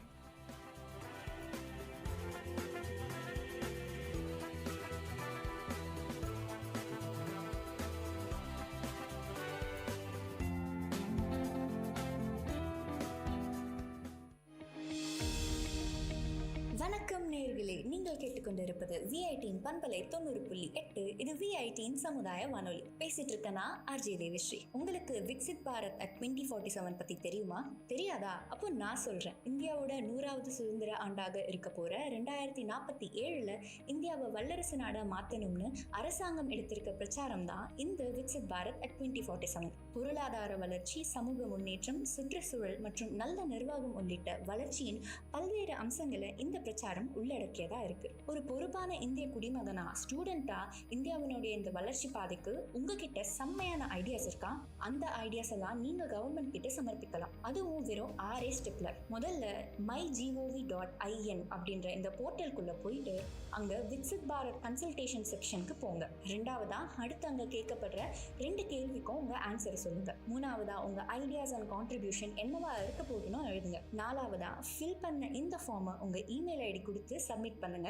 உங்களுடைய சர்டிபிகேட்டும் டவுன்லோட் பண்ணிக்கோங்க. கடைசியா உங்களுடைய சர்டிபிகேட் கூட ஒரு அழகான செல்ஃபி எடுத்துட்டு உங்க இன்ஸ்டா பக்கத்துலயோ இல்ல FB பக்கத்துலயோ #ideas4viksitbharat அப்படின்ற ஹேஷ்டேகோட போஸ்ட் பண்ணுங்க. அந்த போஸ்ட்ல மறக்காம நம்ம விஐடி ரேடியோவையும் டேக் பண்ணுங்க.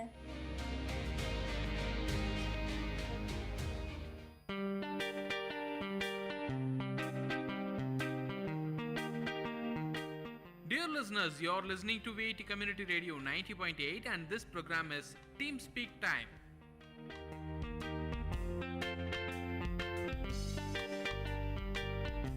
Hello, hi, Namaste VIT. You are listening to VIT Community Radio 90.8. This is Rujana. Welcome to our show Vijaya Bata. కృషితో నాస్తి దుర్భిక్షం అన్నారు పెద్దలు. ఈరోజు ఈ వాక్యానికి గల ఒక ముఖ్యమైన ఉదాహరణను మనం చూద్దాం. అది 1931 అక్టోబర్ 15. సముద్రపు అలలు ప్రతి ఒక్కరిని తాకుతుండగా, ఇసుక తిన్నలు మెరుస్తుండగా జలాలుద్దీన్ ఆసియమ్మల ఇంట ఆనందాల హరివిల్లు కనబడింది.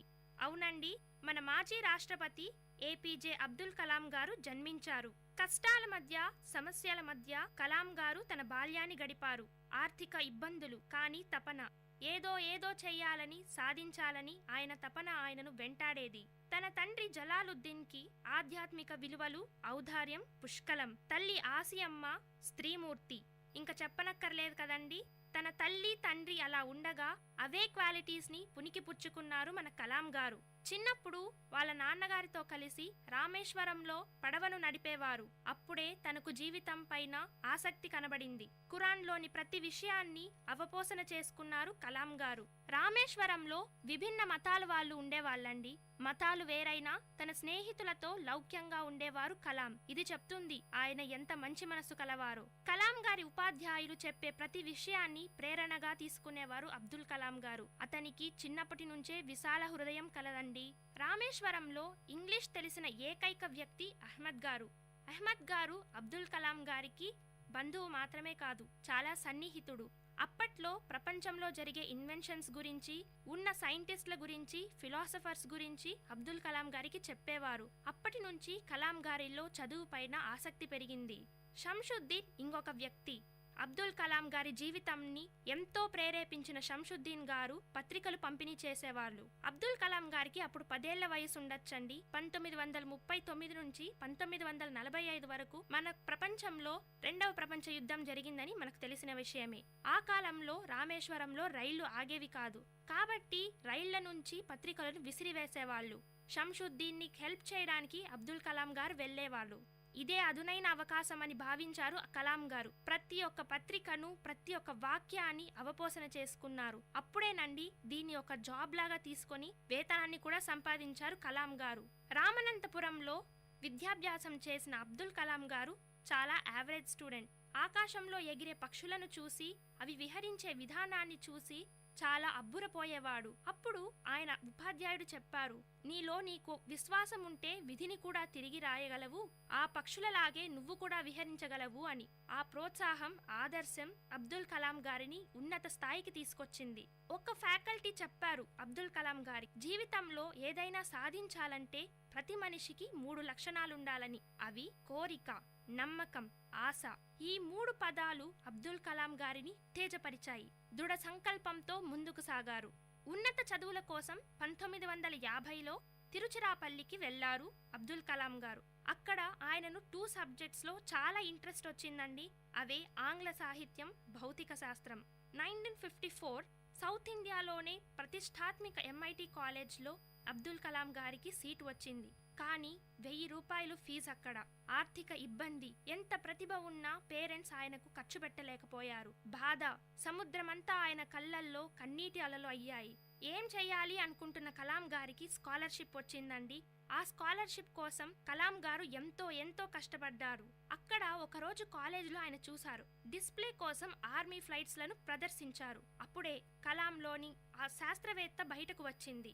నెక్స్ట్ ఇయర్ ఏరోనాటిక్స్ ని తన ఆప్షనల్ సబ్జెక్ట్ గా తీసుకున్నారు అబ్దుల్ కలాం గారు. ఈ సబ్జెక్ట్ లో ఎంతో ఇంట్రెస్ట్ ఉన్న అబ్దుల్ కలాం గారు దానికోసం స్వయం కృషి చేశారు. దీని సాకారమే హాల్ ట్రైనీగా అబ్దుల్ కలాం గారు నియమితులవ్వడం. తన స్వప్నం సాకారమైంది. ఫ్లైట్ పైలట్ అవ్వాలనుకున్న అబ్దుల్ కలాం గారి జీవితంలో ఒక చుక్కెదురు. 9th ర్యాంక్ సాధించిన అబ్దుల్ కలాం గారు ఫ్లైట్ పైలట్ కాలేకపోయారు. ఎందుకంటే అవి 8 మెంబర్స్కి మాత్రమే ఉన్నాయి. ఉద్వేగం, ఉత్సాహం, కానీ ఉద్యోగం లేదు. ఎంతో నిరాశ. ఆయన బాధ ఎంతో దాడి చేసింది ఆయన మనసు పైన. ఈ సందర్భంలో మనశ్శాంతి కోసం రిషికేష్కు వెళ్లారు అబ్దుల్ కలాం గారు. అక్కడ స్వామి శివానంద్ గారు అబ్దుల్ కలాం గారికి 3 వాక్యాలు ఉపదేశించారు. అవి అపజయానికి కుంగిపోవద్దని, అపజయం కూడా విజయానికి అవసరమని, అపజయం లక్కబెట్టని వాడే అసలైన విజేత అని. ఈ చెవిలో విని ఆ చెవిలో వదిలేస్తాం కదండి మనమందరం. కానీ అబ్దుల్ కలాం గారు మనస వాచ స్వీకరించారు ఈ పదాలను. మన కాలేజ్లో ఉంది వాల్ స్పీక్ పైన, falling down is not a failure, but not getting up after falling is the real defeat అని. ఇదే మన స్వామి శివానంద్ గారు కూడా చెప్పారు. రెట్టించిన ఆత్మవిశ్వాసంతో ఢిల్లీకి పయనమయ్యారు అబ్దుల్ కలాం గారు. ఢిల్లీలో సీనియర్ సైంటిఫిక్ అసిస్టెంట్గా పనిచేసిన తర్వాత బెంగళూరుకు వచ్చారు అబ్దుల్ కలాం గారు. అక్కడ హోవర్ క్రాఫ్ట్ నందిని కనుక్కున్నారు, కానీ ముందుకు వెళ్ళలేదు. ఆయన టాలెంట్ని గుర్తించలేదు. కానీ అబ్దుల్ కలాం గారు కుంగిపోలేదు. ప్రతి ఒక్క కాన్సెప్ట్ని నేర్చుకున్నారు. అదే కాలంలో ప్రొఫెసర్ విక్రమ్ సారాభాయ్ గారు అబ్దుల్ కలాంకి దేవుడిలా కనిపించారు. వారి మధ్య గురు శిష్య బంధం ఏర్పడింది. ఇదిలా ఉండగా అబ్దుల్ కలాం గారు తుంబా వెళ్లారు, అది వర్జీనియా. ఇదిలా ఉండగా అబ్దుల్ కలాం గారు వర్జీనియా వెళ్లారు నాసాలో పనిచేయడానికి. అక్కడ ఆయన నేర్చుకున్నదంతా అణువణువుని మెదడులో నిర్బంధించాడు. నేర్చుకున్న ప్రతి దానికి పదును పెట్టాడు. నేర్చుకున్న సంపదతో ఇండియాకి తిరిగి వచ్చాడు. తుంబాలో జరగబోయే ల్యాబొరేటరీ కోసం ఎంతో కృషి చేశాడు. ఆయన నేర్చుకున్నదంతా అందరికీ చెప్పాడు. రోహిణి మేనక శాటిలైట్స్ ను వదిలారు. 1971 డిసెంబర్ 31 అబ్దుల్ కలాం గారు తన జీవితంలో తనకు ఎంతో ప్రేరణ ఇచ్చిన ఒక వ్యక్తిని కోల్పోయారు. అవునండి, మనకెంతో ప్రీతిమంతమైన విక్రమ్ సారాభాయ్ గారు తనువు చాలించారు. ఆ వెంటనే జలాలుద్దీన్, అదే అబ్దుల్ కలాం గారి తండ్రి కూడా చనిపోయారు. ఇంకొన్ని సంవత్సరాల తర్వాత తనకు సన్నిహితుడైన అహ్మద్ కూడా చనిపోయాడు. ఎంతో నిస్పృహతో ఎంతో బాధతో ఉన్న అబ్దుల్ కలాం గారు అనుకున్నారు, వీళ్ళు నా కోసం ఎంతో చేశారు, వీళ్ళు చేసిన దాన్ని మనం ఎలా మర్చిపోవాలి, ఏదో చెయ్యాలి, ఇంకా ఏదో చెయ్యాలి అన్న ఆలోచనతో ముందుకు సాగారు. అది ఆగస్టు 10, 1979. షార్, అదేనండి మన శ్రీహరికోటలో నిశాంతి, నిశ్శబ్దం ఎందుకంటారా, SLV-3 ప్రయోగం, శాటిలైట్ లాంచ్ వెహికల్ 3 అది. అంతటా ఒక్కటే ఉత్కంఠ, యావత్ దేశం దృష్టి ప్రయోగం వైపే. ఇదిలా ఉండగా వినీలాకాశంలోకి దూసుకెళ్లింది మన SLV-3. చప్పట్లతో ల్యాబ్ మారు మ్రోగింది. కానీ ఆ ఆనందమంతా 5 నిమిషాలకే పరిమితమయ్యింది. ఆ రాకెట్ 560 కిలోమీటర్లకు దూరంగా ఉన్న సముద్రంలో కూలింది. బాధ, నిస్సహాయత, ప్రతి ఒక్కరి మనస్సులో బాధ. కష్టం అలా కూలిపోతుంటే ప్రతి సైంటిస్ట్లో ఉన్న బాధను ఎవరూ చూడలేకపోయారు. అబ్దుల్ కలాం గారిలో వేదన, నిరాశ నుండి బయటకు రావడానికి అబ్దుల్ కలాం గారు చాలా ప్రయత్నించారు. మనం నేర్చుకున్నది ఎక్కడికి పోదని భావించారు. ఎదుర్కొన్న ఓటమి నుండి పాఠాలు నేర్చుకున్నారు. దీని ఫలితమే 1980 జూలై 17 కీలక గడియలు మళ్లీ షార్లో. ఇప్పుడు ఇంకొక శాటిలైట్ లాంచ్ వెహికల్ ని లాంచ్ చేశారు. షార్ మొత్తం కరతాళ ధ్వనుల మధ్య మారుమ్రోగింది. మరుసటి రోజు రేడియో, పేపర్, మ్యాగజైన్ ప్రతి ఒక్క దానిలో ప్రత్యేక కథనాలు. షార్ ల్యాబొరేటరీలో ఆనందం వెల్లువెత్తింది. దేశ చరిత్రలోనే సుందర స్వప్నం సాకారమయ్యింది. అదేనండి డ్రీమ్ కమ్ ట్రూ. భారతదేశం సగర్వంగా సత్తా చాటింది. దీనికి నాయకుడు ఎవరనుకుంటున్నారు? ఓటమి రాళ్లను తిన్న అబ్దుల్ కలాం గారే. ఈ అద్భుతాన్ని సాధించిన మహావిజ్ఞాని, కోట్లాది మందికి ప్రియమైన మనిషి, లక్షలాది మందికి స్ఫూర్తి, సకల జనులకు మార్గదర్శి, ఈ పృథ్వీ ముద్దుబిడ్డ Avul Pakir Jainulabdeen Abdul Kalam. We should salute our president Abdul Kalam ji. Aeronautics లోనే కాదండి, హ్యూమానిటీ కూడా ఎక్కువ మన అబ్దుల్ కలాం గారికి. హైదరాబాద్ DRDLలో పనిచేస్తున్నప్పుడు అబ్దుల్ కలాం గారు ఒక వ్యక్తిని చూశారు. ఆ వ్యక్తి పోలియోతో బాధపడుతున్నారు. వాళ్ళు యూజ్ చేసే క్యాలిపర్స్ అప్పట్లో 3 కేజీల బరువు ఉండేది. చాలా బాధపడ్డారు అబ్దుల్ కలాం.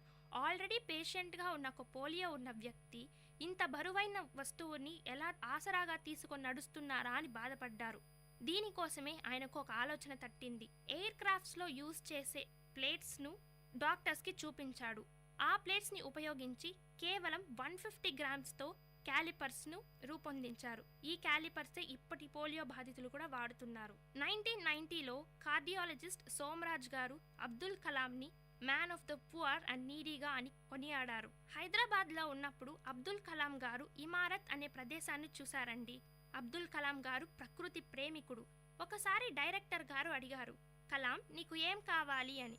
అప్పుడు కలాం గారు చెప్పారు, నాకు 1,00,000 మొలకలు కావాలి, ఇమారత్లో నాటాలి అని. ఆ 1,00,000 మొలకలే ఈనాడు లక్షోపలక్షల మొలకలుగా వృక్షాలుగా మారి ఆకుపచ్చదనాన్ని సంతరించింది. ఇదంతా ఇలా ఉండగా ఆయనకు అవార్డులు, పురస్కారాలు వెల్లువెత్తాయి. మొక్క మహావృక్షంగా మారిందని అబ్దుల్ కలాం గారి సన్నిహితులు స్వర్గం నుండి ఆనందపడ్డారని అబ్దుల్ కలాం గారు గుర్తు తెచ్చుకున్నారు. Padma Bhushan, Vibhushan, Bharat Ratna, king Charles II medal, 40 డాక్టరేట్లు, ఇంకా ఎన్నెన్నో అవార్డులు ఆయనని ఆభరణాలుగా అలంకరించాయి. పోఖ్రాన్ న్యూక్లియర్ టెస్ట్ కోసం సాంకేతికంగా ఎంతో ప్రయత్నించి ఇండియాను బలపరిచాడు. 2001లో అబ్దుల్ కలాం గారు వాలంటరీగా రిటైర్మెంట్ తీసుకున్నారు. ఇప్పుడు ఏం చేయాలి అనుకున్న అబ్దుల్ కలాం గారు ఒక ఆలోచన తట్టింది. పువ్వు పుట్టగానే పరిమళిస్తుంది అంటారు కదండి. అవును, కలాం గారు స్టూడెంట్స్లో ప్రతి ఒక్కరిలో ఆత్మవిశ్వాసాన్ని రగిలించడానికి ప్రయత్నించారు. లిటరసీ కోసం 6 to 8% రిజర్వేషన్ ఉండాలని భావించారు. అబ్దుల్ కలాం అంటే దేశంలోనే ఒక ఐకాన్గా భావించారు ప్రజలు. అత్యున్నత పీఠం అదే ప్రెసిడెంట్షిప్ వెతుక్కుంటూ వచ్చింది కలాం గారిని. 2002 జూలై 25న ప్రెసిడెంట్గా ప్రమాణ స్వీకారం చేశారు అబ్దుల్ కలాం గారు. కలాం నిజమైన సమర్థుడు, దేశభక్తుడు, కృషి, పట్టుదల, గొప్ప విశ్వాసమున్న మహామేధావి. చింతపిక్కలు ఏరుకునే అబ్దుల్ కలాం ఒక వీధి బాలుడు ఈనాడు రాష్ట్రపతి భవనంలో రాష్ట్రపతి అయ్యారు. రాష్ట్రపతిగా ఉన్నప్పుడు ఇండియన్ అడ్మినిస్ట్రేషనే కాదండి, చిన్నారులను అదే భావి భారత పౌరులుగా తీర్చిదిద్దాలని ఇచ్చ ఆయనకు ప్రగాఢం ఎక్కువగా ఉంది. చిన్నారులలో ప్రేమ, దేశాన్ని, అభివృద్ధిని చూశారు. వాళ్ళ కోసం ఎన్నో ప్రసంగాలు చేశారు. సియాచిన్ గ్లేషియర్లో మిలిటరీని సపోర్ట్ చేశారు. క్రమశిక్షణతో రాష్ట్రపతి పదవికే వన్నె తెచ్చారు కలాం గారు. అధ్యాపకుడిగా, ఉపాధ్యాయుడిగా అదొక ప్రస్థానం. జీవిత రహస్యాలను ప్రపంచానికి తెలియజేయాలనుకున్న కలాం గారు బుక్స్ని రచించారు. 2020 India will be and should be a super power అని భావించారు అబ్దుల్ కలాం గారు. ఆడంబరం లేని జీవితం కలాం గారి సొంతం. టైం మేనేజ్మెంట్, పద్ధతి, నిరాడంబరత ఇవన్నీ కలాం గారికి ఉన్న గొప్ప లక్షణాలండి. అరుణ్ తివారీ గారితో కలిసి వింగ్స్ ఆఫ్ ఫైర్ అదే తన జీవిత చరిత్రను రచించారు అబ్దుల్ కలాం గారు. ఒకానొక సమయంలో అబ్దుల్ కలాం అన్నారు, నేనేమీ సంపాదించలేదు, నేనేమీ కూడబెట్టలేదు, నేనెవరికీ ఏమీ చెయ్యలేదు, నాకు వారసులు కూడా లేరు అని తన మనసులో బాధను బయటకు తెచ్చారు. మహోన్నత విలువలకు పట్టం కట్టింది అబ్దుల్ కలాం గారి జీవితం. కలలు కనండి, ఆ కలలను సాకారం చేయడానికి కృషి చేయండి అన్నారు అబ్దుల్ కలాం గారు. ఇది ప్రతి ఒక్క ప్రాణి, ప్రతి ఒక్క మనిషి, ప్రతి ఒక్క విద్యార్థి వాళ్ళ మనసులో ఎప్పుడూ ఉంచుకోవాలి. కలాం గారి కలం నుంచి వచ్చిన అక్షర సృష్టి భావి తరాలకు అద్భుత శక్తి. కలాం గారి జీవితంలోని ప్రతి ఘట్టం మనకు పాఠం. మన కోసం ఇంత చేసిన కలాం గారికి మనం ఏమిచ్చి రుణం తీర్చుకోగలం? కలాం గారు ఏం ఆశిస్తున్నారు? మనుల, మాణిక్యాల? కాదండి, 2020 కల్లా ఒక అద్భుత ప్రపంచాన్ని ఆయన కోరుతున్నారు. ప్రతి ఒక్కరూ వాళ్ళకి తగినంతగా దేశం కోసం పాటుపడాలి. ఇలాంటి ఎంతో మంది గురించి తెలుసుకోవడానికి వింటూనే ఉండండి VIT community radio 90.8. This is Dear listeners, you had listened to the program Team Speak Time in VIT Community Radio 90.8. Thank you for listening.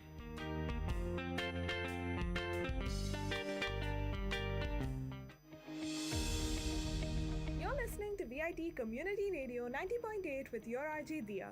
And today we're going to talk about the voices of the youth. I'm sure everyone would have already heard about the Viksit Bharat, the 2047 campaign that was launched on 11th December by our Honorable Prime Minister Narendra Modi ji. Yes, you all heard the Prime Minister right. He wants us to fulfill our dream of a developed nation by the 100th year of independence. And how do I feel we can achieve that? By being responsible for our developed country. There are plenty of ways we can do this, but let's start with one small step.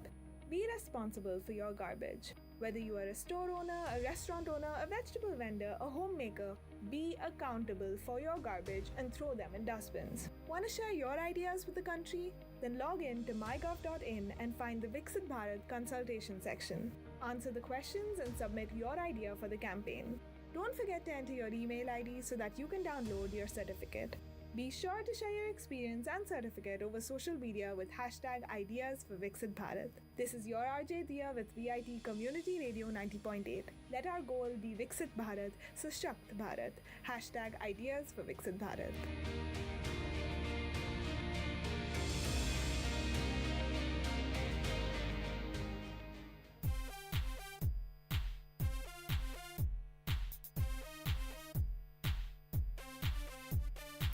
ये जवानी है दीवानी, हाँ मेरी रानी, रुक जाओ रानी, एक जरा पीछे मुड़ के, चली कहाँ ऐसे उड़ के, हा हा. Oi Chintu, are you taking bath or recording some song inside, huh? Mintu, can't you read do not disturb outside the bathroom? I am just worried about the water you are wasting inside. Remember, save water, save life. Okay, I'm coming out. Go green.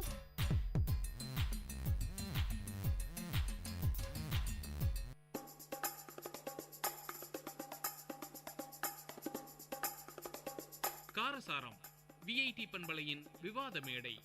ஆரோக்கியமான வாதங்களுடன், அன்றாட நிகழ்வுகளின் தரவுகளுடன், மக்களின் குரல்கள் ஒன்றிணையும் கருத்துக்களம்.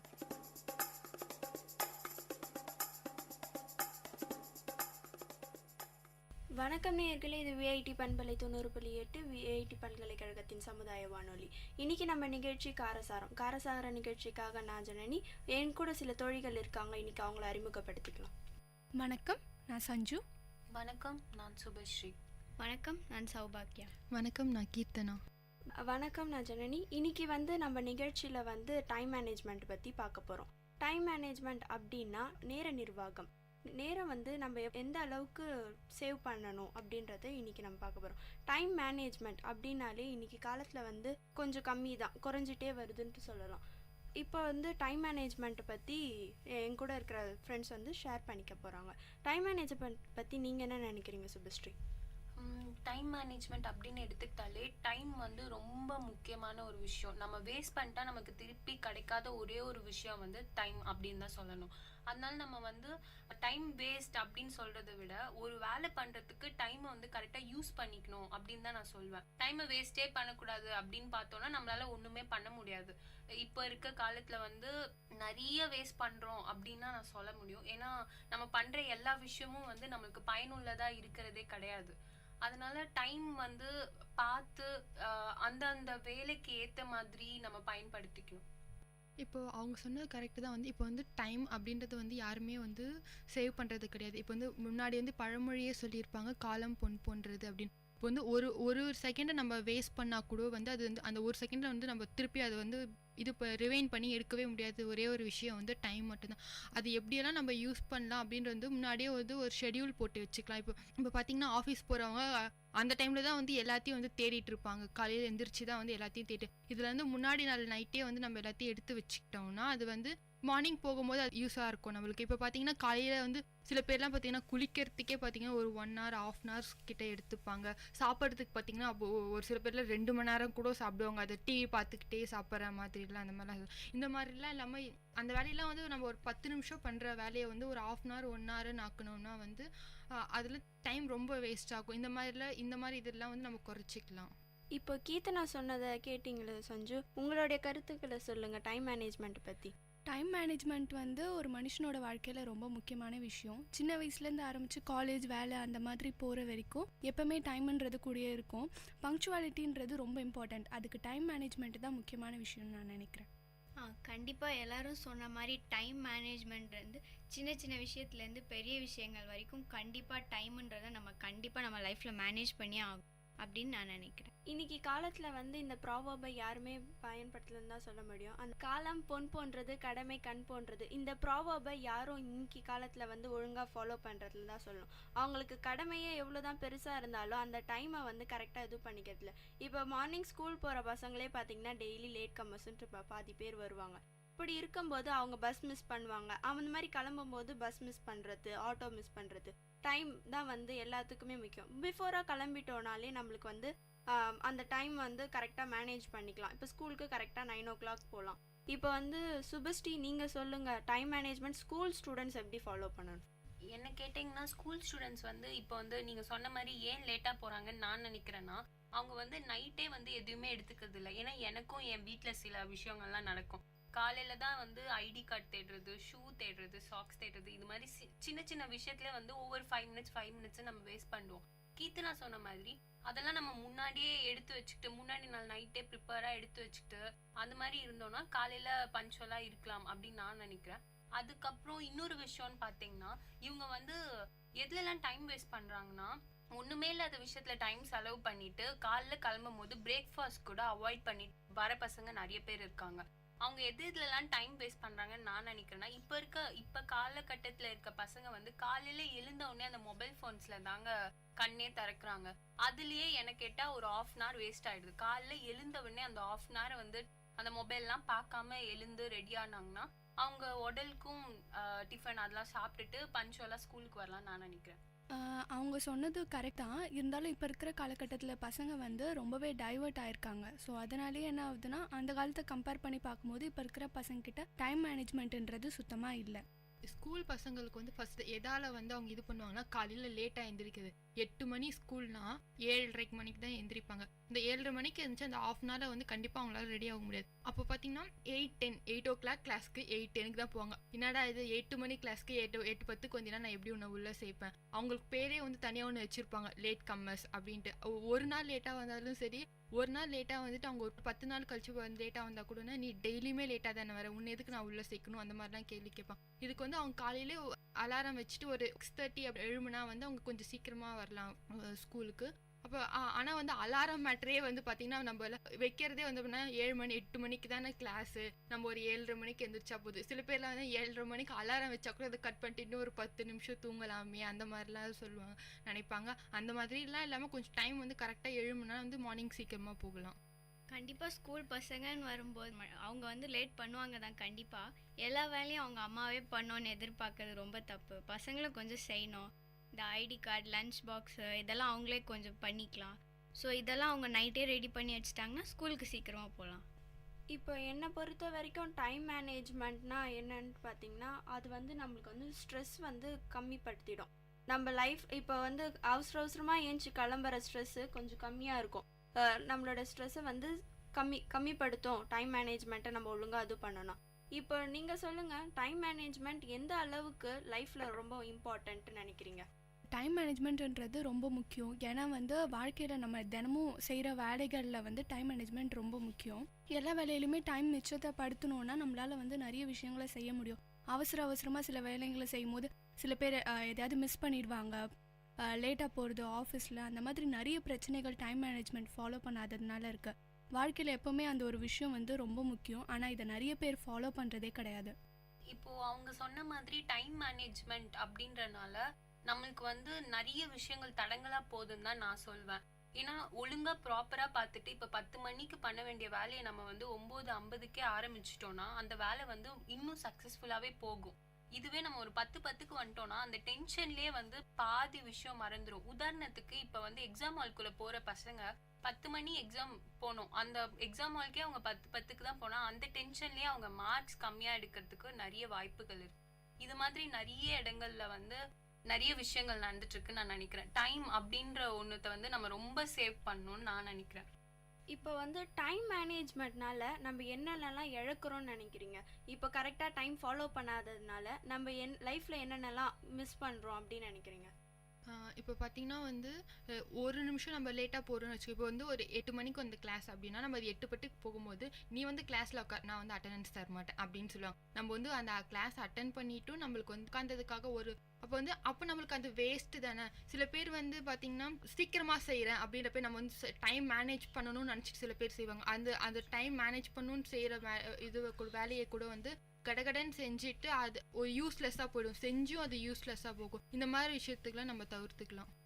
கண்டிப்பாக time waste ஆகும் அப்படின்னு சொல்ல வந்தால் பஸ்ஸு, ட்ரெயின் நிறைய விஷயத்தில் இப்போ சிட்டிஸ்லலாம் பார்த்தீங்கன்னா ட்ரெயின் ஃபாஸ்ட்டாக போகும், பஸ் வந்து டிராஃபிக்கில் மாட்டிக்கும். ஸோ இந்த டிராஃபிக்கெல்லாம் கன்சிடர் பண்ணி நம்ம முன்கூட்டியே கிளம்பணும். ஸோ ஜாப் போகிறவங்க, ஸ்கூலுக்கு எல்லாருக்குமே இது யூஸ்ஃபுல்லாக இருக்கும். டைம் மேனேஜ்மெண்ட்டுன்றது வந்து சின்ன வயசுலேருந்தே ஃபாலோ பண்ண வேண்டிய விஷயம். திடீர்னுட்டுலாம் யாராலையும் அப்படியே அந்த நடைமுறையில் அப்படி வாழ முடியாது. ஏன்னா வந்து நிறைய பேர் பார்த்திங்கன்னா நான் இந்த டைமில் படிக்கணும், எக்ஸாம்லலாம் மோஸ்ட்லி ஷெட்யூல் போடுவாங்க, காலைல இந்த டைமில் எழுந்து படிக்கணும், டைம்ஸ்லாம் வெளில கிளம்பிடணும்னு. ஆனால் அது வந்து நம்ம ஃபாலோ பண்ண மாட்டோம். முன்னாடி நாள் இருக்கிற ஆர்வம் அதுக்கப்புறம் அது இருக்கிறதில்ல. எனக்கு கேட்டால் டைம் மேனேஜ்மெண்ட் வந்து நம்ம அதை வந்து கடைப்பிடிக்கணும். கொஞ்ச நாள் ஃபாலோ பண்ணாதான் வந்து சில பேர் பார்த்தீங்கன்னா எப்படி பார்த்தாலும் இந்த டைமில் இருப்பாங்க, அது எத்தனை மணிக்கு எழுந்துக்கிறாங்க, அவங்க வேலையை முடிச்சாங்களா அப்படின்றது இல்லை. முக்கியமாக வந்து வேலைக்கு போகிற இடத்துலலாம் வந்து டைம் மேனேஜ்மெண்ட்டுன்றது ரொம்ப முக்கியம். அவங்க முக்கியமாக கவனிக்கிறது இந்த மாதிரி விஷயங்களை தான். வேலை நடக்குது தப்பு அப்படின்றதெல்லாம் விட்டு இது மாதிரி நிறைய விஷயங்கள் தான். இதனால தான் நிறைய ஜாப்ஸ் கூட சில பேருக்கு போகிறதுக்கான வாய்ப்புகள் இருக்குது. ஸோ அதனால் வந்து ஸ்டூடெண்ட்ஸ்லேருந்தே சின்ன வயசுலேருந்தே அந்த ஒரு ப்ராக்டிஸ் இருக்கணும். என்னை பொறுத்த வரைக்கும் நீங்கள் இப்போ கேட்டிங்க இல்லையா, இந்த கேள்விக்கு வந்து டைம் மேனேஜ்மெண்ட் இல்லாதனால நம்ம எதெல்லாம் இழக்கிறோம் அப்படின்னு நான் நினைக்கிறேன்னா டைமை தாங்க இழக்கிறோம். ஏன்னா ஒரு வாழ்க்கையில் நம்ம வந்து போனதை வந்து திருப்பி எடுக்கவே முடியாது அப்படின்றது வந்து அது டைம் தான் நான் சொல்வேன். ஒரு 5 நிமிஷத்தோட மதிப்பு வந்து அந்த 5 நிமிஷம் இழந்தவங்களுக்கு தான் நிறைய தெரியும். டைம் மேனேஜ்மெண்ட் அப்படின்னு ஒன்று இல்லைன்னா நம்ம வாழ்க்கையில வந்து நம்மளை விட்டு நிறைய இழந்து போகும். இப்போ உதாரணத்துக்கு சஞ்சு சொல்ற மாதிரி ஒரு டைம் கீப் அப் பண்ணலன்னா நம்ம வாழ்க்கையில வந்து நம்மளுக்கு வந்து வேலை வாய்ப்பு அப்படின்னு ஒன்று இல்லாம போறதுக்கு கூட நிறைய வாய்ப்பு இருக்கு. மாணவர்கள் எடுத்துக்கிட்டோம்னா அவங்க மேலே வந்து ஒரு பிளாக் மார்க் மாதிரி வந்துடும். நீங்கள் சொன்னீங்க இல்லையா லேட் கம்மர் அப்படின்ற ஒரு பிரிவு இருக்குன்னு, அது ஒன்ஸ் ஆரம்பிச்சிட்டாலே அவங்க முடிகிற வரைக்கும் அந்த இதுலேயே தான் இருப்பாங்க. டைம்ன்றது வாழ்க்கையில் ரொம்ப முக்கியம் அப்படின்னு நான் நினைக்கிறேன். இப்போ நம்ம இவ்வளோ நேரம் பேசிகிட்டு இருந்தது வெறும் ஸ்டூடெண்ட்ஸ் அவங்கள பற்றி மட்டும் தான் பேசிகிட்டு இருந்தோம். டைம் மேனேஜ்மெண்ட் ஸ்டூடெண்ட்ஸ் எப்படி கீப் அப் பண்ணும் அப்படின்ற மாதிரி பேசிகிட்டு இருந்தோம். இப்போ வந்து வீட்டில் இருக்க விமென்ஸ் பெண்கள், ஏன்னா பெண்கள் தான் வந்து வீட்டில் வந்து நிறைய ஒர்க் பண்ணுறதுலையும் சரி வீட்டில் வேலை செய்யறதுலையும் சரி பெண்களுடைய முக்கியத்துவம் டைமில் இருக்குது அப்படின்னு தான் நான் சொல்வேன். இப்போ அவங்க பெண்கள் எப்படி வந்து டைம் மேனேஜ்மெண்ட் பண்ணணும்னு நீங்கள் நினைக்கிறீங்க? கண்டிப்பாக பெண்கள் வரும்போது டைம் மேனேஜ்மெண்ட்கான பர்ஃபெக்ட் எக்ஸாம்பிளே உமன்ஸ் தான். ஏன்னா வீட்டில் அவங்க தான் எல்லா வேலையும் கரெக்டாக மேனேஜ் பண்ணுறாங்க. ஒரு உமன்ன்றது வீட்டில் தப்பாக போனாங்கன்னா கரெக்டாக மற்ற விஷயங்கள்லாம் அவங்க ராங்காக தான் போகும். ஸோ அவங்க கரெக்டாக இருக்கும். அவங்க சொல்கிறது கரெக்டு தான். இப்போ வந்து ஒரு லேடி வீட்டில் இருக்காங்கன்னா அவங்க வந்து கரெக்டாக மற்றவங்களுக்கு வந்து இந்த டைமில் இந்த வேலையெல்லாம் பண்ணணும் அப்படின்னு சொல்கிறத எடுத்து கொடுக்குறதே வந்து அவங்க தான். இப்போ வந்து குழந்தைங்க வந்து இப்போ ஸ்கூலுக்கு போகிறாங்களோன்னு சரி அவங்கள வந்து இந்த டைமுக்கு வந்து ரெடி ஆக்க வேண்டியது அவங்க தான். இப்போ வந்து அவங்க ஹஸ்பண்ட் வந்து வேலைக்கு போகிறாங்கன்னா அதெல்லாம் அதுக்கு முன்னாடியே அவங்க எடுத்து கொடுக்கறது அவங்க. இப்போ அவங்க லேட் பண்ணால் வந்து அவங்க ஃபேமிலியே லேட் ஆகும். அந்த மாதிரி தான் இப்போ வந்து காலையில் இருந்துச்சு அவங்க ஒர்க்கை வந்து அவங்க கரெக்டாக பண்ண ஸ்டார்ட் பண்ணாதான் அவங்கள பார்த்து பின்னாடி காயோ அம்மா மட்டும் செய்கிறாங்களே நம்ம போயிட்டு ஹெல்ப் பண்ணலாம் கூட அந்த மாதிரி செய்வாங்க. அப்படியும் வேஸ்ட் பண்ணுறது எப்படி வேஸ்ட் பண்ணுவாங்கன்னா பார்த்தீங்கன்னா இப்போ சமையல் செய்கிறாங்கன்னா அது வந்து சமையல் மட்டுமே அவங்க தனியாக செய்ய மாட்டாங்க. இப்போ வந்து அது கூட இன்னொரு வேலையும் சேர்த்து செய்வாங்க. டிவியை பார்த்துக்கிட்டே செய்யறதோ அப்படி இல்லைன்னா ஃபோன் பேசிக்கிட்டே செய்யறதோ. இப்போ வந்து அது கூட எக்ஸ்ட்ரா நம்ம இன்னொரு வேலையை டபுள் வேலையாக அது பார்த்தோன்னா வந்து அது வந்து எக்ஸ்டெண்ட் ஆகும். டைம் வந்து அதுக்கு வந்து 10 நிமிஷம் செய்ய வேண்டிய வேலையை ஒரு 20 நிமிஷமாக ஆகும். ஒரு வேலையை செஞ்சால் அது மட்டும் தனியாக அது மட்டுமே செஞ்சால் வந்து அந்த வேலையை சீக்கிரமாக நம்ம முடிக்கலாம். பெண்கள் தான் வந்து டைம் மேனேஜ்மெண்ட்டுக்கு ரொம்ப முக்கியமான விஷயம். அவங்கள பார்த்து தான் வீட்டில் இருக்கிறவங்களாம் ஃபாலோ பண்ணுவாங்க. முக்கியமாக பசங்களாக இருக்கட்டும் அவங்களுடைய ஒரு வேலை பாதிச்சதுனா கூட ஸ்கூலுக்கு போகிற பசங்களாக இருக்கட்டும் வேலைக்கு போகிற ஹஸ்பண்ட்ஸ் அந்த மாதிரி வந்து எல்லா விஷயத்தையுமே அவங்களோட டைமை வந்து அது ஸ்பாயில் பண்ணிடும். அதே சமயம் வந்து ஒர்க்கிங் உமன்ஸ் வந்து அவங்களுக்கு தான் டைம் மேனேஜ்மெண்ட் ரொம்ப முக்கியம். ஏன்னா வீட்டில் வேலை செஞ்சுட்டு திருப்பி போயிட்டு அவங்க ஆஃபீஸில் வந்து எந்த ஒரு ஸ்ட்ரெஸ்ஸும் இல்லாமல் அவங்க ஒர்க் பண்ணணும். முக்கியமாக அவங்க ட்ராவலிங் பீரியட் பார்த்திங்கனாலே எவ்வளோ அவங்களுக்கு ஸ்ட்ரெஸ்ஸஸ் இருக்கும். டைம் மேனேஜ்மெண்ட் பண்ண ஒரு 11 o'clock ஆஃபீஸ்னால் ஒரு 10 அந்த மாதிரி 1 hour பிஃபோரே கிளம்பி போகிறது அந்த மாதிரி ஃபாலோ பண்ணலாம். அப்படி இல்லைன்னா அவங்க கொஞ்சம் லேட்டாக போனாங்கன்னா ஆஃபீஸில் பிரச்சனை அதையே வீட்டில் காட்டுவாங்க. அதே மாதிரி ஃபேமிலி ப்ராப்ளம்ஸ்க்கும் இது நிறைய பிரச்சனையாக இருக்கும். என்ன கேட்டோம்னா டைம் மேனேஜ்மெண்ட் அப்படின்ற ஒரு விஷயம் வந்து இருக்க யார் வாழ்க்கையில் பயன்படுத்தோ இல்லையோ பெண்கள் அப்படின்னு எடுத்துக்கிட்டோம்னா அவங்க எல்லாருமே டைம் வந்து மேனேஜ் பண்ணியே ஆகணும். ஏன்னா இப்போ ஆண்களையும் பெண்களையும் பார்த்தீங்கன்னா பெண்களுக்கு தான் எல்லா வேலையும் செய்யக்கூடிய அப்படின்ற ஒரு நிலைமை இருக்குது. ஸோ அவங்க தான் வந்து என்னை கேட்டோன்னா டைம் மேனேஜ்மெண்ட் அப்படின்னு வந்து ஒரு பெண் அவங்க வாழ்க்கையில் இருந்தால் தான் அவங்களால எல்லாத்தையும் சக்ஸஸ்ஃபுல்லாக பண்ண முடியும்னு நான் நினைக்கிறேன். காலேஜ் போகிற பொண்ணாக இருக்கட்டும் ஸ்கூல் போகிற பொண்ணாக இருக்கட்டும் அவங்களுக்கு வந்து காலேஜில் இருக்க வேலைகளையும் முடிக்கணும். வீட்டுக்கு வந்தும் பெண்கள் வீட்டில் வேலை செய்யணும். அதுக்குன்னு நான் ஆண்கள் செய்கிறதே இல்லைன்னு சொல்லலை. ஆண்களை கம்பேர் பண்ணும்போது பெண்களுக்கு தான் நிறைய வேலைகள் இருக்குது. அவங்க ஒவ்வொரு வேலைக்கும் டைம் மேனேஜ்மெண்ட் பார்த்து கரெக்டாக பிரித்து வச்சுட்டு செஞ்சால் மட்டுமே அவங்களால எல்லாமே சக்ஸஸ்ஃபுல்லாக முடிக்க முடியும்னு நான் நினைக்கிறேன். இப்போ பார்த்தீங்கன்னா ஒரு நாளைக்கு 24 மணி நேரம் இருக்குது. அந்த 24 மணி நேரம் எத்தனை பேர் வந்து நல்ல விதமாக யூஸ் பண்ணுறாங்க, எத்தனை பேர் வந்து தப்பாக யூஸ் பண்ணுறாங்க. டைம் மேனேஜ்மெண்ட் வந்து எப்படி அதே 24 ஹவர்ஸில் ஒருத்தவங்க பெரிய அச்சீவ்மெண்ட் பண்ணுவாங்க, அதே 24 ஹவர்ஸில் ஒருத்தர் கெட்டும் போவாங்க. அந்த மாதிரி நீங்கள் ஏதாவது எக்ஸாம்பிள்ஸ் வச்சுருக்கீங்களா?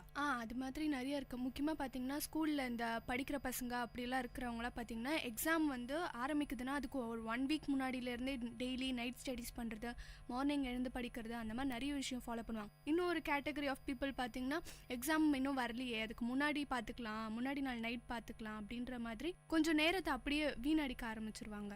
இப்போ நீங்க கேட்ட கேள்வி என்னால புரிஞ்சுக்க முடியுது ஜனனி. நீங்க என்ன சொல்ல வரீங்கன்னா எத்தனை பேர் வந்து அதே 24 மணி நேரத்துல வந்து பாதி பேர் அச்சீவ் வராங்களே, ஏன் மிச்ச பேர்லாம் அச்சீவ் பண்றது இல்லை அப்படின்னு நீங்க கேட்க வரீங்க.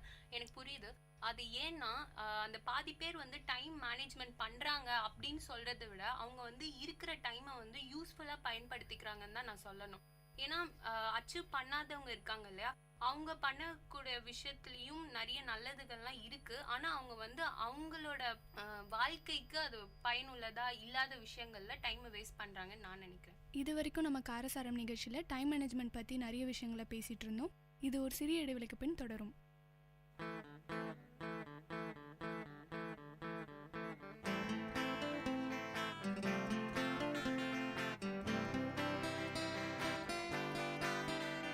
உங்கள் இல்லம் நுழைந்திடும், உங்கள் செவிகளை தீண்டிடும், உங்கள் மனதினை வருடவே பண்பலையாய் மலருதே.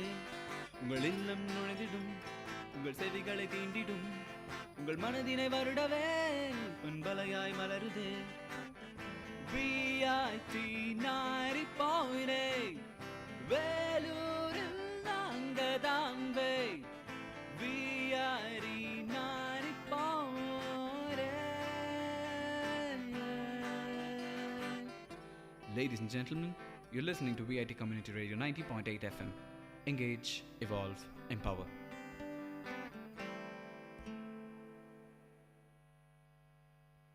வணக்கம், இது விஐடி பண்பலை 90.8. இது வரைக்கும் நம்ம காரசார நிகழ்ச்சியில் ஸ்டூடெண்ட்ஸ் எப்படி டைம் மேனேஜ்மெண்ட் பண்ணணும், பெண்கள் எப்படி டைம் மேனேஜ்மெண்ட் பண்ணணும் அப்படின்றத பார்த்துட்டு வந்தோம். இன்றைக்கி காலகட்டத்தில் பார்த்திங்கன்னா மாணவர்கள்லாம் வந்து மாணவர்கள்னு சொல்ல முடியாது, எல்லாருமே மோஸ்ட்டாக ஆண்ட்ராய்டு மொபைல்ஸ் வச்சுருக்க எல்லாருமே வந்து இன்றைக்கி வந்து அந்த சோஷியல் நெட்வொர்க்ஸை வந்து நிறைய பயன்படுத்துகிறாங்க. அதனாலலாம் கூட டைம் மேனேஜ்மெண்ட் பாதிக்கப்படுது அப்படின்றத நான் சொல்கிறேன். இன்னைக்கு நீங்கள் எல்லாம் என்ன சொல்கிறீங்க? சோஷியல் மீடியா வந்து இப்போது எல்லாரோட லைஃப்லையுமே ஒரு பார்ட்டாகவே ஆயிடுச்சு. எல்லா வேலைகளையும் மிச்சம் பண்ணுன்றதுக்காக தான் வந்து இந்த மாதிரி எப்படி சொல்கிறது, மொபைல் ஃபோன்ஸ் அந்த மாதிரி நிறைய இன்வென்ட் பண்ணாங்க. ஆனால் அதுலேயே நம்ம டைமை ஃபுல்லாகவே ஒரு டைம் பாஸ்ன்றதை போய் எல்லா நேரத்தையும் அதுலேயே செலவு பண்ண ஆரம்பிச்சிடும். இப்போ எனக்கு தெரிஞ்சவங்க நிறைய பேரை பார்த்தீங்கன்னா ஒரு மொபைல் சார்ஜர் அதோட தான் இருப்பாங்க எப்போவுமே, எந்த வேலையும் பார்க்குறதில்ல, படிப்பு அந்த மாதிரி பேரண்ட்ஸோட பேசுறது அந்த மாதிரி நிறைய விஷயங்களை விட்டு எப்போ பார்த்தாலும் ஃபோன்ஸ் அந்த மாதிரியே இருக்காங்க. ஸோ டைம் மேனேஜ்மெண்ட்டுன்றது ஆல்ரெடி ரொம்ப கம்மியாக இருந்தது. இன்னும் இந்த மாதிரி விஷயங்கள் வந்ததுக்கப்புறம் இன்னும் அது ரொம்பவே கம்மியாயிடுச்சு. யாரும் டைம் மேனேஜ்மெண்ட்டுன்றது ஒன்று ஃபாலோவே பண்ணாமல் போயிட்டாங்க. ட்ராவல் பண்ணும்போது எப்போவுமே ஒரு ஃபோன்ஸ் தான். டைம் இந்த மாதிரி வந்து லேட்டாக போகிறோமே அப்படின்ற விஷயம்லாம் இல்லை. நைட்டு ஃபோன் யூஸ் பண்ணிவிட்டு லேட்டாக தூங்குறது. காலையிலையும் சில பேர் பார்த்திங்கன்னா எழுந்துட்டு ரெடி ஆகாமல் ஃபோன் ஃபஸ்ட்டு எழுந்த உடனே ஃபோன் பார்த்துட்டு அதுக்கப்புறம் தான் மற்ற வேலைங்களாம் செய்வாங்க. எனக்கு கேட்டால் இதை ரொம்ப கம்மி பண்ணணும். என்னை பொறுத்த வரைக்கும் இந்த சோஷியல் நெட்வொர்க்ஸ் வந்து இப்போ காலகட்டத்தில் இருக்க மாதிரி நீங்கள் சொன்ன மாதிரி மாணவிகள் மட்டும் இல்லாமல் பெரியவங்களும் அதுக்குள்ளேயே முழுகி போயிட்டாங்கன்னு தான் நான் நினைக்கிறேன். ஏன்னா இப்போ இருக்க ஸ்கூல்ஸ்லையும் சரி காலேஜ்லேயும் சரி எந்த ஒரு மாணவியும் இருக்கட்டும், நீங்கள் வந்து ஒரு மொபைல் ஃபோன் இல்லாமல் பார்க்கவே மாட்டீங்க. அதனால அவங்க வாழ்க்கையில் எதெல்லாம் இழக்கிறாங்கன்னு பார்த்தோன்னா டைம் மேனேஜ்மெண்ட். அந்த டைம் மேனேஜ்மெண்ட்டுன்ற ஒரு விஷயம் அவங்க வாழ்க்கையில் வந்து அப்படி ஒன்று இருக்கா அப்படின்னு கேட்பாங்க போல இன்னும் போக போக. ஏன்னா அவங்க வந்து எப்போ பார்த்தாலும் கையில் வந்து ஒரு ஃபோன், அதனால அவங்க படிப்பும் கெடுதுன்னு தான் நான் நினைக்கிறேன். அவங்க வந்து இந்த டைமில் நம்ம படிக்கணும் அப்படின்னு நினச்சிட்டு இருப்பாங்க. அப்போ ஒரு மெசேஜ் வந்துருச்சுன்னா அப்படியே அந்த புக்கை வந்து எடுத்து வச்ச புக்கை கூட எடுத்து வைக்க டைம் இல்லை, அப்படியே கால் பேசிட்டு போகிறது இல்லை டெஸ்ட் பண்ணிகிட்டே இருக்கிறது, அந்த மாதிரி போயிட்டாங்க அப்படின்னு ஃபீல் ஆகுது. இன்னொரு பக்கம் பார்த்தோன்னா முன்னெல்லாம் பெரியவங்களே வந்து அவங்களோட ரிலேஷன்ஸாக இருக்கட்டும் ஃப்ரெண்ட்ஸாக இருக்கட்டும் நேரில் பார்த்து பேசுவாங்க. அவ்வளோ தூரம் போய் நம்ம பேசினாலும் அதில் வந்து ஏதாவது ஒரு மீனிங்ஃபுல்லாக ஏதாவது ஒன்று பண்ணுவோம், டைம் வேஸ்ட் அப்படின்ற வந்து ஃபீல் ஆகாது. இப்போ பார்த்தோன்னா அவங்களே ஃபோனில் தான் பேசுகிறாங்க, அவங்களும் ஃபோன்லேயே தான் இருக்காங்க. அதனால ஃபேஸ் டு ஃபேஸ் கம்யூனிகேஷன் அப்படின்றது ஒன்று இல்லவே இல்லை. டைம் மேனேஜ்மெண்ட் ஆகுதுன்னு அவங்க நினச்சிட்டு இருக்காங்க. என்னை பொறுத்த வரைக்கும் நம்ம வந்து அவங்க கிட்ட நேரில் போய் பேசுறது வந்து டைம் வேஸ்ட்டுன்னு நான் சொல்ல மாட்டேன். அது மூலமாக நிறைய நல்ல விஷயங்கள் நடக்கும். இப்போ வந்து டைம் சேவ் பண்ணுறோம் அப்படின்னு அந்த சோஷியல் மீடியாக்குள்ளே வந்துட்டு ஒரு நட்பு அந்த மாதிரி ஒரு விஷயமும் இல்லாமல் போயிட்டு இருக்கு. அதே சமயம் அவங்க வந்து பேசிட்டு மட்டும் ஃபோன் அப்படியே வச்சுறது கிடையாது. பெரியவங்களே வந்து அந்த ஒரு சோஷியல் நெட்வொர்க்குள்ளே எவ்வளோ இழுத்துருக்காங்க அப்படின்றத தான் நம்ம பார்க்கணும். கேம்ஸ் விளையாடுறதா இருக்கட்டும், நீங்கள் சொல்கிற மாதிரி ஆண்ட்ராய்டு மொபைல்ஸ் அப்படின்னு ஒன்று கையில் இருந்துட்டாலே போதும். அவங்களே அவங்க ஆஃபீஸ்க்கெல்லாம் லேட்டாக போகிறாங்க, ஸ்கூலுக்கு பசங்க லேட்டாக வரத்துக்கு பின்னாடியும் அவங்க வீட்டில் இருக்க பெரியவங்க தான் ஒரு ரீசனாக இருக்காங்கன்னு நான் நினைக்கிறேன். இப்போ சோஷியல் மீடியான்றது எல்லாரும் சொன்ன மாதிரி நிறைய பேரை இன்ஃப்ளூயன்ஸ் பண்ணுது. அதுதான் ஆக்சுவலாக நம்மலாம் சின்ன பசங்களாக இருந்தப்போ யார்கிட்டையுமே மொபைல்ஸ் கிடையாது. இப்போது பார்த்தீங்கன்னா ஒரு செகண்ட் ஸ்டாண்டர்ட் தேர்ட் ஸ்டாண்டர்ட் படிக்கிற பசங்கிட்ட கூட கண்டிப்பாக ஒரு மொபைல் இருக்குது. ஸோ இதெல்லாம் கொஞ்சம் அவாய்ட் பண்ணலாம். இதனால நிறைய பேர் தூங்குறது கூட இல்லை, சின்ன பசங்கள்லேருந்து பெரியவங்க வரைக்கும் நைட்டெல்லாம் கேம்ஸு இந்த மாதிரி நிறைய கேம்ஸ்லாம் விளையாடிட்டு இருக்காங்க. ரோட்டில் போகிறப்ப கூட ஹெட்ஃபோன்ஸ் மாட்டிகிட்டே போகிறாங்க. இதெல்லாம் ஒரு கண்டிப்பாக ஒரு நல்ல விஷயமே கிடையாது. இந்த சமூக வலைத்தளத்தில் பார்த்திங்கன்னா சமூக வலைத்தளம் மட்டும்தாங்க இப்போத்துக்குன்னு பார்த்திங்கன்னா டைம் வேஸ்ட் பண்ணுற ஒரே விஷயம் வந்து இந்த சமூக வலைத்தளம் மட்டும்தான். இதால் வந்து நம்மளுக்கு நிறைய பாதிப்புகளும் இருக்கும். இப்போ பார்த்திங்கன்னா வந்து ஒரு 10 நிமிஷம் நம்ம என்ன சொல்கிறது போயிட்டு வந்துடலாம் அப்படின்னு ட்ரை பண்ணுவோம். அதில் போயிட்டு என்ன இருக்குதுன்னு பார்த்துட்டு வரலாம் அப்படின்னு வேணாம். அதில் வந்து நம்ம அப்படியே ஃபுல்லாக மூழ்கிடுவோம். இப்போ படிக்கலான்னு அந்த புக்கு தெரிஞ்சு வச்சுருப்பாங்க, அந்த புக்குக்கு மேலே ஒரு மொபைல் ஃபோனோ ஏதோ ஒன்று வச்சுட்டு அதில் படிக்கிறேன்ற பேரில் வந்து அதில் இருக்கிற மேட்டர் தான் பார்ப்பாங்களே கண்டிப்பாக அது படிக்க மாட்டாங்க. படிக்காமல் போனால் என்ன ஆகும், மறுநாள் வந்து நம்மளுக்கு படிக்காததுனால எக்ஸாம் நம்ம எதுவுமே பண்ண முடியாது.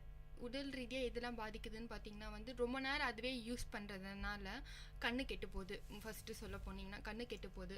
அப்புறமேட்டு பார்த்தீங்கன்னா மைண்டில் வந்து அந்த ஒரு விஷயம் மட்டும்தான் இருக்கும். அதை தவிர வந்து அதை நம்ம இன்னொரு விஷயத்தை அதுவே யூஸ் பண்ணிட்டு இருக்கனால இன்னொரு விஷயத்த மறந்துடுவோம்.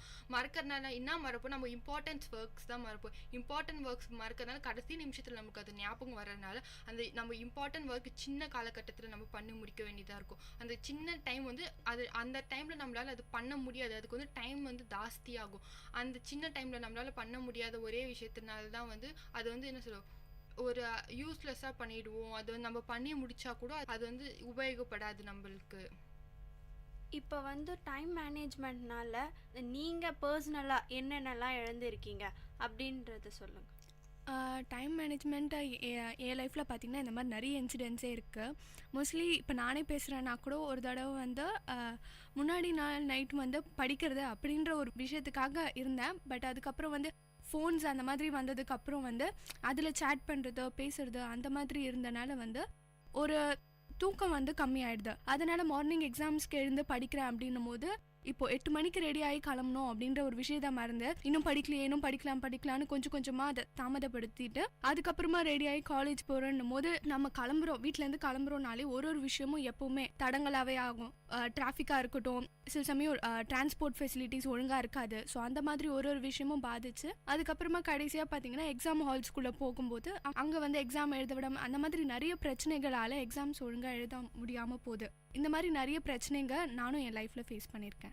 என் வாழ்க்கையில் பார்த்தீங்கன்னா ஒரு 5 நிமிஷம் நான் லேட்டாக போனதுனால இப்போ நான் ரீசெண்டாக தான் ஃபேஸ் பண்ணேன். ஒரு 5 நிமிஷம் நான் அன்னைக்கு மட்டும் காலைல கொஞ்சம் சீக்கிரமாக எழுந்துக்கிறதோ இல்லை வந்து உட்காந்து படிச்சுட்டு இருந்ததுனால தான் லேட் ஆகிடுச்சுன்னு நினைக்கிறேன். உட்காந்து படிச்சுட்டு இருந்தது அந்த 5 நிமிஷம் நான் லேட்டாக கிளம்புனதுனால 2 வாரம் எனக்கு நிம்மதி தூக்கம் அப்படின்றது ஒன்றே இல்லை. இப்போ பார்த்தீங்கன்னா எக்ஸாமோட செகண்ட் எக்ஸாம் அது. ஒரு 5 நிமிஷம் நான் லேட்டாக கிளம்புனால என்னால் அந்த எக்ஸாமே எழுத முடியாமல் போயிடுச்சு. அந்த எக்ஸாம் எழுத முடியாதனால பின்னாடி வர எல்லா எக்ஸாமுமே நான் வந்து மைண்டில் வச்சா ஒரு எக்ஸாம் எழுதலையே அப்படின்ற ஒரு விஷயம் இருந்துகிட்டே இருந்துச்சு. அதுக்கப்புறம் அந்த எக்ஸாமை நான் எழுதுறதுக்கு 2 வாரம் திரின்னு தெரிஞ்சாங்க, அழைஞ்சிக்கிட்டே இருந்தேன். அந்த 5 நிமிஷம் நான் மட்டும் அன்னைக்கு சீக்கிரமா வந்திருந்தேன்னா எனக்கு வந்து அந்த 2 வாரம் வேஸ்ட் ஆயிருக்காது. அந்த 5 நிமிஷம் நான் கொஞ்சம் ஏர்லியா வந்திருந்தேன்னா நான் அந்த 2 வாரத்துல எவ்வளவோ விஷயங்கள் பண்ணியிருப்பேன். பின்னாடி வந்த எக்ஸாம்ஸையும் நான் நல்லா எழுதியிருப்பேன். அதுக்கப்புறம் 1 வாரம் இருந்துச்சியா, அந்த பீஸ்ஃபுல் மைண்டே எனக்கு இல்லை. அந்த 2 வாரமும் நான் வந்து ஒழுங்கா தூங்கல. அந்த விட்டு போன 50 மார்க் மட்டுமே தான் என் மனசுல இருந்துகிட்டே இருந்துச்சு. அதனால வந்து நான் ப்ராப்பரா வந்து காலேஜுக்கு வரல. அப்படியே காலேஜுக்கு வந்தும் அந்த எக்ஸாம் எப்படிலாம் எழுதலான்ட்டு தெரிஞ்சிட்டு இருந்ததுலேயே மிச்ச விஷயங்கள் நிறைய நான் வந்து மிஸ் பண்ணிட்டேன். நம்ம எழுதி முடிச்ச பேப்பர் கொடுத்தது கூட நான் ஒழுங்கா எவால்வேட் பண்ணல. அது மூலமா நான் நிறைய மிஸ் பண்ணேன். இப்போ என் வாழ்க்கையில் பார்த்தீங்கன்னா வந்து செமஸ்டர் எக்ஸாம் அப்போது என் ஹால் டிக்கெட் என் ஃப்ரெண்டுக்கிட்ட போயிடுச்சு. ஓகேவா, மறுநாள் நீ எடுத்துகிட்டு வந்துடு, நான் வீட்டில் மறந்துடுவேன் அப்படின்னு சொல்லிட்டு நான் அவகிட்ட கொடுத்து அனுப்பிச்சிருந்தேன். அவள் மறுநாள் என்ன பண்ணா, வீட்டில் இருந்து ஒரு 10 நிமிஷம் லேட்டாக கிளம்பி அவள் பஸ்ஸை விட்டு வரத்துக்கு காலேஜ் வரத்துக்கு லேட் ஆகிடுச்சு. இந்த லேட்டான டைமில் என்னாச்சு, அவளும் எக்ஸாம் எழுத முடியல, நானும் எக்ஸாம் எழுத முடியல. அதுக்காக நாங்கள் போயிட்டு அலைஞ்சு போயிட்டு ப்ரோக்ராம் சேரக்டர் போயிட்டு சைன் வாங்கிட்டு வந்து இது பண்ணி நாங்கள் லேட்டாக வந்துட்டோம் அப்படின்னு சொல்லி இது பண்ணதுனால கிட்டத்தட்ட 2.5 மணி நேரம் 3 மணி நேரம் எக்ஸாமு 1 hour கழிச்சு நாங்கள் போய் எழுதியிருக்கோம். அப்போ 1 hourல வந்து எல்லாரும் பார்த்தீங்கன்னா அந்த ஃபர்ஸ்ட் அந்த இதெல்லாம் எழுதி முடிச்சுட்டு இருப்பாங்க. எங்களுக்கு வந்து டைம் பத்தில் எழுத முடியல. நாங்கள் ப்ரிப்பேர் பண்ணிட்டு வந்தது எதுவுமே வந்து எக்ஸாம் ஷீட்ஸில் வந்து எழுத முடியலை எங்களால். இப்போ வந்து ஒரு 10 நிமிஷம் அதனால் இப்போ இதில் வந்து இன்னும் நல்லா தெரிஞ்சுக்கோங்க, நம்ம மட்டும் கிடையாது, நம்ம கூட இருக்கிறவங்களும் வந்து டைம் மேனேஜ்மெண்ட் கரெக்டாக இருக்கணும் அப்படின்னு சொல்கிறது தான் நான் சொல்கிறேன். இப்போ அவள் லேட்டாக வந்ததுனால எனக்கும் பிரச்சனை. இது வந்து என்னுடைய இதுவும் ஒன்று இருக்குது. நான் வந்து ஃபஸ்ட்டு அவகிட்ட கொடுத்து அனுப்பிச்சிருக்கக்கூடாது, என் தப்பும் இருக்குது. ஆனால் வந்து யாருனா ஒருத்தர் மிஸ்டேக் பண்ணால் கூட அந்த டைம்ன்றது எல்லாருக்கும் பாதிக்கப்படுது. இப்போ என் வாழ்க்கையிலன்னு பார்த்தீங்கன்னா நான் வந்து எப்பயுமே டைம் கீப்பப் பண்ணி வந்துடுவேன், பங்க்சுவலாக தான் இருப்பேன், என்றைக்குமே லேட்டாக வந்தது கிடையாது. ஸோ ஒரு நாள் என்னாச்சுன்னா நான் கரெக்டாக வந்துட்டேன், என் ஃப்ரெண்ட்ஸ் வந்து லேட்டாக வந்துட்டாங்க. ஸோ இதனால ஹோல் கிளாஸே வந்து நாங்கள் போய் பிரின்சிபல் ரூமில் நின்னோம், அதாவது எங்கள் ஸ்கூல் டேஸில். ஸோ இதுதான் நான் ஃபேஸ் பண்ண ப்ராப்ளம். இப்போ பார்த்தீங்கன்னா டைம் மேனேஜ்மெண்ட் எவ்வளோ முக்கியம் அப்படின்றத நம்ம பார்த்துட்டு வந்தோம். நீங்கள் உங்களோட பர்சனல் ஒப்பீனியன்னு சொன்னீங்க. இதில் வந்து நான் ஒரு சின்ன ஒரு கதை மாதிரி சொல்கிறேன். காலேஜில் ஒரு டீச்சர் வந்து டைம் மேனேஜ்மெண்ட் பற்றி லெசன் எடுக்கிறாரு. அப்போ வந்து அவர் வந்து ஒரு ப்ராக்டிக்கலாக எக்ஸ்பெரிமெண்ட் பண்ணி ஸ்டூடெண்ட்க்கு காமிக்கணும் அப்படின்றதுனால அவர் என்ன பண்ணுறாரு, ஒரு ஒரு பேக் ஆஃப் சாண்டு, அதாவது மண், கூழாங்கல், அப்புறம் கொஞ்சம் பெரிய கல், ஒரு பக்கெட் அதை எடுத்துன்னு வந்து வைக்கிறாரு. அப்போ வந்து அவர் அந்த டீச்சர் சொல்கிறாரு ஸ்டூடெண்ட் கிட்ட வந்து, யாருன்னா வந்து இதை எல்லாத்தையும் வந்து இந்த பக்கெட் ஃபுல்லாக ஃபில் பண்ணணும், பாதி பாதி ஃபில்லாக இருக்கக்கூடாது, கேப்பே இல்லாமல் ஃபுல்லாக ஃபில் பண்ணுங்க அப்படின்னு சொல்கிறார். ஒரு ஸ்டூடெண்ட் ஏஞ்சி வரான், வந்துட்டு அவன் வந்து என்ன பண்ணுறான்னா ஃபர்ஸ்ட்டு வந்து சின்ன கல்லெல்லாம் வந்து போட்டுடுறான், சின்ன கல், அதுக்கப்புறம் மண் கொட்டிடும், அதுக்கப்புறம் பெரிய கல் எடுத்து வைக்கிறான் அந்த பக்கெட்டில் வந்து. அப்போ நீங்களே யோசிச்சு பாருங்கள், அந்த பக்கெட்டில் எந்த அளவுக்கு வந்து ஃபில்லாக இருக்கும், பாதி கூட இருக்காது. இப்போ வந்து மண் அவன் செகண்டே போட்டுறதுனால மேலே வந்து அந்த மண் இருக்காது. அவர் என்ன சொன்னார், ஃபுல்லாக வந்து அந்த பக்கெட் ஃபுல்லாக வந்து அவருங்க போடுற கண்டென்ட் வந்து ரொம்ப இருக்கணும் அப்படி சொல்கிறார். ஆனால் வந்து அது ஆகவே இல்லை. அப்புறம் அந்த டீச்சர் சொல்கிறாரு, உன்னுடைய டைம் மேனேஜ்மெண்ட் இதிலே நல்லா தெரியுது, உன்கிட்ட டைம் மேனேஜ்மெண்ட் ரொம்ப கம்மியாக இருக்குது, அண்ட் உனக்கு வந்து டைம் மேனேஜ்மெண்ட் எப்படி பண்ணணும் அப்படி தெரியல அப்படின்னு சொல்கிறார். அதுக்கு அந்த ஸ்டூடெண்ட் சொல்கிறான், நீங்கள் எப்படி சார் அப்படி சொல்கிறீங்க அப்படின்னு கேட்டதும், ஃபஸ்ட்டு வந்து உன்னுடைய பெரிய வேலைங்களை நீ முதல் முடிக்கணும் அப்படின்னு சொல்கிறார். அப்போ தான் உன்னுடைய சின்ன வேலைங்களுக்கு டைம் கரெக்டாக இருக்கும். எப்படி சார் அப்படின்னதும், ஃபர்ஸ்ட் வந்து அவர் என்ன பண்ணுறாரு, அந்த பக்கெட்டில் பெரிய கல் எடுத்து போட்டுடுறாரு. அதுக்கப்புறம் என்ன பண்ணுறாரு, சின்ன கல்லெல்லாம் வந்து எடுத்து போட்டுடுறாரு.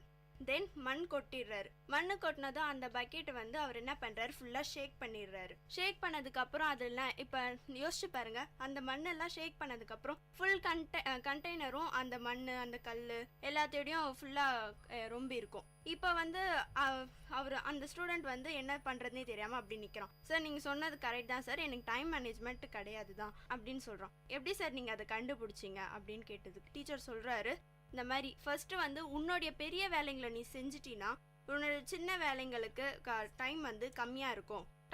பெரிய வேலைங்க கடைசியாக செய்யும் போது எப்படி இருக்கும், இப்போ நீங்கள் எக்ஸாமினேஷன்ஸில் பெரிய கொஷின்ஸை ஃபர்ஸ்ட் அட்டென்ட் பண்ணிட்டோம்னா சின்ன கொஷின்ஸுக்கு டைம் கரெக்டாக இருக்கும். 3 hours எக்ஸாம்னா 2 hours நம்மளுக்கு நம்ம பெரிய கொஷினுக்கு டைம் ஸ்பெண்ட் பண்ணிட்டோம்னா அந்த லாஸ்ட் 1 hour நம்மளுக்கு வந்து சின்ன கொஷின்களுக்கு கரெக்டாக இருக்கும் டைம். ஸோ அதுதான் வந்து சார் வந்து அந்த இடத்துல மீன் பண்ணியிருக்கார். ஸோ டைம்ன்றது வந்து வாழ்க்கையில் ரொம்பவே முக்கியமான ஒரு விஷயம். டைமை எல்லாருமே வந்து கரெக்டாக யூஸ் பண்ணணும். சோஷியல் மீடியா, அதுக்கப்புறம் வேற உங்களுடைய சோம்பேறித்தனத்தினால இல்லை அலட்சியத்தினாலேயோ உங்கள் டைமை வந்து நீங்கள் மிஸ் பண்ணிடக்கூடாது. லைஃப்பில் திரும்பவே கிடைக்காத ஒரு விஷயம் என்னன்னு கேட்டிங்கன்னா டைம் ஒன்று தான். அது எல்லாமே நீங்கள் கோல்டு ரீப்ளேஸ் பண்ணலாம், லேண்டை ரீப்ளேஸ் பண்ணலாம், உங்கள் மணி கூட நீங்கள் ரீப்ளேஸ் பண்ணலாம். பட் டைமை வந்து கன்ஃபார்மாக வந்து உங்களால் ரீப்ளேஸ் பண்ணவே முடியாது.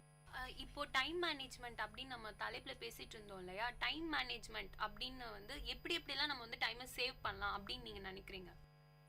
டைமை வந்து தேவையில்லாத விஷயத்தில் செலவழிக்க வேணாம். முக்கியமாக பார்த்தீங்கன்னா ஃபோன்ஸ் அந்த மாதிரி பேசிகிட்டு இருந்தோம், எந்தெந்த விஷயத்தில் ரொம்ப டைமை வேஸ்ட் பண்ணுறாங்கன்ட்டு. அந்த மாதிரி விஷயத்தில் வந்து கொஞ்சம் நம்ம டைமை கம்மி பண்ணிக்கலாம். ஏதாவது முக்கியமான விஷயமா இருந்தால் அந்த மாதிரி விஷயங்களில் வந்து நம்ம டைமை கொஞ்சம் குறைச்சி அதில் செலவு பண்ணலாம். முக்கியமான விஷயங்கள்னு பார்த்தீங்கன்னா படிக்கிறது, அப்புறம் நமக்கு ஏதாவது வேலை இருந்தால் அந்த மாதிரி வேலைகளில் நமக்கு வாழ்க்கையோட உதவுற வேலைகளில் நம்ம கொஞ்சம் நேரத்தை கொஞ்சம் அதிகமாக செலவு பண்ணோன்னாவே டைமை ஓரளவுக்கு மேனேஜ்மெண்ட் பண்ணலாம். முக்கியமாக வந்து காலையில் எழுந்து கிளம்புறோன்னா 9 மணிக்கு ஸ்கூலுன்னு வச்சுக்கோங்க, இல்லை 10 மணிக்கு ஒர்க்கிங் பீப்புள்ஸாக இருக்கட்டும், அந்த மாதிரி இருக்கோன்னா ஒரு 2 hours பிஃபோரே வந்து எழுந்து ரெடி ஆகி ட்ராவலுக்கு கொஞ்சம் நேரம் நம்மளே டைம் மேனேஜ்மெண்ட் பண்ணோம். ஒரு நாளைக்கு நமக்கு இவ்வளோ நேரம் தேவைப்படுதா, அந்த தேவைக்கு ஒரு 10 நிமிஷத்துக்கு முன்னாடி, ஏன்னா ஏதாவது ஒரு தடங்கள் அந்த மாதிரி வரும். ஸோ நம்ம கரெக்டாக போகணும்னா இந்த மாதிரி விஷயங்களை மெயின்டைன் பண்ணணும். முக்கியமாக வந்து இப்போ இருக்கிற பீப்புள்ஸ்லாம் பார்த்தீங்கன்னா ஃபங்க்ஷன்ஸ்க்கு கூட அந்த மாதிரி லேட்டாக போவாங்க, கல்யாணம் முடிஞ்சதுக்கப்புறம் அந்த மாதிரி நிறைய விஷயங்கள் இந்த மாதிரி இருக்குது. ஸோ இந்த மாதிரி விஷயங்கள் எல்லா விஷயங்கள்லையும், ஏன்னா ஏதாவது ஒரு விஷயத்தில் நம்ம டைமை வேஸ்ட் பண்ணோன்னாவே அது லைஃப்பில் ஏதாவது ஒரு இடத்துல நம்மளை கண்டிப்பாக பாதிக்கும். ஸோ வந்து அதை நம்ம டைமை கொஞ்சம் ஃபாலோ பண்ணலாம். அது ஃபாலோ பண்ணனாவே போதும், வாழ்க்கையில் எந்த ஒரு பிரச்சனையும் வராதுன்னு நினைக்கிறேன்.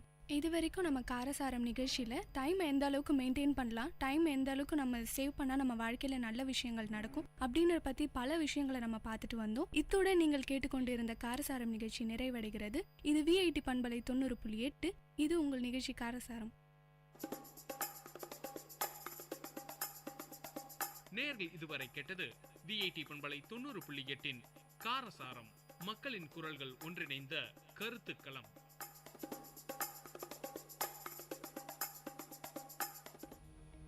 नमस्कार दोस्तों, मैं हूँ आरजे ख्याति और आप सभी मुझे सुन सकते हैं VIT कम्युनिटी रेडियो 90.8 FM पे। विकसित भारत @2047 यह भारत सरकार का अभियान है जिसका लक्ष्य है 2047 तक भारत को एक विकसित राष्ट्र बनाना। सभी छात्र अपने विचार प्रदान कर सकते हैं। mygov.in पोर्टल पर जाएं और विकसित भारत परामर्श खंड में भरें। पोर्टल पर निम्नलिखित प्रश्नों का उत्तर दें। विभिन्न पहलुओं में विकसित भारत कैसा दिखना चाहिए? उन लक्ष्यों तक पहुंचने के लिए हमें क्या करना चाहिए? मेरे अनुसार किसी भी राष्ट्र को विकसित करने में सबसे बड़ी भूमिका वहां की युवा पीढ़ी और शिक्षा नीति निभाते हैं। सभी स्तरों पर उच्च गुणवत्ता वाली शिक्षा में निवेश करना चाहिए। कौशल विकास को बढ़ावा देने के लिए व्यावसायिक प्रशिक्षण को प्रोत्साहित करना चाहिए। फॉर्म सबमिट करें अपने ईमेल आईडी के साथ और अपने ईमेल से प्रमाण पत्र डाउनलोड करें। #Ideas for विकसित भारत के साथ अपने अनुभव और विचार प्रमाण पत्र के साथ तस्वीरें सोशल मीडिया पर साझा करें। छात्रों से अपने फेसबुक या इंस्टाग्राम खाते पर #Ideas for विकसित भारत टैग कर स्थानीय बैकग्राउंड या विकसित भारत बैनर के साथ पहली बार शामिल होने की स्वीकृति को बढ़ावा दें। सोशल मीडिया प्लेटफॉर्म पर इसे डिस्प्ले पिक्चर्स के रूप में उपयोग कर प्रोत्साहित करें। हैशटैग को संपन्न करें और हमारे स्टेशन आईडी के साथ समाप्त करें। धन्यवाद।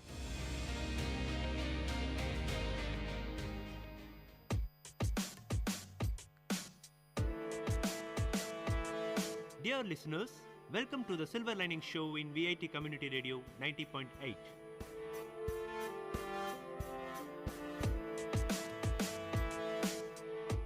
The program to reach heights, a motivation to enhance the positivity in you.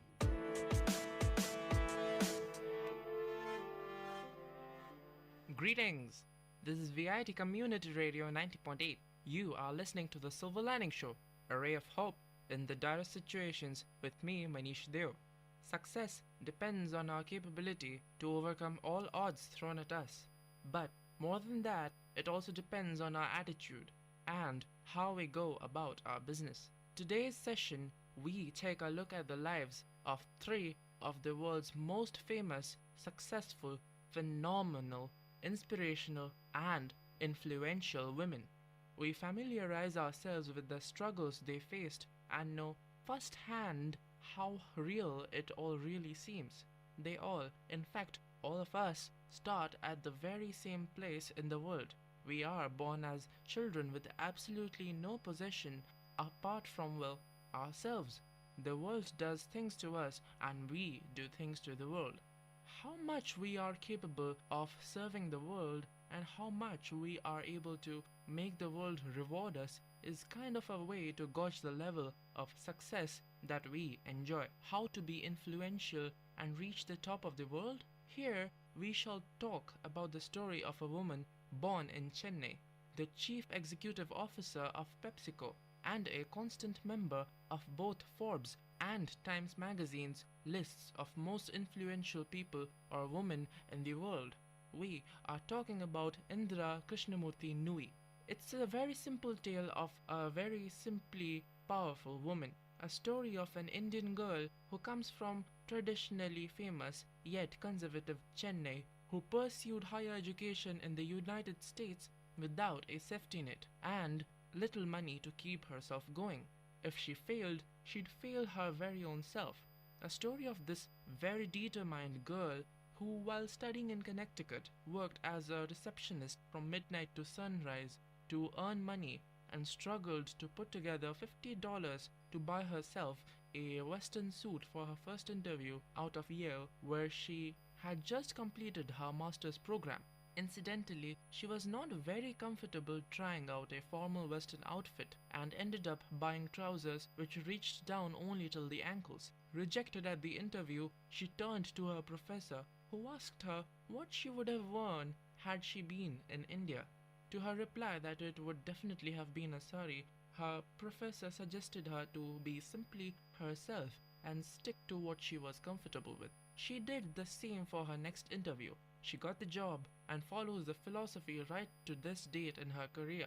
She has been herself, never tried to change her basic beliefs, derived strength from her traditions and the ground reality of who she really is. According to her, she feels so secure being herself, she does not have to pretend to be American to play in corporate life.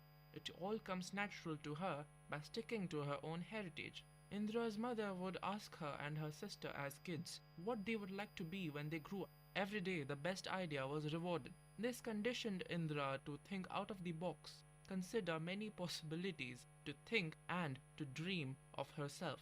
She managed to get into IIM Kolkata, and this fiery urge made her be able to leave her jobs at Johnson & Johnson and Method Beard Cell to pursue her master's degree in America. Initially, she didn't have easy doing a job in the USA. Firstly, she was a woman, and that too, she was a foreigner. Slowly but surely, she has been on a constant growth curve and been promoted to higher standards throughout her career. She eventually chose PepsiCo and has been there since. She made it from being a senior vice president in corporate strategy and development to become president and chief executive officer of Pepsi Company, and also get appointed as a member of the board of directors. She hasn't looked back since, and we are proud to have her inspire us to follow her footsteps in being professional and in whatever we do, and yet stick to our roots and our culture. While America has been very demanding and yet kind in many aspects to Indira, there is another American who has steadily risen from the annals of media to assume the epitome position in world television hosting, speaking out for human rights and the like. We are talking about Oprah Winfrey. Born to an unwed teenage mother, Oprah Winfrey spent her first years on a farm with her grandmother in Mississippi, while her mother looked for work in the north. Life on the farm was primitive, but her grandmother taught her to read from an early age. At the age of only 3, Oprah was able to recite poems and many verses from the Bible in the local churches. Despite the hardships of the physical environment, she was much cherished by her grandmother and the local community as a gifted child. Their loving support was all set to help her grow as a talented individual. However, events started changing for the worse when she was 6 years old. She was sent to Milwaukee to live with her mother, who had finally been able to find a job as a housemaid. During the days when she was at home and her mother was away at work, she was reportedly molested by many people, some of them even known persons. This abuse was emotionally devastating. She once tried running away, but she was eventually rounded up and sent to a juvenile home.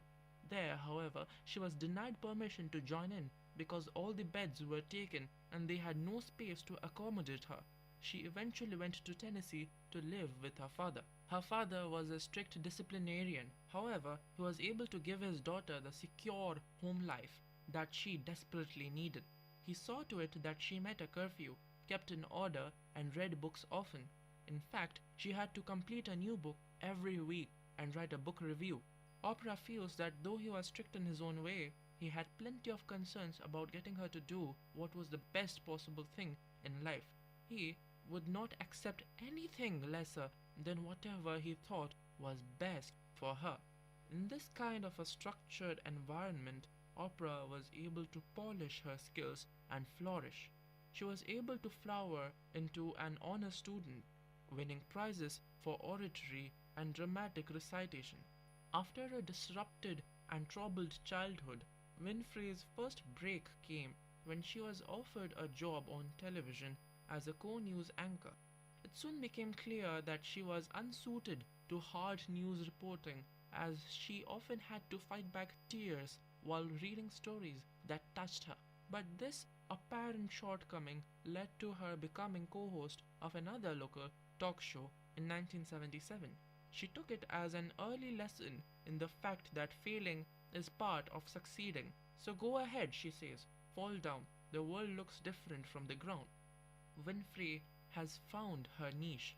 Her rare ability to connect emotionally and intellectually with a wide range of topics made her an instant success, leading to the launching of the Oprah Winfrey Show in 1986.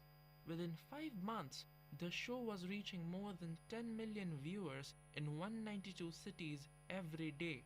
The following year, Winfrey formed Harpo, that is Oprah or OPRAH, spelled backwards, Productions, and in 1988 she bought a production studio in Chicago and took over production and ownership of the show. Despite her growing wealth and power, she continued to maintain an emotional and personal connection with her audience and has said on numerous occasions, "I still have my feet on the ground, I just wear better shoes." A wise leader, Winfrey remains loyal to the early members of her successful startup. acknowledging their contribution to Harpo's growth. Lots of people want to ride with you in the limo, she has said, but what you want is someone who will take the bus with you when the limo breaks down. She believes in treating her staff well, and her employees have access to office amenities similar to those at Google.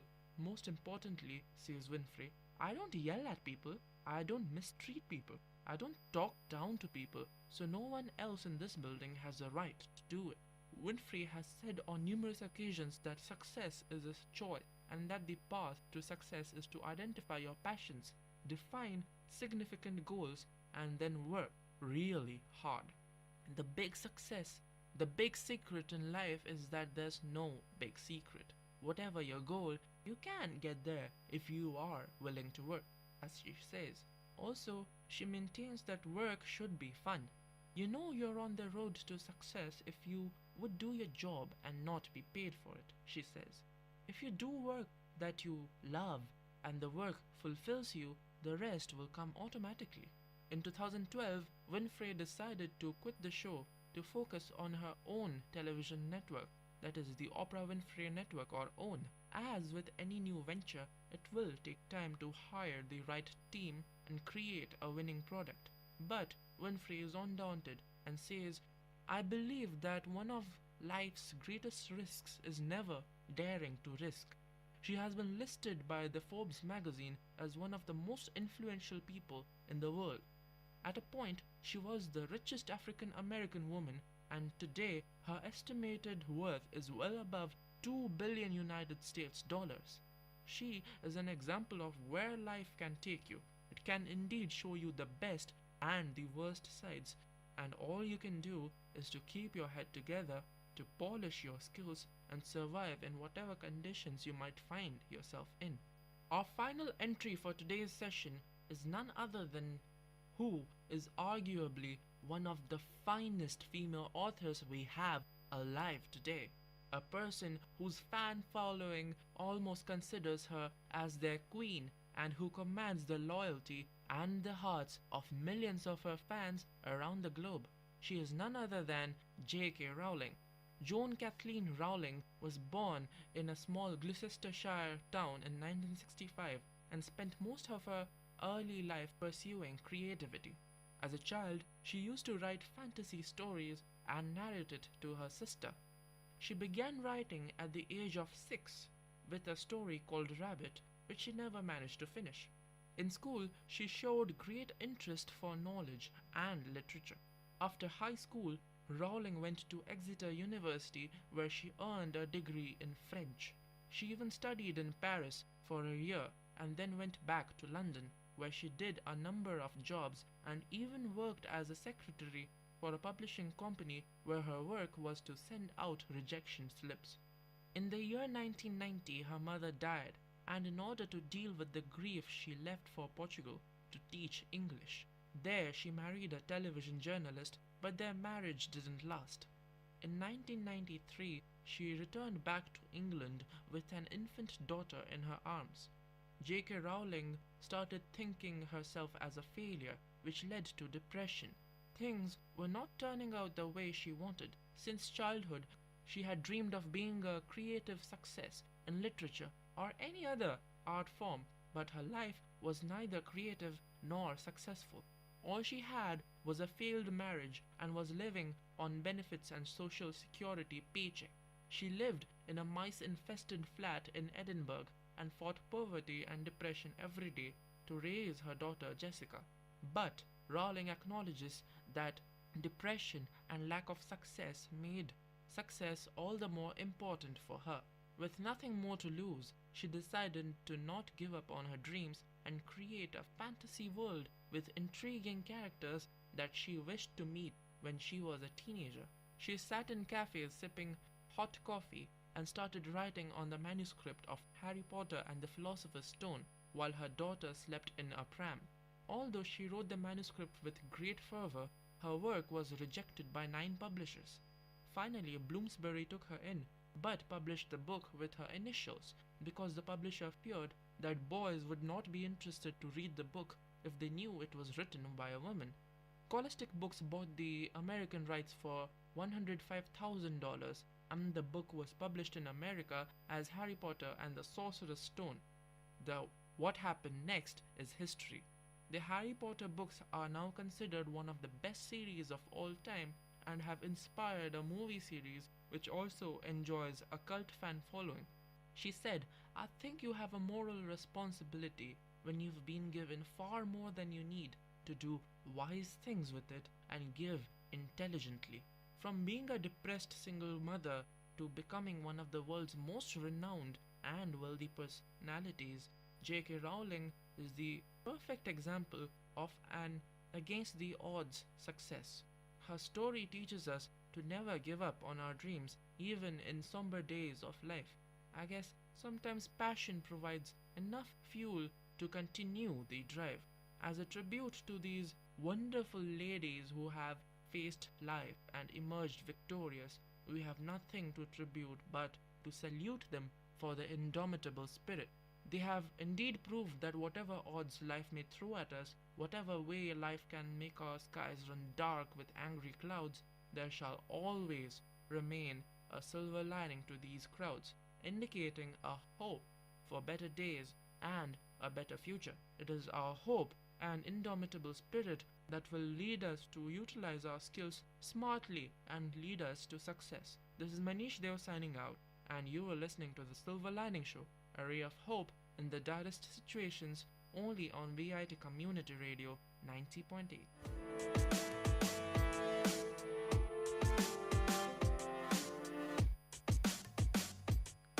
Dear listeners, you had listened to the program Silver Lining Show. We will meet you with another interesting positive topic in our next show.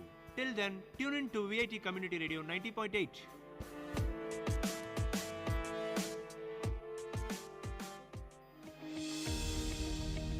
మీరు వింటున్నారు VIT community radio 90.8 FM.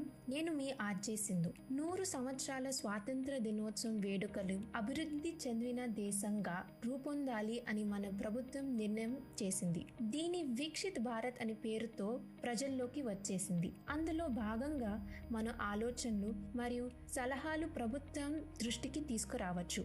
నా ఆలోచన అయితే street lights కి solar panels ఉపయోగిస్తూ సంఖ్య పెంచాలి. దీనివల్ల కరెంట్ ని చాలా ఆదా చేయొచ్చు. మరి మీ ఆలోచనలు ఏంటి? మై గోవ్ పోర్టల్లో వీక్షిత్ భారత్ ఫామ్ ఫిల్ చేసి మీ ఫోటోలు మరియు మీ ఆలోచనని సోషల్ మీడియాలో ప్రచారం చేసేయండి. #ఐడియాస్ ఫర్ వీక్షిత్ భారత్ ఉపయోగిస్తూ చేయండి. మంచి సలహాకి మొదటి బహుమతిగా 5 లక్షలు, రెండో బహుమతిగా 3 లక్షలు మరియు మూడో బహుమతిగా 2 లక్షలు ఇస్తారు. సో మీ వంతు కృషి చేస్తారు అని ఆశిస్తూ ధన్యవాదాలు.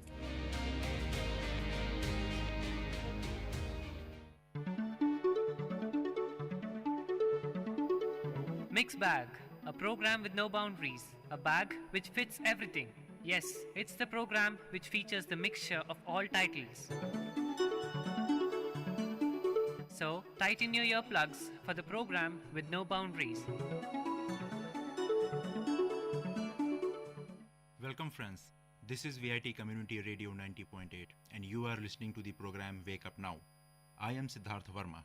Wake Up Now is a show in which we discuss about various social issues deep-rooted in our society, their causes, consequences, case studies, and their best probable solutions. In this episode, we are going to discuss about domestic violence. Domestic violence, also known as domestic abuse, spousal abuse, battering, family violence, dating abuse, and intimate partner violence, is a pattern of behavior in which involves the abuse of one or other person against another in an intimate relationship such as marriage, cohabitation, dating, or within the family. It can be experienced by persons in heterosexual or same-sex relationships. Forms of domestic violence include physical, emotional, verbal, economic, and sexual abuse, which can range from subtle coercive form of abuse to violent physical abuse that results in disfigurement or death. The World Health Organization reports that globally 38% of murders against women are committed by an intimate partner. Violence against women is highly prevalent in India. Almost 70% of women are victims of domestic violence. According to National Family Health Survey, 1 in 3 married adolescent girl has experienced physical violence from their husband. Survey of more than 83,000 women aged between 15 to 49 showed that 34% had suffered physical violence ranging from slapping, punching, and twisting of arm to severe assaults such as burning, choking, or attacks with weapons. Besides this, nearly 15% have experienced emotional and 9% sexual violence.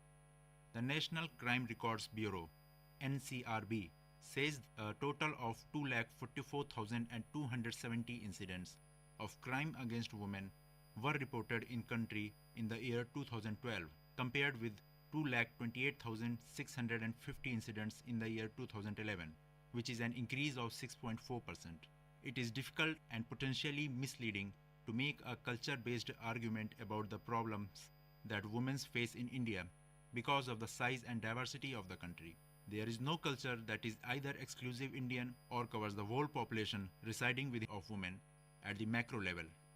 According to the 2011 census, the sex ratio between the men and women indicates 940 women to 1,000 men, which is a definitely improvement over 2001 census, where the ratio was 933 women per 1,000 men. However, India still has one of the lowest sex ratios on the world, with approximately 35 million women missing.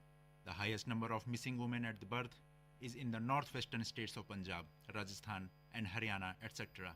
Research indicates that 12% of this gap is found at birth, which increased to 25% during childhood. Some of the widely regarded key explanations for these missing numbers are sex-selective abortions and possible neglect of young girls during infancy, indicating a high preference of male child rather than the female child. The preference for boys is also evident in the gender gap in literacy rate in 2011 census, which shows that 82% of males and 65% of females are literate. The difference of 17% indicates that many Indian parents still believe that educating the sons take precedence over daughters while allocating family resources. Nevertheless, it is considerably empowerment over previous census data, where the gap was 27% in the year 1981, 25% in the year 1991, and 22% in the year 2001. Much of the violence against Indian women is in the form of domestic violence, dowry deaths, acid attacks, honor killings, rape, abduction, and cruelty by husband and in-laws. One of the key challenges is dowry, a practice of the bride's family giving gifts of cash and the kind of groom and his family. In some cases, the groom's family mistreats the bride if the demands are not met. To protect women against this threat, the Indian government has enacted the Dowry Prohibition Act and Protection of Women from Domestic Violence Act and Cruelty under Section 498A of the Indian Penal Code.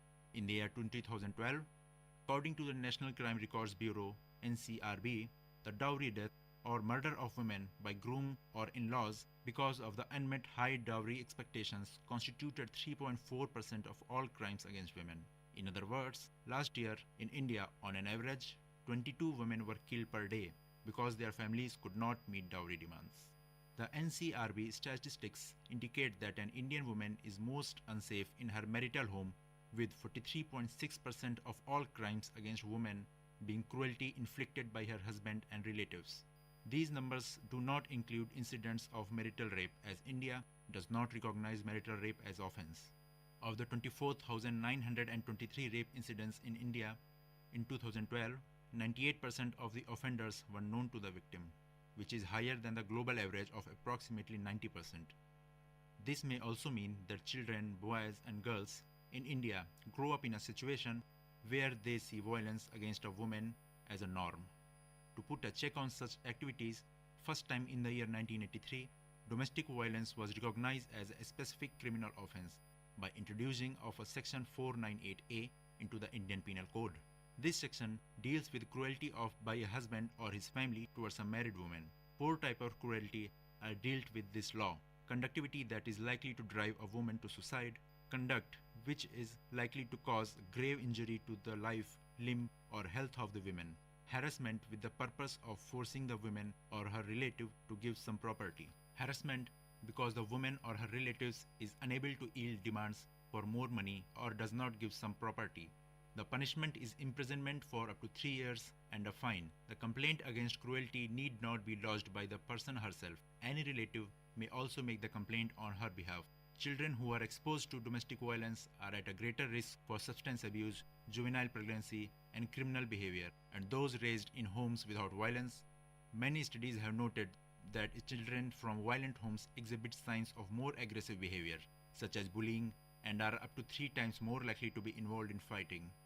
Research has shown that prevention and early intervention efforts are effective in reducing domestic violence and child abuse behavior.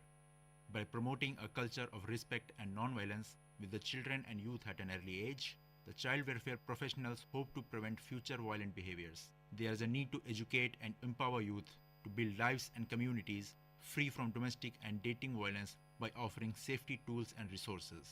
In the next episode, we will be witnessing another social issue, analyzing its causes, consequences, and the part we can in its eradication from the society. This is Siddharth Verma, and you are listening to the program Wake Up Now, and this is VIT Community Radio.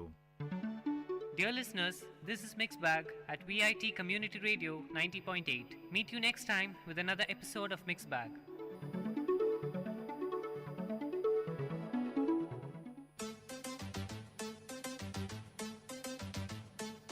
It's time to pick some words in glossary box with Miss Ahitya and VIT Community Radio 90.8. Flatter. F-L-A-T-T-E-R. To praise someone insincerely in order to please him or her. Synonym of the word flatter is compliment, praise. Antonym of the word flatter is insult, criticize. And to use it in a sentence format, I was very flattered that they liked my dress. To pick more words from glossary box, stay tuned to VIT Community Radio 90.8. வணக்கம் நேயர்களே, நீங்கள் கேட்டுக்கொண்டிருப்பது விஐடியின் பண்பலை 90.8. இது விஐடியின் சமுதாய வானொலி. பேசிட்டு இருக்கனா ஆர்ஜே தேவிஸ்ரீ. உங்களுக்கு விக்சித் பாரத் அட் 2047 பத்தி தெரியுமா?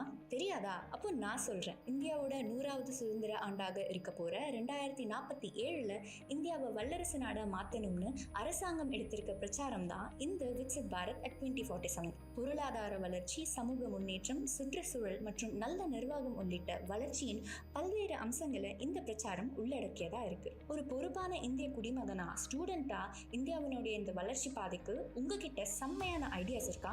அந்த ஐடியாஸ் எல்லாம் நீங்க கவர்மெண்ட் கிட்ட சமர்ப்பிக்கலாம். அதுவும் வெறும் 6 ஸ்டெப்ல. முதல்ல mygov.in அப்படின்ற இந்த போர்ட்டலுக்குள்ள போயிட்டு அங்க விக்சித் பாரத் கன்சல்டேஷன் செக்ஷனுக்கு போங்க. ரெண்டாவதா அடுத்து அங்க கேட்கப்படுற 2 கேள்விக்கும் உங்க ஆன்சர் சொல்லுங்க. மூணாவதா உங்க ஐடியாஸ் அண்ட் கான்ட்ரிபியூஷன் என்னவா இருக்க போதுன்னு எழுதுங்க. நாலாவதா ஃபில் பண்ண இந்த ஃபார்மை உங்க இமெயில் ஐடி கொடுத்து சப்மிட் பண்ணுங்க. உங்களுடைய சர்டிபிகேட்டும் டவுன்லோட் பண்ணிக்கோங்க. கடைசியா உங்களுடைய சர்டிபிகேட் கூட ஒரு அழகான செல்ஃபி எடுத்துட்டு உங்க இன்ஸ்டா பக்கத்துலயோ இல்ல FB பக்கத்துலயோ #ideas4vicsidbharat அப்படின்ற ஹேஷ்டேகோட போஸ்ட் பண்ணுங்க. அந்த போஸ்ட்ல மறக்காம நம்ம VIT ரேடியோவையும் டேக் பண்ணுங்க.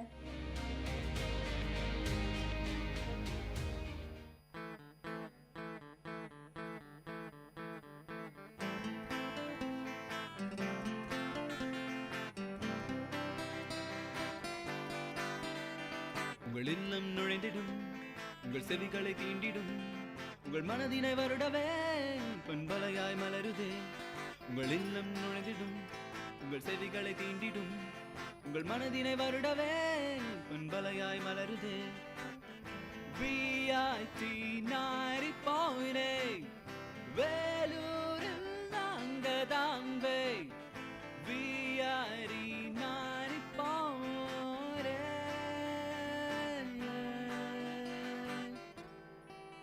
நீங்கள் கேட்டுக்கொண்டிருப்பது VIT பண்பலை 90.8 VIT பல்கலைக்கழகத்தின் சமுதாய வானொலி.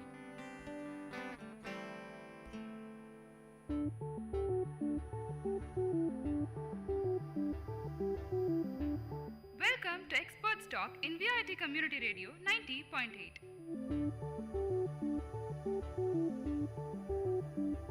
Clay pottery to galaxy, agriculture to astronaut, teaching to technology, a discussion on anything and everything. Welcome friends, this is VIT Community Radio 90.8. Today here I am with Experts Talk session with Professor Surendran and myself Pooja, who's host of the show. Before getting into show, let me say something about Professor Surendran. He's a 3D animation generalist Assistant Professor of Media, UG's NET Qualified CGTD. He worked in animation industry of highest standards with superior animation studios like Technicolor and Nickelodeon with 5 years of experience. Few of his projects are Barnyard, Lego, Kids, etc. He gave his direct contribution as a senior lighting artist. He is also a certified expert Autodesk Maya. He did his masters in computer animation, visualization, a bachelor of CS engineering, and he has experience in also industry experience. This also includes he's a programmer MEL Unity game engine. Welcome to the show, sir. Thank you. Sir, can you please introduce yourself? Sure. First of all, hello everyone. As our host Pooja said, my name is Surendran. I actually belong to School of Information Technology and Engineering of VIT, specifically to the Department of Computer Applications and Creative Media. And by the way, Pooja, thank you so much for your introduction. You're most welcome, sir. Well, actually, yeah, as it's been established already, I've started my career with engineering, Bachelor of Computer Science Engineering. Then I actually switched over to the multimedia field. So I started as a junior lighting artist in Ken Interactive Studios, which is not actually operational at this time. It was in Chennai. And after that, I've just had a huge opportunity with Technicolor, Bangalore, as a junior lighting artist again. But within a couple of years, actually, I've had the opportunity to become a senior lighting artist there. And Barnyard Broadcast, and it's from Nickelodeon, by the way, and DreamWorks, Penguins, Madagascar Penguins, Lego, Monsters vs. Aliens, or some of the movies actually I have worked with. And after that, I wanted to qualify myself more. So actually, I flew to United Kingdom and I had done my computer applications and visualizations in Liverpool John Moores University. I got graduated in 2010, and I had another rare opportunity to become faculty. Well, in the sense they call it senior lecturer there as animation. So I taught actually multimedia applications and animation in 3D and 2D also. I became a head of the department also there, and I worked for another 4 years in UK. In 2013, I came back. Then I actually joined Karunya University in Coimbatore, was working there for 2 years, and here I am now in VIT. This is a seriously a long journey and quite interesting as too. Sir, what is according to you is animation? What is animation? Right, according to me, animation is actually not clockwork.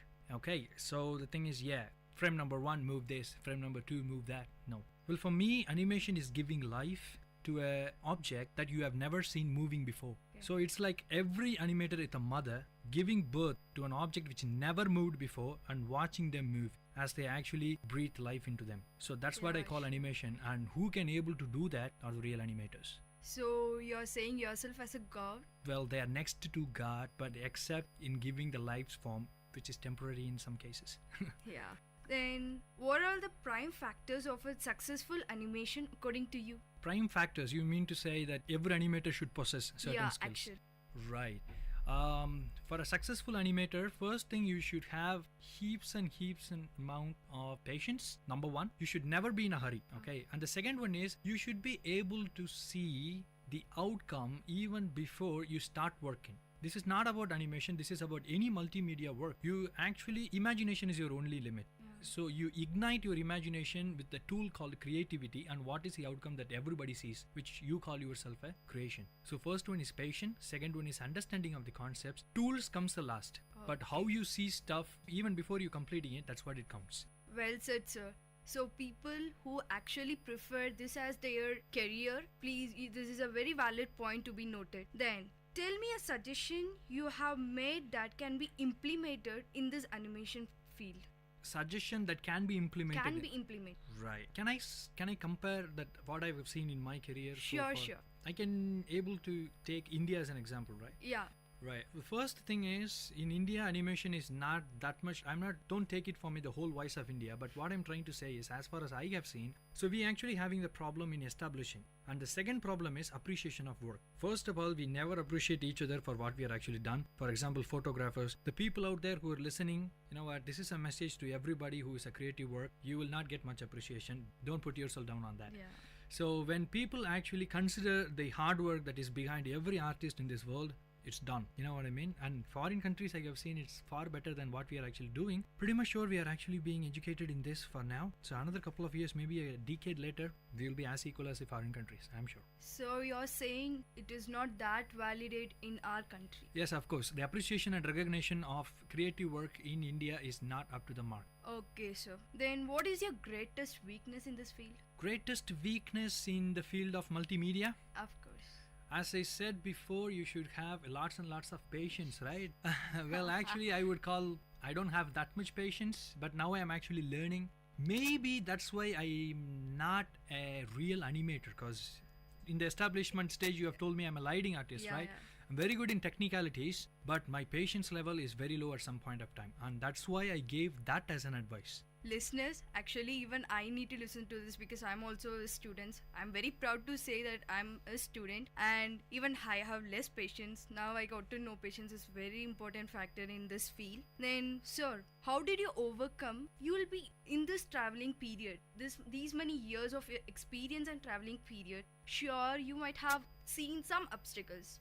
You might have faced some obstacles to come to this position. And how can you overcome from that? How did you manage yourself to overcome from that? Maybe my answer now makes sense, as I said, to all the listeners who are doing creative work. First obstacle is lack of appreciation. A small tap at the back, you know what I mean? We don't actually get it. So you might be thinking that your work is not good enough. That one thing itself will put you down forever, right? But the thing is, very few actually will come out of it. Meaning the whole world will reject your work, but still you need to make sure that you're actually doing what your passion drives you with. That's the first thing. That's one of the very big obstacle I had. I'm pretty much sure everyone is having now, and whoever in my set and batch, they have seen the same as well. Second one is, as I said, I was a Bachelor of Engineering, right? So people in the field of multimedia started seeing me as an outcast. Hey, you know what? You are an engineer, then why did you actually come and rob our job? Actually, even I thought of it while I'm introducing you. Right. See, so that's a very, very common. Some bold people or some very good friends of mine straight away asked in front of my face, can't you take an engineering job? Why you have to come over here? Yeah, because engineering job, if you done with your engineering, you can directly enter into IT field. You can earn thousands of thousands per month. But why did you again went back and do a different career? That's just a big question. I know. The answer is, I'm being very honest. Actually, I belonged to IT field before I came to multimedia. But why I actually changed the field is a huge story. Let me just tell you as simple as possible. I was a programmer in Aditya Birla Group. That was the first job, which I never mentioned in my career, correct? Yeah, of course. Now I'm revealing it because when I was a programmer there, actually, I never felt anything new. So what happened ultimately, I started seeing my fellow mates who have actually done electrical engineering, electronics engineering, IT. Even IT is fine. I have done my computer science engineering, right? Mechanical engineering, aeronautical engineering. Everybody sitting beside me. So the thing is, why did I take computer science as a major? Mechanical needs to see. The thing is, they have their own expertise field, right? So obviously, I started one day asking myself a question. Okay, everybody end up in computer science engineering. Now the field is completely different. I'm talking about 2008. Everybody ended up in IT jobs. So the thing is, I wanted to do something really, really different. When I actually see down my skills, after programming, the one that is actually shined towards me is my creative skills, which I never scaled by myself. When I was an engineer, I was a coordinator. For example, you are hosting this show, right? So what I was doing when I was a student, when I was in final year is, I create brochures, design, some animations as promo videos for our colleges, for all the cultural programs and stuff. So I had got many certificates and appreciation in that area. So that's the next skilled area which I believe in myself after programming. Within the week of that decision, I came out of it.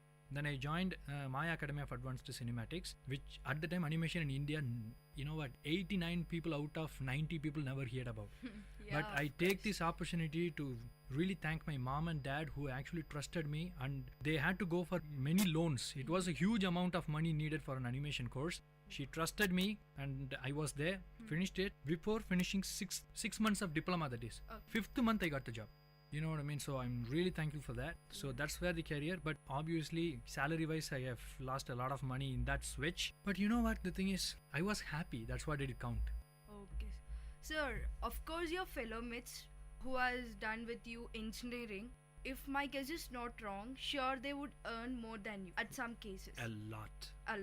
Would you ever feel bad thinking about it? Definitely not. See, that's what I'm saying. When I go home today, am I happy or not? That's what it counts. I am having heaps and heaps out of money. Anyway, nowadays money is a problem. Yeah, it plays a major role. Right? Even though the amount of money that you get, and you get not even 20% of the happy time with your family, so why am I even living and earning?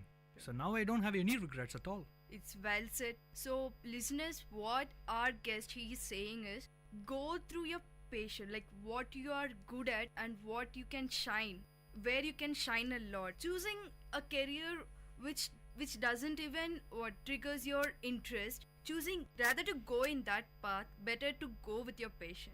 That would lead you to success, as now sitting before as a live example here.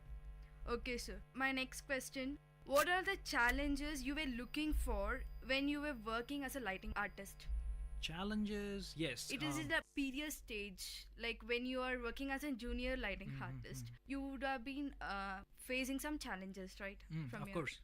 Well, actually, first of all, technology. All right. Okay. At the time, we never knew. Yeah. But since we crossed that time, okay, and now we are definitely, see, my desktop system now I'm having is, you know what, we are production computer is half the power of it. Okay, so that's one thing, which means now we started thinking, oh my days, if we would have had this technology in 2009, we would have just done this very easily. But obviously, 20 years from now, we're going to again think the same. Yeah, actually. So that's one thing. The second one is timeline. Okay, so I'm a lighting artist, right? Yeah. So my pipeline, maybe the multimedia people might know, lighting and rendering in the pipeline of animation production comes last. Yeah, actually. Right before compositing. So what happens, see, no offense to the people, the departments before me, but if for some difficulties, any delayed happen, anything has been delayed, sure, it would affect you. Definitely straight it came to the lighting and rendering. So we will be in pressure in every other project.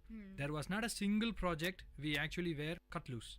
Everything is absolutely packed. Yeah. So the other departments had enjoyed the timeline. Is half the timeline will be given to the same amount of files. But that's one of the huge difficulties we had. And also lighting and rendering is actually a simulation technology. Okay, so actually we need to simulate real reflection and stuff. So the reality is a question. A simple thing which we give away will not look real. So these are there are many, but these are the major ones which I feel. We are discussing a lot with him, and we shall go for a short commercial break. After then, we'll continue with him.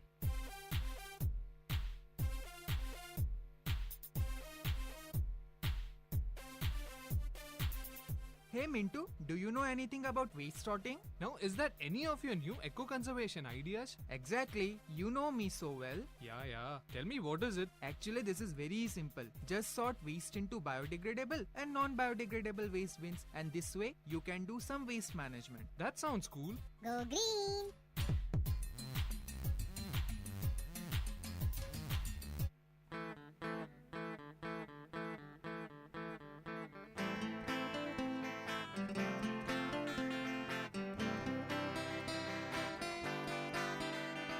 உங்கள் இல்லம் நுழைந்திடும் உங்கள் செவிகளை தீண்டிடும் உங்கள் மனதினை வருடவே பண்பலையாய் மலருதே உங்கள் இல்லம் நுழைந்திடும் உங்கள் செவிகளை தீண்டிடும் உங்கள் மனதினை வருடவே பண்பலையாய் மலருதே VIT 90.8 வேலூரில் நாங்கதாம்பே VIT 90.8.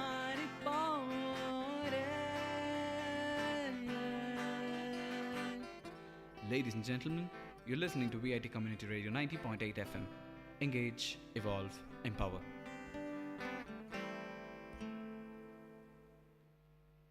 Welcome back from the break, and now we are with Experts Talk with Professor Surendran, and he's discussing a lot and sharing lot of his experience. We shall continue with that. Sir, what is, according to you, like normally you were working with so many projects, and what is the feel when you in the completion of project you will get some feel, right? What kind of feel you will be getting when you see your name on the screen in the end of the movie? What can you please share that feel with us? Right, you put that correct. Well, actually, our salary never counted, right? As I said before. Yeah. And again, my pipeline, the lighting and rendering, right? So our timeline is very hectic. Okay. So the thing is, we will just every several nights we will be in our studio, we'll be rendering stuff. So at the time when the movie releases, definitely yes, we will get free tickets. Okay. Most of the times first show. Okay. So we'll go as a team, and we don't have to see much. Obviously, for example, if you are a cook, when you actually see others enjoying your food, you know what would be the feel that you have? Wow, I'll be like satisfied. You'll be flying, right? So when you actually go 80 people, for example, and we will be sitting in row number A and row number B, from C it's public. When they actually whistle, you know what I mean, we straight away see the person who did that shot. You getting me? And that person will be flying. All right, so we will be completely enjoying as if we never seen them before. That movie has been made with our own hands, but when you actually see everything in a big screen, it's some other feeling out of this world. But apart from that, we will be sitting until the end of a movie, right? Just because to see our name flash in our. Definitely, yes, it's a boring credit part, right? But when we actually leave the theater, it's very sad to see the 80 people of who created the movie is the one who actually come last, and the people who are actually will be in the theater will be sweepers. So I'll sit until the movie last, because they'll also show some bloopers. I'll sit for that actually. After you said it is, listeners, it is like when you whistle even for that, the people who actually worked for that movie, they'll fly in their hair. So please, I'm requesting you to sit as per sir's concern. And sir, when you see you are working for so many films, you said you worked with so many films. Yep. Can you just mention few highlights from that film? Few highlights from the film. Yeah. And you can name the film also. Name the film, yeah. Barnyard. Okay. So it was a future film. Okay. So my career started, the major project which I have started from Barnyard is a TV series. But again, the movie was actually produced by Nickelodeon Studios. In short, called the Nick TV, right? Yeah. In India, yeah, Nickelodeon. My favorite channel actually. After the movie, it's like series, right? Like for example, you must have seen Sherlock Holmes. If it does a hit, Sherlock Holmes series pops up. Okay, Superman movies and Supergirl series pops up.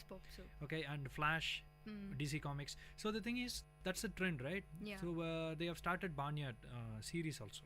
So actually, I have done nearly 50. I'm not sure. Let me approximate. It's between 50 to 60 shorts. Okay.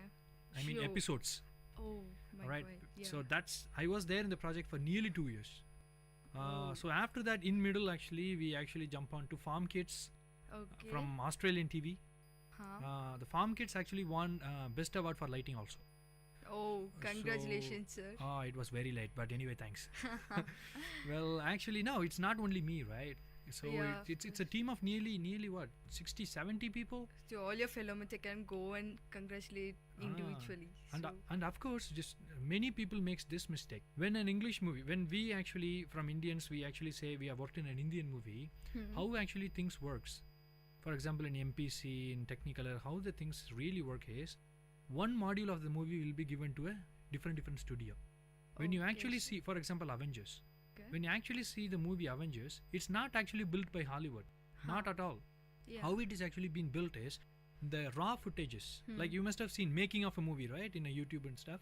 Those raw footages from the production line will be shared with many, studios.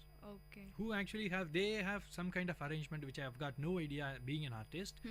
So several shots will come to your studio where we will be working on those shots and we will be sending it back along with our credits. So if you have done lighting and rendering, how a movie will consolidate is our output will be combined with the all other outputs. For example, Avengers movie has been done by many studios, Singapore, Mexico, across the globe. Alright, and they have the deadline also. When everything is done being sent at one place with Hollywood, it's like a puzzle. They will just put all the jigsaw puzzles in order to form the picture, which is called compositing. And final output will be released as a movie. Where your name will be added along with other gentlemen from all over the world. So that's why you must have seen lighting and rendering or any other for that matter. It says Chinese names, Indian name, then some Italian name, French name, everything. So you might be thinking, wow, that studio is actually having this much demographics in them. Well, actually it is not. It is actually from all over the world. So I'm telling you, this is how things are done. Then while you're working, then I'm your student. Sure, I'll be having some conflicts with you. Conflicts in sense, not exactly conflicts. Disagreement maybe. Disagreement might be. Likewise, you would also have some conflicts in your job while you're working. If you don't mind, can you share with us what was that? Conflicts. Yeah. Disagreements. Right. Well, actually, sometimes your own perspective might not reflect, right? Yeah. Before that, let me tell you guys, I believe in you guys like anything, especially you being my student, right? Yeah. And less marks if you would have got, there is a huge reason behind it, right? Yeah. If you are my student, then obviously you can able to answer for that. Because I actually have very high expectations on you. Actually. Right? Yeah. All of you. So when actually something goes wrong, okay, the thing is what you guys actually dropped me from a cliff. Then how can I able to hang? So I will give you the minimum marks, but not so minimum that you will never recover from that. Yeah, actually. That's just a caution and a warning. Huh. Please improvise. Sure. All right. That's being said. So coming back, what I have discovered, that every workplace has its own. Okay. The one thing which I really hate is when you actually want to do something in a peculiar way or specific way that you might think will definitely work out, but you cannot do that. Yeah, of course, we are under a boss. Yeah, because we are a system, we have everybody, and I'm not an individual, right? We are many as a team. Sometimes you may have to accept with your team and you have to work together. That's a cordial relationship you need to maintain. If you stick your head saying this is not going to happen, you know what? You will end up as a boss. You will never become a leader. Yeah, actually, this is a very best point to be noted. Rather to be a boss, you should be a leader, right? So please follow it. So yeah, pretty much that, the rest of it, we shouldn't, feel sorry for where we are actually working, because nobody needed you. You applied, okay, you gone through the interview, you came in. So obviously, you know what, you wanted this place so that you can able to work. All right, so that's what I'm doing and I don't have any regrets. Okay, well said, sir. Sir, I guess you are married? I am, yes. And I guess you also have a kid? Yes. Yeah. Do you have any dreams on her, like she should become this as a normal father, or you need to be a unique among, like you need to be a green apple among a red bunch of apples, like it is her wish, I don't expect anything from her, but as a father you will be having some thought on her, right? The daughter, can you yes. please share, like she need to become like you, a lightning artist, or she need to be in an animation field, or she can be in her own wish, something like that? One thing I'm pretty much sure. So the thing is, first of all, I don't have much anticipation for my daughter to become. I will never force. Ever, never. Okay. All right. So if she wants, that's what exactly my parents did. Even after finishing my engineering, I wanted to go for a multimedia course, which is not at all, you know what, if they would have said it doesn't worth it, right? Yeah, sure. So the thing, but still they stood by me. If I'm gonna do the same to my daughter, I myself a best example that things will work out. Okay, if you trust your kids, I will definitely say no if you go into sports. You know what? If she want to be some artist, if she want to be a dancer, if she wants to be a pilot, everything works by me.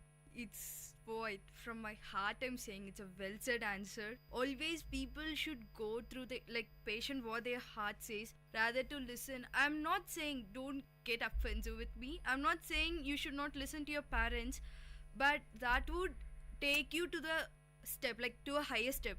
But you won't get any satisfaction out of that. Well, the thing is, you should earn the trust from your parents. That's what very important. Yeah, actually. So everything else will work out. Trust me. Okay, sure, sir.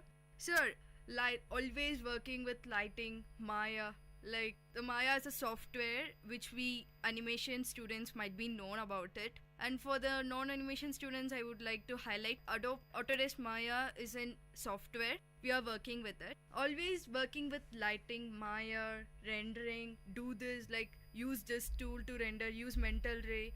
You will be having, okay, come on, we need to come out of it. And I am having my own hobbies to be worked out. Do you like that? Do you have any hobbies to be worked on? Any hobbies likewise, something? See, when you like something to do, right? Yeah.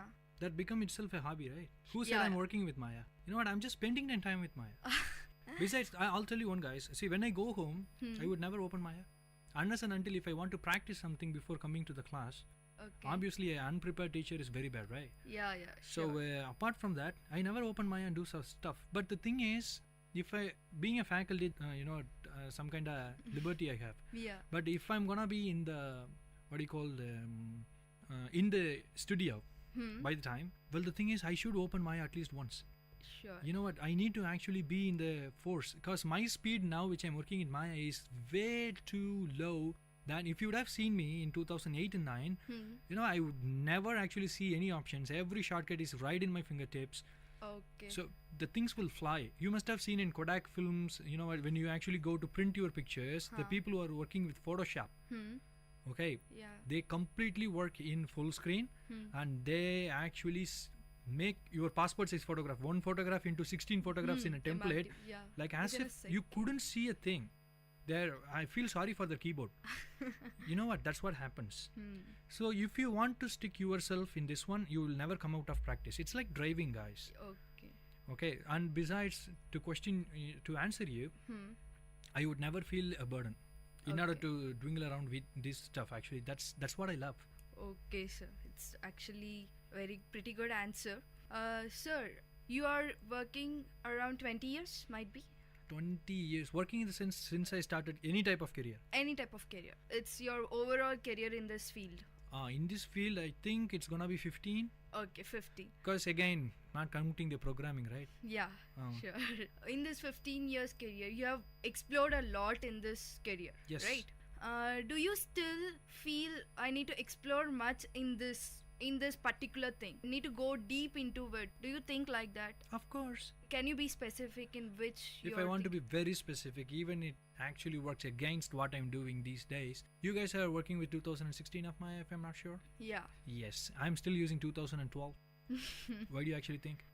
Might be. It's not like I don't want to migrate from one version. The thing is, things have been moved around.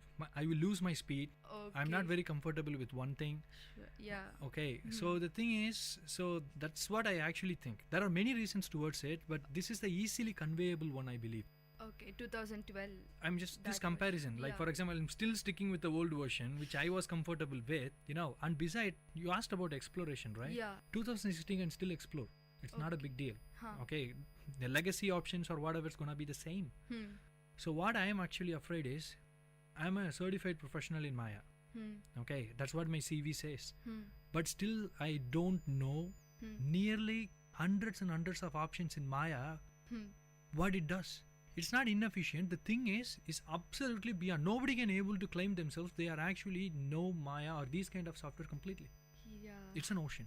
I'm good in lighting and rendering, and that's what I want to hold my flag. I don't want to go anywhere else, and there are way, way, way deep I need to explore. Okay, so well, last question. Here, even I want to listen it very carefully because I'm an animation student, and to be more precise, I'm his student. Sir, can you please advise people who are into this field now and people who urging themselves to get into this field?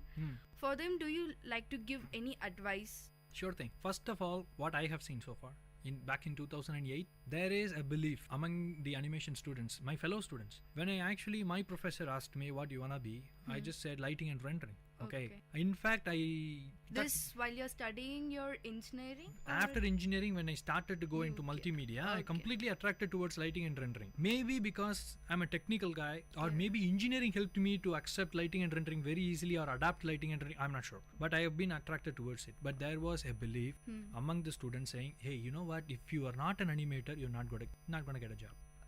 And also, there is a unwritten stuff saying that if you are an animator, you will earn more. And that's what multimedia out there is demand is lighting and rendering, mel scripter, and dynamics artist. Nobody will actually want. That's what they actually said. But still, I stuck with it. Believe me, when I actually gone with an interview, right, in 2008, International Tech Park Limited, 9th floor, Navigator building, being very specific. Wow. Okay. No, the office is still there. I'm sorry. Okay. So the thing is, when we were actually in the interview, it was 9 animators, and 4 lighting artists.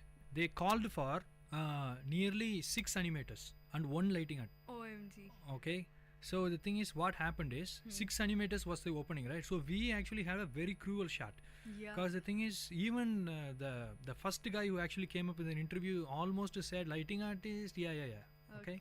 When you know what ended up, the 1 week later we got a call from Technicolor saying that 2 lighting artists has been selected. The rest of the people completely have been rejected. Not even animation. Animation was a huge demand. That's why they conducted the interview. Okay. But the thing is, they couldn't take. And also I heard 2 of them have previous experiences where we were actually freshers. That devastated in my Annanagar studio. I'm sorry, Annanagar. That's where I studied in Mac. Everybody completely shattered with the results. Oh. You know what happened? Next week, everybody started doing lighting and rendering. That's what I'm saying. Don't do that. Okay. Do what you've been attracted to, what comes easy to you. It's like, changing queues in the bank. Never do that. All right, this is not actually about money, guys. And besides, even if you get a job, if you change the career, you will never grow. Yeah, That's we'll the be in a problem. position what we are. Because you will be very early, you know what, your satisfaction Level. attains a saturation level even when you become very young. Yeah. Like 25 years when you got the job, you're saying, hey, oh, thank God I changed my career to lighting and rendering. Now I got the job. Come on, man. Your saturation done. Yeah, done. It stops at 25. But if you would have fought for lighting and rendering and you stuck with what's your passion is, at one you will never stop. Nothing will be taller for you. Okay. You're not getting me. Yeah, I'm getting. Still, I'm just so enthusiastic in exploring a lot in lighting and rendering. As I said, you would never stop. Okay, so please don't believe all the superstitions. Go with the flow. All right, and casually do it. Don't put much stress into it. Everything will be happy days. It's well said message. So here comes end of the show. Once again, I feel I need to extend my gratitude to Professor Surendran to join us with this expert show. Thank you, sir. Oh, the pleasure is mine. And here comes the end of the show. You're listening to VIT Community Radio 90.8. Stay tuned. Thank you for listening to Experts Talk. Until we catch you on our next discussions in various fields, keep waiting and stay tuned to VIT Community Radio 90.8. You're listening to VIT Community Radio 90.8 with your RJ Dia. And today we're going to talk about the voices of the youth. I'm sure everyone would have already heard about the Viksit Bharat, the 2047 campaign that was launched on 11th December by our Honorable Prime Minister Narendra Modi ji. Yes, you all heard the Prime Minister right. He wants us to fulfill our dream of a developed nation by the 100th year of independence. And how do I feel we can achieve that? By being responsible for our developed country. There are plenty of ways we can do this, but let's start with one small step. Be responsible for your garbage. Whether you are a store owner, a restaurant owner, a vegetable vendor, a homemaker, be accountable for your garbage and throw them in dustbins. Want to share your ideas with the country? Then log in to mygov.in and find the Viksit Bharat consultation section. Answer the questions and submit your idea for the campaign. Don't forget to enter your email ID so that you can download your certificate. Be sure to share your experience and certificate over social media with hashtag Ideas for Viksit Bharat. This is your RJ Dia with VIT Community Radio 90.8. Let our goal be Viksit Bharat, Sashakt Bharat. Hashtag Ideas for Viksit Bharat.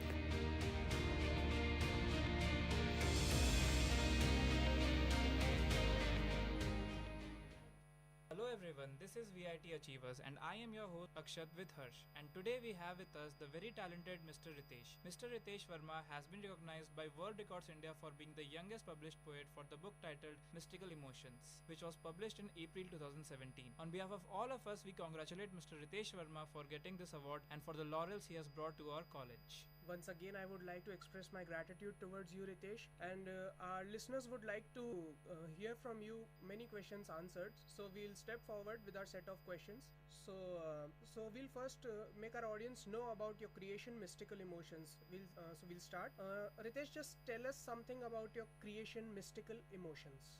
Actually, it's a set of poetries. It has 50 poetries, and all the other poetries are related to one another. Like you They're can relate, interlinked. yeah, you can relate yourself in some other poetry. It's like most of the human emotions linked together in a book. Okay, so everyone can can find themselves in some of the in some of the poetries. poems, so they can relate Yeah, and feel with the poem. Yes. That's very nice. Anything else you want to tell about the poems? And what is it about? And like when you read a poetry, you should feel it. Like without feeling, reading a poetry is worthless. Pointless. So yeah, like whenever you feel like reading, then only read those poetries. Don't read it like in a single flow. You have to finish 50 poetries at a single go. Don't do like that. Okay, so your poems are fictional, or they are based on abstract emotions, or the real life challenges that we face. Some are real life challenges of my own life, and some are experiences of my friends, families, and everyone. Like the people I know, the challenges that they have faced, I have converted them into poetry. Okay, so where did you get the motivation from to write being an engineering college with no exposure of literature?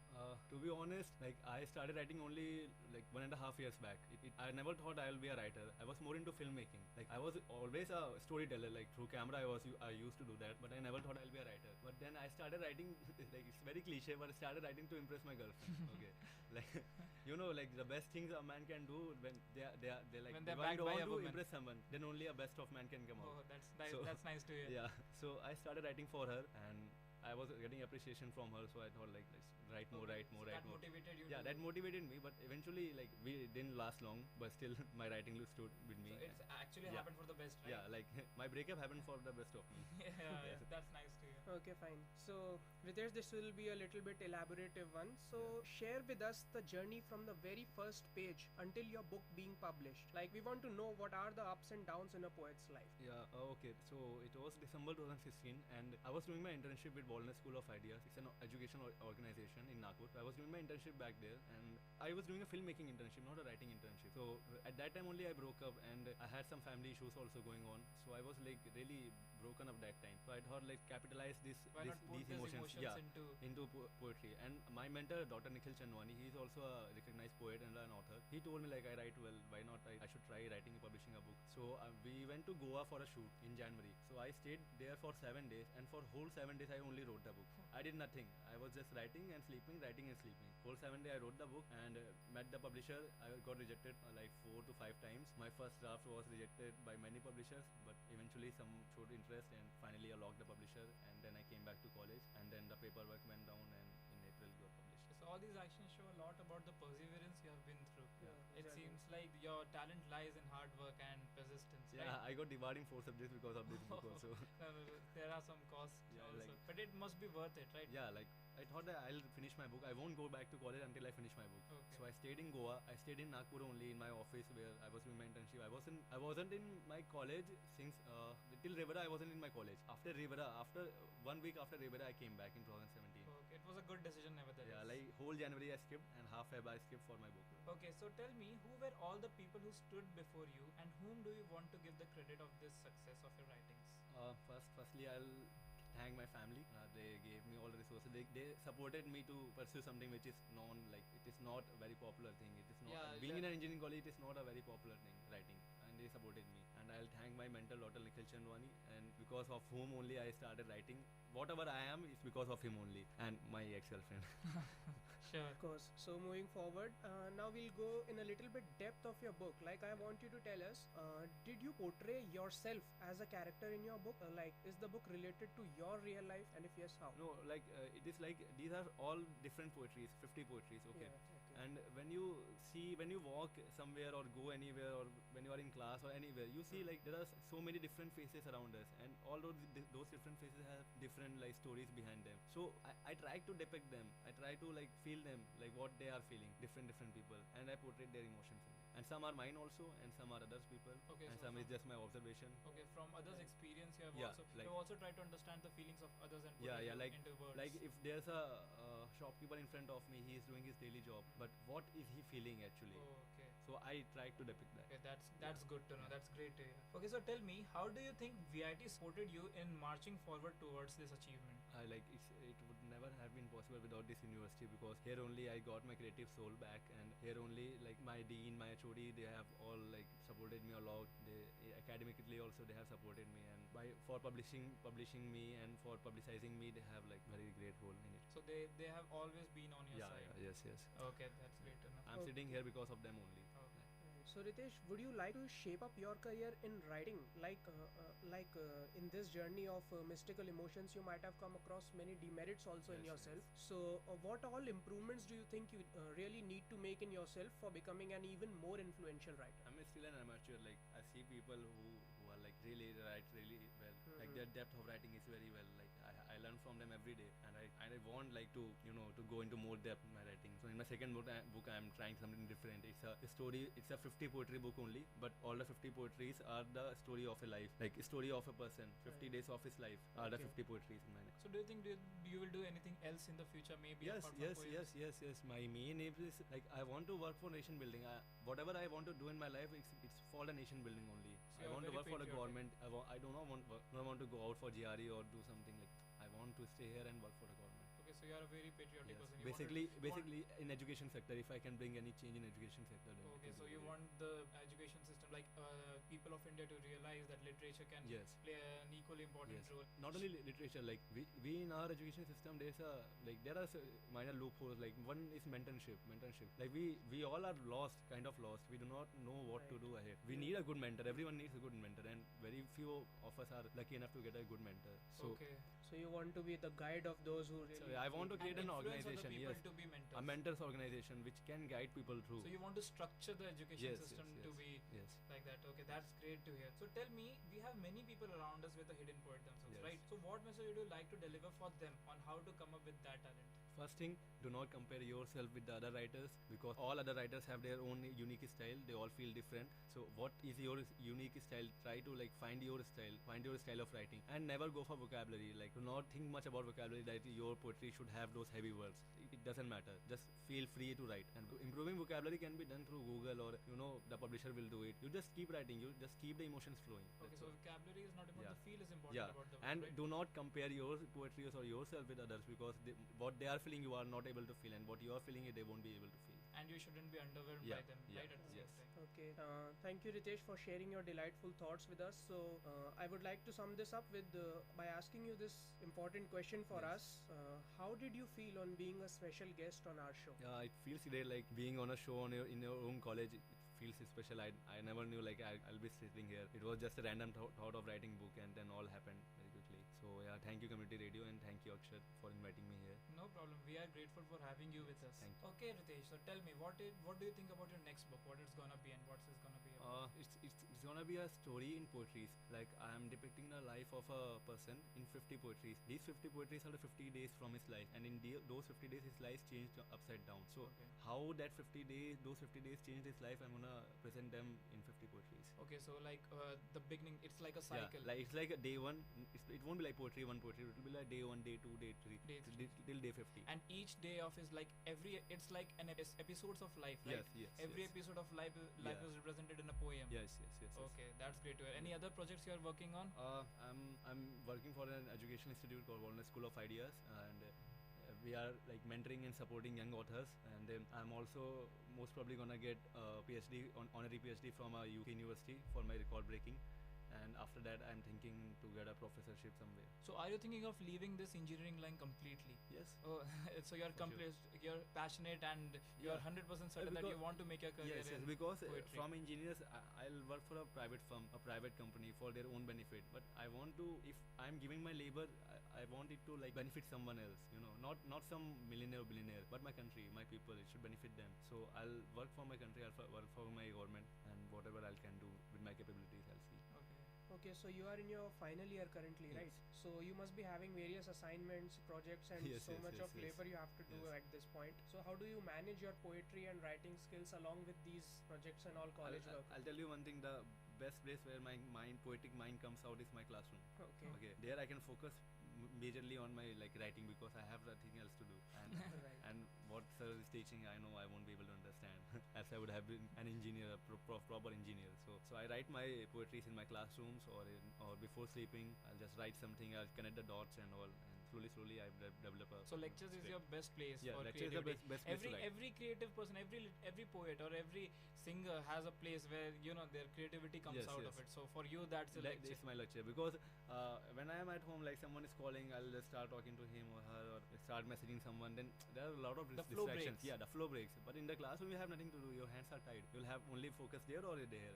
And at the same time, the teacher thinks that you're studying. Yeah. So there's no problem. There's no problem. But in the curriculum of our college, we have certain deadlines, right? Yes, Where yes, we have yes. to digitally upload it, but Yeah. you can't skip that. So how do you manage to upload I'll those? tell you one thing. In 4 years of BTech, the thing which I have learned is pressure handling. Like how to be a procrastination. How to do procrastination. Like last minute ending, last minute stuff. Like I have become a pro at it now. Okay, so you somehow manage. So somehow manipulate I things, manage my connect things. academics and my So poetry. at 11:59, the file will be uploaded. Yeah. Okay, that's great to hear.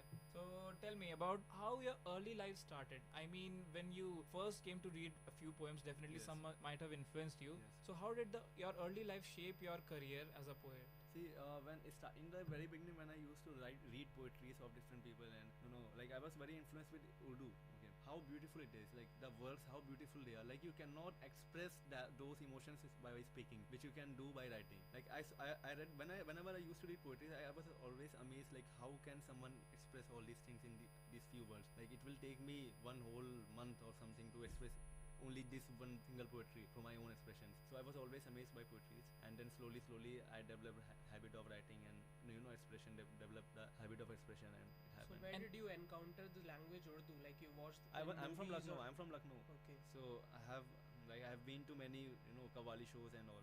So my school also used to organize Qawwali shows. So I always had a little bit of Urdu in me. Okay, so any particular artist you got influenced from? Yes, my mentor Dr. Nikhil Chanwani. Like I read his book Code Conspiracy and I was so amazed with it. He came as a guest in VIT in 2016 GCL during Gravitas time. I first met him there. Then I read his books and I was so amazed. Like I mailed him to give me an internship in his organization. So you're talking for about December. Kodak Conspiracy, right? Yes, Kodak so Conspiracy. what do you think was there in that got you influenced so much and made The character binding, like all the characters were so perfectly blending with each other in that book. Like when you're reading that book, you won't feel like you're getting bored or something. It's just it flows. The story flows. The perfection in that book. So you think that has influenced your poems also? Yes. Like I learned from that book how to how to connect things, how to connect the dots, how to maintain the flow. Okay, so this is how the influence comes Yes, into yes, play. yes. Any other person you'd like to mention, like any artist apart from your mentor, obviously, whose poems you read and you think? I read Gulzar Saab and Amir Khusro. Okay. And these two, I'm greatly influenced by them, like by their writing and their emotions. Okay. In my free time, I hear their poetry. And why do you think is that? What is their style of poetry that makes you? Because they connect the time gaps. Like when you are like they connect the past to present and present to future in such a beautiful way that like you'll feel lost. The transition is Yeah, seamless the for you. transition is seamless. Yes. That's amazing. Okay, so share with us your BTech journey. Like when you were in your higher secondary school, 11, Yes. 12. At that time, poetry and writing wasn't there in your mind, No, right? no. Was it there? It happened just 1.5 years back. Okay, so at that time you wanted to be an engineer. Yes. So how did that engineering skill and mindset up turned into poetry? See, being a small towner, I wasn't exposed to too many, career opportunities. It was always like a MBBS or BTech. So I landed Like up, it's all for us, for Indians. Yeah. So I landed up in VIT here. So in my first year, I realized I have made a mistake and it's not my cup of engineering. But still, like, parents have invested so much of money and expectations are there. So I have to stay and fight and, complete this thing. And then after that, I have my whole life left. So slowly in my second year, second year only, I went into filmmaking. So I was making short films and they were getting appreciated. I was like developing myself as a creative person. So the storytelling in me was developing. So at that what time. kind of stories, what kind of movies were your initial? Almost all the movies are like kind of dark thrillers. Okay. Like you have to put in a lot of brains to understand them. It's not like cliche love story or Okay, like Silence of the Lambs. Yeah, yes. Yeah, have you heard that? Yes. Okay, you Yeah, definitely. that's my genre. Okay, so you like psychological Yes, thrillers. psychological. And while your parents were seeing your engineering mind set up turning into poetry and writing, what was their reaction? In the very beginning, they were not very sure about it because not many people do this thing. They were like, just get a decent job and finish it off. And I was like, just give me 1 year. If nothing happens, then I'll do what you'll say. Yeah. And in that 1 year, my book got published, and now they are happy. They have given me freedom to do whatever I want to do. Okay, can you cite some of the short stories which you made during your early BTech years? Yeah, it's one called Voices, and the other is Fears. I have released them through VIT Spartan's YouTube channel. Okay. These two, Fears and Voices. Can you tell us a little bit about them? Voices is like there's this guy, he's lost in himself. Okay, he's in the middle of a party. Okay, and he goes to washroom and he sees himself in the mirror, and then he has something called split personality. And then his second personality comes into role, and then when the movie ends, like he ends with this. You don't need to spoil it for everyone. Yes. You can just tease them and Yes, tell. it's just like his two personalities are clashing with each other continuously in that single. Okay, so his struggle is shown in the film. No, it's just a single conversation with him. Like he's talking to the mirror, and his two personalities are clashing with each other. Like that. Okay, so how long is the movie? It's a short film, right? Yeah, it's just 4-5 minutes. 4-5 minutes. Okay, so the viewers really need to understand what's going on. You need to understand that there are two personalities here. Okay, not if a you single one. okay, and what about your second short movie? Second is I have shown the deepest fears of someone of our age. Okay. Like his deepest fears, what they can be. I have shown them in dreams. Okay, so in dreams they imagine Yeah. themselves being the monsters, the demons. Yes. One by one, I have shown all the fears in dreams. Okay, so their demons, Yes. how they face. Yes. Do you show that how they face their own demons? Yes. How they are worried about them and what they are doing to tackle them. I've shown them through a dream. Okay, so apart from poetry, you're also interested in stories, filmmaking. Yes. So all the cultural and creative things, those kind of things inspire you, right? Yes. So any other artists like Shakespeare that might have inspired you? I haven't written Shakespeare much, to be honest. Okay. See, to be very honest, I'm not read very much. Okay. Because if I start reading a lot, I unknowingly adapt their style. Oh. Like, if I reading a author, okay. So you want to maintain your Yeah, originality. I want to maintain my originality, because when I start writing unintentionally only, like I'll get something from here, from that poet or that author. I'll copy his style, even if I don't want to. It will happen automatically. So to prevent that, I refrain myself from reading much. And these short films, that we were talking about a few minutes ago, these are today, they are really a very convenient mode to deliver your message, because they don't take time, and today time is the most precious thing. Yes, so yes. that is actually a very convenient method. Instead of writing, for every single tiny topic you write a complete book, it's better to show the same and deliver the same message through a short film. Yes. So tell me, what do you think you're gonna do in the future? Any project you're thinking about? Yes, any yes. books? See, there are two things in my mind. First is my next book. I want to release it before my BTech ends, and after that, I'm trying for an honorary PhD from a university in UK. Most probably it will be done, and if it gets done in time, I'll get into professorship. I've told you I want to mentor and help in nation building and help the education sector. Okay, alright. And you told me that you made some short films, right? Yes. In the second year, that is. Yes. And currently you are in your fourth year. So third year, you're basically Writing. you completely got into writing and poems. Okay, alright. That's good to hear. And in first year, you were focused on engineering part, right? Yeah, I was like a normal student, chilling in the campus, going to classes. Was there anything clicked that you realized, no, I want to do poetry? Any certain influence, any certain event like that?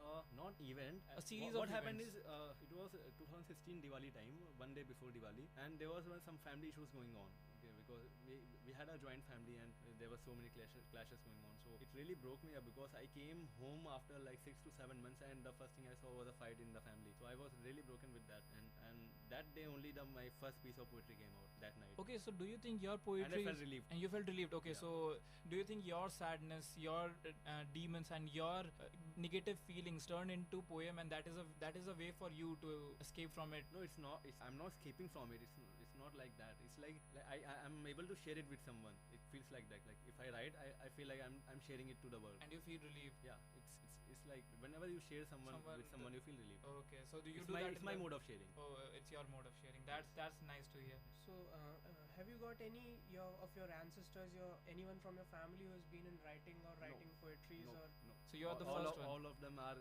government employees and working for Indian government. I'm the first one who is trying something offbeat. Okay, so tell me about your role models. Apart Yeah, from my mentors and my role model.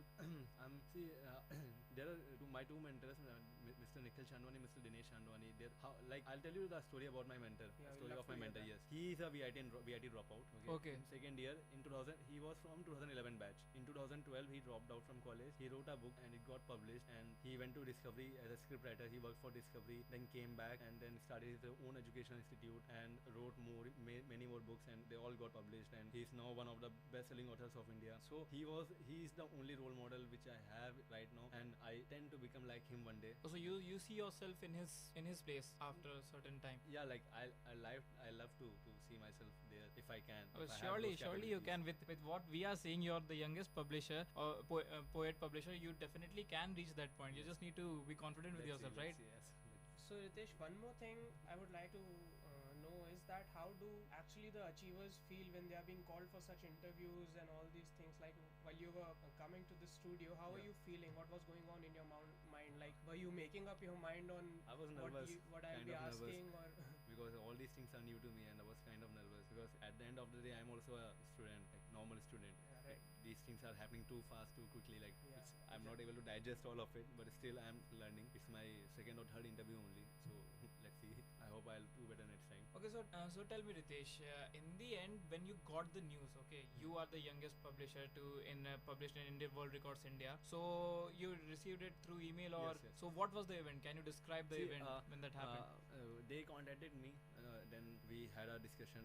I wasn't sure I'll get it. Like I was only 1% hope I had that I'll get it, because these all things are too big to get. was it the deadline that day? Were you you were knowing that today No, the results they, are going to they, come? Or they they have told me they'll inform me, and I was waiting for the confirmation mail. So it like 15 days passed, 20 days passed, no mail came. I was like, nothing's gonna happen, it's over, it's okay. And then suddenly one day, like after 1 month, they mailed me back, and they have like, they told me in the mail that we have reviewed your documents and everything. Congratulations, you will get the award, and you are a new record holder. Everything. So how did that make you feel? Like I was numb for a few minutes. Like what happened? What's going on? I couldn't realize. Like 1 year back, I was nothing. Like in 1 year, what happened?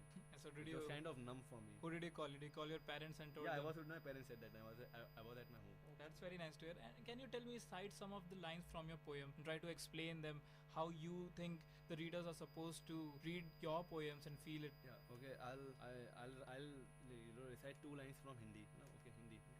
इन तन्हा रातों को एक हाथ चाहिए साथ चलने के लिए, इन अनजान रास्तों पे एक कंधा चाहिए सिर रख के रोने के लिए. Oh, that's very it's deep. Kind of I'm writing something. It's just 2 lines from it. Let me try to understand that. By andha you mean some kind of, the andha is yourself, right? I said इन तन्हा रास्तों पे एक हाथ चाहिए साथ चलने के लिए, इन अनजान रातों पे एक कंधा चाहिए सिर रखने के लिए.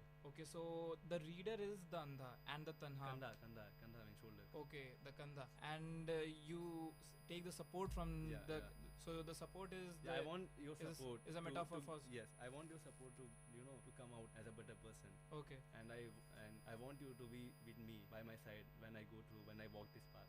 So it's actually denoting that a person doesn't need much in his life. He just needs a companion. He just needs a person or a support or a mentor or someone who can make him a better person. Okay. So this was from which poem? I'm writing it from my next book. It's your current work. Yes. Okay, so thank you, Ritesh, for having us here. We're very glad and we'll like to hear from you in the future. If you want to tell us anything or want to share with us anything, you're always welcome. I love to, like, if you guys give a Mystical Emotions a read. It's on Amazon and Play Store, and it's on Kindle also. So please read the book, and your reviews are welcome. I'll wait for them. And thank you for Community Radio for welcoming me here, and thank you Akshat and Harsh for this lovely interview. Thank you so much. Thank you so much. அப்பா ஒவ்வொரு நாளும் தொடங்கும் போது நமக்கு மட்டும்தான் இப்படி நடக்குதா? இல்லை குழந்தாய், 350 கோடி பேருக்கும் இப்படித்தான் நாள் துவங்குகிறது. யார் பேசுறது? நான் யாராக இருந்தால் என்ன, நான் சொல்ல வருவதுதான் முக்கியம். அப்படி என்ன முக்கியமான விஷயம் சொல்ல வந்தீங்க நீங்க? நான் காலைக்கடை முடிக்கும் போது தான் வரணுமா? சீக்கிரம் சொல்லுங்க. உன்னுடைய கழிவறையை பார், அது ஏன் இவ்வளவு அசுத்தமாக இருக்கிறது? அது வந்து நீ ஏன் மூக்கை பிடித்துக் கொண்டு தினமும் சலித்துக் கொண்டு உன் நாளை துவங்க வேண்டும்? அது வந்து உன் கழிவறையை தினமும் சரியாக சுத்தம் செய்து பராமரித்து வை. அப்படி செய்தால் நீ அந்த 350 கோடி பேரில் ஒருவனாக இருக்க மாட்டாய். ஆமா, யார் அந்த 350 கோடி பேரு? அந்த 350 கோடி பேரும் இந்த உலகில் சுகாதாரமான கழிவறை வசதி இல்லாதவர்கள். இப்போது சொல், உன்னிடம் கழிவறை உள்ளது, ஆனால் சுகாதாரம்? இப்போ சொல்லிட்டீங்கல்ல, இதோ சுத்தம் பண்ணிடுறேன். இந்த உலகில் 3இல் ஒருவருக்கு சுகாதாரமான கழிவறை வசதி இல்லை என்று ஐக்கிய நாடுகள் கணக்கெடுப்பு கூறுகிறது. நம் வீட்டில் இருக்கும் கழிவறை சுகாதாரமாக உள்ளதா என நாம் கவனித்து சுத்தம் செய்வோம். சமுதாய நலன் கருதி வெளியிடுவோர் VIT பண்பலை 90.8. नमस्कार दोस्तों, मैं हूँ आरजे ख्याति और आप सभी मुझे सुन सकते हैं VIT कम्युनिटी रेडियो 90.8 FM पे। विकसित भारत @2047 यह भारत सरकार का अभियान है जिसका लक्ष्य है 2047 तक भारत को एक विकसित राष्ट्र बनाना। सभी छात्र अपने विचार प्रदान कर सकते हैं।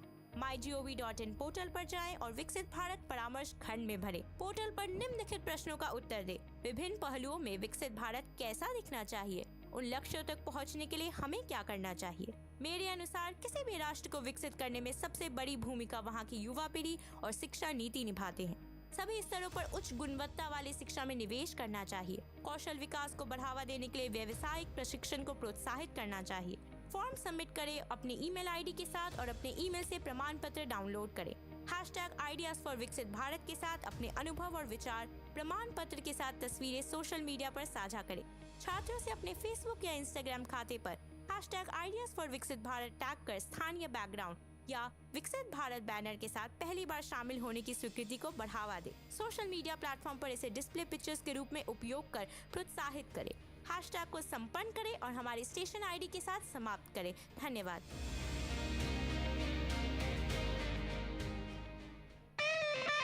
My Bookshop in second look of VIT Community Radio 90.8 FM.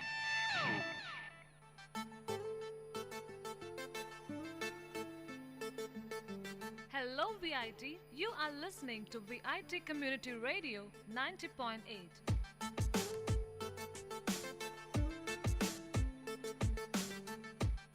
And welcome to the brand new episode of My Bookshop, which introduces you to a program where we review some best-selling must-readable books. And we would like to inculcate a reading habit to our listeners, and by reviewing these best-selling books on our show, we wish to open the world of books to you all.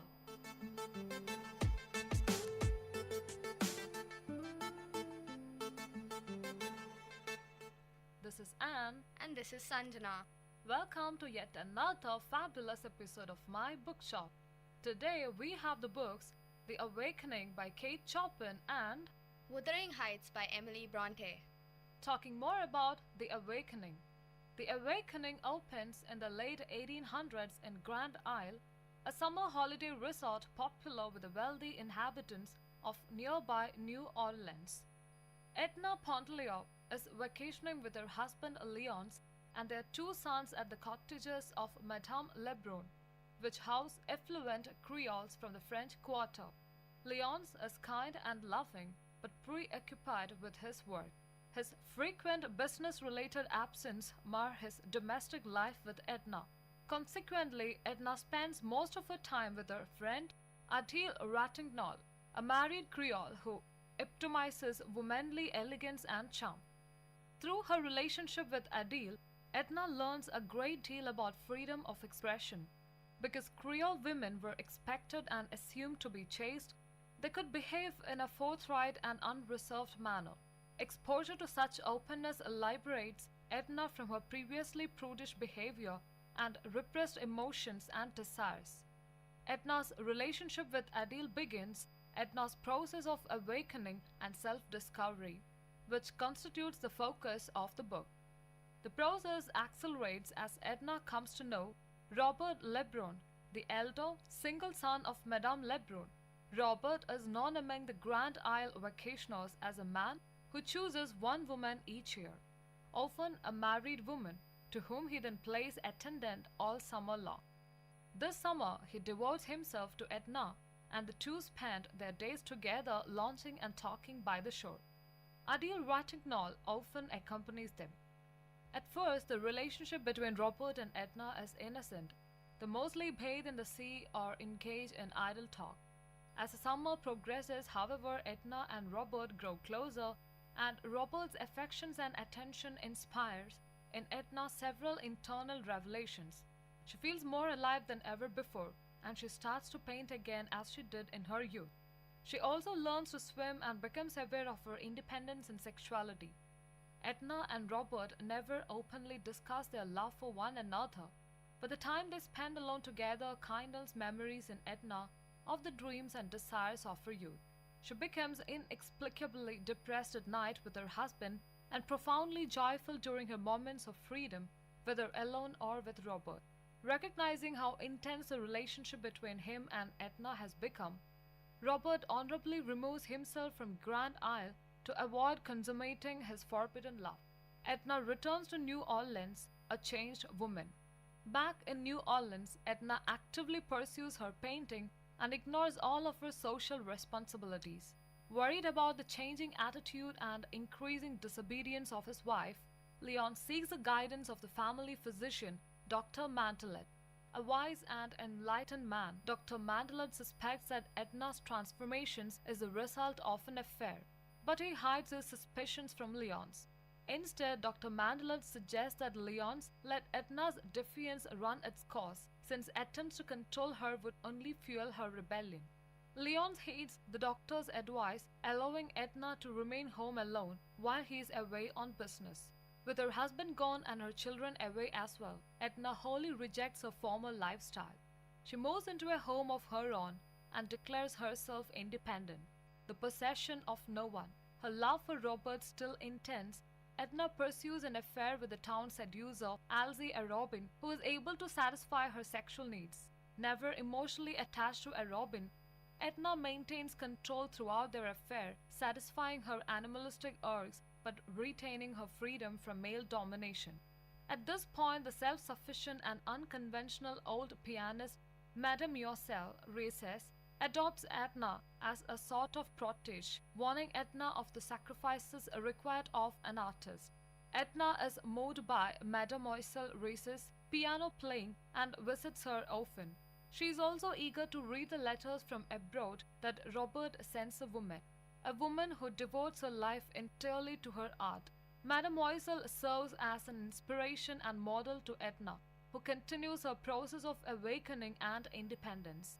Mademoiselle Reces is the only person who knows of Robert and Edna's secret love for one another, and she encourages Edna to admit to and act upon her feelings. Unable to stay away, Robert returns to New Orleans, finally expressing openly his feelings for Edna.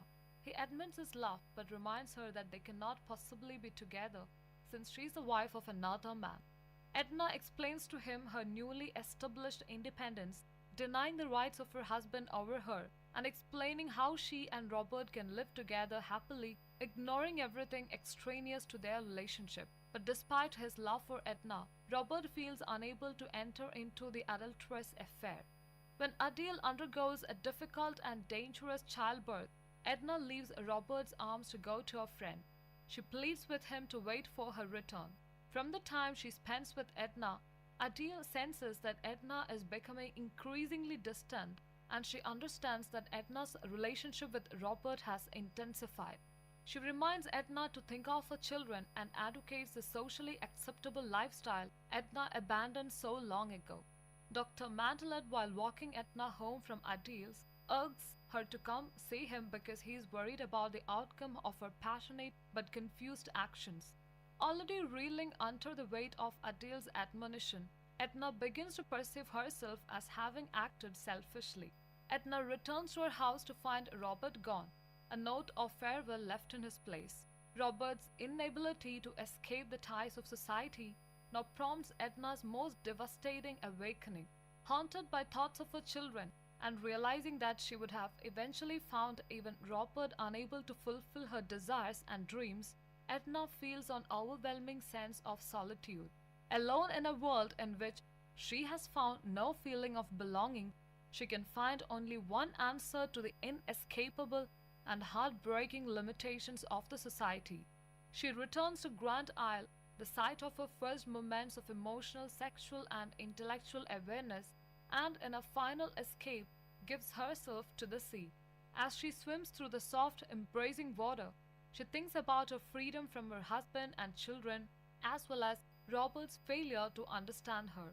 Dr. Mandler's words of wisdom and Mademoiselle Reese's courage.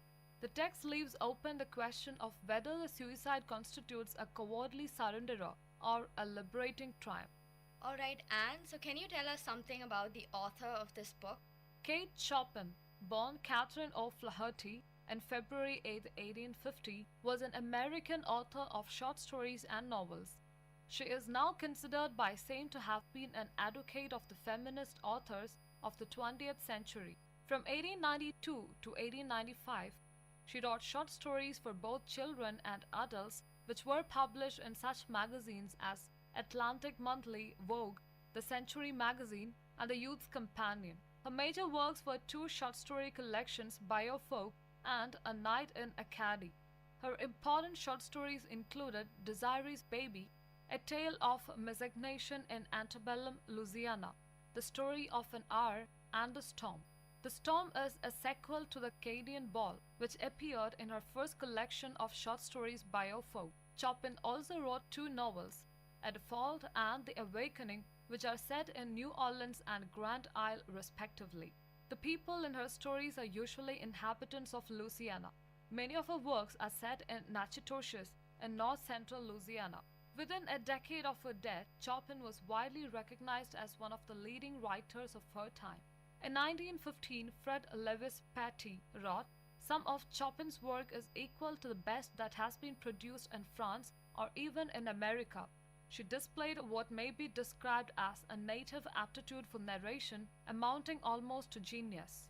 So, who is your most favorite character in the book?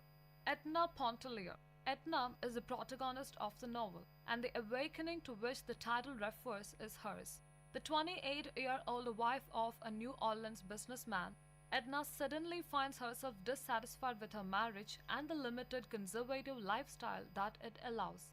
She emerges from her semi-conscious state of devoted wife and mother to a state of total awareness in which she discards her own identity and acts on her desires for emotional and sexual satisfaction. Through a series of experiences or awakenings, Edna becomes a shockingly independent woman who lives apart from her husband and children and is responsible only to her own urges and passions. Tragically, Edna's awakenings isolate her from others and ultimately lead her to a state of total solitude. So, what do you think is the theme of this book? Solitude as the consequences of independence is the theme of this book. For Edna Pontellier, the protagonist of The Awakening, independence and solitude are almost inseparable. The expectations of tradition coupled with the limitations of law gave women of the late 1800s very few opportunities for individual expression, not to mention independence. Expected to perform their domestic duties and care for the health and happiness of their families, Victorian women were prevented from seeking the satisfaction of their own wants and needs. During her gradual awakening, Edna discovers her own identity and acknowledges her emotional and sexual desires. Initially, Edna experiences her independence as no more than an emotion. When she swims for the first time, she discovers her own strength, and through her pursuit of her painting, she is reminded of the pleasure of individual creation. Yet, when Edna begins to verbalize her feelings of independence, she soon meets resistance from the constraints, most notably her husband, that weigh on her active life. And when she makes a decision to abandon her former lifestyle, Edna realizes that independent ideas cannot always translate into a simultaneously self-sufficient and socially acceptable existence.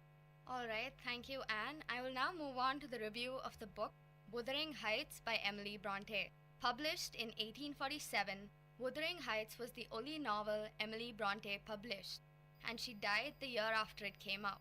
It is the story of Heathcliff, a dark outsider who falls in love with a feisty Catherine and rages and revenges against every obstacle that prevents him from being with her. In the winter of 1801, our narrator, Lockwood, shows up at Wuthering Heights to make arrangements with Heathcliff to rent the nearby manor, Thrushcross Grange. Heathcliff, the landlord, makes no effort to be pleasant and immediately becomes a source of deep curiosity to Lockwood. A snowstorm forces Lockwood to spend the night at Wuthering Heights, and he has crazy nightmares complete with a wailing ghost named Catherine Linton trying to come through the window. Settled into his new house, Lockwood invites the housekeeper, Nellie Dean, to tell the story of the curious inhabitants of Wuthering Heights. Nellie is all too happy to recount the dark tale of the Earnshaws, the Lintons, and mostly, we jump into the past as Nellie recounts the story. Nellie starts to work for the Earnshaws as a young girl. Everything is fine until Mr. Earnshaw takes a trip to Liverpool and returns with a swarthy little orphan child named Heathcliff. Though Earnshaw's daughter, Catherine, takes to the boy after only some initial aversion, the son, Hindley, resents his father's favoritism of the strange, mannerless boy. Soon, Catherine and Heathcliff are inseparable, but Hindley's bitterness has only grown, so he goes off to college. Catherine and Heathcliff briefly enjoy a sort of idyllic, adventurous childhood out on the stormy moors and snuggling in the oak-panelled bed. When Mr. Earnshaw dies, Hindley returns from college with his new wife, Frances, to claim his place as master of Wuthering Heights. College hasn't altered Hindley's feelings towards Heathcliff, so he decides to make life miserable for his adopted brother by treating him like a servant. With Hindley acting like the tyrant, Catherine provides Heathcliff's only solace. They remain allies and friends. One night, Heathcliff and Catherine ramble down to the Grange to spy on the Linton children, Edgar and Isabella, who live a pampered and protected existence. When a dog bites Catherine, she is forced to stay at the Grange for 5 weeks to recuperate. While there, she captures the affections of young Edgar. Back at Wuthering Heights, life without Catherine has been miserable for Heathcliff. But with Edgar in the picture, things will never be the same. Francis dies after giving birth to a son, Hareton. Without his wife to help tone down his rage, Hindley becomes even more vengeful towards Heathcliff. Hindley resents his new son and he becomes an abusive alcoholic. His primary activity is making life miserable for Heathcliff and as a result for everyone else in the house. Though Catherine confesses to Nellie an all-consuming love for Heathcliff, she still marries Edgar. Heathcliff takes off for 3 years to who knows where. When he returns, Heathcliff finds Catherine and Edgar married and living at Thrushcross Grange. Heathcliff is now on a mission of revenge against Hindley, who is even worse shaped than before. Loaded with a bunch of money gained during his mysterious absence, Heathcliff sets into motion his master plan to acquire Wuthering Heights and the Thrushcross Grange. Heathcliff exploits the fact that Hindley is a drunken mess and engages him in extended bouts of gambling that eventually lead Hindley to mortgage Wuthering Heights to pay his debt. The house now belongs to Heathcliff. Heathcliff continues to visit Catherine at the Grange, though her husband Edgar treats him like a low-born outsider. In order to acquire Edgar's property, Heathcliff marries Isabella Linton, who brings out all of his abusive instinct. A violent argument between Edgar and Heathcliff sends Catherine to the sick bed from which she never really recovers. She does, however, give birth to a daughter, also named Catherine. When Catherine dies, Heathcliff's sorrow and rage increase, and he pleads for Catherine's ghost to haunt him. Unable to take his abusiveness any longer, Isabella flees for London, where she gives birth to a son, Linton Heathcliff. For the next 13 years, Nellie Dean stays at Thrushcross Grange to raise Catherine, a feisty daddy's girl. Edgar and Nellie make sure that Catherine knows nothing of Wuthering Heights or its master. But like her mother, Catherine is drawn to adventure and wants to explore the moors and all of its craggy, windswept spots. When Nellie forbids her to leave the property of the Grange, Catherine grows off on her own. She ends up at Wuthering Heights, where she meets Hindley's son, Hareton. Heathcliff's despicable treatment of the young man has turned Hareton into a grunting, uneducated oaf. Still, Catherine is happy to have some companionship. When Isabella dies, Edgar retrieves his fragile, dismal nephew, Linton, and brings him back to live with them at Thrushcross Grange. Heathcliff has other plans and demands that his son live with him, though Linton did not even know his father existed. The contrast between Linton and Hareton is stark, but Heathcliff can't stand either of them. Eventually, young Catherine encounters Heathcliff on the moors and ventures to Wuthering Heights, where she meets Linton, whom she only vaguely remembered. She and Linton begin a secret correspondence of love letters sent via the milk fetcher. When Edgar and Nellie become sick and bedbound, Catherine begins to sneak up to Wuthering Heights to visit Linton. The miserable and suffering Linton becomes a tool of his father's plot for revenge. Marrying Catherine would mean that Linton inheriting Thrushcross Grange. At a prearranged meeting between Catherine and Linton, Heathcliff lures Nellie and Catherine back to Wuthering Heights, where he imprisons them and forces Catherine to marry Linton. Soon after, Edgar dies and so does the sickly young Linton. Heathcliff is now master of both Wuthering Heights and Thrushcross Grange. He keeps his widowed daughter-in-law with him at Wuthering Heights so that she can work for him as a common servant. He rents out Thrushcross Grange to Locke. Nellie's story is now complete. Lockwood's fascination with Heathcliff has turned to disgust, and he gives notice to Heathcliff that he will be leaving Thrushcross Grange to return to London. 6 months later, however, he's back in the neighborhood and visits Nellie, who gives him an update on the dramatic tale.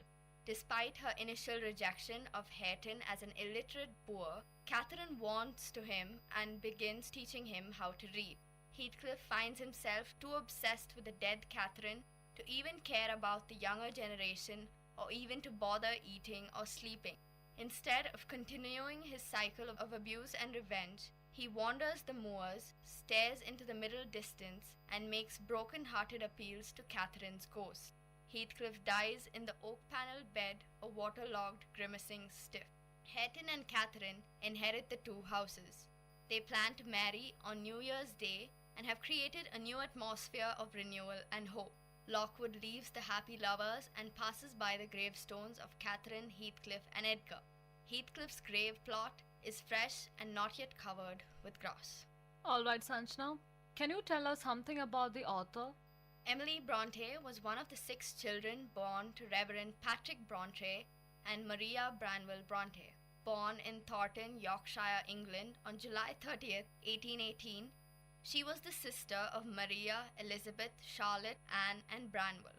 Her family moved to Haworth when she was 2 years old, and here she first experienced the moors, a part of the Pennine chain of mountains, and here she lived until she died 30 years later. A variety of conflicting influences shaped her life. Her father, of Irish descent, was known for his poetry and imagination, even though he was the cleric. Her mother, a staunch Methodist, died when Emily was only 3 years old. So what she knew of her, she learned from her siblings and her aunt Elizabeth, who raised the children after Maria's death. Elizabeth brought a religious fervor to the house that Bronte soon rejected. Bronte's environment shaped her life and her work. The village of Haworth was isolated and surrounded by moors. Thus, the one world she knew and lived in became the setting for her only novel. Paralleling her own life, she creates motherless characters in Wuthering Heights. Writing was a means of amusement for the Bronte children.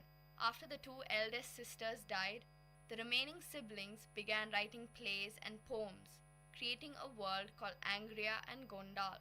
These worlds became little books and the sources for later poetry and prose. Emily Bronte went to school, but she was unable to stay there.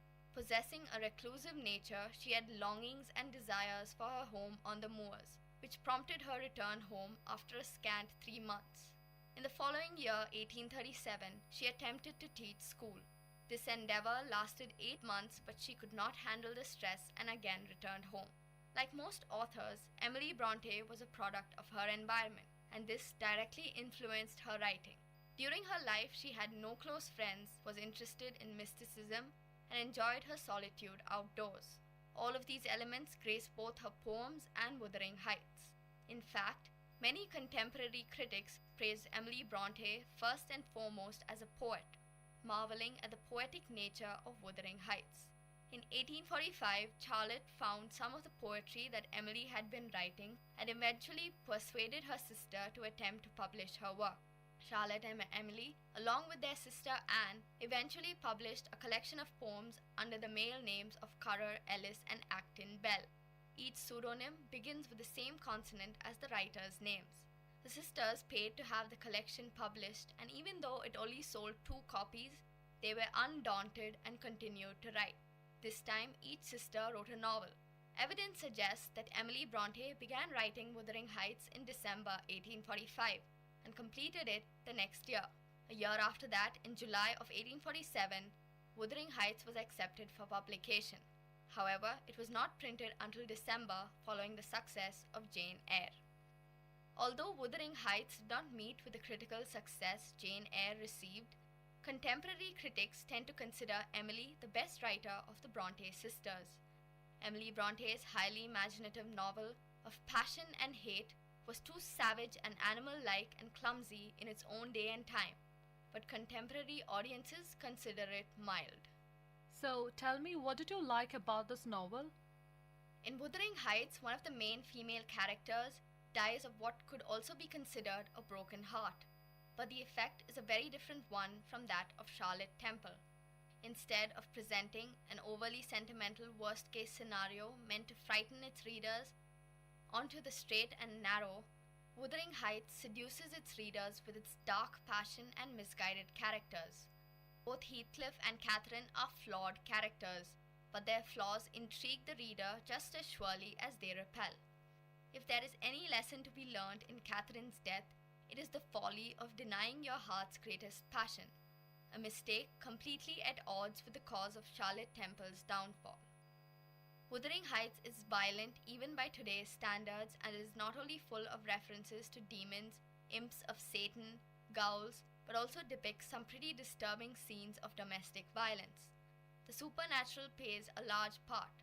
Ghosts appear, and Heathcliff, characterized more than once as a vampire, refers to drinking blood, haunting, and all manner of paranormal acts. So tell me, has the book been adapted into other forms of art? Numerous movie adaptations have been made of the book. The one in 1939 starring Laurence Olivier, nominated for an Academy Award for Best Picture. It has also inspired several creative adaptations such as operas, musicals, theatrical adaptations, and even a song by Death Cab for Cutie. Artists' love of all the novels, Gothic elements, and the scholarly interpretations are endless. Wuthering Heights appeared after England's craze for Gothic novels had ended, and the book changes all of the rules, taking your standard haunted house performance and turning it into a sinister psychological thriller. So, would you suggest this book for our readers?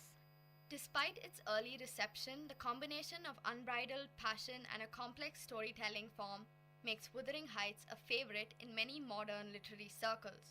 The darkness of the story and the lack of accompanying moral teachings shocked many of its contemporaries, while the intricacies of the cyclical plot, the destruction and ultimate reunification of the families were overlooked until recent decades.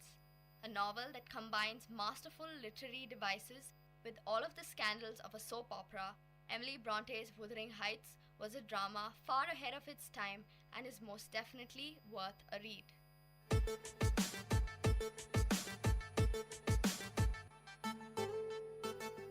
So I guess this is enough for today's episode.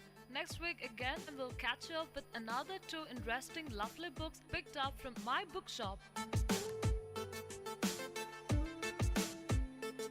Meet you guys next week. Till then, bye and take care. So this is Anne signing off. And this is Sanjana signing off as well. From Vit Community Radio 90.8.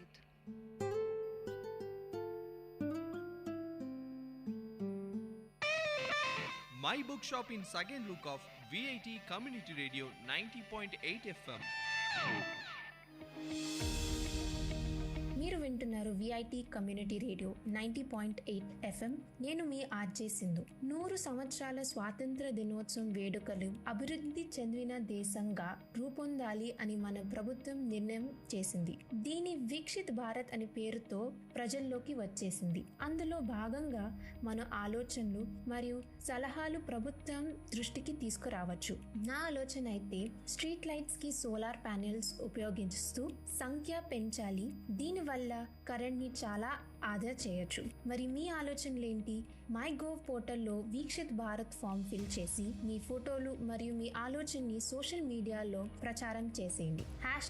#ideas for Vikshith Bharat ఉపయోగిస్తూ చేయండి. మంచి సలహాకి మొదటి బహుమతిగా 5 లక్షలు, రెండో బహుమతిగా 3 లక్షలు మరియు మూడో బహుమతిగా 2 లక్షలు ఇస్తారు. సో మీ వంతు కృషి చేస్తారు అని ఆశిస్తూ ధన్యవాదాలు.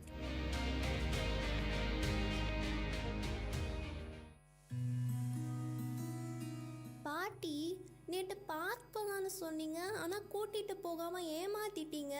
போங்க பாட்டி, நான் உங்கள் மேலே கோவமாக இருக்கேன். கோச்சிக்காதடா, வா நம்ம இப்போவே போகலாம். அப்படியே செல்வனையும் பாட்டி கூப்பிட்டேன்னு கூப்பிடு. நீதான் பாட்டி பெஸ்ட்டு. இதோ இப்போவே போகிறேன்.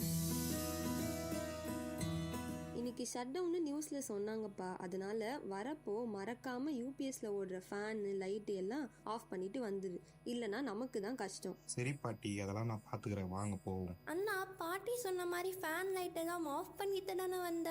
ஆஃப் பண்ணிட்டேன்னு தான் நினைக்கிறேன். அதெல்லாம் விட்டு தள்ளு, வா நம்ம போய் ஊஞ்சல் விளையாடலாம். செல்வா, நான் உன்கிட்ட என்ன சொன்னா நீ என்ன பண்ணி வச்சிருக்க? சாரி பாட்டி, பார்க் போகிற அவசரத்தில் மறந்துட்டேன். இப்போ சாரி கேட்டு என்னப்பா பண்ண முடியும்? இன்னைக்கு பூரா கரண்ட் இல்லாமல் நம்ம தான் அவதிப்பட போகிறோம். இது போல தான் முந்தநேத்து குளிச்சுட்டு குழாயை மூடாமல் வந்துட்ட. அதனால எவ்வளோ தண்ணி வீணா போச்சு தெரியுமா? உன்னை பார்த்து தானே செல்வியும் வளர்றா. அவளுக்கு நீ ஒரு நல்ல எடுத்துக்காட்டா இருக்கணும் தானப்பா. மின்சாரத்தையும் தண்ணியையும் வீணாக்க கூடாது, சரியா? சரி பாட்டி, இனிமே நான் கவனமா இருக்கேன். நல்லதுப்பா. ஆற்றலை சேமிக்க பழகுவோம், சிறப்புடன் வாழ்வோம்.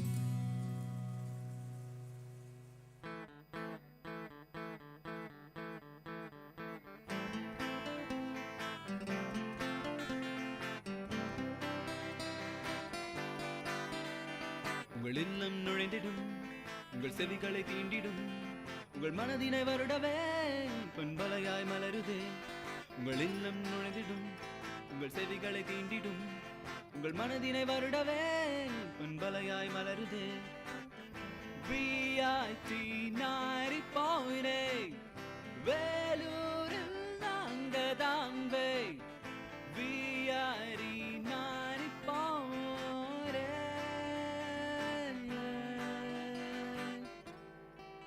நீங்கள் கேட்டுக்கொண்டிருப்பது VIT பண்பலை 90.8 VIT பல்கலைக்கழகத்தின் சமுதாய வானொலி.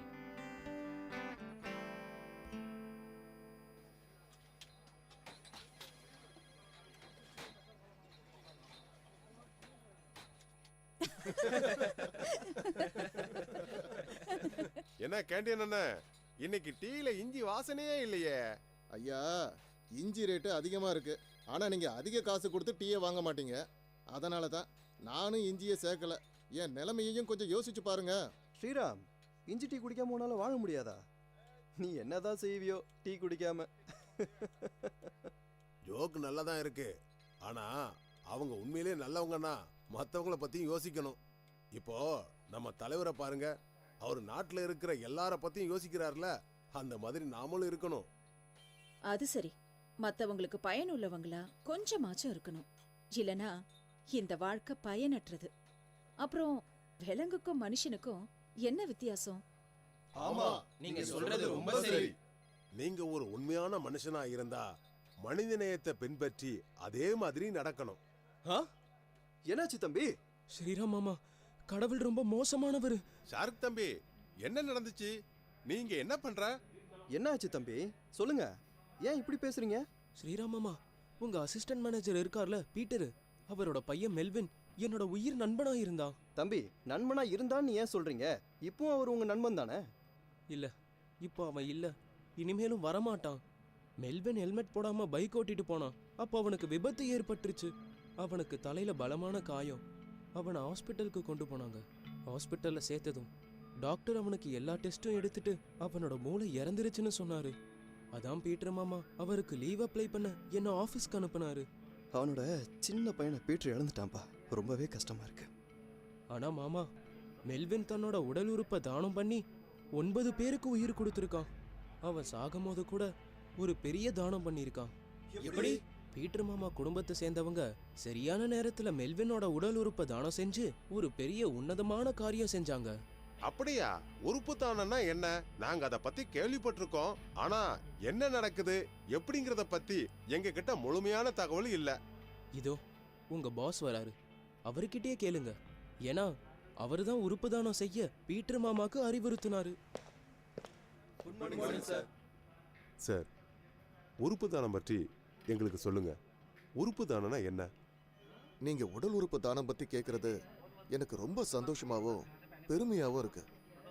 இறந்த பிறகு நாம உடல் உறுப்பு தானம் செஞ்சு பிறருடைய வாழ்க்கையை காப்பாத்தலாம்.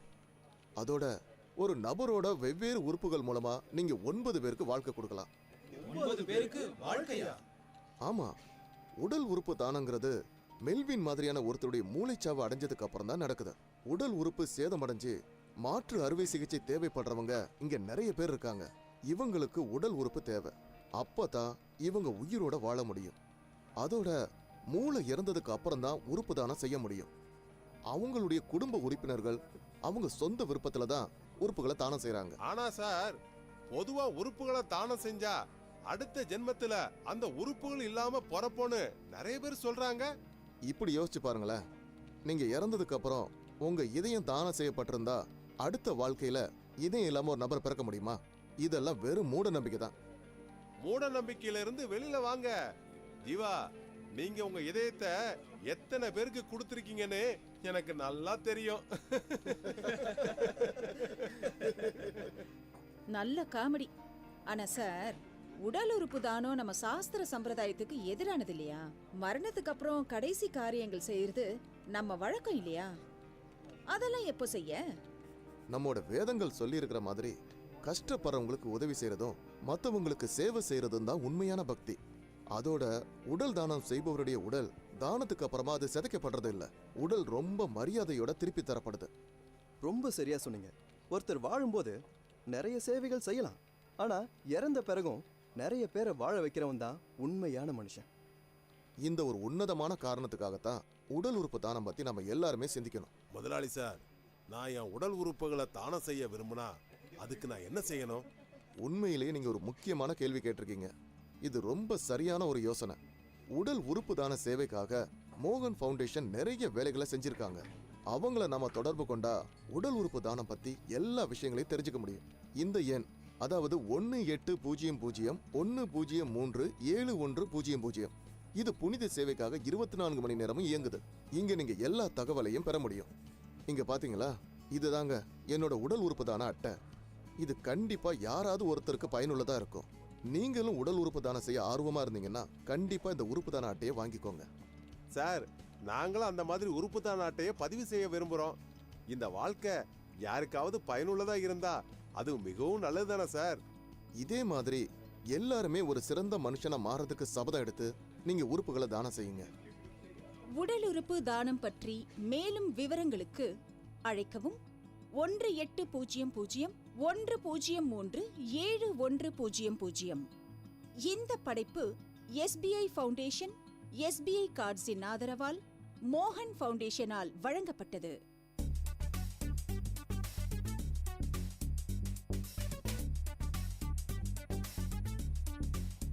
And you're listening to the show Travel Bonanza with, of course, your host Ashika.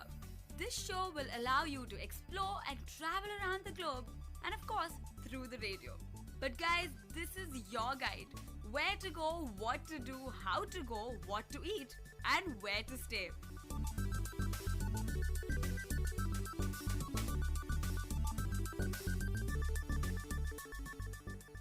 Hello to all the listeners. This is Vit Community Radio 90.8, and you're listening to the show Travel Bonanza with your host Ashika. The show where you get to travel around the world through the radio. As we stay in Vellore, how about in this episode we deal with the areas in the near vicinity? And in the near proximity, the first place we think about is the city of Chennai, or as some people call it, Madras. Chennai itself is an excellent tourist destination for all of us, especially the people of Vellore. Chennai is home to beaches, educational centers, recreational facilities, resorts, historical heritage sites, and plenty more. We definitely require more than one episode to feature this city. Thus, we could probably call it Part 1 of Chennai. The later sessions we can explore as we visit the places further. So what is the first thing that one remembers or recollects when one says Chennai? Yes, it is the beach, of course. The Chennai coast contains various beaches: the Thiruvanmayur beach, the Besant Nagar beach, Elliott's beach, Kovalam beach, and of course, how can we forget the Marina beach? So we'll talk about Marina in this first episode. Marina is the landmark of Chennai, or let's say India, being the second longest coast in the world. Marina is a hot tourist destination, even literally. Whenever I've visited the beach, it's always bustling with life. Tourists of various nativities all relaxing at the beach. The attraction of the tourists calls for many souvenirs that people can take back home. The main path to the beach contains side stalls that sell souvenirs like shells, beach attire, handicrafts, and of course, what is a tourist destination without food? There are tiny food stalls throughout the beach. Fish stalls, corn, chips, beach kulfi. Oh, that's my favorite, of course. And the famous bhaji stalls, how can we forget that? And apart from that, which you say the food, you have the horse riding, which is, I think, very particular to the Marina beach. You get to witness fishing right in front of your eyes in Marina beach, and it's a complete experience. The unique aspect of Marina that sets it apart is the recreational features, like the memorials of individuals who have made a difference to what is Tamil Nadu today, like Dr. MGR's memorial. The facilities are very well maintained and constructed in a magnificent manner. So do visit the memorials, a glimpse of the modern history of the emergence of Tamil Nadu. How can I forget, what is a beach without a lighthouse? You get a chance to get a bird's eye view of the coastal phenomena along the horizon. Enough of me talking. we have an interview with one of the Chennaiites at Marina Beach. My name is Shivakumar. Okay, where are you from? I'm from Chennai. Okay, so what do you do? I'm currently working in a software company in Mumbai, and I'm here for my vacation as this is my hometown. Okay, sir. So what brought you here to Marina Beach? I like those long walks over here, you know, when I find time for myself and everything, and I like jogging over here because it's a pretty long beach and it's fun during the morning times. Yes, and right now you're in the evening, so what makes you come here right now?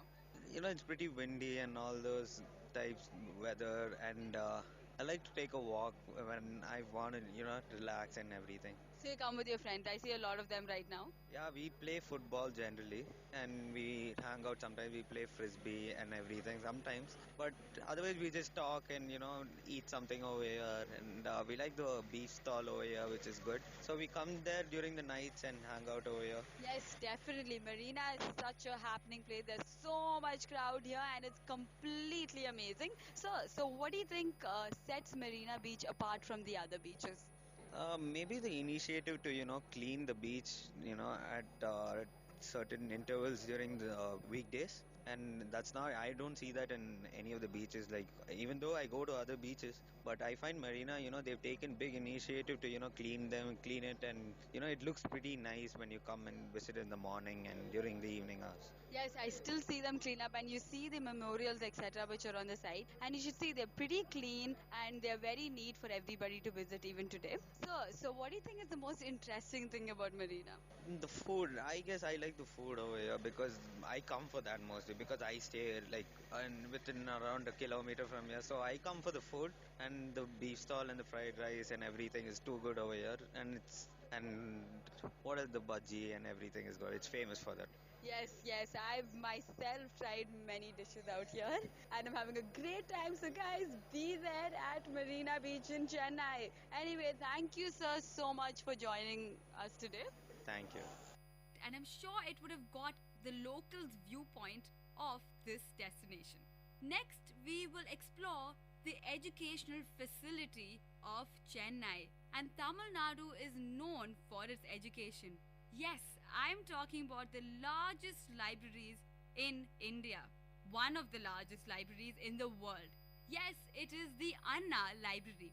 It is right at the heart of the city in Adyar. And of course, you can take the bus or the train, and soon probably the metro would be constructed. It caters to a large population, even the visually challenged. The speciality of this library is that there's an entire braille section that caters to the visually challenged.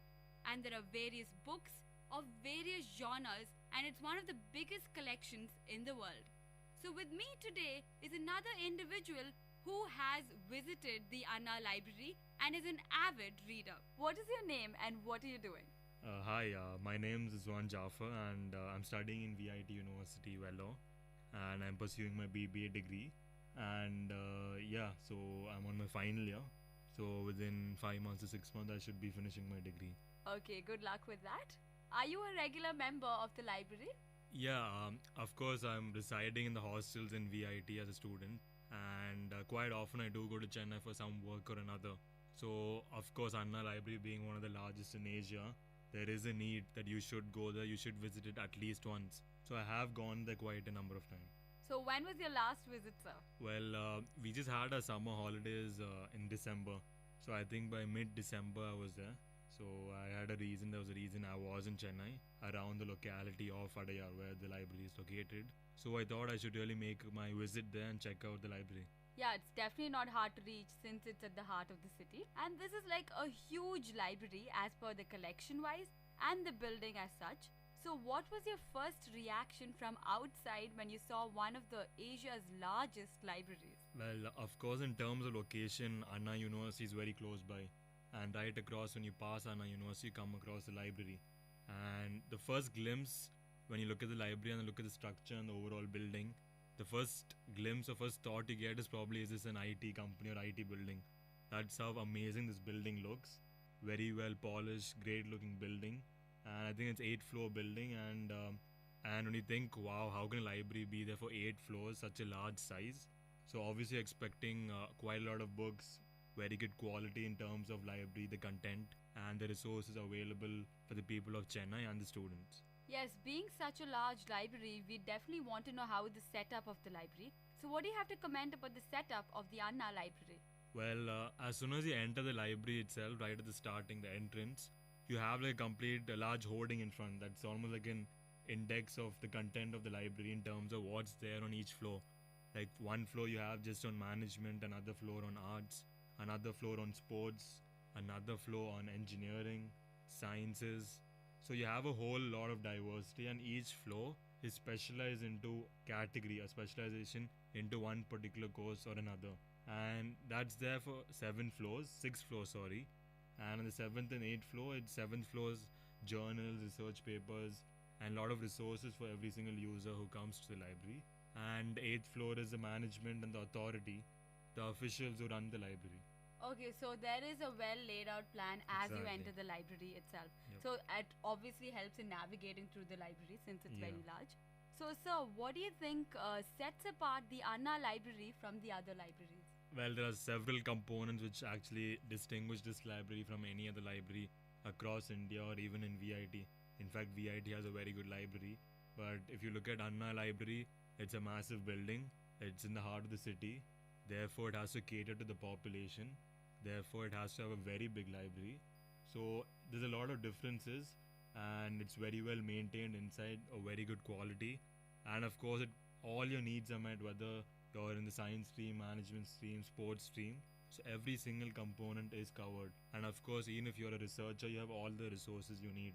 So in terms of the structure of the building, the quality of the building, the resources for a user, and the location and the size of the building, it's way better, way superb, and sets it apart from any other library in Tamil Nadu or across country or even in Asia. Yes, that's true. And what is special about this library? That it has a complete braille section for the visually challenged. Yep. So would you like to say something about that? Yeah, in the ground floor, as soon as you enter, there are several components or several departments subdivided. You have a braille section, of course, for the visibly challenged students. And of course, their needs have to be met. They're just as normal as every single one of us. And it's very nice that this particular library caters to everyone's need, and they don't have any problem just because they are visibly challenged. So it's very nice initiative from the government of Tamil Nadu. And that particular section for the braille readers, they have a very large diversity of books, and everything is there for their convenience. So it's very nice, very good initiative. And right opposite to it, you have a separate section just for any examinations to be conducted. And of course, permissions have to be taken from the library authority. But you have a very good setup for examinations to be conducted, a braille section, and you also have a canteen for anyone who comes to the library and spends almost the whole day in the library. Yes, due to the large collection, most people end up in the library right from the early morning till the late evening, till the library actually closes. So, sir, the next question, of course, the collection in Anna Library is huge, and the library is known for that in the world. So, what about the collection? Well, for my needs, what I go to the library is for either management or sports. Management is my specialization area. So as soon as I went into the management section, which is I think on the 3rd floor, on each floor I think I should tell all the viewers or the hearers that each floor has 2 wings, A and B wing. So let's say on the management floor itself, 3rd floor, you have one particular wing just for certain books, certain sections, like let's say marketing, finance, HR, and another section, B wing, just for recruitment, other specializations, and other needs in particular to management. So each floor has its own A and B wing and specializations. So when I went into one particular wing, I think the A wing, I was particularly looking at recruitment and hiring new people and all related to HR and marketing. So I thought there's a huge diversity, a lot of books, and many might be wondering the authors in this particular library might be just Indian authors, the local authors, but you have authors from all over the world. The best books are available, and all the resources are there which you probably cannot buy online. And I was very satisfied, at least my needs when I went to find certain books, I got them. And in fact there's so many books related to recruitment and hiring people that I in fact had to choose. I was in a confusion which book to choose. So I mean, that's a great thing for any librarian or any person who's an avid reader. Then I went to the sports section. In the sports section, of course, you look at football, cricket, basketball, hockey, swimming, several other sports. And every single sport is very well covered. You have all the books, all the resources, and it's all up to date. Even, let's say, if I'm a Manchester United fan and I follow soccer, the latest editions of the yearbook of the club and latest reviews and magazines about the club, autobiographies of players, every single thing is there in the library. And most importantly, it's very well organized and very well maintained, and it meets the need for every single avid reader and encourages every single person to come to the library and spend their time in the library. Yes, yes, yes. And we as students require journals for our research.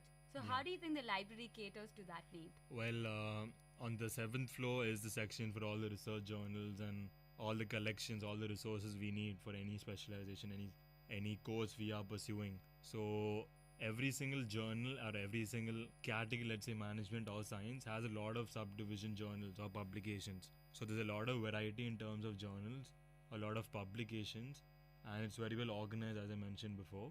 So all the journals you need for references are there, so you can use the best of the resources, and that in turn helps your publication or your research project.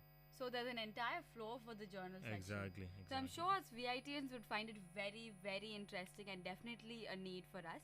So, sir, what about the integration of technology in the whole facility? Well, first thing when I went into the library, I thought there would be Wi-Fi.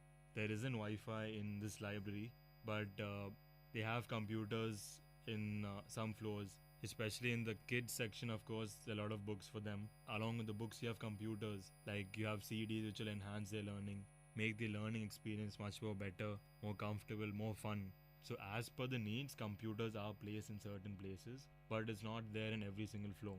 And of course, I think it is there for a reason, and the management has done that for a reason. Because of course, if you have Wi-Fi and you have computers everywhere, quite naturally people would misuse it for the wrong reasons. And therefore, computers are placed at the right, select and appropriate places.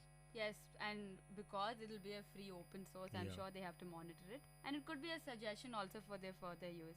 So, sir, this is such a huge educational opportunity, of course. Do you think the Chennaiites actually utilize the resource very well?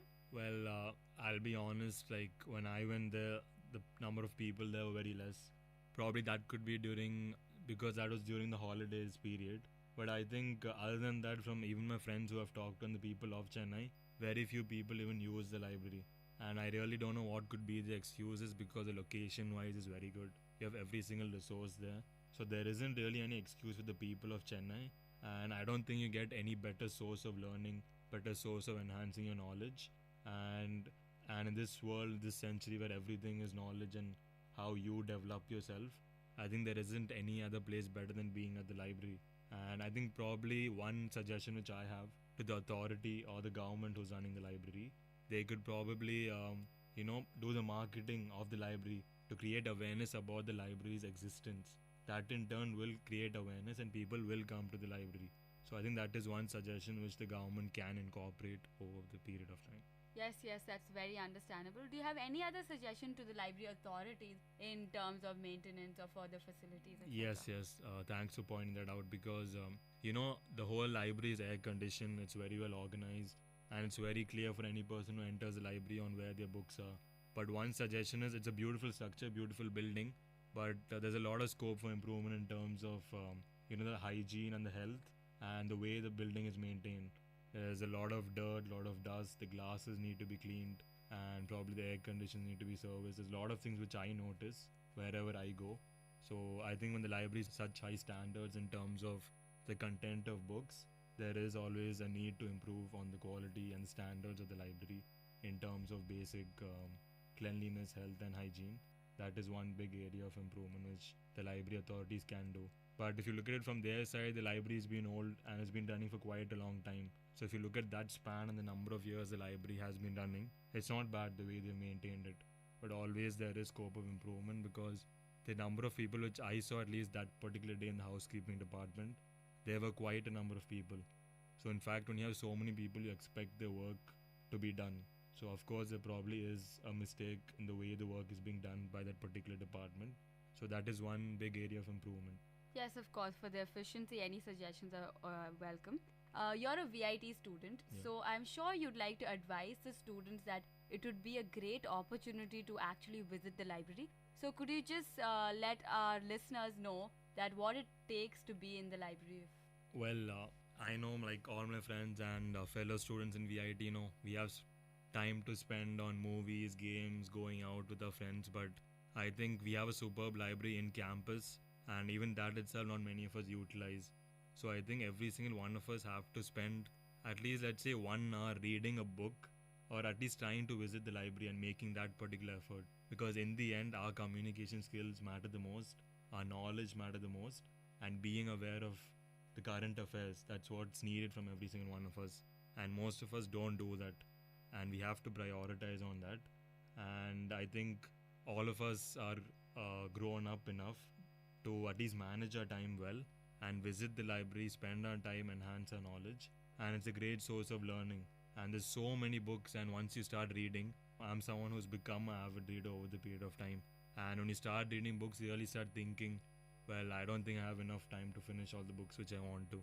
So that's a great feeling, and I think every single one of us should have that feeling over a period of time.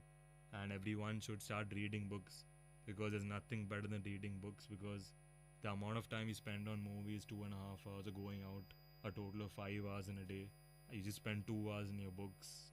There's nothing better than that. So I recommend every single one of us to make that effort, set time in a schedule to just read a book or read the news. Yes, and many of us visit Chennai often, or they live in Chennai.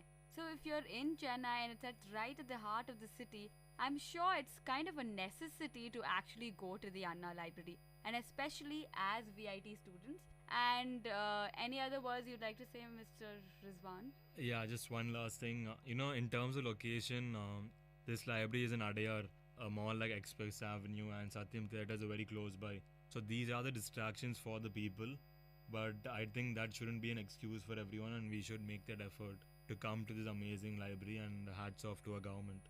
Yes, it's a well-connected place, so do visit that place, especially as students of VIT. Thank you so much for joining us today, Mr. Rizwan. It's a pleasure. Welcome. That was a pretty informative exchange. So everybody, especially the VITians, please use this resource well, which requires at least a whole day of spending. With this, we come to the end of part 1 of Chennai. We have plenty more places to visit. Mahabalipuram, the beach resorts, and plenty more.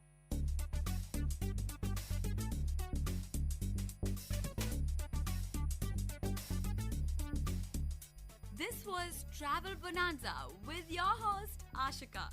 So stay tuned to VIT Community Radio 90.8.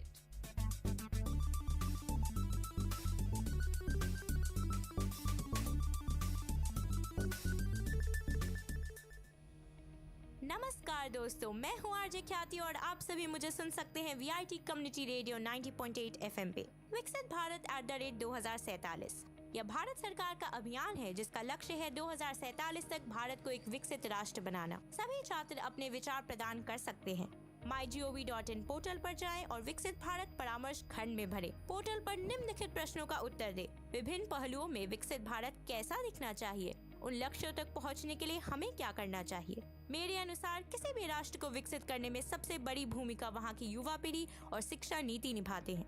सभी स्तरों पर उच्च गुणवत्ता वाली शिक्षा में निवेश करना चाहिए। कौशल विकास को बढ़ावा देने के लिए व्यावसायिक प्रशिक्षण को प्रोत्साहित करना चाहिए। फॉर्म सबमिट करें अपनी ईमेल आईडी के साथ और अपने ईमेल से प्रमाण पत्र डाउनलोड करें।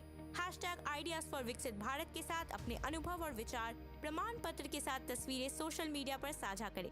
छात्रों से अपने फेसबुक या इंस्टाग्राम खाते पर #Ideas for विकसित भारत टैग कर स्थानीय बैकग्राउंड या विकसित भारत बैनर के साथ पहली बार शामिल होने की स्वीकृति को बढ़ावा दें। सोशल मीडिया प्लेटफॉर्म पर इसे डिस्प्ले पिक्चर्स के रूप में उपयोग कर प्रोत्साहित करें।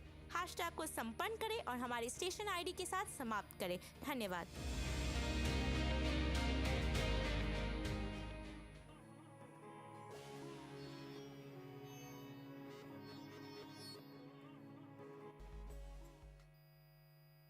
நேர்ல இது விஐடி பண்பலை 90.8 இந்த நிகழ்ச்சி அறிவோம் ஆயிரம் நிகழ்ச்சியில் ஒவ்வொரு நாளும் ஒவ்வொரு துறை சார்ந்த பல்வேறு தகவலை கொண்டு வந்துட்டு இருக்கோம். அந்த வகையில் இன்னைக்கு எந்த துறை சார்ந்த தகவலை கொண்டு வந்திருக்கோன்றது ஒரு சின்ன ரகசியமாக வச்சுருக்கோம். அந்த சின்ன ரகசியத்தை இன்னும் கொஞ்ச நேரத்தில் உங்களுக்கு சொல்ல போகிறோம். நான் உங்கள் அன்பு தோழன் KP ஆனந்த், என்னுடன் இணைந்திருப்பது சுரேஷ் போஸ், ரஞ்சித் குமார்.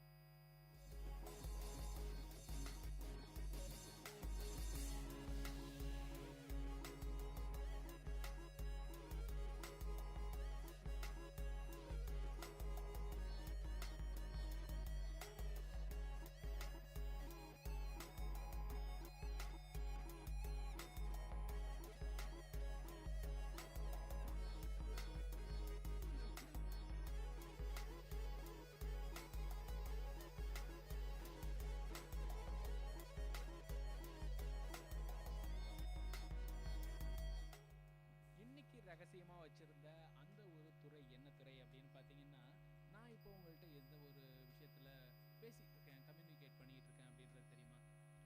மொழி. மொழி. தப்புன்னு சொல்லிட்டீங்களே, இது என்ன இது? சரி, இப்போ மொழியை பற்றி தான் இன்றைக்கி நம்ம பல தகவல்கள் கொண்டு வந்திருக்கோம்.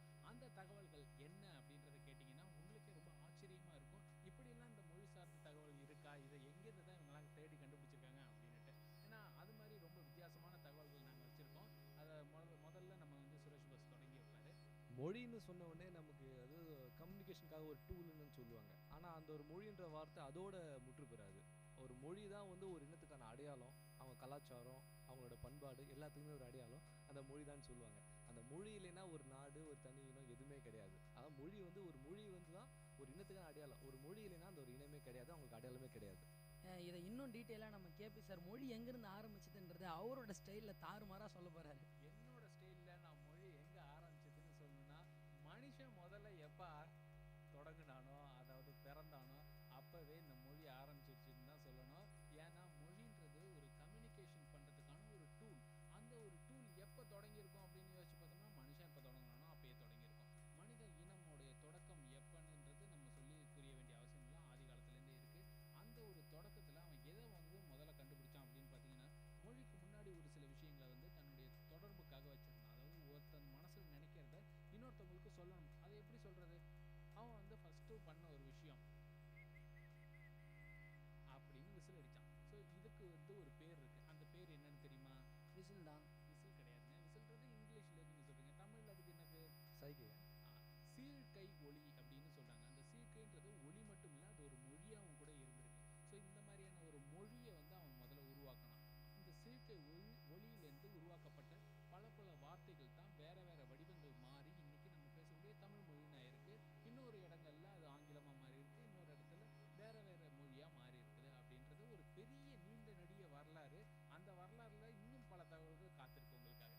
மொழின்னு நம்ம சொன்ன உடனே என்னடா மொழி பற்றி என்ன இருக்குது தெரிஞ்சுக்கன்னு சொல்லும்போது, ஆனால் மொழியை பற்றி படிக்கிறதுக்கு படிப்புனே ஒன்று இருக்குது. அதுதான் லிங்குஸ்டிக்னு சொல்லுவாங்க. அதாவது மொழியியல், மொழிகளோட வரலாறு, அதோட தோற்றம், ஒவ்வொரு மொழிக்கும் உள்ள இணைப்பு, அதை பற்றி தெரிஞ்சுக்க லிங்குஸ்டிக்னு ஒரு படிப்பு இருக்குது. அதை படிக்கிறதுக்கு நம்ம இந்தியாவிலே அலோட் இருக்கு. அதாவது இப்போ நம்ம எல்லாரும் மொழி பற்றி பேசணும். அடுத்ததாக பார்த்தீங்கன்னா இந்த ஸ்லாங்னு ஒன்று இருக்கும். ஒவ்வொரு ஊருக்கும் நம்ம தமிழ்நாடை பொறுத்த வரைக்குமே பார்த்தீங்கன்னா வந்து தமிழ் மொழிக்கே வந்து ஏகப்பட்ட ஸ்லாங் இருக்குது. மதுரை தமிழ் ஒரு மாதிரி இருக்கும், கோயம்புத்தூர் தமிழ் ஒரு மாதிரி இருக்கும், இங்கே ஆற்காடு சைடு உள்ள ஒரு மாறுபடும். அதே மாதிரி ஒவ்வொரு ஊர்லேயுமே அந்த ஏரியாவை பொறுத்து வந்து அந்த ஸ்லாங்குகள் வந்து வட்டார வழக்குன்னு சொல்லுவாங்க இல்லையா, அது வந்து மாறுபடும். வட்டார வழக்குன்னு சொன்னோன்னு எனக்கு ஞாபகம் வருது. நம்ம இங்கே அப்படின்ற ஒரு வார்த்தை யூஸ் பண்ணுறோம். அது வந்து இன்னொரு ஊர் பக்கம் இங்கே, இங்கனை, இங்கனைக்குள்ள, இஞ்ச அப்படின்ற மாதிரி மாறி மாறி பேசுகிறாங்க. ஆனால் தமிழோட வரலாறு பார்த்தீங்கன்னா ஒவ்வொரு செய்யுளும் அது மொழிபெயர்க்கும் போதும் அந்த வட்டார வழக்குகள் மொழிபெயர்த்தனால பல வார்த்தைகளும் புரியாமல் இருக்குது. ஆனால் நமக்கு ஒரு திருக்குறள் நமக்கு ஒரு அர்த்தம் தரும் பார்த்தீங்கன்னா, ஆனால் திருநெல்வேலியில் இருக்கும்போது வேற ஒரு அர்த்தம் தருமா. அது போல தான் வந்து வட்டார வழக்குகளும் தமிழ்நாட்டில் பிரிஞ்சு கிடக்கு. நம்ம இப்போ வந்து நம்ம இந்தியாவை பற்றி பேசணும். உலகத்திலே அதிகமாக பேசக்கூடிய ஒரு மொழி இருக்குது தெரியுமா? அதாவது ஒரு 4 மொழி வந்து 1, 2, 3, 4ன்னு இருக்குது. அதாவது மொழி பார்த்தீங்கன்னா சைனீஸ் மொழி. சைனீஸ் மொழி வந்து அதிகமாக பேசப்படுது. ஏன்னா ஜனத்தொகை படியும் பார்த்தீங்கன்னா அவங்க அதிகமாக இருக்கா, அதனால் அதிகமாக பேசப்படுது. அடுத்ததாக பார்த்தீங்கன்னா ஸ்பானிஷ் மொழி. அது வந்து ரொம்ப யூரோப்பியன் கண்ட்ரிஸ், அது மட்டும் இல்லாமல் நார்த் அமெரிக்கா, சவுத் அமெரிக்கா அந்த பகுதியிலும் பேசப்படுது. அடுத்ததாக பார்த்தீங்கன்னா இங்கிலீஷ் பேசப்படுது. 4ஆவதாக வந்து நம்மளுடைய நாட்டை சேர்ந்த ஹிந்தி வந்து பேசப்படுது. இந்தியாவில் அதிகமாக பேசப்படுற மொழிகள்னு பார்த்தீங்கன்னா வெஸ்ட் பெங்காலில் பெங்காலி, அதாவது இந்தியாவில் அதிகமாக பேசுகிறாங்க. அதுக்கடுத்து ஹிந்தி, அதுக்கப்புறம் பார்த்தீங்கன்னா தெலுங்கு, அதுக்கப்புறம் தான் தமிழும் தெலுங்கு எல்லாம் சொன்னால் திராவிட மொழி குடும்பங்களில் வரும். நம்ம சொன்னார் இந்த மாதிரி வந்து நிறைய லாங்குவேஜ் பேசுகிறவங்க சைனீஸ் அப்படின்னு சொல்லிட்டு. நிறையனா அதில் வந்து ஒரு எண்ணிக்கை வேணும் இல்லையா? ஸோ எத்தனை கோடி பேர் சைனீஸ் பேசுகிறாங்கன்னு யாருக்காச்சும் தெரியுமா? 88 கோடியா? இல்லை, தப்பு. 200 கோடி பேர் கிட்ட சைனீஸ் பேசுகிறாங்க. 40 கோடி கிட்ட பேர் ஸ்பானிஷ் பேசுகிறாங்க. 33 கோடி பேர் வந்து இங்கிலீஷ் பேசுகிறாங்க. 26 கோடி மட்டுமே ஹிந்தி பேசுகிறாங்க. சரி, இப்போ எத்தனை கோடி பேர் வந்து மொழிகள் பேசுகிறாங்க அப்படின்றதெல்லாம் சொல்லிட்டீங்க. மொழிகள் பேசுறதை தவிர்த்து அந்த மொழிகளை வந்து எழுத்து வடிவத்தில் கொண்டு வர்றதுன்றது இன்னொரு பெரிய பரிமாண வளர்ச்சி அப்படின்னு சொல்லலாம். அதாவது லிபி அப்படின்னு சமஸ்கிருதத்தில் சொல்லுவாங்க, தமிழில் எழுத்துன்னு சொல்லுவாங்க. ஸோ இந்த ரெண்டும் எதை குறிக்குது அப்படின்னா ரிட்டர்ன் லெட்டர்ஸ். ஸோ இதை தான் வந்து குறிக்குது. ஆனால் இந்த ஒரு விஷயம் உருவாகிறதுக்கு முன்னாடி உருவான ஒரு விஷயம் இருக்குது. அது என்னன்னு பார்த்தீங்கன்னா சித்திர குறியீடுகள். நம்ம ஏற்கனவே இந்த மாதிரியான ஒரு நிகழ்ச்சியில் வந்து நம்ம சித்திர குறியீடு பற்றி பேசியிருந்தோம். ஸோ சித்திர குறியீடுனா என்ன அப்படின்னா ஒரு நிகழ்வு நடக்கும், அந்த நிகழ்வை வந்து சொல்கிறதுக்கு அந்த நிகழ்வையே வரைபடமாக வரைவாங்க. ஸோ அவ்வளோ பெரிய ஒரு படமாக வரைகிறதுக்கு பதிலாக அந்த படங்களில் இருக்கக்கூடிய சின்ன சின்ன கூறுகளை வந்து ஒரு வடிவங்களாக மாற்றி அதை வந்து ஒரு சின்ன எழுத்துக்கள் கொண்ட ஒரு குறியீடாக கொண்டு வருவாங்க. ஸோ இதுக்கு பேர் வந்து சித்திர குறியீடுகள். இந்த சித்திர குறியீடுகள் தான் பின்னாடி வந்து வளர்ச்சி பெற்று நம்மளுக்கு வந்து லிபின்னு சொல்லக்கூடிய அந்த எழுத்து வகையாக வருது. ஸோ இந்த எழுத்து வகைக்கும் மொழிக்கும் என்ன சம்மந்தம்னு பார்த்தீங்கன்னா மொழி வந்து ஒரு கட்டமைப்புக்குள்ளே வந்த பிறகு தான் இந்த எழுத்து அப்படின்றது ஒன்று உருவாகும். ஸோ இப்போ இந்த மொழி உருவாகி பல கோடி ஆண்டுகளுக்கு அப்புறமா, பல 100 ஆண்டுகளுக்கு அப்புறமா இந்த லிபி உருவாகி, அந்த லிபி உருவாகும் போதே கூடவே சேர்ந்து இன்னொன்று உருவாகும். அது என்னென்னு பார்த்தீங்கன்னா கிராமர்னு சொல்லக்கூடிய இலக்கணம். இந்த இலக்கணம் இல்லாமல் ஒரு மொழி எந்த அளவுக்கு கட்டுக்கோப்பாக இருக்கும் அப்படின்னு பார்த்தீங்கன்னா அது ரொம்ப கஷ்டமான ஒரு விஷயம். தனி மொழின்னு சொல்லிட்டு ஒரு விஷயம் இருக்குது. அது என்னென்னா எந்த ஒரு மொழி தனித்து இயங்கும், எந்த ஒரு மொழிகள் இலக்கணத்தையும் எடுக்காமல் இந்த வார்த்தைகளை அதாவது எந்த ஒரு லாங்குவேஜோட ஹெல்ப்பும் இல்லாமல் இண்டிபெண்ட்டாக செயல்படக்கூடிய ஒரு லாங்குவேஜ். ஆமாம், அதுதான் வந்து இன்றைக்கி வந்து செம்மொழி வந்து கேள்விப்பட்டிருப்பீங்க. செம்மொழின்ற விஷயம் எப்படின்னு பார்த்தீங்கன்னா எந்த ஒரு மொழி வந்து 1000 வருஷத்துக்கு முன்னாடி பழமையானதோ அதே சமயம் அது வந்து எந்த மொழியிலேருந்தும் வார்த்தைகள் வாங்காமல் தன்னிச்சையாக கூடி தான் இருக்கணும்னு சொல்லுவாங்க. உதாரணத்துக்கு வந்து இப்போ நம்ம தமிழில் பார்த்தீங்கன்னா இன்னைக்கு வந்திருக்க ஒரு பென்ட்ரைவ்க்கு வந்து தமிழில் வந்து வார்த்தை இருக்குது, ஆவண கடத்தின்னு சொல்லுவோம். ரிமோட்டுக்கும் இருக்குது, தொலைஏக்கின்னு சொல்லுவோம். ஆனால் வேறு எந்த லாங்குவேஜ் மற்றபடி மற்ற லாங்குவேஜ் நான் எப்படி சொல்கிறேன்னா மற்ற லாங்குவேஜ்லேருந்து ஹெல்ப்போட வர எந்த லாங்குவேஜும் வந்து அந்த பேரை வந்து இங்கிலீஷ்லையோ இல்லை வேறு லாங்குவேஜோ சொல்லி ஆகணும் தவிர அவங்க மொழியில் வந்து அவங்க உருவாக்க முடியாது. அந்த மாதிரி இருக்க மொழிகளுக்கு வந்து செம்மொழி அங்கீகாரம் தராங்க. இப்போ நம்ம லாங்குவேஜை வந்து வளர்த்துட்ருக்கோம். இவ்வளோ தூரம் வந்து தமிழ் வளர்ந்துட்டுருக்கு, பேசிகிட்டு இருக்காங்க. ஒவ்வொரு ஸ்டேட்லேயும் வந்து நிறைய லாங்குவேஜஸ் வளர்ந்துட்டுருக்கு. எப்போ வந்து ஒரு லாங்குவேஜ் அழியுதுன்னு பார்த்தீங்கன்னா அது பேசுகிறவங்க வந்து ரொம்ப கம்மியாயிட்டாங்கன்னா அது ஆட்டோமேட்டிக்காக அழிய ஆரம்பிச்சிடும். இந்தியாவிலே பார்த்தீங்கன்னா நிறையா, அதாவது மலைப்பகுதியில் வாழ்கின்ற மக்கள், பழங்குடி மக்கள் வந்து அவங்க வந்து பேசுகிற மொழி இருக்குது. ஆனால் வந்து அதுக்கு வந்து எழுத்து கிடையாது. எழுத்து கிடையாமல் வெறும் வந்து பேச்சால் மட்டுமே இன்னுமே வந்து கம்யூனிகேட் பண்ணிகிட்டு இருக்காங்க. நிறைய மொழிகள் வந்து அழிஞ்சிட்டு இருக்குன்னு கூட சொல்லலாம். நிறைய பேர் என்ன பண்ணுறாங்கன்னா அதில் முக்கியத்துவம் தெரிஞ்சு அந்த மாதிரியான எழுத்துக்களை வந்து பதிவு பண்ணிட்டு ஒரு மெமரி மாதிரி வச்சுட்ருக்காங்க. சரி, இப்போ சுரேஷ் போஸ் நீங்கள் சொன்னீங்க இந்த செம்மொழி அப்படின்ற ஒரு விஷயம், கிளாசிக்கல் லாங்குவேஜ்னு சொல்லப்படக்கூடிய அந்த செம்மொழி வந்து எப்படி உருவாகுதுன்னா ஒரு பழைய இலக்கண பழமை இருக்கணும், அது வந்து ஒரு கட்டுக்கோப்பான ஒரு முறையில் இருக்கணும், அதுவும் இல்லாமல் வேறு மொழியோட வார்த்தைகளை வாங்காமல் தனிச்சு இயங்கணும் அப்படின்னு சொன்னீங்க. சரி, இந்த மாதிரி இயங்கக்கூடிய மொழிகள் உலகத்தில் எவ்வளவு இருக்குது, என்னென்ன மொழிகள்னு தெரியுமா? 7ன்னு நினைக்கிறேன். நான் அதை வந்து இன்னும் விரிவாக சொல்கிறேன். அதாவது திராவிட மொழி குடும்பத்தில் பார்த்தீங்கன்னா மொத்தம் 4 மொழிகள் இருக்குது. என்னென்னா தமிழ், தெலுங்கு, கன்னடம், அப்புறம் மலையாளம். இந்த 4 மொழிகளுமே செம்மொழி ஆகக்கூடிய ஒரு தகுதியை உடையது. ஏன்னா இது எல்லாமே திராவிட மொழி குடும்பத்திலேருந்து உருவாக்கப்பட்ட தனித்தனி மொழிகள். அது இல்லாமல் இந்தோ ஐரோப்பிய மொழிகளில் பார்த்தீங்கன்னா கிரேக்கம், சமஸ்கிருதம், லத்தீன், பாரசீகம், இந்த 4 மொழிகளும் அதன் அடிப்படையில் தனிச்சு இயங்குகிற ஒரு வல்லமை பெற்றிருக்கு. அதே மாதிரி ஆப்பிரிக்கா, ஆசிய மொழிகளில் பார்த்தீங்கன்னா 2 மொழி இருக்குது, அரபு மொழி ஒன்று, எபிரேயம் ஒன்று. இந்த ரெண்டுமே கூட கிளாசிக்கல் லாங்குவேஜ்னு சொல்லப்படக்கூடிய ஒரு இதில் வருது. அது இல்லாமல் நம்ம சீன திபெத்திய மொழிகளான சீன மொழியிலேயே மொத்தம் 2-3 சொல்கிறாங்க. மேண்ட்ரின்னு சொல்கிறாங்க, இன்னொரு 2 மொழி சொல்கிறாங்க. அந்த மாதிரியான மொழிகள் எல்லாமே செம்மொழி அப்படின்ற ஒரு தகுதியை உடைய ஒரு மொழிகளாக இருந்துகிட்டு இருக்கு அப்படின்ட்டு கூடுதல் தகவலாக அவங்களுக்கு சொல்லிக்கிறேன். இப்போது திராவிட மொழி குடும்பங்களில் 4 லாங்குவேஜ் இருக்குன்றது நமக்கு எல்லாருக்குமே பரிச்சயமான ஒரு விஷயம் தான். ஆனால் அதையும் தண்ணி திராவிட மொழி குடும்பங்களில் பார்த்தீங்கன்னா 84 மொழிகள் இருக்கான். அந்த 84 மொழிகள் எங்கே பேசப்படுதுன்னா இப்போ சார் சொன்ன மாதிரி இந்த மலைவாழ் மக்கள்லாம் பயன்படுத்துகிற மொழிகள் அது இந்தியாவில் மத்திய இந்தியா வரைக்கும் வந்து நம்மளோட திராவிட மொழி குடும்பம் பிரிஞ்சு போன பல மொழிகள் வந்து திராவிட மொழிலாம் இருக்குது, உட்பட துளு உட்பட. எனக்கு ஒரு விஷயம் முக்கியமாக படுது, எல்லா ஊர்லேயும் அந்த விஷயம் இருக்கும். அதாவது வந்து நம்மளுக்கு வந்து இப்போ நம்ம ஒரு பக்கத்து ஸ்டேட்டுக்கு போனோடனே அங்கே ஒரு வேறு மொழியாக இருக்கலாம். ஆனால் வந்து நம்ம வந்து சில உணர்வுகளையும் உணர்ச்சிகளையும் வந்து மொழி முக்கியமே கிடையாது. இப்போ வந்து நம்மளுக்கு பசிக்குதுன்னு சொல்லும்போது சிம்பிள் மூலிமா இந்த மாதிரியான வாய்க்கிட்ட நம்ம கை கொண்டு போகும்போது அவங்களுக்கு தெரியும், ஓ இவருக்கு பசிக்குது. தூக்கம் வருதுன்னா கன்னத்தில் வந்து கையை வச்சுட்டு தூக்கம் வருது. அந்த மாதிரியான சில விஷயங்கள் வந்து அதுலேருந்து தான் வந்து மொழி வந்திருக்கலாம். அதாவது அந்த செய்கைகள் மூலமாக சிம்பிள்ஸ் மூலமாக தான் வந்து நம்மளுக்கு வந்து மொழின்ற ஒரு விஷயம் எனக்கு கிடச்சிருக்கு. ஸோ நம்ம இன்னொரு இடத்துக்கு போகும்போதும் அந்த அந்த மொழிகளை அடாப்ட் பண்ணுறது வந்து ரொம்ப சுலபமான விஷயம். புதுசாக கூட ஒன்று சொல்லுவாங்க, அதாவது ஒரு மொழியை கற்றுக்கிட்டா ஒரு பிறவி எடுக்கிற மாதிரி சொல்லுவாங்க. சாதாரண விஷயம் கிடையாது. அதனுடைய கலாச்சாரம், அதனுடைய குணாதிசயங்கள் எல்லாமே கலந்து தான் இருக்குது. சீன மொழி பார்த்தீங்கன்னா சீன மொழியில் ஒவ்வொரு அந்த எழுத்துக்குமே வந்து ஒரு குறியீடு இருக்குது. அவங்க வந்து இப்போ நம்ம ரொம்ப பெருசாக எழுதுகிற ஒரு தமிழ் வார்த்தையை வந்து அவங்க சுருக்கி ஒரே வார்த்தையில், இப்போ நம்ம சூரியன் எழுதுகிற ஒரே வார்த்தையை அவங்க வந்து 4 கோடுகள் போட்டு ஒரு சிம்பிள் மாதிரி ஒரே வார்த்தையில் வந்து சுருக்கி எழுதிடுவாங்க. அந்த மாதிரியான விஷயங்கள் மொழிகளுக்கு மொழிகள் நிறையா வந்து மாற்றங்கள் இருக்குது.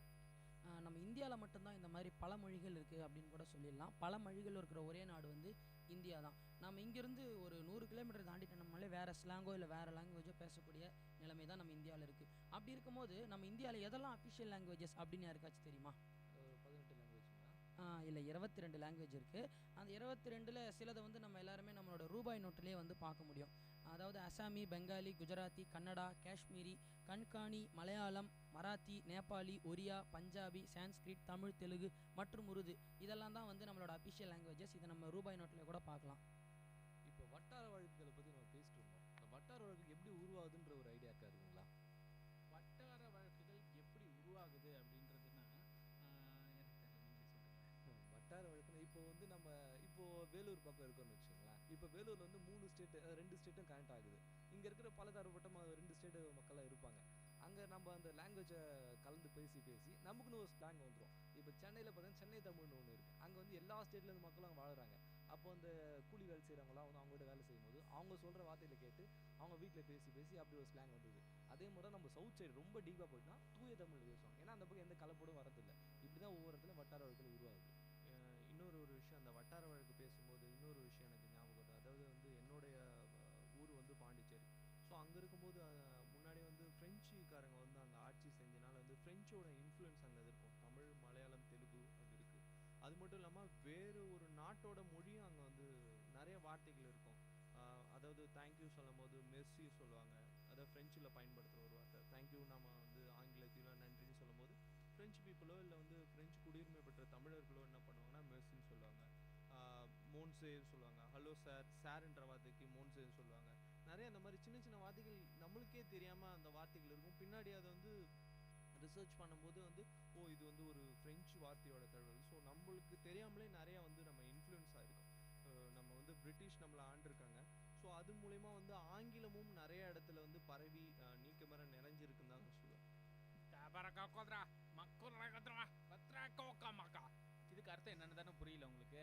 ஒரு சின்ன இடைவெளிக்கு அப்புறமா வந்து இதோட அர்த்தம் என்னன்னு சொல்கிறேன். இது விஐடி பண்பலை 90.8. இந்த நிகழ்ச்சி அறிவோம் ஆயிரம்.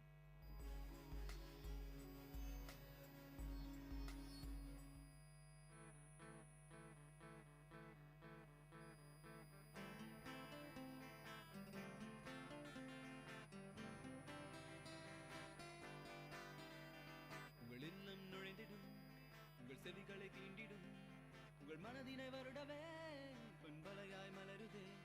உங்கள் இல்லம் நுழைந்திடும், உங்கள் செவிகளை தீண்டிடும், உங்கள் மனதினை வருடவே பொன்பலையாய் மலருதே. VIT 90.8 வேலூரில் நாங்கதாம்பே. VIT 90.8. Ladies and gentlemen, you're listening to VIT Community Radio 90.8 FM. Engage, evolve, empower.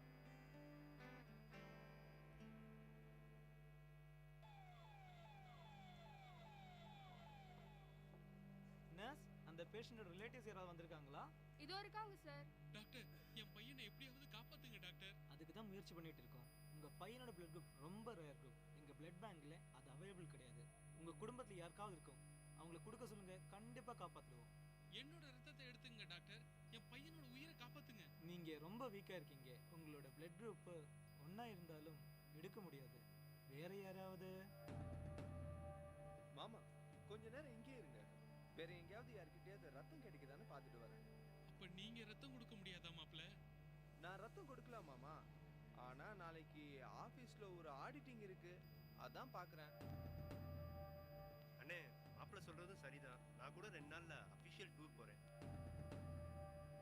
கவலைப்படாதீங்க அண்ணே, நான் ஏங்க நீங்க வேற, அவரோட மாப்பிள்ளை தம்பி 2 பேருமே ஏதோ ஆபீஸ் வேலையை காரணம் காட்டி நழுவ பாக்குறாங்க. நீங்க என்னமோ முந்திட்டு போறீங்களே. நீங்க ரத்தம் கொடுத்தா உங்களுக்கு ரத்தம் குறைஞ்சு போயிடும்ல.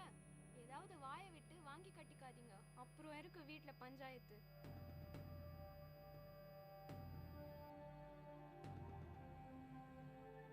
தாத்தா தாத்தா, நானே அப்பாக்கு ரத்தம் தரேன் தாத்தா, என்கிட்ட இருந்து எடுத்துக்க சொல்லுங்களேன். தம்பி, நீ பிளட் கொடுக்கணும்னு சொல்றது சந்தோஷமா இருக்கு. ஆனா நீ ரொம்ப சின்ன பையன். உனக்கு 18 வயசு ஆனாதான் பிளட் டொனேட் பண்ண முடியும். டாக்டர், பிளட் பேங்க் வாலண்டியர் வந்திருக்காரு. அவர் பிளட் கொடுத்துட்டு இருக்காரு. சீக்கிரம் வாங்க டாக்டர். உயிர் காக்க இரத்த தானம் செய்யுங்கள். முகம் தெரியாதவர் முகத்தில் புன்னகையை உண்டாக்குங்கள்.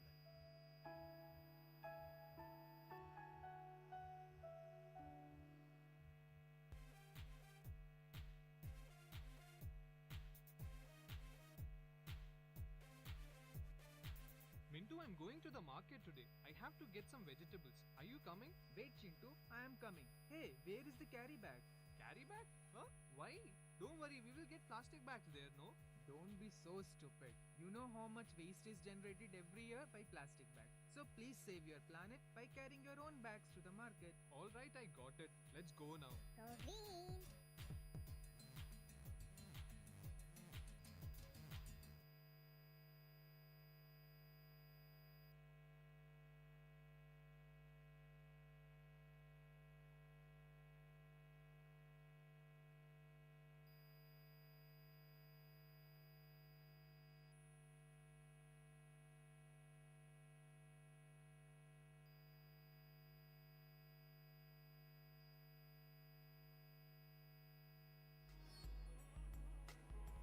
என்ன இம்மா நேரம் நம்ம விஐடி பண்பலையில் ஓடிட்டு இருந்துச்சுன்றது எனக்கு புரியல.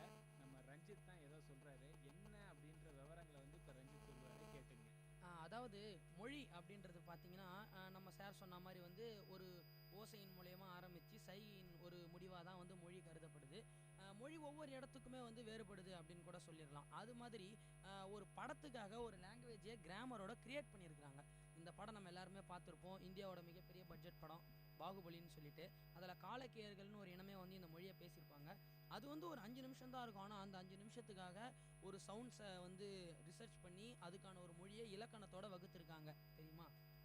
ஆமாம், இது அதாவது நம்ம நாட்டில் வந்த ஒரு படத்தில் வந்து இந்த மாதிரியான மொழிகள் பயன்படுத்தியிருக்காங்க. இதுக்கு வந்து ரிசர்ச் பண்ணியிருப்பாங்க. சும்மா ஏதோ ஏனாதானோன்னு சொல்லிட்டு அந்த வார்த்தைகள்லாம் எடுக்கல, நிறைய ரிசர்ச் பண்ணி எடுத்திருக்காங்க. இது பார்த்தீங்கன்னா இதுக்கு முன்னாடியே வந்து ஹாலிவுட் திரைப்படங்கள்லாம் இதுக்குன்னே ஒரு ரைட்டர் இருப்பார்.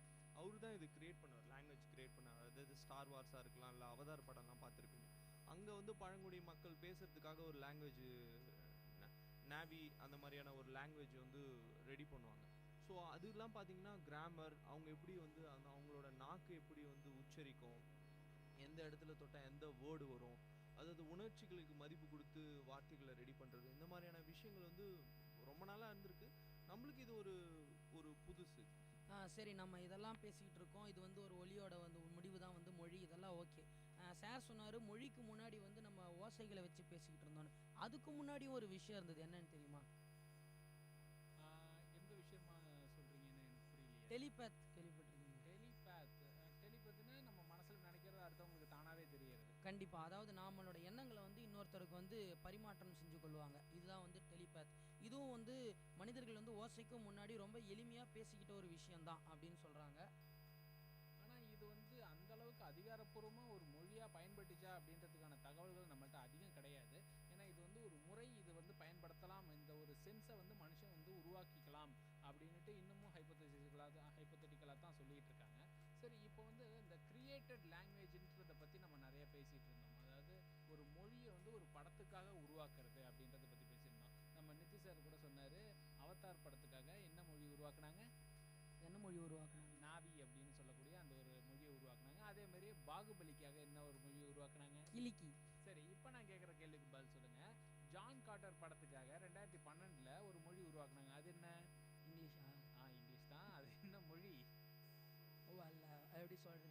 எப்படி சொல்றதுன்னு தெரியல, நானே சொல்லிடுறேன். அதாவது பார்சூமினியன் அப்படின்னுட்டு சொல்லிட்டு ஒரு மொழியை வந்து மார்டியன்ஸ்ன்ற ஒரு இனக்குழு வந்து பேசுகிற மாதிரி ஜான் கார்ட்டர் திரைப்படத்தில் 2012 உருவாக்குனாங்க. ஸோ அந்த ஒரு மொழியை உருவாக்குனவரோட பேர் பார்த்தீங்கன்னா எட்கர் ரிச் போக் அப்படின்ற ஒரு நாவலாசிரியர். அவருடைய மொழி அந்த சார்ந்த விஷயங்களில் அவங்க வந்து இந்த மொழியை வந்து உருவாக்கியிருக்காங்க. ஸோ இது மாதிரி பலரும் பலவிதமான ஒரு மொழிகளை வந்து உருவாக்கியிருக்காங்க. நம்ம முக்கியமாக அவதாரை பற்றி சொன்னீங்க, நாவின்ற ஒரு மொழி உருவாக்குனாங்கன்ற அந்த நாவி இன மக்கள் பேசுறதுக்கு. அதை யார் உருவாக்குனது தெரியுமா? டைரக்டரா? அதான் இல்லை, எல்லாரும் அதான் நினைப்பீங்க. ஆனால் ஒரு மொழியை உருவாக்குறது வந்து எல்லாமே டைரக்டர் பண்ண மாட்டார். ஸோ வேற ஒருத்தர் தான் அதை உருவாக்குனார். அவரோட பேர் பார்த்தீங்கன்னா பால் ஃபார்மர் அப்படின்னு சொல்கிறாங்க. ஸோ இந்த மாதிரி ஒரு மொழியை உருவாக்கும் போதும் அவங்க வந்து புது புது கிராமட்டிக்கலான ரூல்ஸ் எல்லாம் செட் பண்ண வேண்டியது இருக்கும். இதுதான் வந்து ஒரு கன்ஸ்ட்ரக்டட் லாங்குவேஜ், அதாவது ஆர்டிஃபிஷியலாக கன்ஸ்ட்ரக்ட் பண்ணக்கூடிய ஒரு லாங்குவேஜுக்கு உண்டு ஒரு இருக்கக்கூடிய ஒரு சவால்னு சொல்லலாம். சரி, இப்போ கிளிகி அப்படின்னுட்டு ஒரு மொழியை உருவாக்கியிருக்காங்களா, அது யார் உருவாக்குனது தெரியுமா? நம்ம வைரமுத்தோட பையன் மதன் கார்த்தி. மதன் கார்த்தி தான் அதை உருவாக்குனாரு. ஸோ அதுக்காக பிரத்யேகமாக 600 கிராமட்டிக்கல் ரூல்ஸ் வந்து அவர் வந்து உருவாக்கியிருக்காரு. அதே மாதிரி பிரத்யேக ஒலிகள் இருக்குது. ஒரு ஒலிக்கும் அந்தந்த சந்தேக குறியீடுகள் தான் இருக்குது அப்படின்ட்டு சொல்லி உருவாக்கியிருக்காங்க. இப்போ மொழிகளோட சிறப்பை பற்றிலாம் பேசிகிட்டு இருக்கோம். இப்போ ஒரு நம்ம தமிழ் மொழிக்கும் ஆங்கில மொழிக்கும் உள்ள ரிலேட்டடான வேர்ட்ஸ் பற்றி எனக்கு ஒரு விஷயம் சொல்லணும். இப்போ கட்டுமரம்னு ஒரு விஷயம் நம்ம தமிழ்நாட்டில் இருக்குது. அந்த கட்டுமரம் தான் அந்த இங்கிலீஷில் போகும்போது கட்டுமரான் அப்படின்னு சொல்கிறாங்க. அதே மாதிரி வந்து இந்த ஸ்கல்ப்சர்ன்ற வேர்டாக இருக்கட்டும், இந்த மாதிரி இந்த ஸ்கில்லு, அந்த படின்ற வார்த்தை எல்லாமே படிக்கிற ஸ்டடி ஆமாம் அப்படின்ற மாதிரி இருக்குது. இன்னும் தமிழுக்கு ஒரு பெரிய சிறப்பு என்னென்னா, எல்லா மொழிலாம் பல சிறப்புகள் இருந்தாலும் தமிழுக்கு மட்டும் தனி சிறப்பு ஒன்று இருக்குது, அந்த ழான்ற வார்த்தை. ஆமாம், நம்ம வேறு எந்த லாங்குவேஜ்லேயுமே அது வந்து அந்த ஒரு வார்த்தையை வந்து நம்ம கேட்டிருக்க முடியாது. அந்த ஒலியும் வந்து நம்ம பரிச்சயமாக பார்த்துருக்க முடியாது. தமிழ் தவிர வேறு ஒரு லாங்குவேஜில் இருக்குது, அது மலையாளத்தில் இருக்குது. ஏன் அப்படின்னா அது திராவிட குடும்ப மொழினா அந்த வார்த்தை மறுவி போயிருக்கு, ழான்ற வார்த்தை. இந்த ழான்ற வார்த்தை இங்கிலீஷ்லேயும் இருக்குது. ஏபிசிடின்ற வார்த்தையில் இந்த ழான்ற வார்த்தை இல்லையே நீங்கள் கேட்கலாம். அவங்க ராபர்ட்ன்றதை ராபர்ட் அப்படின்னு ழான் தான் ஸ்பெல் பண்ணுவாங்க தவிர அவங்க ழான்ற வார்த்தை இல்லைனாலும் அவங்களோட ஸ்லாங் வந்து ழான்ற மாதிரி தான் வரும். இந்த மாதிரி வந்து உலகத்தில் எந்த ஒரு மொழிக்கும் இல்லாத சிறப்பு வந்து தமிழுக்கு இருக்குது. அந்த ழா, அந்த நாக்கை மடித்து சொல்கிறதில்ல. நம்ம எல்லாருக்குமே வந்து தமிழ் வந்து ரொம்ப பழமையான மொழி அப்படின்றது தெரியும். என்னெல்லாம் ஒரு பழமையான மொழி இருக்குது அப்படின்றதுக்கு என்கிட்ட ஒரு தகவல் இருக்குது. 400 BCயில் வந்து ஆஸ்கான் அப்படின்னு சொல்லிட்டு ஒரு லாங்குவேஜ் இருக்குது. அதுக்கு வந்து ஒரு சரியான எழுத்து வடிவம் இல்லை அப்படின்னு சொல்கிறாங்க.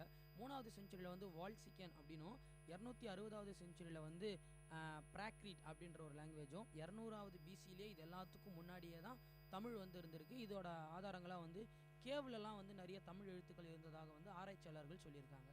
இப்போ லாங்குவேஜை பற்றி நம்ம இந்த வட்டார வழக்குகள், இந்த ஒரு லாங்குவேஜ் அந்த கடன் வாங்கி வார்த்தைகள் பேசுறது இதெல்லாம் இருக்கிறதுனால நம்ம ஒரு இந்த வார்த்தைகளை பற்றி பேசிகிட்டு இருக்கோம்.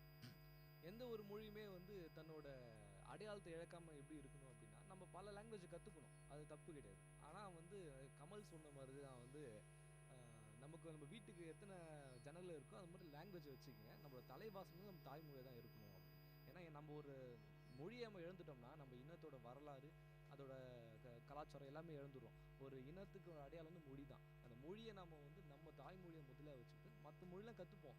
ஏன்னா எந்த மொழியுமே வந்து அறிவில்லை, அது ஒரு மொழி தான். ஆனால் தாய்மொழி மட்டும்தான் வந்து நமக்கு இருக்கிற ஒரே மொழி. நீங்கள் சொன்னது கரெக்டு சுரேஷ். அதாவது எந்த ஒரு மனுஷனும் தான் திங்க் பண்ணுற போது இது வந்து அவனோட தாய்மொழி தான். எந்த ஒரு விஷயத்தையும் வந்து தன்னுடைய தாய்மொழியில் அவன் சிந்திச்சுட்டு தான் அடுத்த மொழிக்கு அவன் போவான்.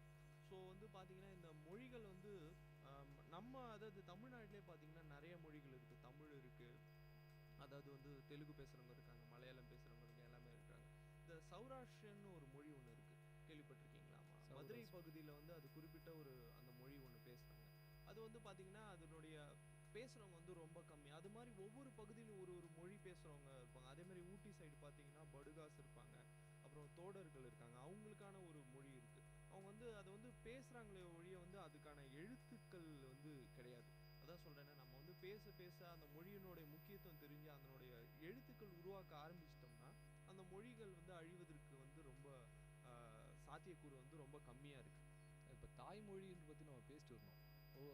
எவ்வளோ வந்து ஒரு தாய்மொழி வந்து எல்லாருக்குமே அவங்க தாய்மொழி வந்து இம்பார்ட்டண்ட், அது அவங்க விட்டு தர மாட்டாங்க. ஆனால் சயின்டிஃபிக்காக அது ஒரு காரணம் இருக்குது. ஒரு குழந்தைக்கு வந்து நம்ம என்னதான் இங்கிலீஷில் சொல்லி கொடுத்தாலும் அவங்களோட ஜீனில் வந்து அவங்க காலகாலமாக வந்து அவங்களோட தாய்மொழியாக இருந்துட்டு வருது.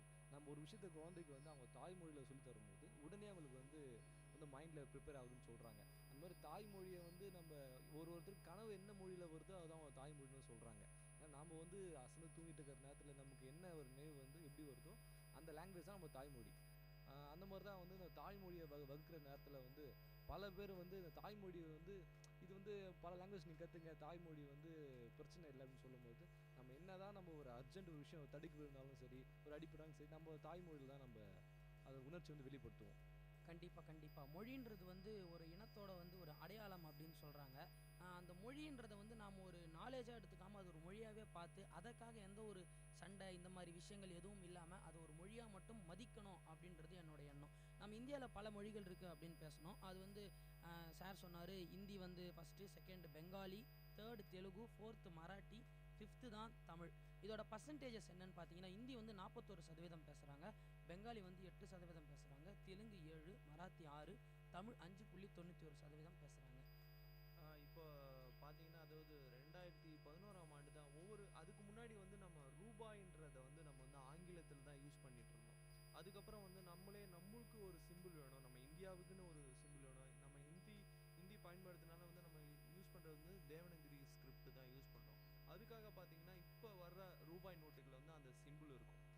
அதாவது பார்த்தீங்கன்னா 2 கோடுகள் இருக்கும், இப்படி சுழிச்ச மாதிரி இந்திரா அந்த ரா இருக்கும்.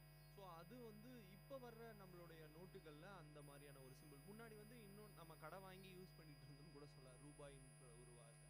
இன்னைக்கு நமக்குன்னு தனியாக வந்து ஒரு சிம்பிள் இருக்குது. எப்படி டாலர் இருக்கோ, எப்படி வந்து யூரோஸ்க்கு தனியான சிம்பிள்ஸ் இருக்கோ, நம்மளுக்குன்னு ஒரு சிம்பிள்ஸ் வந்துருக்கு. நம்மளுடைய தேவனகிரி ஸ்கிரிப்ட் மூலமா அது வந்திருக்கு. அதை கண்டுபிடிச்சது யாருன்னு பார்த்தீங்கன்னா ஒரு தமிழர் தான் அதை வந்து டிசைன் பண்ணியிருக்காரு.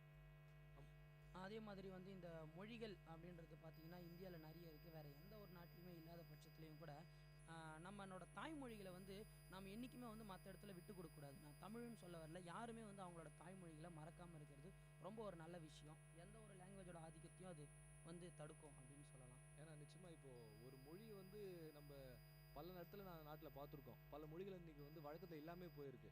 இப்போ ரீசெண்டாக ஒரு இடத்துல படித்தேன்னா வந்து ஒரே ஒரு மொழியை வந்து ஒரு மொழியை கடைசியாக ஒரு பெரியவர் தான் வந்து பேசுகிறாரோ, அவர் இறந்துட்டு பிறகு அந்த மொழியை அழிஞ்சு போச்சுன்னு சொல்கிறாங்க.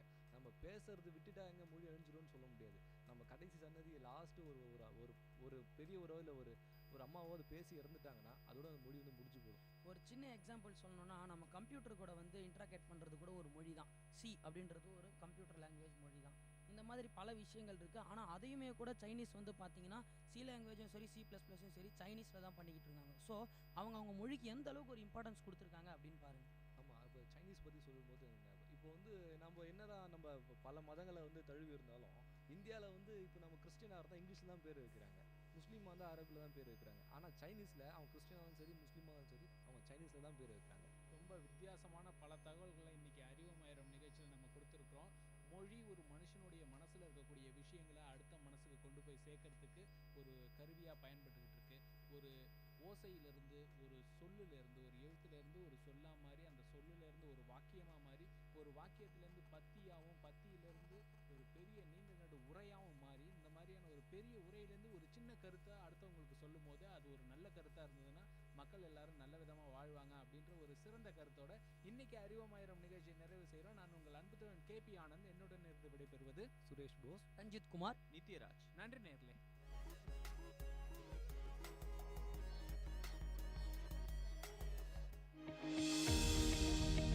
வணக்கம் நேயர்களே, நீங்கள் கேட்டுக்கொண்டிருப்பது VITயின் பண்பலை 90.8. இது VITயின் சமுதாய வானொலி. பேசிட்டு இருக்கனா RJ தேவிஸ்ரீ. உங்களுக்கு விக்சித் பாரத் at 2047 பத்தி தெரியுமா?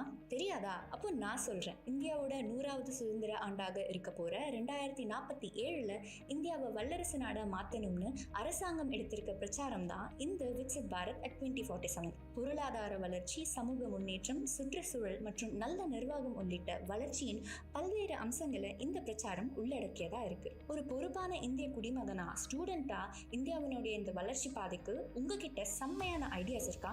அந்த ஐடியாஸ் எல்லாம் நீங்க கவர்மெண்ட் கிட்ட சமர்ப்பிக்கலாம். அதுவும் வெறும் 6 ஸ்டெப்ல. முதல்ல mygov.in அப்படின்ற இந்த போர்ட்டலுக்குள்ள போயிட்டு அங்க விக்சித் பாரத் கன்சல்டேஷன் செக்ஷனுக்கு போங்க. ரெண்டாவதா அடுத்து அங்க கேட்கப்படுற 2 கேள்விக்கும் உங்க ஆன்சர் சொல்லுங்க. மூணாவதா உங்க ஐடியாஸ் அண்ட் கான்ட்ரிபியூஷன் என்னவா இருக்க போதுன்னு எழுதுங்க. நாலாவதா ஃபில் பண்ண இந்த ஃபார்மை உங்க இமெயில் ஐடி கொடுத்து சப்மிட் பண்ணுங்க. உங்களுடைய சர்டிபிகேட்டும் டவுன்லோட் பண்ணிக்கோங்க. கடைசியா உங்களுடைய சர்டிபிகேட் கூட ஒரு அழகான செல்ஃபி எடுத்துட்டு உங்க இன்ஸ்டா பக்கத்துலயோ இல்ல FB பக்கத்துலயோ #ideas4viksitbharat அப்படின்ற ஹேஷ்டேகோட போஸ்ட் பண்ணுங்க. அந்த போஸ்ட்ல மறக்காம நம்ம VIT ரேடியோவையும் டேக் பண்ணுங்க.